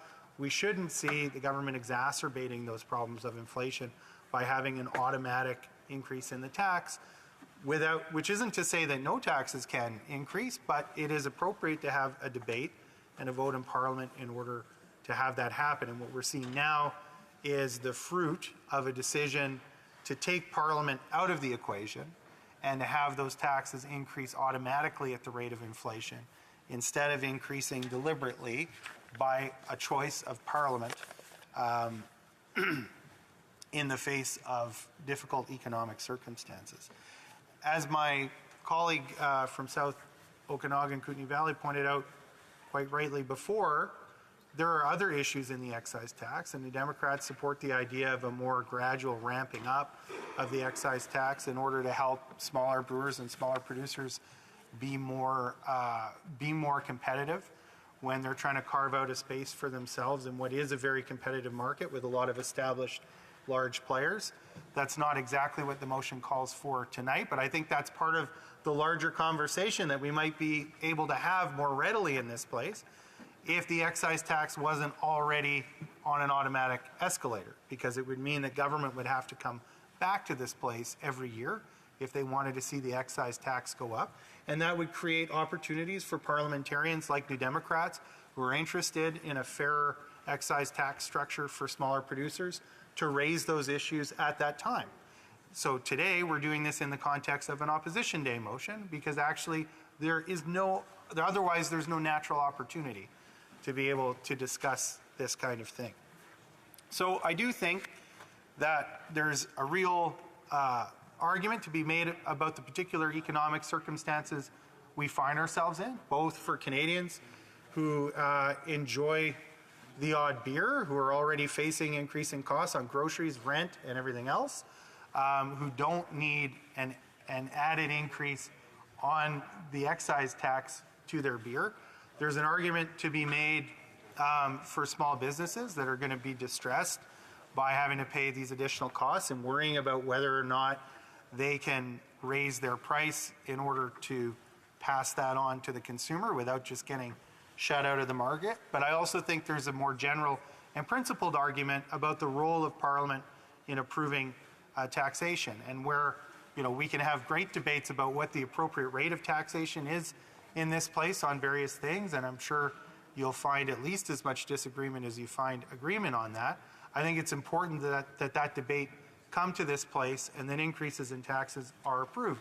I would say that this is just the other side of the coin of another measure that I don't personally support, which is indexing income tax brackets to inflation too, because I think that governments and legislatures particularly have a responsibility to evaluate the circumstances and make decisions in a particular time about what's appropriate. So if that's a change in tax brackets, that's something that should be deliberately debated and that a very intentional decision should be made about.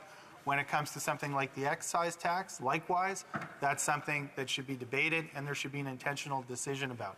I think this mechanism of an automatic escalator is problematic because it removes people's democratically elected legislators from the equation when we're having important debates about what an appropriate rate of taxation is.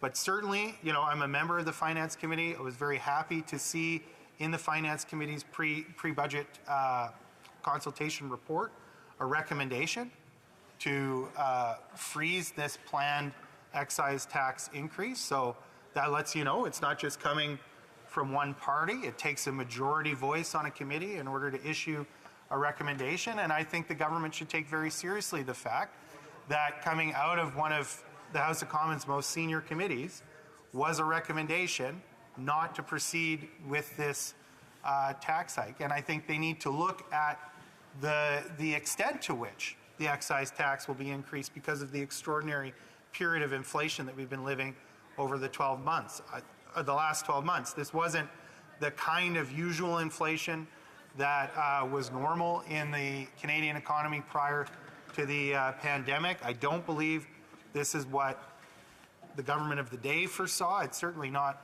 what Canadians foresaw when this automatic escalator was put in, and I think it's reasonable to recognize that the situation calls for a different course of action. So that's why I'm pleased to rise in support of the motion alongside my other New Democratic colleagues, and I thank you very much, Mr. Speaker.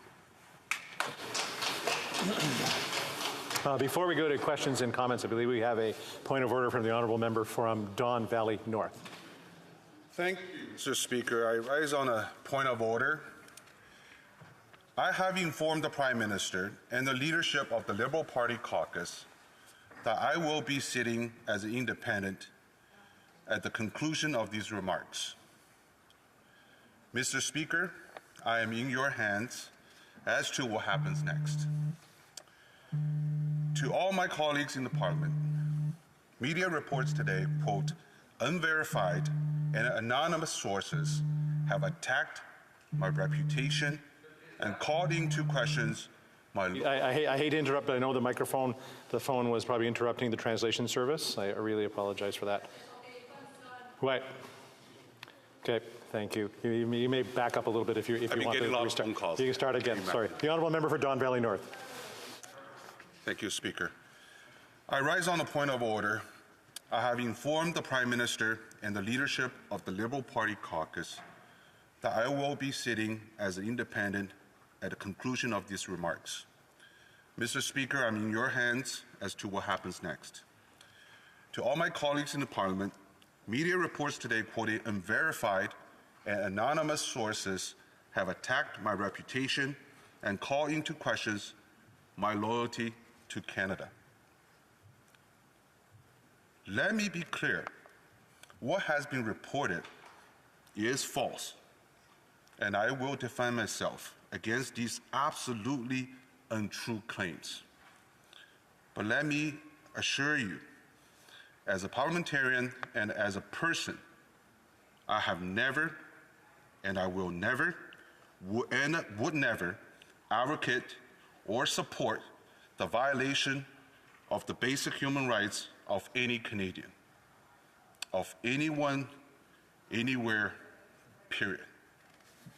The accusations are false. My family came to Canada for freedom. I have had the privilege of being elected to this House, and I believe I have served honorably and pledge to continue to serve honorably and fulfill my oath of office. I will continue to serve the residents of Don Valley North as an independent member of this House. I'm taking this extraordinary step because sitting the government caucus is a privilege, and my presence there may be seen by some as a conflict of duty and the wrong place to be as an independent investigation pursues the facts in this matter. I will be sitting as an independent so that business of government and indeed the business of Parliament is not interrupted as I work to clear my name and the truth is presented to Parliament and to Canadian people. I am a proud Liberal, and I am proud of the work our government does day in and day out to serve the people of Canada. I also don't want to distract from that important work. Before concluding, I want to assure Mr. Michael Spavett and Mr. Michael Covert and their families that I did nothing to cause them any harm. Like everyone in this House, I worked hard and advocated for their interest as a parliamentarian. The allegations made against me are as false as the ones made against you. To my constituents, I will continue to work on your behalf as your Member of Parliament. To my staff, I thank you. I know the days ahead will be difficult, but I will be there to support you as we continue to serve the people of Don Valley North. To my family, and in particular, my parents, who brought us here to Canada,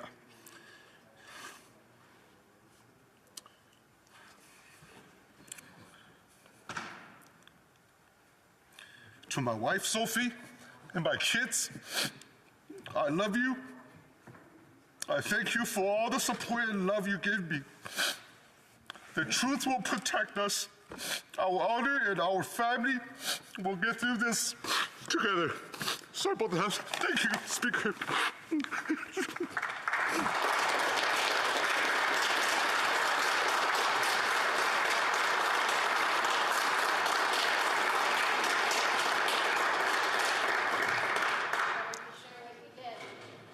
want to thank the member for his statement to assure him that the House will be making the appropriate changes to the seating plan. I'll take a quick breather here for a few moments before we go back to cues and comments.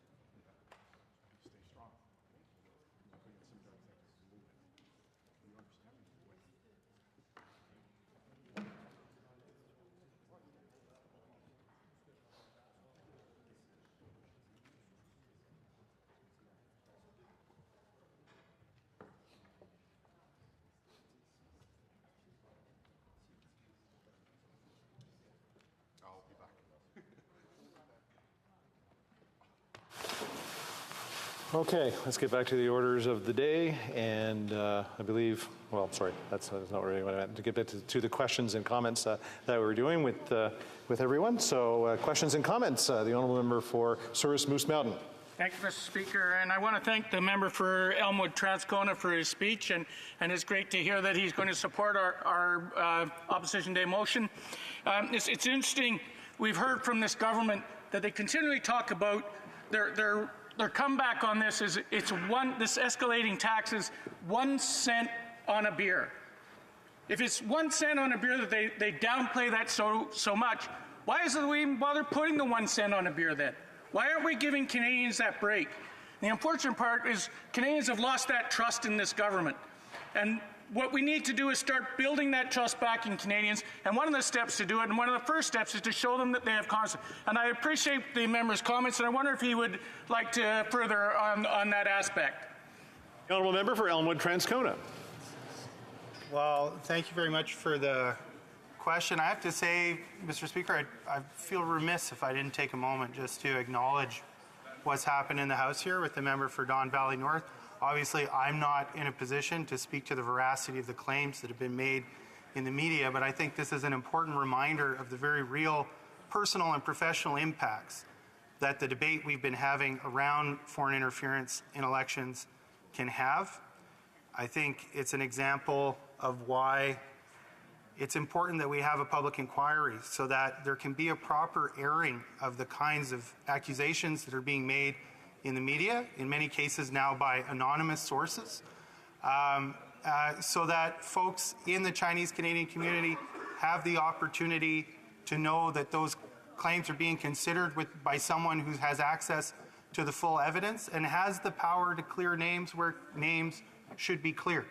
And I think that that's really why it is important that we have nothing short of a public inquiry. Now, on the question that I was posed, I mean, I think it's a good point that, well, it's a relatively small increase in some ways, that argument doesn't really pass muster, because it is a big impact on the bottom lines of these smaller producers of beer and spirits and wines. But at the end of the day, like, if it's not that big of an increase, if that's what the government is saying, well, then it's not that big a loss for them to bypass it. We know that other government revenue has grown a fair bit because of inflation. This is not the place to do it. And if the government wants other revenue, we know there are companies like Loblaws, frankly, that can afford to pay more in tax. Government should be looking at them, not smaller producers of beer, spirits, and wine, in order to raise revenue. Questions and comments? Question commentaire. The Honourable Parliamentary Secretary to the Minister of Health.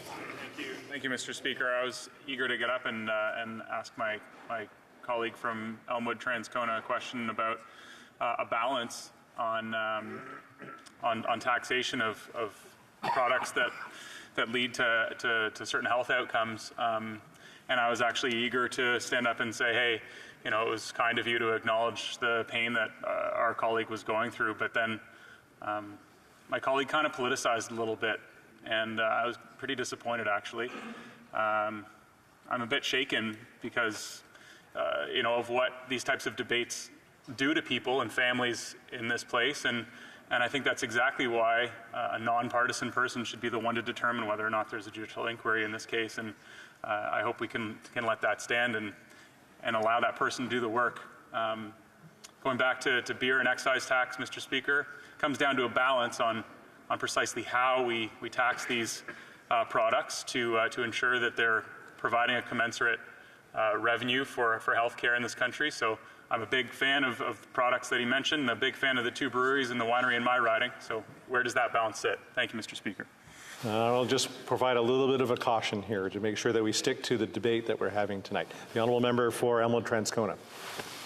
Thank you, Mr. Speaker. I already said my piece on the other matter. So in respect of his question on the motion that we're dealing with this evening, what I would say is that there definitely is a debate to be had about that proper balance.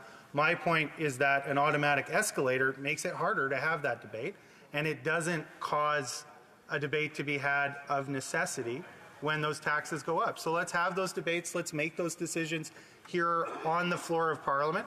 An automatic escalator actually deviates from that very path and from having that debate about the right balance in this place. Questions and comments? Question commentaire, one last one. L'honorable député de Pointe-la-Pointe de Lille. Merci. Thank you. I'd like to abstain from commenting on the need of an independent public inquiry on other matters, but I would like to hear, in a context where the federal government has significant budget surpluses, but there is inflation, why does the Liberal government want to increase this tax by 6.3%? I wouldn't say that we are in a surplus situation in the federal budget. I feel that there will be deficits on the way, but this increase of over 6% has come because there is an automatic escalator mechanism to increase that tax. And in my opinion, that is wrong. As parliamentarians, we should have a debate and make intentional decisions with regards to tax increases. And in the current context, we are in an extreme inflationary period as compared to previous decades. I don't believe that this is the time to have an exceptional increase in excise taxes on these products. Resuming debate. To the honourable member for Battleford's Lloydminster. Thank you very much, Mr. Speaker. Off the top, I just want to let you know that I will be splitting my time with the member from Beauce. The cost of living is rising faster than any time in the last 40 years. And it is this NDP Liberal government's inflationary deficits and high taxes that are driving up those costs. Hard-working Canadians whose paychecks don't go nearly as far as they once did are having trouble making ends meet. Canadians who are already out of money and cannot afford to have this Prime Minister dive deeper and deeper into their pockets. The average Canadian family is already spending more of their income on taxes than on basic necessities. More of their hard-earned dollars are going to taxes than on food, shelter, and clothing combined. And yet, there is no break on the horizon. It's actually just the opposite. Life will get more expensive for Canadians on April 1st. With the failed Liberal carbon tax set to increase, Canadians will be paying even more at the pumps and on their home heating bills. On April 1st, the Liberal carbon tax will increase to 14 cents per litre of gasoline, and the carbon tax will add 12 cents per cubic metre of natural gas. But of course, it doesn't end there, because this NDP Liberal government's automatic escalator on the alcohol excise tax, April 1st, will mark the largest tax increase on alcohol in the last 40 years. This tax increase will not only punish Canadian consumers, but it will also hurt workers in the tourism, hospitality, and restaurant sectors. And it's a big hit to our brewers and our winemakers also. Today's Conservative motion recognizes the significant impact of this tax increase, and it is an opportunity for the NDP Liberal government to reverse course and cancel this punishing increase. The tourism, hospitality, and restaurant sectors were some of the hardest hit, Mr. Speaker, by the pandemic restrictions imposed on these sectors. The reality is that many small businesses in these sectors are still struggling to keep their doors open. And according to Restaurants Canada, more than 50% of licensed restaurants are either losing money or just breaking even. Many of these small businesses are still carrying debt from the pandemic, and the April 1st excise tax increase won't help these businesses who are just trying to keep the lights on. Nor will the increased carbon tax that is also going to drive up their cost of doing business. The government should, at a minimum, have a do-no-harm approach. They should not be actively making it harder and more expensive to do business in Canada, but that, unfortunately, is the course that we are on. Instead of addressing the concerns of restaurateurs, craft brewers, vintners, and distillery owners, the Prime Minister is making it harder for them to do business and remain competitive. And yet the Liberals won't even take responsibility for the hardship caused by their high tax agenda. In fact, the way the Liberal members often talk in this House, you would think that Canadians have never had it so good, which really just shows how out of touch they are and how out of touch their policies really are. When it comes to the excise escalator tax, we've all heard the Liberal rhetoric in this place downplaying the cost of the hike.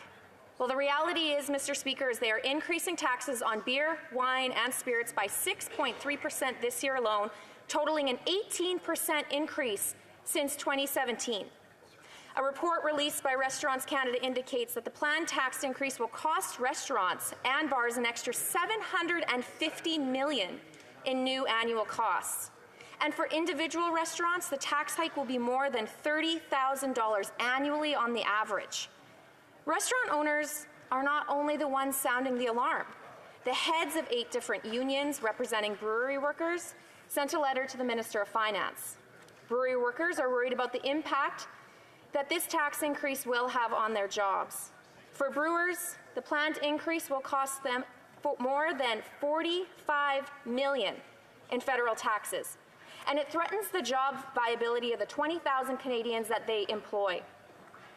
In that letter, Mr. Speaker, the unions representing brewery workers clearly state that a freeze on federal beer taxes is the single most important thing that this Minister of Finance can do for their workers and for their families.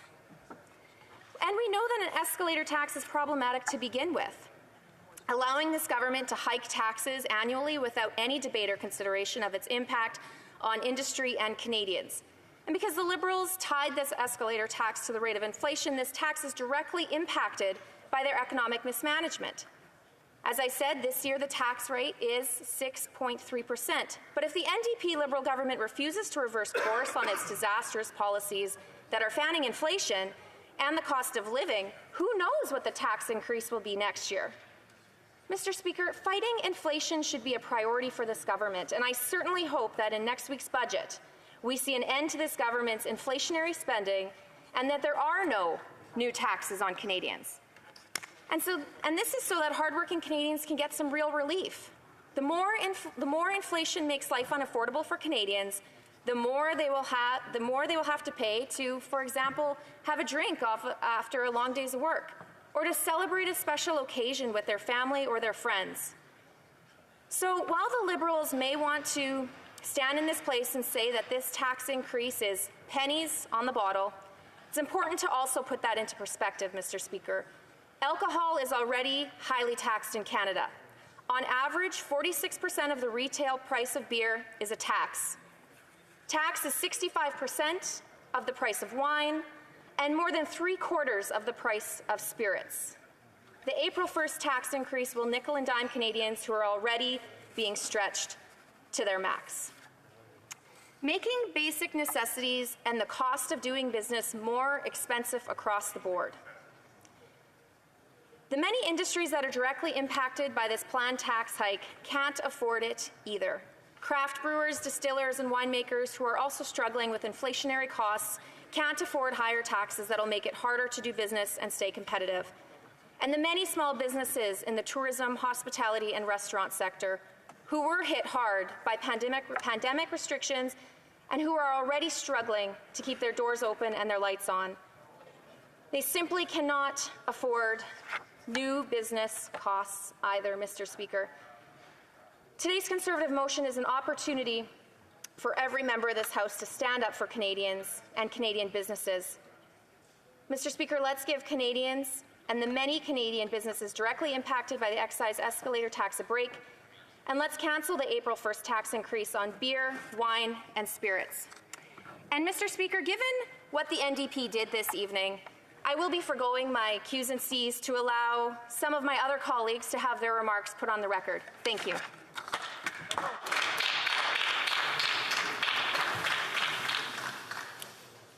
How does that work? All right, there you go. There you go. The Honourable Member for Beauce. Parliamentary Secretary to the Government House Leader. Mr. Speaker, I'm a little bit concerned because this is the second time in which it's happened today where I was hoping to be able to ask a question of the member, but the member literally walks out, Mr. Speaker. So I'd like to ask the question. So I'll take that back. I won't say that the member walked out, but I'd like to ask the member a question if I can, Mr. Speaker. Ask him. Okay, yeah, stood up. He should be able to ask it.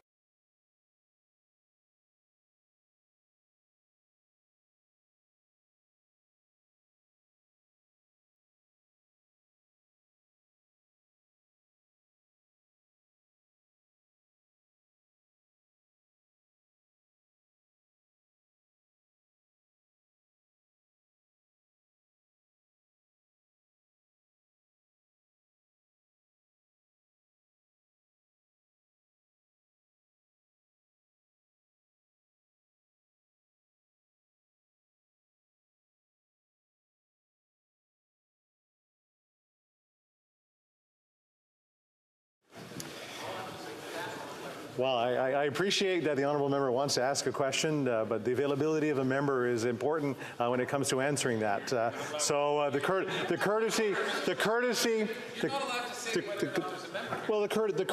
is whether they stay or not. I can't say whether. The Honourable Parliamentary Secretary.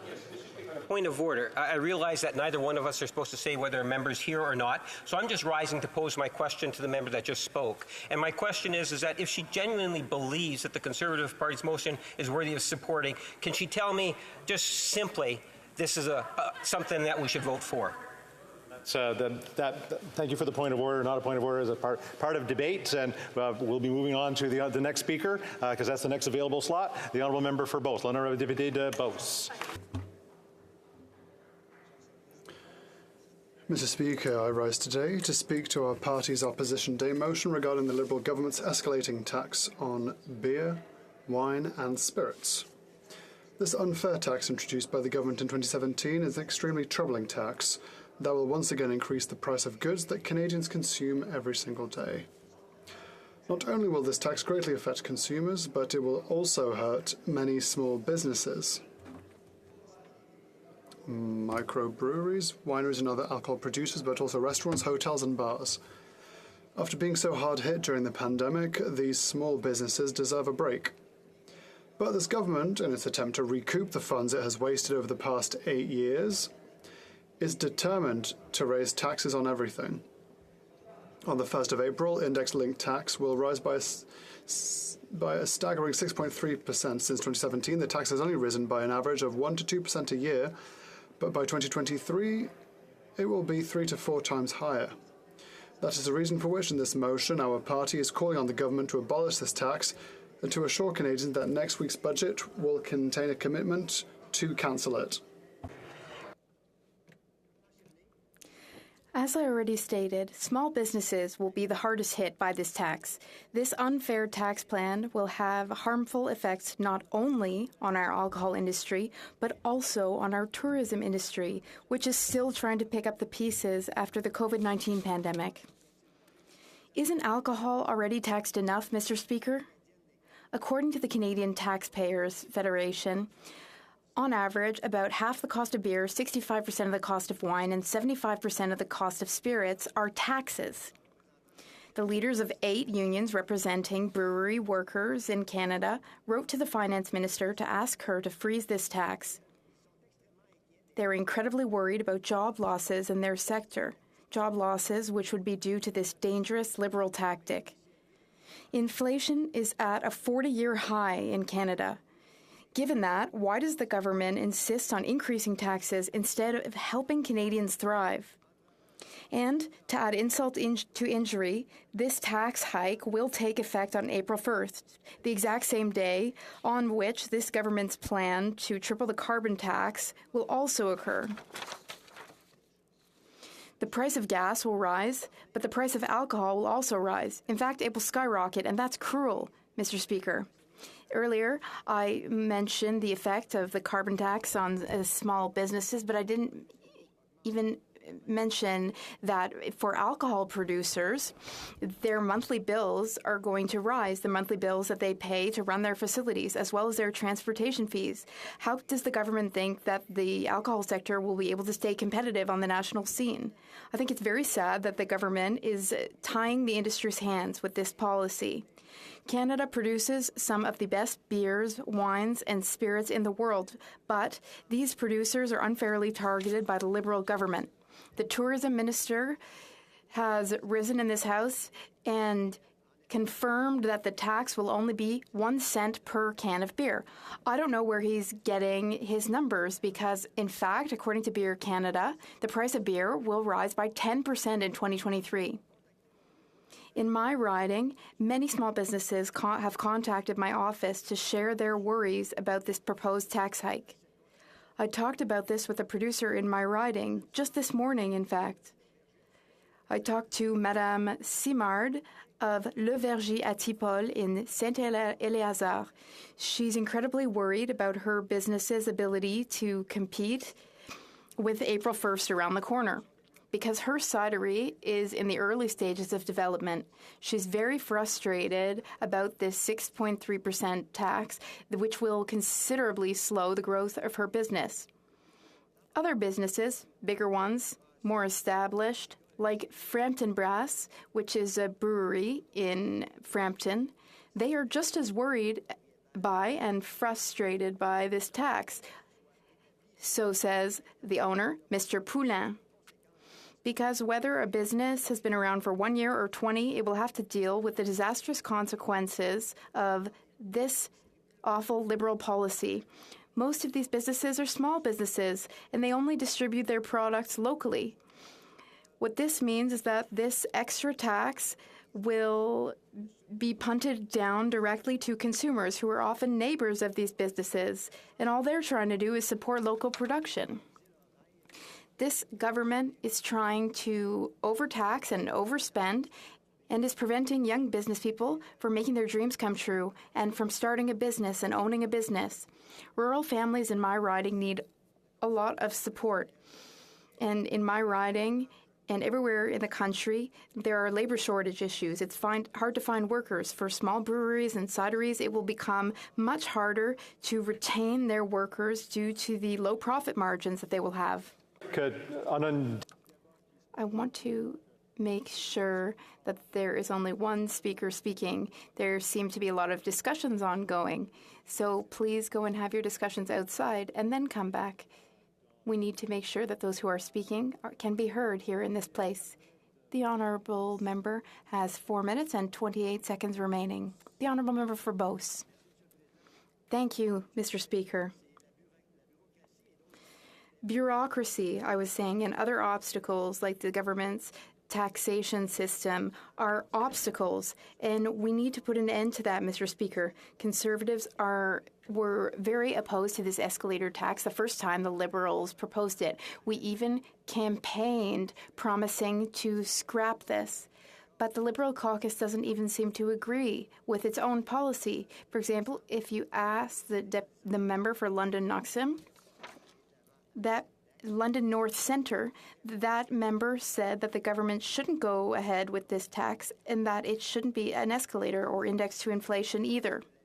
In conclusion, Mr. Speaker, the cost of living is continuing to rise faster than salaries are rising.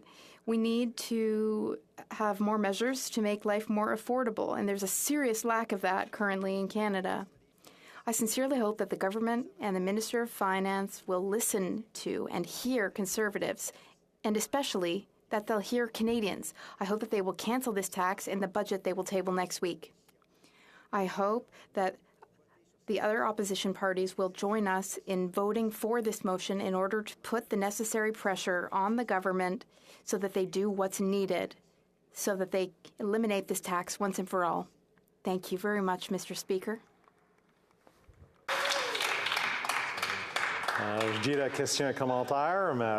I would say question and comments. Secretary to the Government House Leader. Mr. Speaker, I'm really quite concerned that we have a tradition within the House of Commons that after a speech has been delivered, if it's a 10-minute speech, there's a 5-minute question and answer. If it's a 20-minute speech, there's a 10-minute question and answer. What we're seeing is chicken Tory soup of sorts, where the Conservatives seem to feel that they can give a 10-minute speech and then not have to be held accountable for their comments, even in an opposition day. Obviously, Mr. Speaker, that is something in which I would ask, if not you, that the Speaker take a look into and report back to the House, because it's a dangerous precedent to start to say to members they can stand up, deliver a speech, and feel that they don't have to be accountable for the words that they've said by just not choosing to stand in their place. Appreciate the point of order. I believe the honourable member for New Westminster Burnaby has the same comment. Order, Mr. Speaker. If you don't have the courage to defend the speech that you've just made, you shouldn't speak in the House. Quite frankly, Mr. Speaker, they have a responsibility to be accountable to members in this House. This is now the third or fourth member of the Conservative Party that has ran out of the House after they've given their speech. We saw yesterday the leader of the Conservative Party not even vote on his own motion. I think this conduct is unbecoming of parliamentarians, and if they're going to speak, they have to stay and answer questions. The same point of order, the honourable member for Fort McMurray Cold Lake. Speaker, it is the very usual practice of this House that it is absolutely inappropriate to make mention of the presence or absence of any member of this chamber, and I think that it is absolutely inappropriate for the members opposite, who have been ducking accountability for weeks in this House, to be coming up here and trying to accuse Conservative members of not being accountable when they have shown zero accountability on a number of important issues, including on foreign interference. Thank you, Mr. Speaker. Point of order from the honourable member for Lac Saint-Louis. Mr. Speaker, on the same topic, I believe that whether the member is still present in the House or not, that the opposition should be permitted to ask questions. We see in question period a member of the opposition get up, address a question to a minister. The minister may not be there. Someone else will get up and answer in the minister's place. So the fact that a member is no longer in this House doesn't mean that one should not have the opportunity to ask questions, even if they're not going to be answered. I know we're getting into a really strange place. Could you give me a moment? Give me a moment while I have the chair. I will get to the honourable member in a moment. That was really good. Thank you. I can see the honourable member, and I will get to him as soon as I possibly can. And I'm also seeing there's an opportunity here to remind folks that we do not want to set precedents that we don't want to support ourselves. So I don't want to see government members doing the same thing when opposition is trying to ask questions as well. So it does create a problem later on down the road. The honourable member for Kitchener Centre with the same point of order, I believe. Thank you, Mr. Speaker. On the same point of order, I think this is a question of the quality of our democracy. If in this House of Commons we switch to speeches back and forth as opposed to debate with questions and answers, I think the level of accountability on all sides is reduced. And I ask you to rule on this very fair point of order. And I believe on the same point of order, the honourable member for Chilliwack Hope. Well, thank you, Mr. Speaker. And of course, that this is not out of order. These are points of debate from people that are angry about how things have transpired this evening. We see that there are multiple parliamentary secretaries to the House Leader here. The whip for the government is here. Maybe I'm not supposed to refer to their presence, but if the members on the Liberal side want to talk about amending the standing orders, that is actually what needs to happen here. There is no violation of the standing orders that are happening here. This is simply a waste of time, which we're used to from the member that's about to speak. The Honourable Parliamentary Secretary to the Government House Leader. First of all, it's not questions, it's questions and comments. Yes. So, Mr. Speaker, you should be allowing 5 minutes of comments if the individual is no longer in the House. Standing Order 43C says, except as provided in Standing Orders 95, 97, 12CI, and 26(1)A, following a 10-minute speech, a period not exceeding 5 minutes shall be made available to allow members to ask questions and comment briefly on matters relevant to the speech and allow responses thereto. So, Mr. Speaker, I think what needs to happen is the Conservatives need to realize that they got outwitted by the NDP today. Suck it up, call it a day, move on. Tomorrow's a new day. Honourable member for Elmwood Transcona on the same point of order. Mr. Speaker, I think we should recall that at one time, in fact, in the House of Commons, there was a period without question and comments. And it wasn't until the McGraw Committee report of the 1980s that Parliament adopted the practice of having questions and answers after comments. If you look at certain provincial legislatures, like the legislature in Manitoba, they don't have the practice of questions and comments. The McGraw Committee found that parliamentary debate would be far better if members were asked questions after their speech. So it was a very deliberate attempt to improve the quality of debate by the McGraw Committee in 1989 that we have questions and comments. And I don't think that members, unless we're going to study the issue and change our standing orders, should go back on an important reflection of members at that time, that has been the tradition until now, to have meaningful debate in the chamber by having questions and comments. And that's what members are doing, whether they're leaving the chamber or not. If they're just stupefied, which I can believe of some members on the Conservative bench, and they choose to stay in their place. No, well, thank you for the input.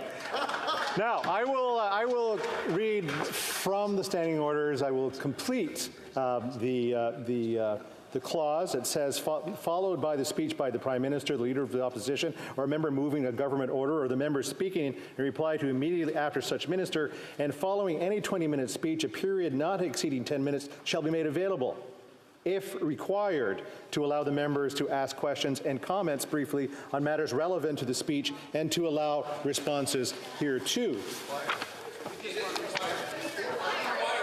Hold on.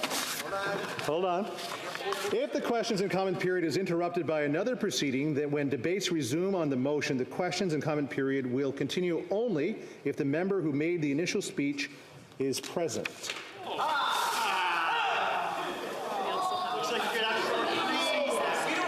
There's also a ruling from 1986 that I can go and dig up if people want. So, as much as I'm uncomfortable with what's going on here tonight, I believe a small piece of input from the honourable member for Elmwood Transcona. Just a question, Mr. Speaker. Was the time between the end of the speech and the beginning of Q&A interrupted by other business of the House? No.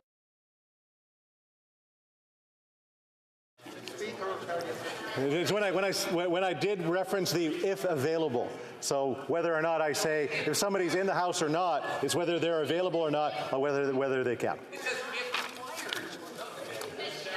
I am not the debater of what is required and what is not in some cases in this particular case. So, folks, I am going to move on to the next speaker, which is the Honourable Parliamentary Secretary to the Government House Leader. Thank you very much, Mr. Speaker. For questions. And my colleague has asked the question of me, will I hang around to be able to answer questions? Absolutely. Hear, hear. It is about accountability. Hear, hear. At least the Liberal Party of Canada stands for accountability, transparency, and so forth. And we've seen a demonstration. This is twice where it's happened to me personally today, Mr. Speaker, where a Conservative stood in his place, delivered a speech. One was the former Speaker, the official opposition House Leader, gives a speech. And I wanted to be able to ask him a question, but I couldn't ask him a question, Mr. Speaker. As you cite the rules, and it's not a reflection on the rules, but I would encourage members, in particular to the Conservative Party, please understand that there is a tradition of a higher sense of accountability. So if you say something in the chamber, at least provide members the opportunity to be able to challenge, provide comment, ask a question, as I've witnessed firsthand as a parliamentarian in the House of Commons, and this is the first time that I've actually been stood up twice, Mr. Speaker. Twice where I asked the question of a Conservative and they didn't have the courage. I believe another point of order. Point of order night. You guys are great. The Honourable Member for Brantford Brant. Mr. Speaker, before the commencement of the opposite member's speech, there was a brief exchange between myself and the member opposite from, I believe it's Milton. And under his breath, he called me an asshole. So I would be asking for a full apology and retraction. The Honourable Parliamentary Secretary to the Minister of Health. And now I've heard from the NDP that it's true, so I would like to... Okay, whoa, hold on. Order! Order! I'll get there. I'm just going to set everybody sit down for a second. Everybody sit down. I'm just trying to bring the temperature down here a little bit. No, we're going to take a second because the member for Elmwood Transcona was up first. So the Elmwood Transcona. Thank you very much, Mr. Speaker. I just want to reassure my colleague, I did not say that it was true. I asked if it was true. Okay, that's a clarification. I know the member for Milton would like to get up first, but I mean the Honourable Parliamentary Secretary. Well, I just don't understand. Is he saying the accusation is true, or that it's true that the member for Milton said it? I think there's a big difference there that we really want to know and understand. Does the Honourable Member for Milton? The Honourable Member for Milton. Thank you, Mr. Speaker. I acknowledge that the member and I had an exchange. However, what I said was, aren't you a lawyer? Now, I understand that the word that he said is sometimes confused with the word lawyer. However, Mr. Speaker, I did not use the term that he said. It's unparliamentary language. I apologize if I offended you, but I did not use that word. I don't know if that was any better, but there you go. Okay. Maybe we should just take a... I don't know. Hell no.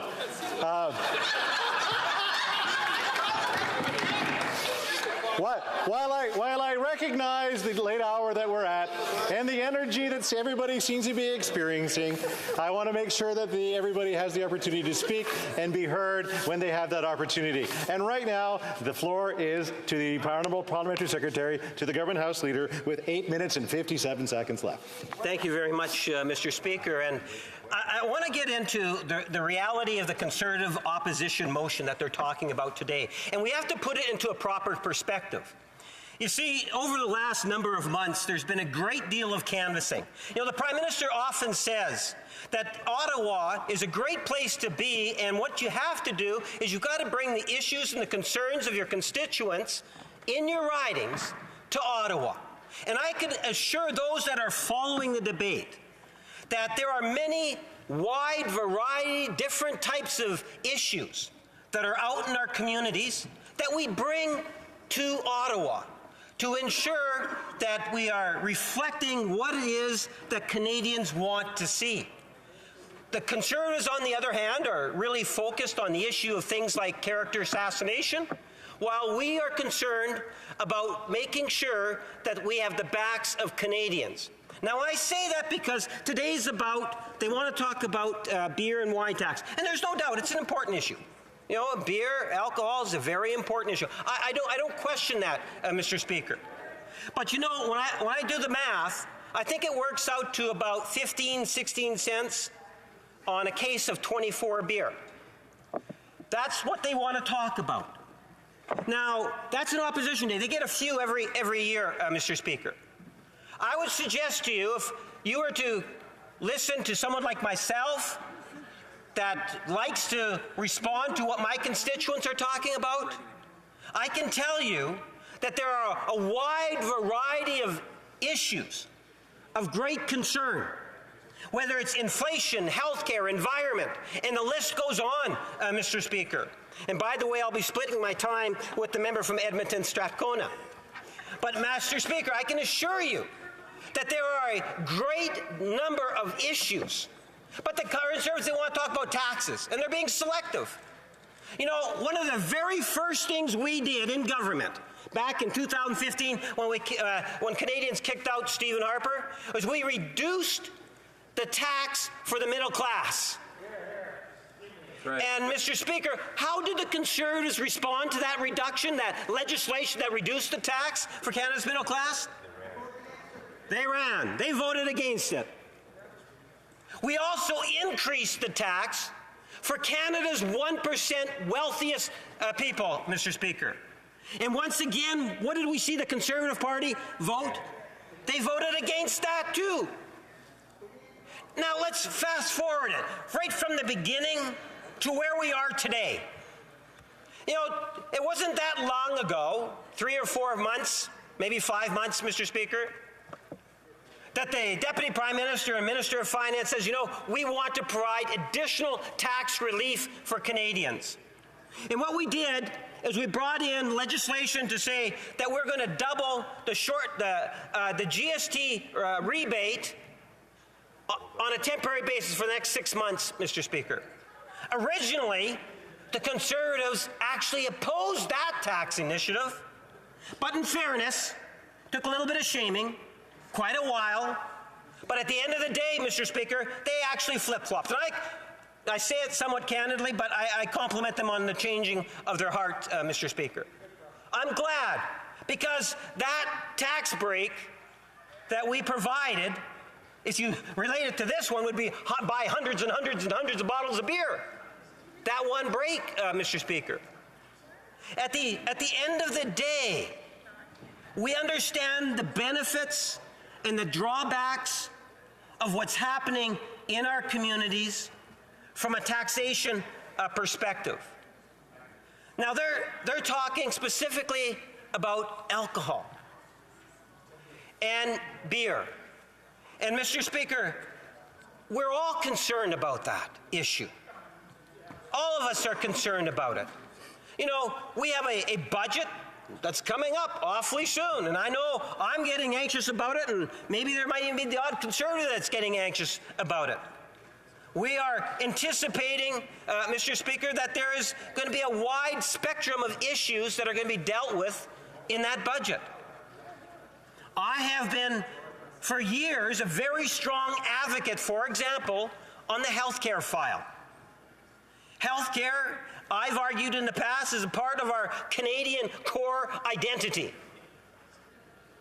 And I would suggest to you that it might have been more advantageous to be able to talk about the healthcare issue based in terms of what it is that the Conservative Party was talking about the last few days. something in which Canadians are genuinely concerned about. Recognition of credentials, and how do we get more healthcare workers, whether they're doctors, nurses, and others, support workers, into the system, Mr. Speaker. And I can tell you, they might not fully understand jurisdictional responsibilities and things of that nature, and they might be trying to intentionally mislead people, Mr. Speaker, on the issue in terms of what it is they could actually be capable of doing, especially if you look on the history of the Conservative Party, which is not very good when it comes to health care. I can assure you of that, Mr. Speaker. At the end of the day, Mr. Speaker. We have a point of order from the Honourable Member from Pickering-Uxbridge.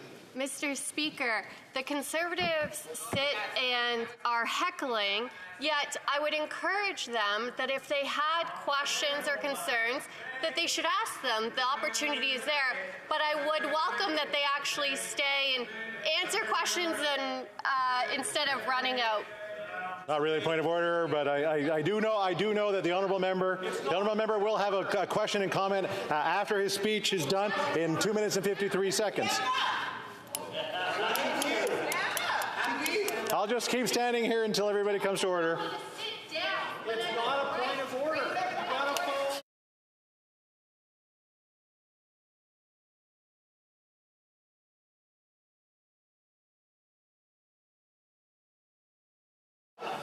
Okay.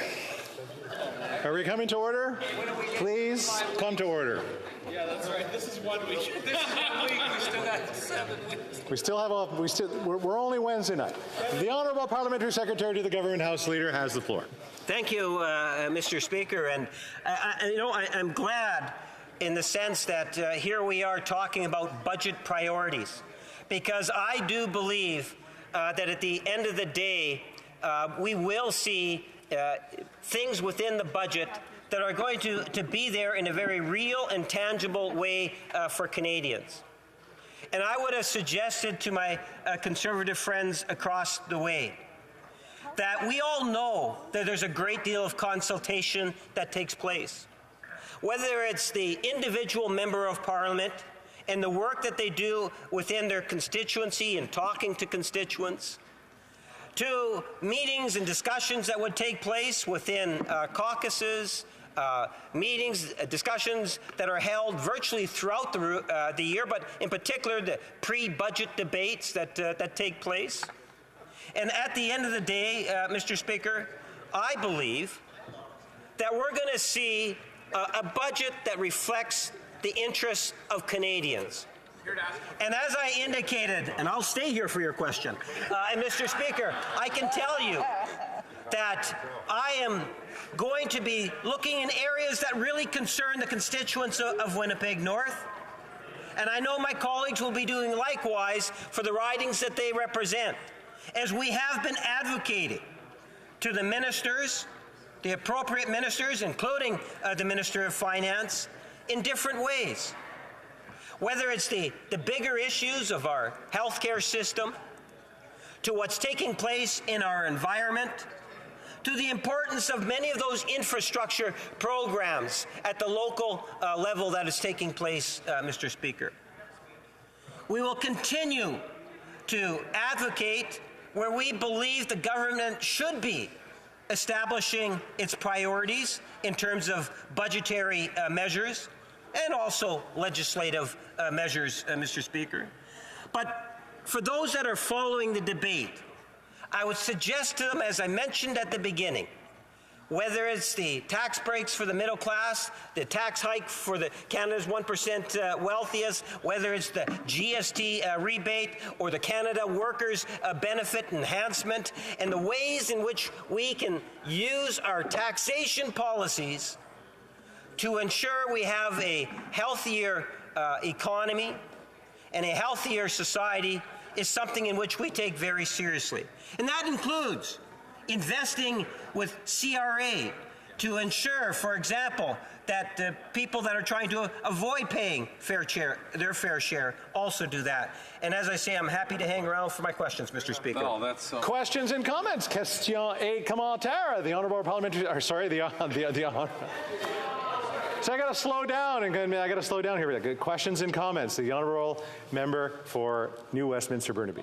Thank you very much, Mr. Speaker, and I thank my colleague for his question. I, of course, come from New Westminster Burnaby, the heart of some of the best breweries and wineries in all of Canada. Just to mention the Steel and Oak Brewing Company, award-winning. Another Beer Co., or ABC, which has terrific product. The Dagger Run Brewery, brewing in Burnaby, which has a lot of innovation in their products, and Pacific Breeze Winery, which provides excellent wines. And my question to my colleagues simply is this: there is no doubt that the tax increase is going to have a big impact. The government is aware of this, so we've been speaking of this for hours. So the simple question is, why won't the government stop the price increase? Why won't you just halt it so it doesn't increase on April 1st? The Honourable Parliamentary Secretary. Well, Mr. Speaker, I'm not going to speculate anything in regards to the budget, but what I can say is 14 cents, I believe is what it works out to, 15 cents for a case of 24 bottles of beer. That's less than a penny for a bottle of beer. That's the essence of what we're talking about when Canadians from coast to coast to coast are concerned about a wide spectrum of issues, whether it's the healthcare, the environment, whether it's what's happening around the world today, whether in Ukraine, how it is that we continue to support Canadians, how we ensure that there's ongoing transparency and accountability, a wide spectrum of things that are out there. I don't know to what degree 12 cents or 15 cents for a case of 24 beer rates as the top priority of Canadians. I suspect it's not. In comments, question commentaire, the Honourable House Leader for the official opposition. Thanks very much, Mr. Speaker. And I heard the honourable member just, lamenting the fact that he didn't have an opportunity to ask me a question. So I'm happy to stand here now and give him the opportunity to at least answer a question, something that his leader never does. So maybe he'll break that mold. And it is a little bit ironic after the many, many weeks at committee that Liberal MPs embarrass themselves, just demean themselves in their theatrical filibuster to try to prevent senior officials in the Liberal Party testify. But we are talking about an escalator tax, an automatic tax increase on beer, wine, and spirits. They are literally, to hear the honourable member say, it's a few pennies. Well, when you add it all up, Mr. Speaker, when you add up the increase on the carbon tax, when you add up the increased mortgage payments that people have to pay as interest rates go up, for them to say, it's not a big deal, it's just a few cents a bottle, the obvious question is, then why raise it? The second question is, why do they believe, when they talk about the cost of living, when they talk about all the costs that are falling onto Canadians, why do they believe that Canadians should pay even more when they come home from work to enjoy a cold beer after an honest day's work or to bring the friends over to celebrate a birthday? Why do they believe that Canadians should pay more for that while the Prime Minister jets around on vacation, billing taxpayers for flights all over the country, sometimes thousands of dollars to avoid driving just an hour? Why do they believe that Canadians should pay more while they bill taxpayers so much? Parliamentary Secretary. Speaker, to be honest with you, I'm still focused on how the member started the question. He was being critical of the Prime Minister because he was saying, he wasn't happy with the answer when he asked the question. At least he hangs around and he answers the question, Mr. Speaker. He stays to respond. Mr. Speaker, the very same member, when I attempted to ask a question, evaporated into thin air. So true. I'm not going to say where he was, but he totally refused to answer the question, Mr. Speaker. So I would suggest to you that he is consistent with the Conservative policy in general. And it's very hard to understand because at the end of the day, Mr. Speaker, someone would say there's nothing to it. There is no... Okay, let me get one more. One more question. The Honourable Member for Abitibi-Témiscamingue. Thank you, Mr. Speaker. I'd like to know from my colleague, the member for Winnipeg North, what he thinks of lobbying campaigns from interest groups who want to limit alcohol consumption based on their research to 2 drinks per week because that's an element that could have an impact on the profitability of some of our microbreweries and distilleries in our regions. I want to congratulate Éduc Alcool that has led Quebecers to have responsible habits with 2 drinks or 3 drinks, depending on whether you're a man or a woman, per week. So it keeps our local economy going. So will the government respect Éduc Alcool or follow what lobbying groups do? Secretary Parlementaire. Thank you, Mr. Speaker. And one of the things I do respect is provincial jurisdiction, where you have liquor stores and so forth that are ultimately administered through provincial governments. And they do have all sorts of programs that are out there dealing with drinking responsibilities. And I would think the stakeholders, the provinces, and Ottawa, we all do play a role in responsible drinking. Continuing debate, the honourable member for Edmonton Strathcona. Mr. Speaker, a point of order from the Edmonton Strathcona, but I have a point of order already from the honourable member for Grand Prairie Mackenzie. Well, thank you, Mr. Speaker. I move that the honourable member from Calgary Rocky Ridge now be heard. Yeah, absolutely.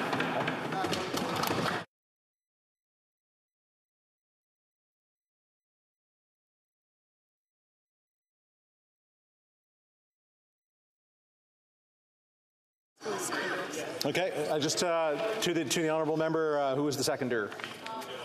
The honourable member for Chilliwack Hope, and I did hear both of them stand at the same time. So, what's...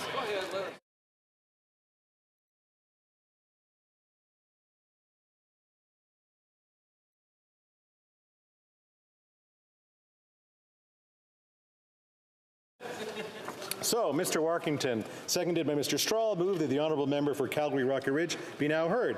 If a member of a recognized party present in the House wishes the motion to be carried or carried on division, or wishes to request a recorded division, I invite them to rise and indicate it to the chair.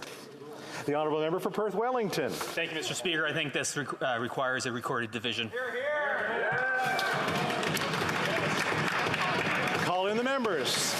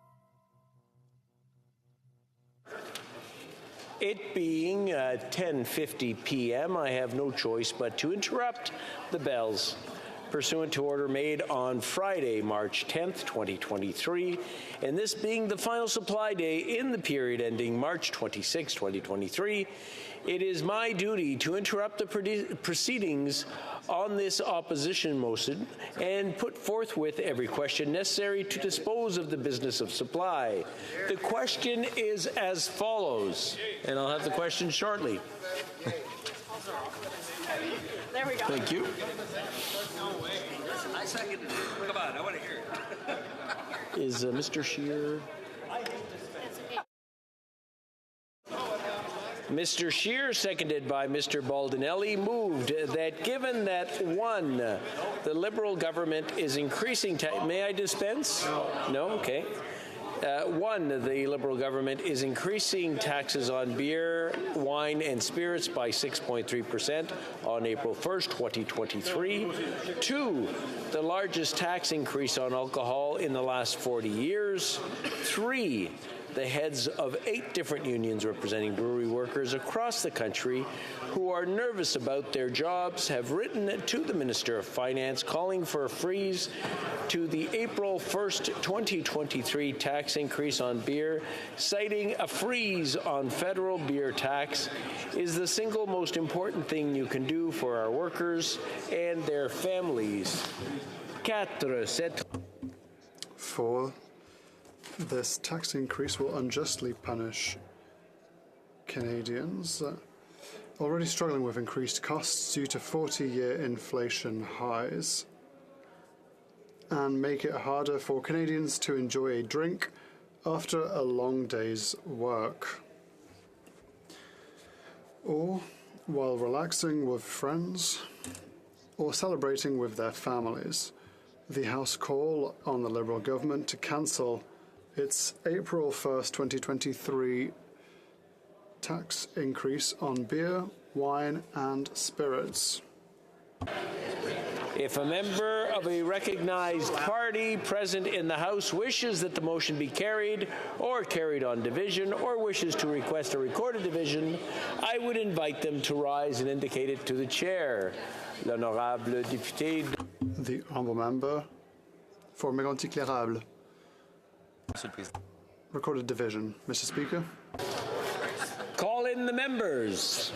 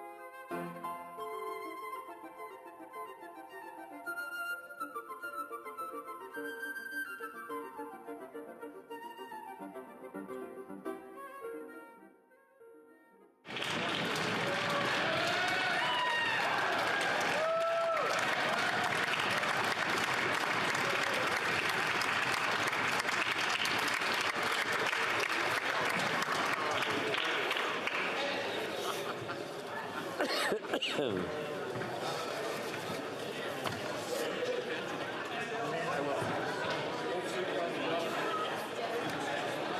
question est la suite.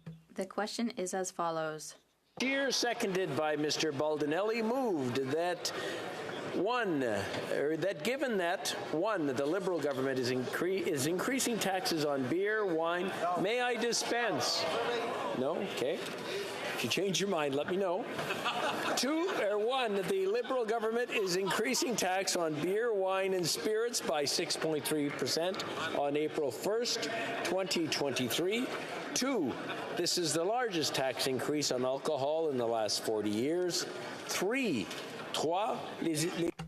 the heads of 8 different unions representing brewery workers across the country who are nervous about their jobs have written to the Minister of Finance calling for a freeze to the April 1st, 2023 tax increase on beer, citing a freeze on federal beer taxes is the single most important thing you can do for our workers and their families. 4, this tax increase will unfairly punish Canadians already struggling with increased costs due to 40-year inflation highs and make it harder for Canadians to enjoy a drink after a long day's work or while relaxing with friends or celebrating with their families. The House call on the Liberal government to cancel its April 1st, 2023 tax increase on beer, wine, and spirits. The 10-minute period for members voting electronically has started, and the House will now proceed to the vote for members participating in person. May all those who support the motion please rise. Mr. Poirier. Mr. Doherty. Mr. Bazan. Mr. Bazan. Mr. Kimmich. Mr. Kimmich. Mrs. Thomas. Mrs. Thomas. Monsieur Deltel. Monsieur Deltel. Mrs. Stubbs. Mrs. Stubbs. Monsieur Paulus. Monsieur Paulus. Mr. Scheer. Mr. Scheer. Ms. Landsman. Ms. Landsman. Mr. Halan. Mr. Halan. Mr. Strahl. Mr. Strahl. Ms. Dancho. Ms. Dancho. Mrs. Gray. Mrs. Gray. Mr. Moore. Mr. Moore. Mr. Baldinelli. Mr. Baldinelli. Mr. Mazer. Mr. Mazer. Mr. Lewis Essex. Mr. Lewis Essex. Mr. Jennis. Mr. Jennis. Mr. Seaback. Mr. Seaback. Mr. Richards. Mr. Richards. Mr. Small. Mr. Small. Mr. Ellis. Mr. Ellis. Mr. Stewart. Mr. Stewart. Monsieur Berthold. Monsieur Berthold.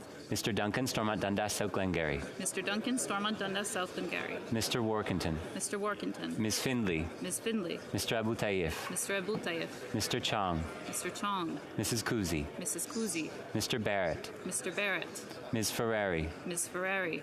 Mr. Schmale. Mr. Schmale. Mr. Vidal. Mr. Vidal. Mr. Perkins. Mr. Perkins.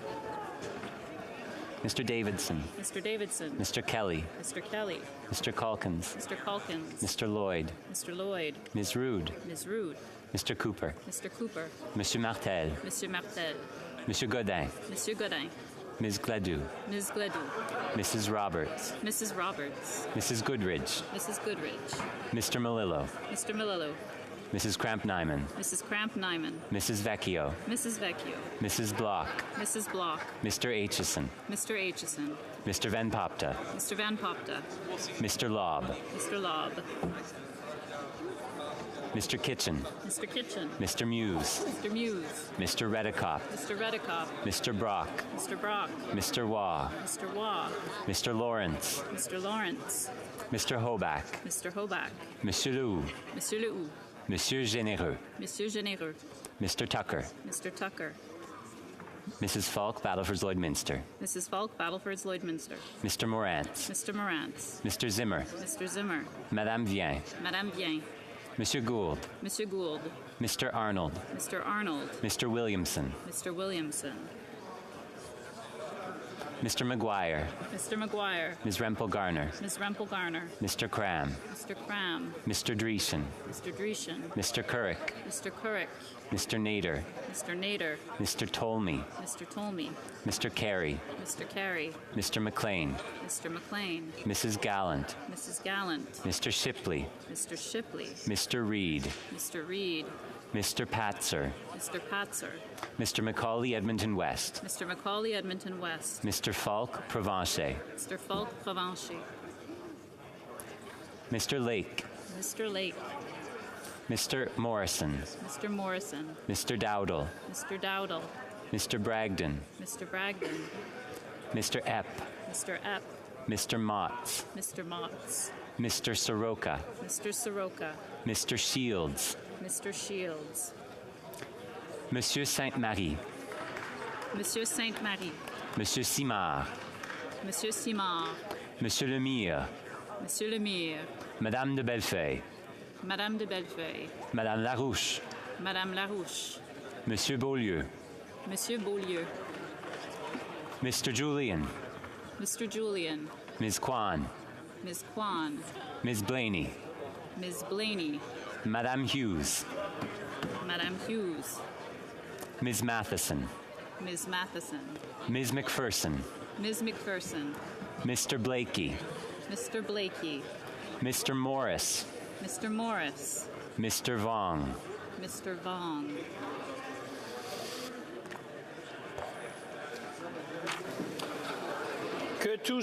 All those opposed to the motion will please rise.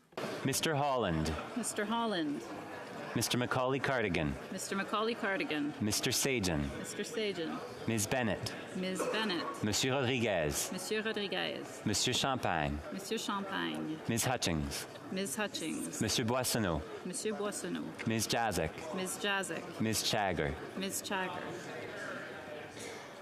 Mr. Scarpaleggia, Mr. Scarpaleggia, Mr. Casey, Mr. Casey, Ms. Cara, Ms. Cara, Madame Fortier, Madame Fortier, Mr. Noor Mohammed, Mr. Noor Mohammed, Ms. Gould, Ms. Gould, Monsieur McKinnon-Gatineau, Monsieur McKinnon-Gatineau, Ms. Ing, Ms. Ing, Madame Le Boutillier, Madame Le Boutillier, Mr. Hussein, Mr. Hussein, Monsieur Serré, Monsieur Serré, Monsieur Arsenault, Monsieur Arsenault,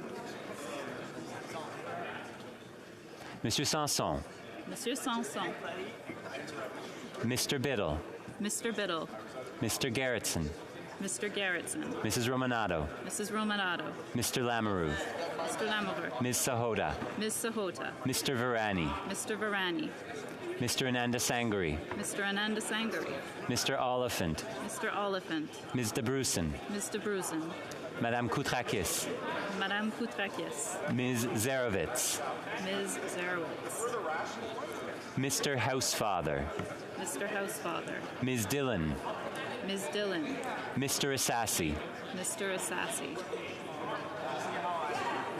Mr. Fonseca, Mr. Fonseca, Mr. Hardy, Mr. Hardy, Mr. Nakvi, Mr. Nakvi, Mr. Vancouverden, Mr. Vancouverden, Mr. Fisher, Mr. Fisher, Ms. O'Connell, Ms. O'Connell, Mr. Kellaway, Mr. Kellaway, Ms. Sachs, Ms. Sachs, Mr. May Cambridge, Mr. May Cambridge, Mr. Sidhu Brampton East, Mr. Sidhu Brampton East, Ms. Suds, Ms. Suds, Mr. Badaway, Mr. Badaway, Mr. Batiste, Mr. Batiste, Mr. Chang, Mr. Chang, Madame Martinez Farada, Madame Martinez Ferrada, Ms. Khalid, Ms. Khalid,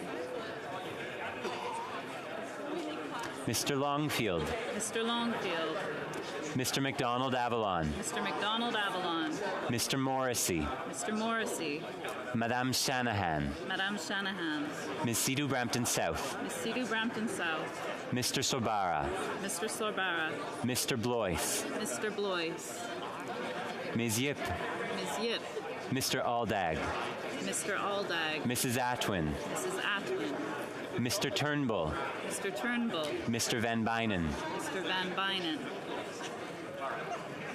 Mr. Weiler, Mr. Weiler, Mr. Zuberi, Mr. Zuberi, Mr. Baines, Mr. Baines, Mr. Chahal, Mr. Chahal, Madame Diab, Madame Diab, Mr. Gahir, Mr. Gahir, Mr. Hanley, Mr. Hanley, Ms. Hefner, Ms. Hefner, Ms. Kayabaga, Ms. Kayabaga, Madame Lapointe, Madame Lapointe, Mr. Miao, Mr. Miao, Ms. Taylor-Roy, Ms. Taylor-Roy, Mrs. Valdez, Mrs. Valdez, Mr. Sousa, Mr. Sousa.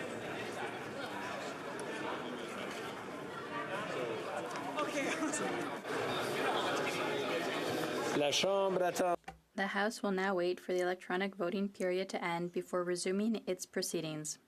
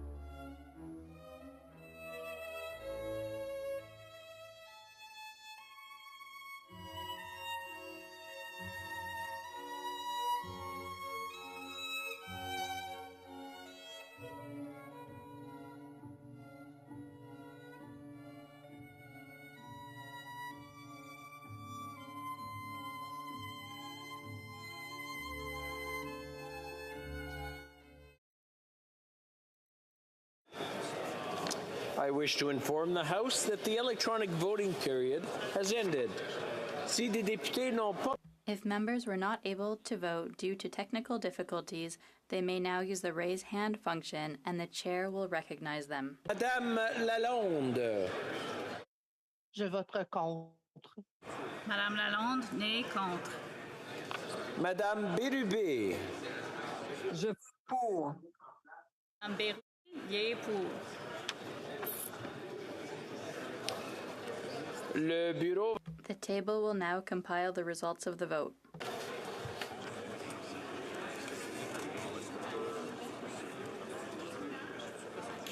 Yeas pour, 170, 166. Nays contre, 149, 149. I declare the motion carried.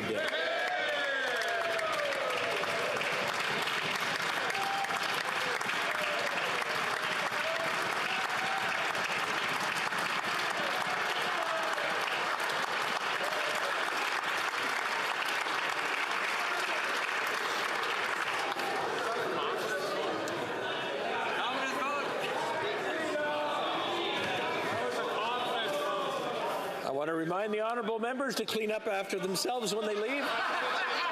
The next question on the supplementary estimates. C, the question is as follows. Madame Mrs. Fortier, seconded by Madame Ning, moves that the supplementary estimates C for the fiscal year ending March 31st, 2023 be concurred in. If a member of a recognized party present in the House wishes that the motion be carried or carried upon division, or wishes to request a recorded division, I would invite them to rise and indicate it to the chair.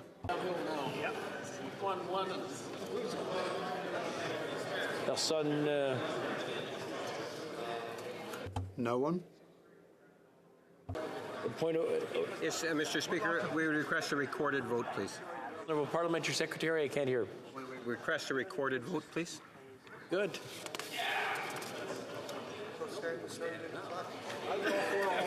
The 10-minute period for members voting electronically has started, and the House will now proceed to the vote for members participating in person.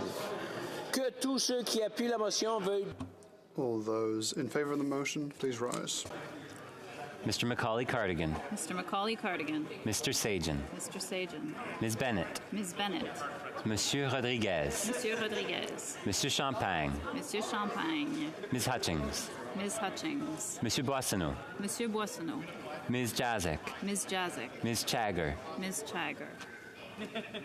Mr. Scarpaleggia. Mr. Scarpaleggia. Mr. Casey. Mr. Casey. Ms. Cara. Ms. Cara. Madame Fortier.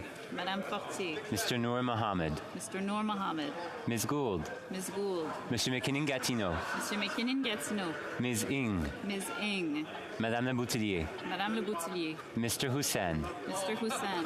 Monsieur Serré. Monsieur Serré. Monsieur Arsenault. Monsieur Arsenault. Monsieur Sanson. Monsieur Sanson. Mr. Biddle.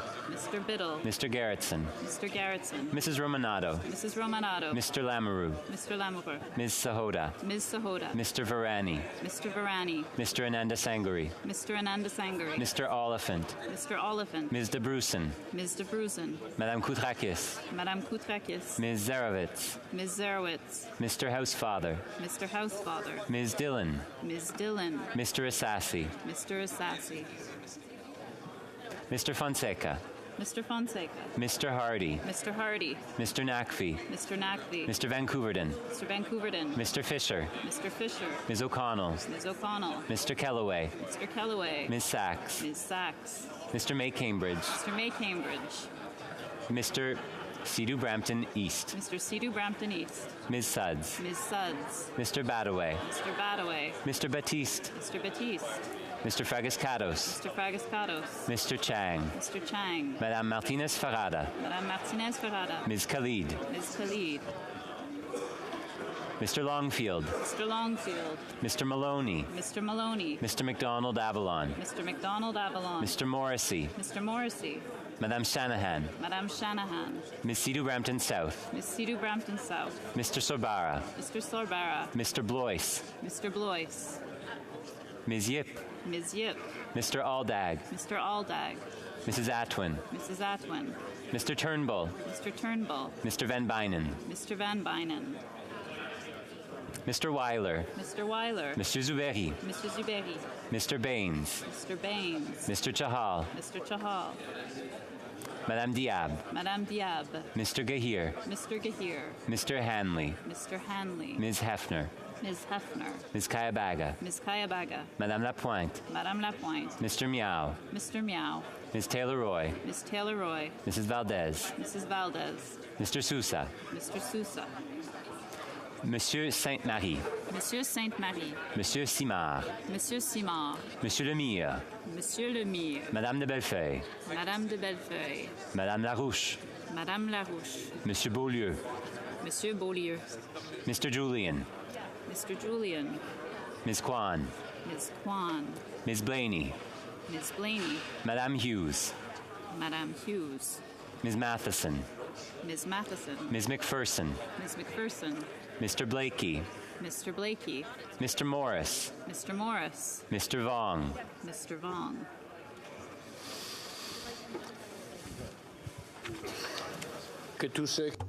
All those opposed to the motion will please rise. Mr. Poliev. Mr. Poliev. Mr. Doherty. Mr. Doherty. Mr. Bazan. Mr. Bazan. Mr. Kamich. Mr. Kamich. Mrs. Thomas. Mrs. Thomas. Mr. Deltel. Mr. Deltel. Mrs. Stubbs. Mrs. Stubbs. Monsieur Paulus. Mr. Polius. Mr. Scheer. Mr. Scheer. Ms. Lantzman. Ms. Lantzman. Mr. Halan. Mr. Halan. Mr. Strahl. Mr. Strahl. Ms. Dancho. Ms. Dancho. Mr. Barlow. Mr. Barlow. Mrs. Gray. Mrs. Gray. Mr. Moore. Mr. Moore. Mr. Baldinelli. Mr. Baldinelli.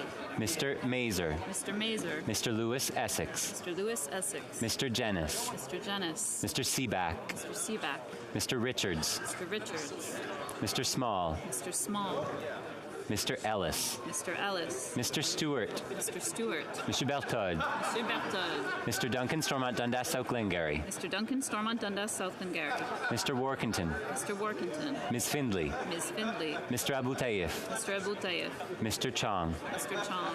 Mrs. Kuzi. Mrs. Kuzi. Mr. Barrett. Mr. Barrett. Ms. Ferrari. Ms. Ferrari. Mr. Schmale. Mr. Schmale. Mr. Vidal. Mr. Vidal. Mr. Perkins. Mr. Perkins. Mr. Davidson. Mr. Davidson. Mr. Kelly. Mr. Kelly. Mr. Calkins. Mr. Culkin. Mr. Lloyd. Mr. Lloyd. Ms. Rude. Ms. Rude. Mr. Cooper. Mr. Cooper. Monsieur Martel. Monsieur Martel. Monsieur Godin. Monsieur Godin. Ms. Gladue. Ms. Gladue. Mrs. Roberts. Mrs. Roberts. Mrs. Goodridge. Mrs. Goodridge. Mr. Malillo. Mr. Malillo. Mrs. Cramp-Nyman. Mrs. Cramp-Nyman. Mrs. Vecchio. Mrs. Vecchio. Mrs. Block. Mrs. Block. Mr. Aitchison. Mr. Aitchison. Mr. Van Popta. Mr. Van Popta. Mr. Lobb. Mr. Law. Mr. Kitchen. Mr. Kitchen. Mr. Muse. Mr. Muse. Mr. Redicop. Mr. Redicop. Mr. Brock. Mr. Brock. Mr. Waugh. Mr. Waugh. Mr. Lawrence. Mr. Lawrence. Mr. Hoback. Mr. Hoback. Monsieur Lou. Monsieur Lehoux. Monsieur Généreux. Monsieur Geneva. Mr. Tucker. Mr. Tucker. Mrs. Falk, Battleford's Lloydminster. Mrs. Falk, Battleford's Lloydminster. Mr. Morantz. Mr. Morantz. Mr. Zimmer. Mr. Zimmer. Madame Vien. Madame Bien. Monsieur Gould. Monsieur Gould. Mr. Arnold. Mr. Arnold. Mr. Williamson. Mr. Williamson. Mr. McGuire. Mr. McGuire. Ms. Rempel Garner. Ms. Rempel Garner. Mr. Cram. Mr. Cram. Mr. Dreeshen. Mr. Dreeshen. Mr. Currick. Mr. Currick. Mr. Nader. Mr. Nader. Mr. Tolmie. Mr. Tolmie. Mr. Carey. Mr. Carey. Mr. McLean. Mr. McLean. Mrs. Gallant. Mrs. Gallant. Mr. Shipley. Mr. Shipley. Mr. Reed. Mr. Reed. Mr. Patzer. Mr. Patzer. Mr. Macaulay, Edmonton West. Mr. Macaulay, Edmonton West. Mr. Falk, Provencher. Mr. Falk, Provencher. Mr. Lake. Mr. Lake. Mr. Morrison. Mr. Morrison. Mr. Dowdle. Mr. Dowdle. Mr. Bragdon. Mr. Bragdon. Mr. Epp. Mr. Epp. Mr. Motts. Mr. Motts. Mr. Soroka. Mr. Soroka. Mr. Shields.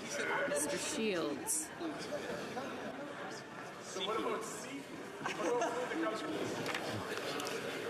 The House will now wait for the electronic voting period to end before resuming proceedings.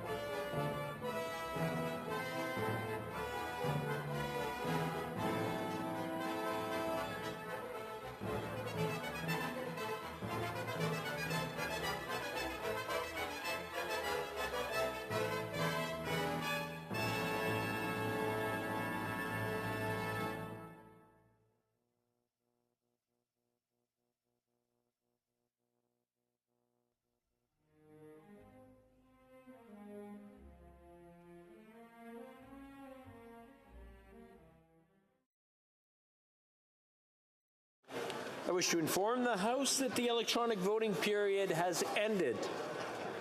If members were not able to vote due to technical difficulties, they may now use the raise hand function, and the chair will recognize them.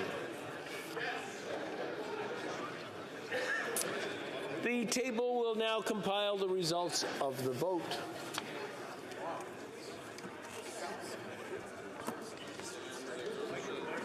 Yeas pour 209, 209. Nays contre 115, 115. I declare the motion carried.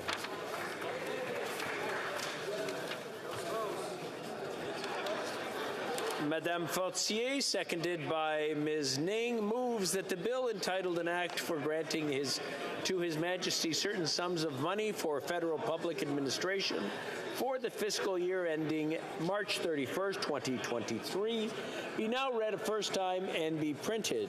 The motion is deemed adopted. First reading of this bill, première lecture de ce projet de loi.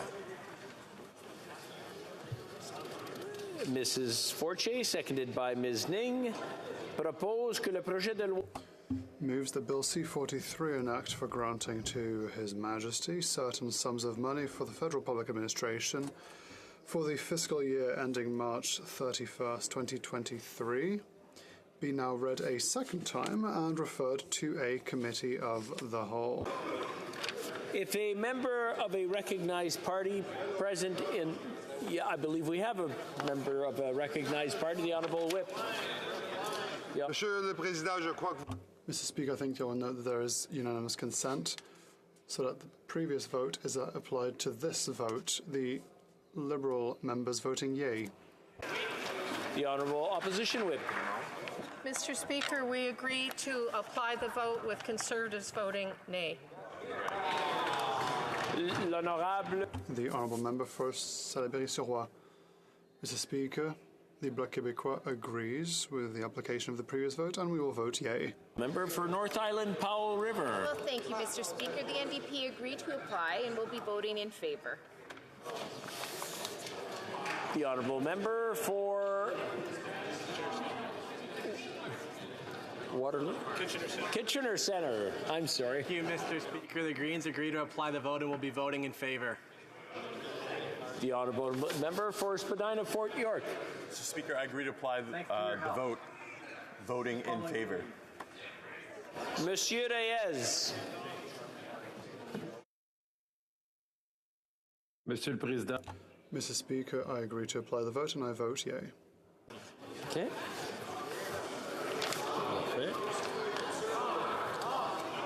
Le bureau va maintenant the table will now compile the results of the vote.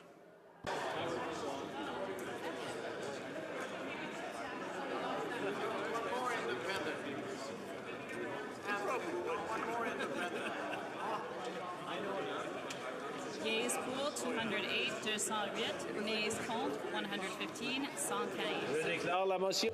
I declare the motion carried. This bill, deuxième lecture de ce projet de loi. Accordingly, this bill stands referred to a committee of the whole.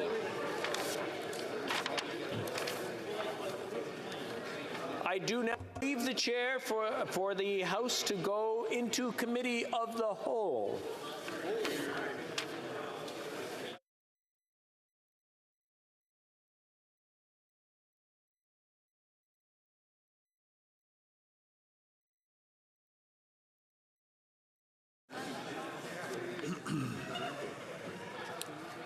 Order.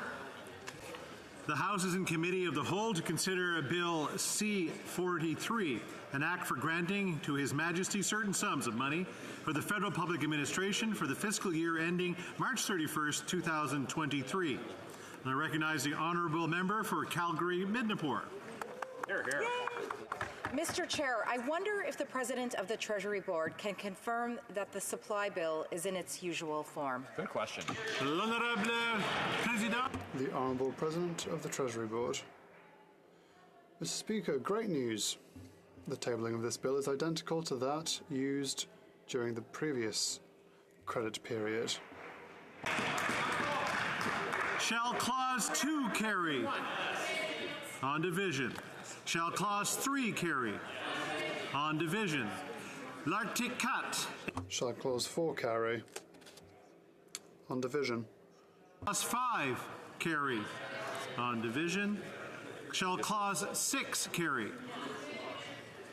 Shall Schedule 1 carry? On division. Shall Schedule 2 carry? On division. Shall Clause 1 short title carry? On division. The preamble. Shall the preamble carry? On dissent. Shall the title carry?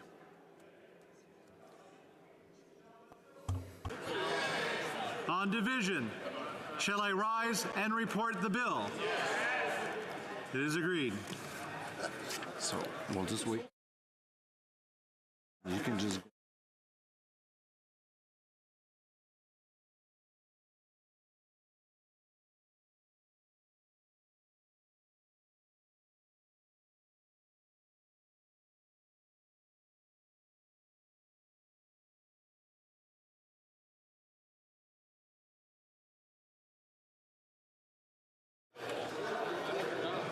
Mr. Speaker, the Committee of the Whole has considered Bill C-43 and has directed me to report the same without amendments.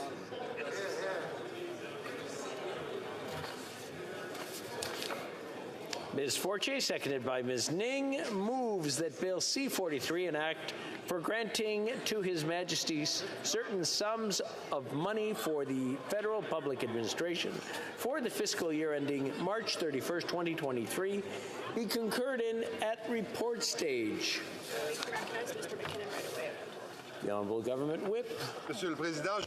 Mr. Speaker, I think that you'll note once again that there is unanimous consent to apply the previous vote to this one. The Liberal MPs voting yea. The Honourable Opposition Whip.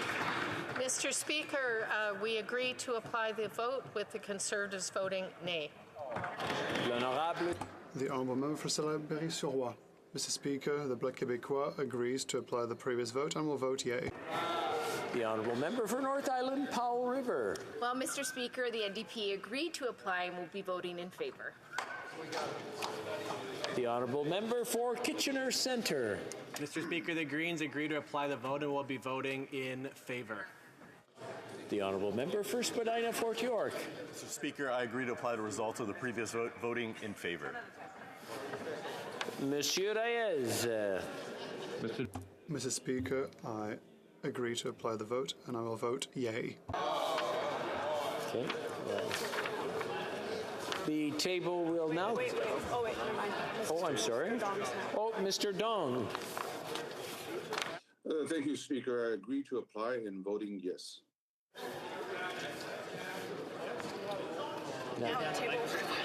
The table will now compile the results of the vote. Yeas pour 209, 209. Nays contre 115, 115. I declare the motion carried. The bill be read a third time. Now. Madame Fortier, appuyée par... Madame Fortier, seconded by Madame Ning, moves that Bill C-43, an act for granting to His Majesty certain sums of money for the Federal Public Administration for the fiscal year ending March 31st, 2023, be now read a third time and do pass. L'Honorable... The Honourable Government Whip. Mr. Speaker, once again, there is unanimous consent for the previous vote. Thank you, Pablo. For the previous vote to apply to this one, and the Liberals vote in favour. I remind the members that we should remind to speak of our colleagues by their writing. And Mr. Speaker, once again, the Conservatives agree to apply the vote, and the Conservatives will vote nay. L'Honorable député de Salaberry. The Honourable Member for Salaberry-sur-Roi. Mr. Speaker, the Bloc Québécois agrees to apply the vote and votes in favour. North Island, Powell River. Well, Mr. Speaker, the NDP agreed to apply and will be voting in favour. The Honourable Member for Kitchener Centre. Monsieur le Président, les Verts. Mr. Speaker, the Green Party agrees to apply the vote and votes in favour. Member for Spadina Fort York. Mr. Speaker, I agree to apply the results of the previous vote, voting in favor. Monsieur Reyes. Mr. Reyes. Mr. Speaker, I agree to apply the results of the previous vote, and I vote in favor. There's no more? Okay. Oh, Monsieur Iacono? Monsieur le Président, je pense que mon vote. Mr. Speaker, I don't believe my vote was counted for the last vote. I vote in favor for this vote.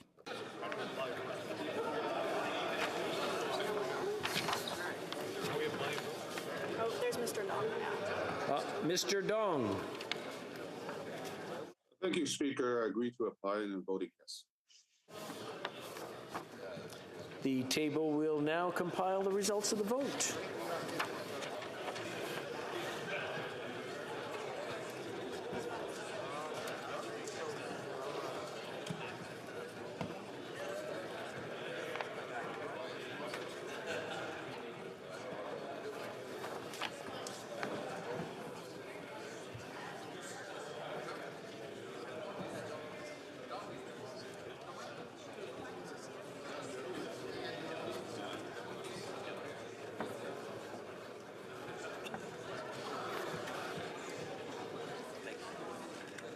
Nays pour 209, 209. Nays contre 115, 115.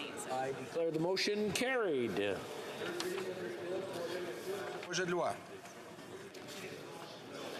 The next question is on the interim supply for 2023-2024. Madame Fortier, appuyez. Mrs. Fortier, seconded by Ms. May, moves. Thank you. The next question, I'll go to the, je vais aller au whip du gouvernement. And now to the government whip. Mr. Speaker, once again, there is unanimous consent to apply the result of the previous vote to this vote. The Liberals vote in favor. Honorable Opposition Whip. Mr. Speaker, Conservatives agree to apply the vote with Conservatives voting nay. L'honorable député. The Honourable Member for Salaberry-sur-Roi. The Bloc Québécois agrees to apply the vote, Mr. Speaker. We vote in favor.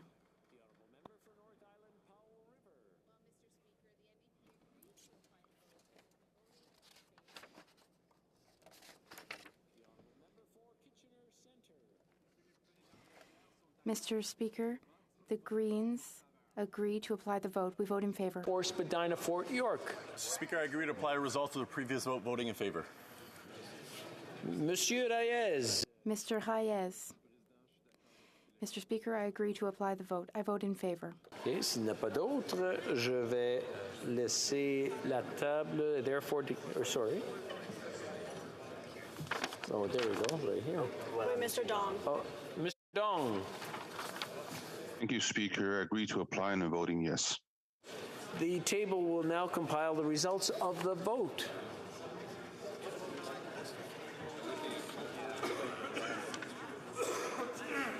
Yeas pour 209, 209.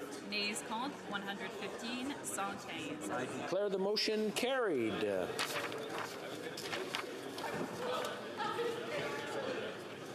Madame Fortier, appuyée par Madame Ning. Ms. Fortier, seconded by Mrs. Ng, moves that for the fiscal ending March 31st, 2024, be now read a first time and printed. The motion is deemed adopted. First reading of this bill. Ms. Fortier, seconded by Ms. Ning, moves that Bill C-44, an act for granting to His Majesty certain sums of money for the federal public administration for the fiscal year ending March 31st, 2024, be now read a second time and referred to a committee of the whole. The Honorable Government Whip. Bonsoir encore, Monsieur le Président. Good evening. Hello once again, Mr. Speaker. Thank you for being so friendly with us at this time. Once again, There is unanimous consent to apply the result of the previous vote to this vote. Liberal members vote in favour. Mr. Speaker, I'm sure to the surprise of all assembled, the Conservatives agree to apply the vote and vote nay. Yes. L'honorable député. The honourable member for Salaberry-sur-Roi. Mr. Speaker, the Bloc Québécois agrees to apply the vote. We vote in favour. The honourable member for North Island, Powell River. Mr. Speaker, the NDP agreed to apply and will be voting in favour. The honourable member for Kitchener Centre. Mr. Speaker, the Greens agree to apply the vote and will be voting in favour. The honourable member for Spadina, Fort York. Mr. Speaker, I agree to apply the results of previous vote, voting in favour. Monsieur Reyes. Mr. Reyes. Mr. Speaker, I agree to apply the vote. I will vote in favour. Mr. Dong. Speaker, I agree to apply the vote, voting in favor. The table will now compile the results of the vote. I think we know which. Yeas pour 209, 209. Nays contre 115, 115. Je déclare la motion adoptée. Carried. Lecture de ce projet de loi. Accordingly, this bill stands referred to a committee of the whole. I do now leave the chair for the House to go into committee of the whole.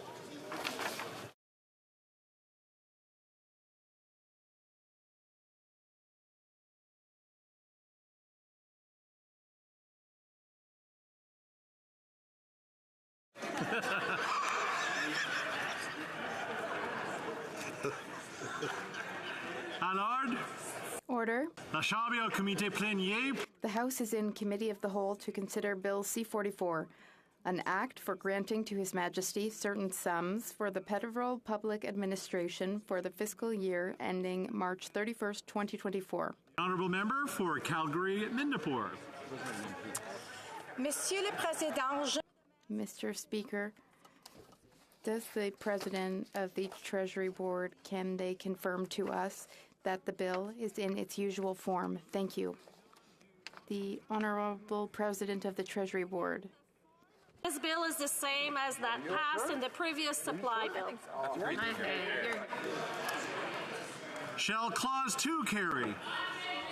On division. Shall Clause 3 carry? On division. L'article 4 est-il adopté? Shall Clause 4 carry? Décidant. On division. Article 5. Shall Clause 5 carry? On division. Shall Schedule 1.1 carry? Avec décidence. Shall Schedule 1.2 carry? Avec on division. The list is longer this time. Shall Schedule 1.3 carry? On division. Shall Schedule 1.4 carry? Avec décidence. On division. L'annexe 1.5. Shall Schedule 1.5 carry? On division. Shall Schedule 1.6 carry? Shall Schedule 1.7 carry? On division. Shall Schedule 1.8 carry? L'annexe 2. Shall Schedule 2 carry? Article 1. Shall Clause 1, short title, carry? On division. Preamble carry. Within division, shall the title carry? On division, shall the bill carry? On division, shall I rise and report the bill? They agreed. This one here.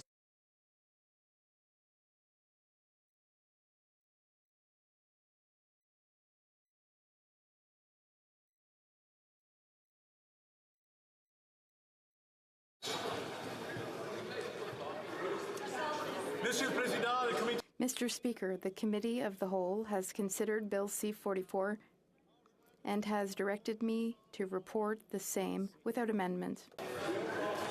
Thank you. Madame Fortier, appuyée par Mrs. Fortier, seconded by Mrs. Ng.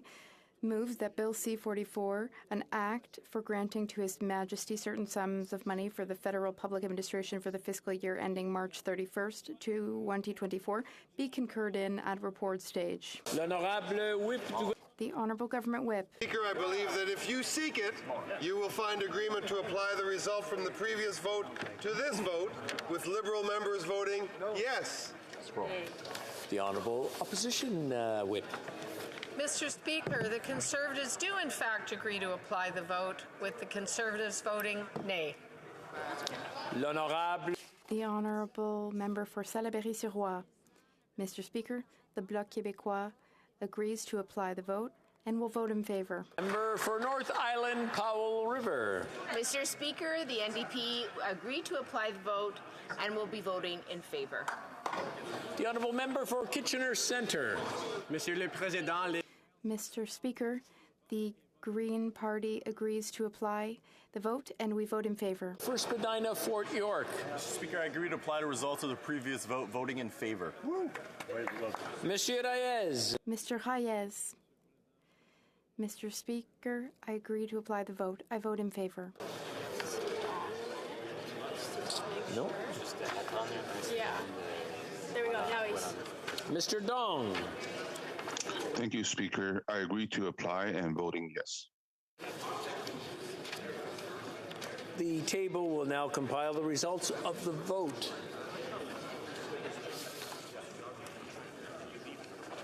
Yeas pour 209, 209, nays contre 115, 115. I declare the motion carried. Quand ce projet... When shall the bill be read a third time? Maintenant. Now? Now.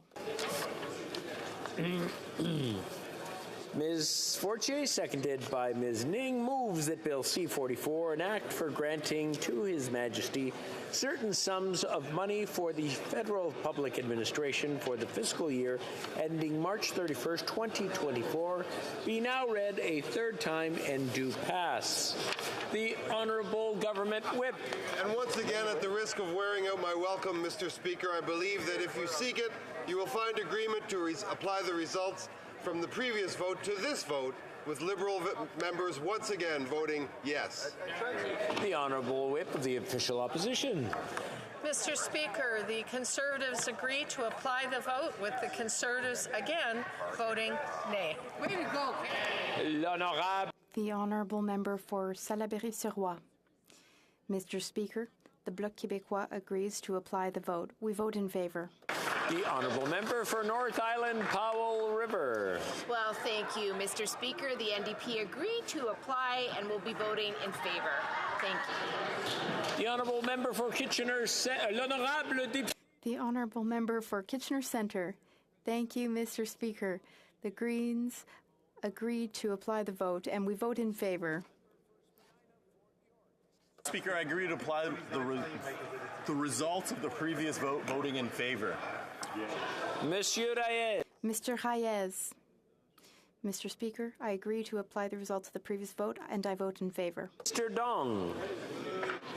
Speaker, I agree to apply and voting yes.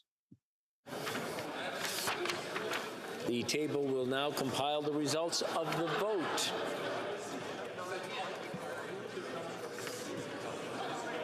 Yeas pour 209, 209, nays contre 115, 115. Je déclare la motion. I declare the motion carried. Lecture de ce projet de loi, Third reading. bill. It being 12:15 a.m., pursuant to order made on Friday, March 10th, 2023, the House stands adjourned until this day at 10 a.m., pursuant to Standing Order 24-1.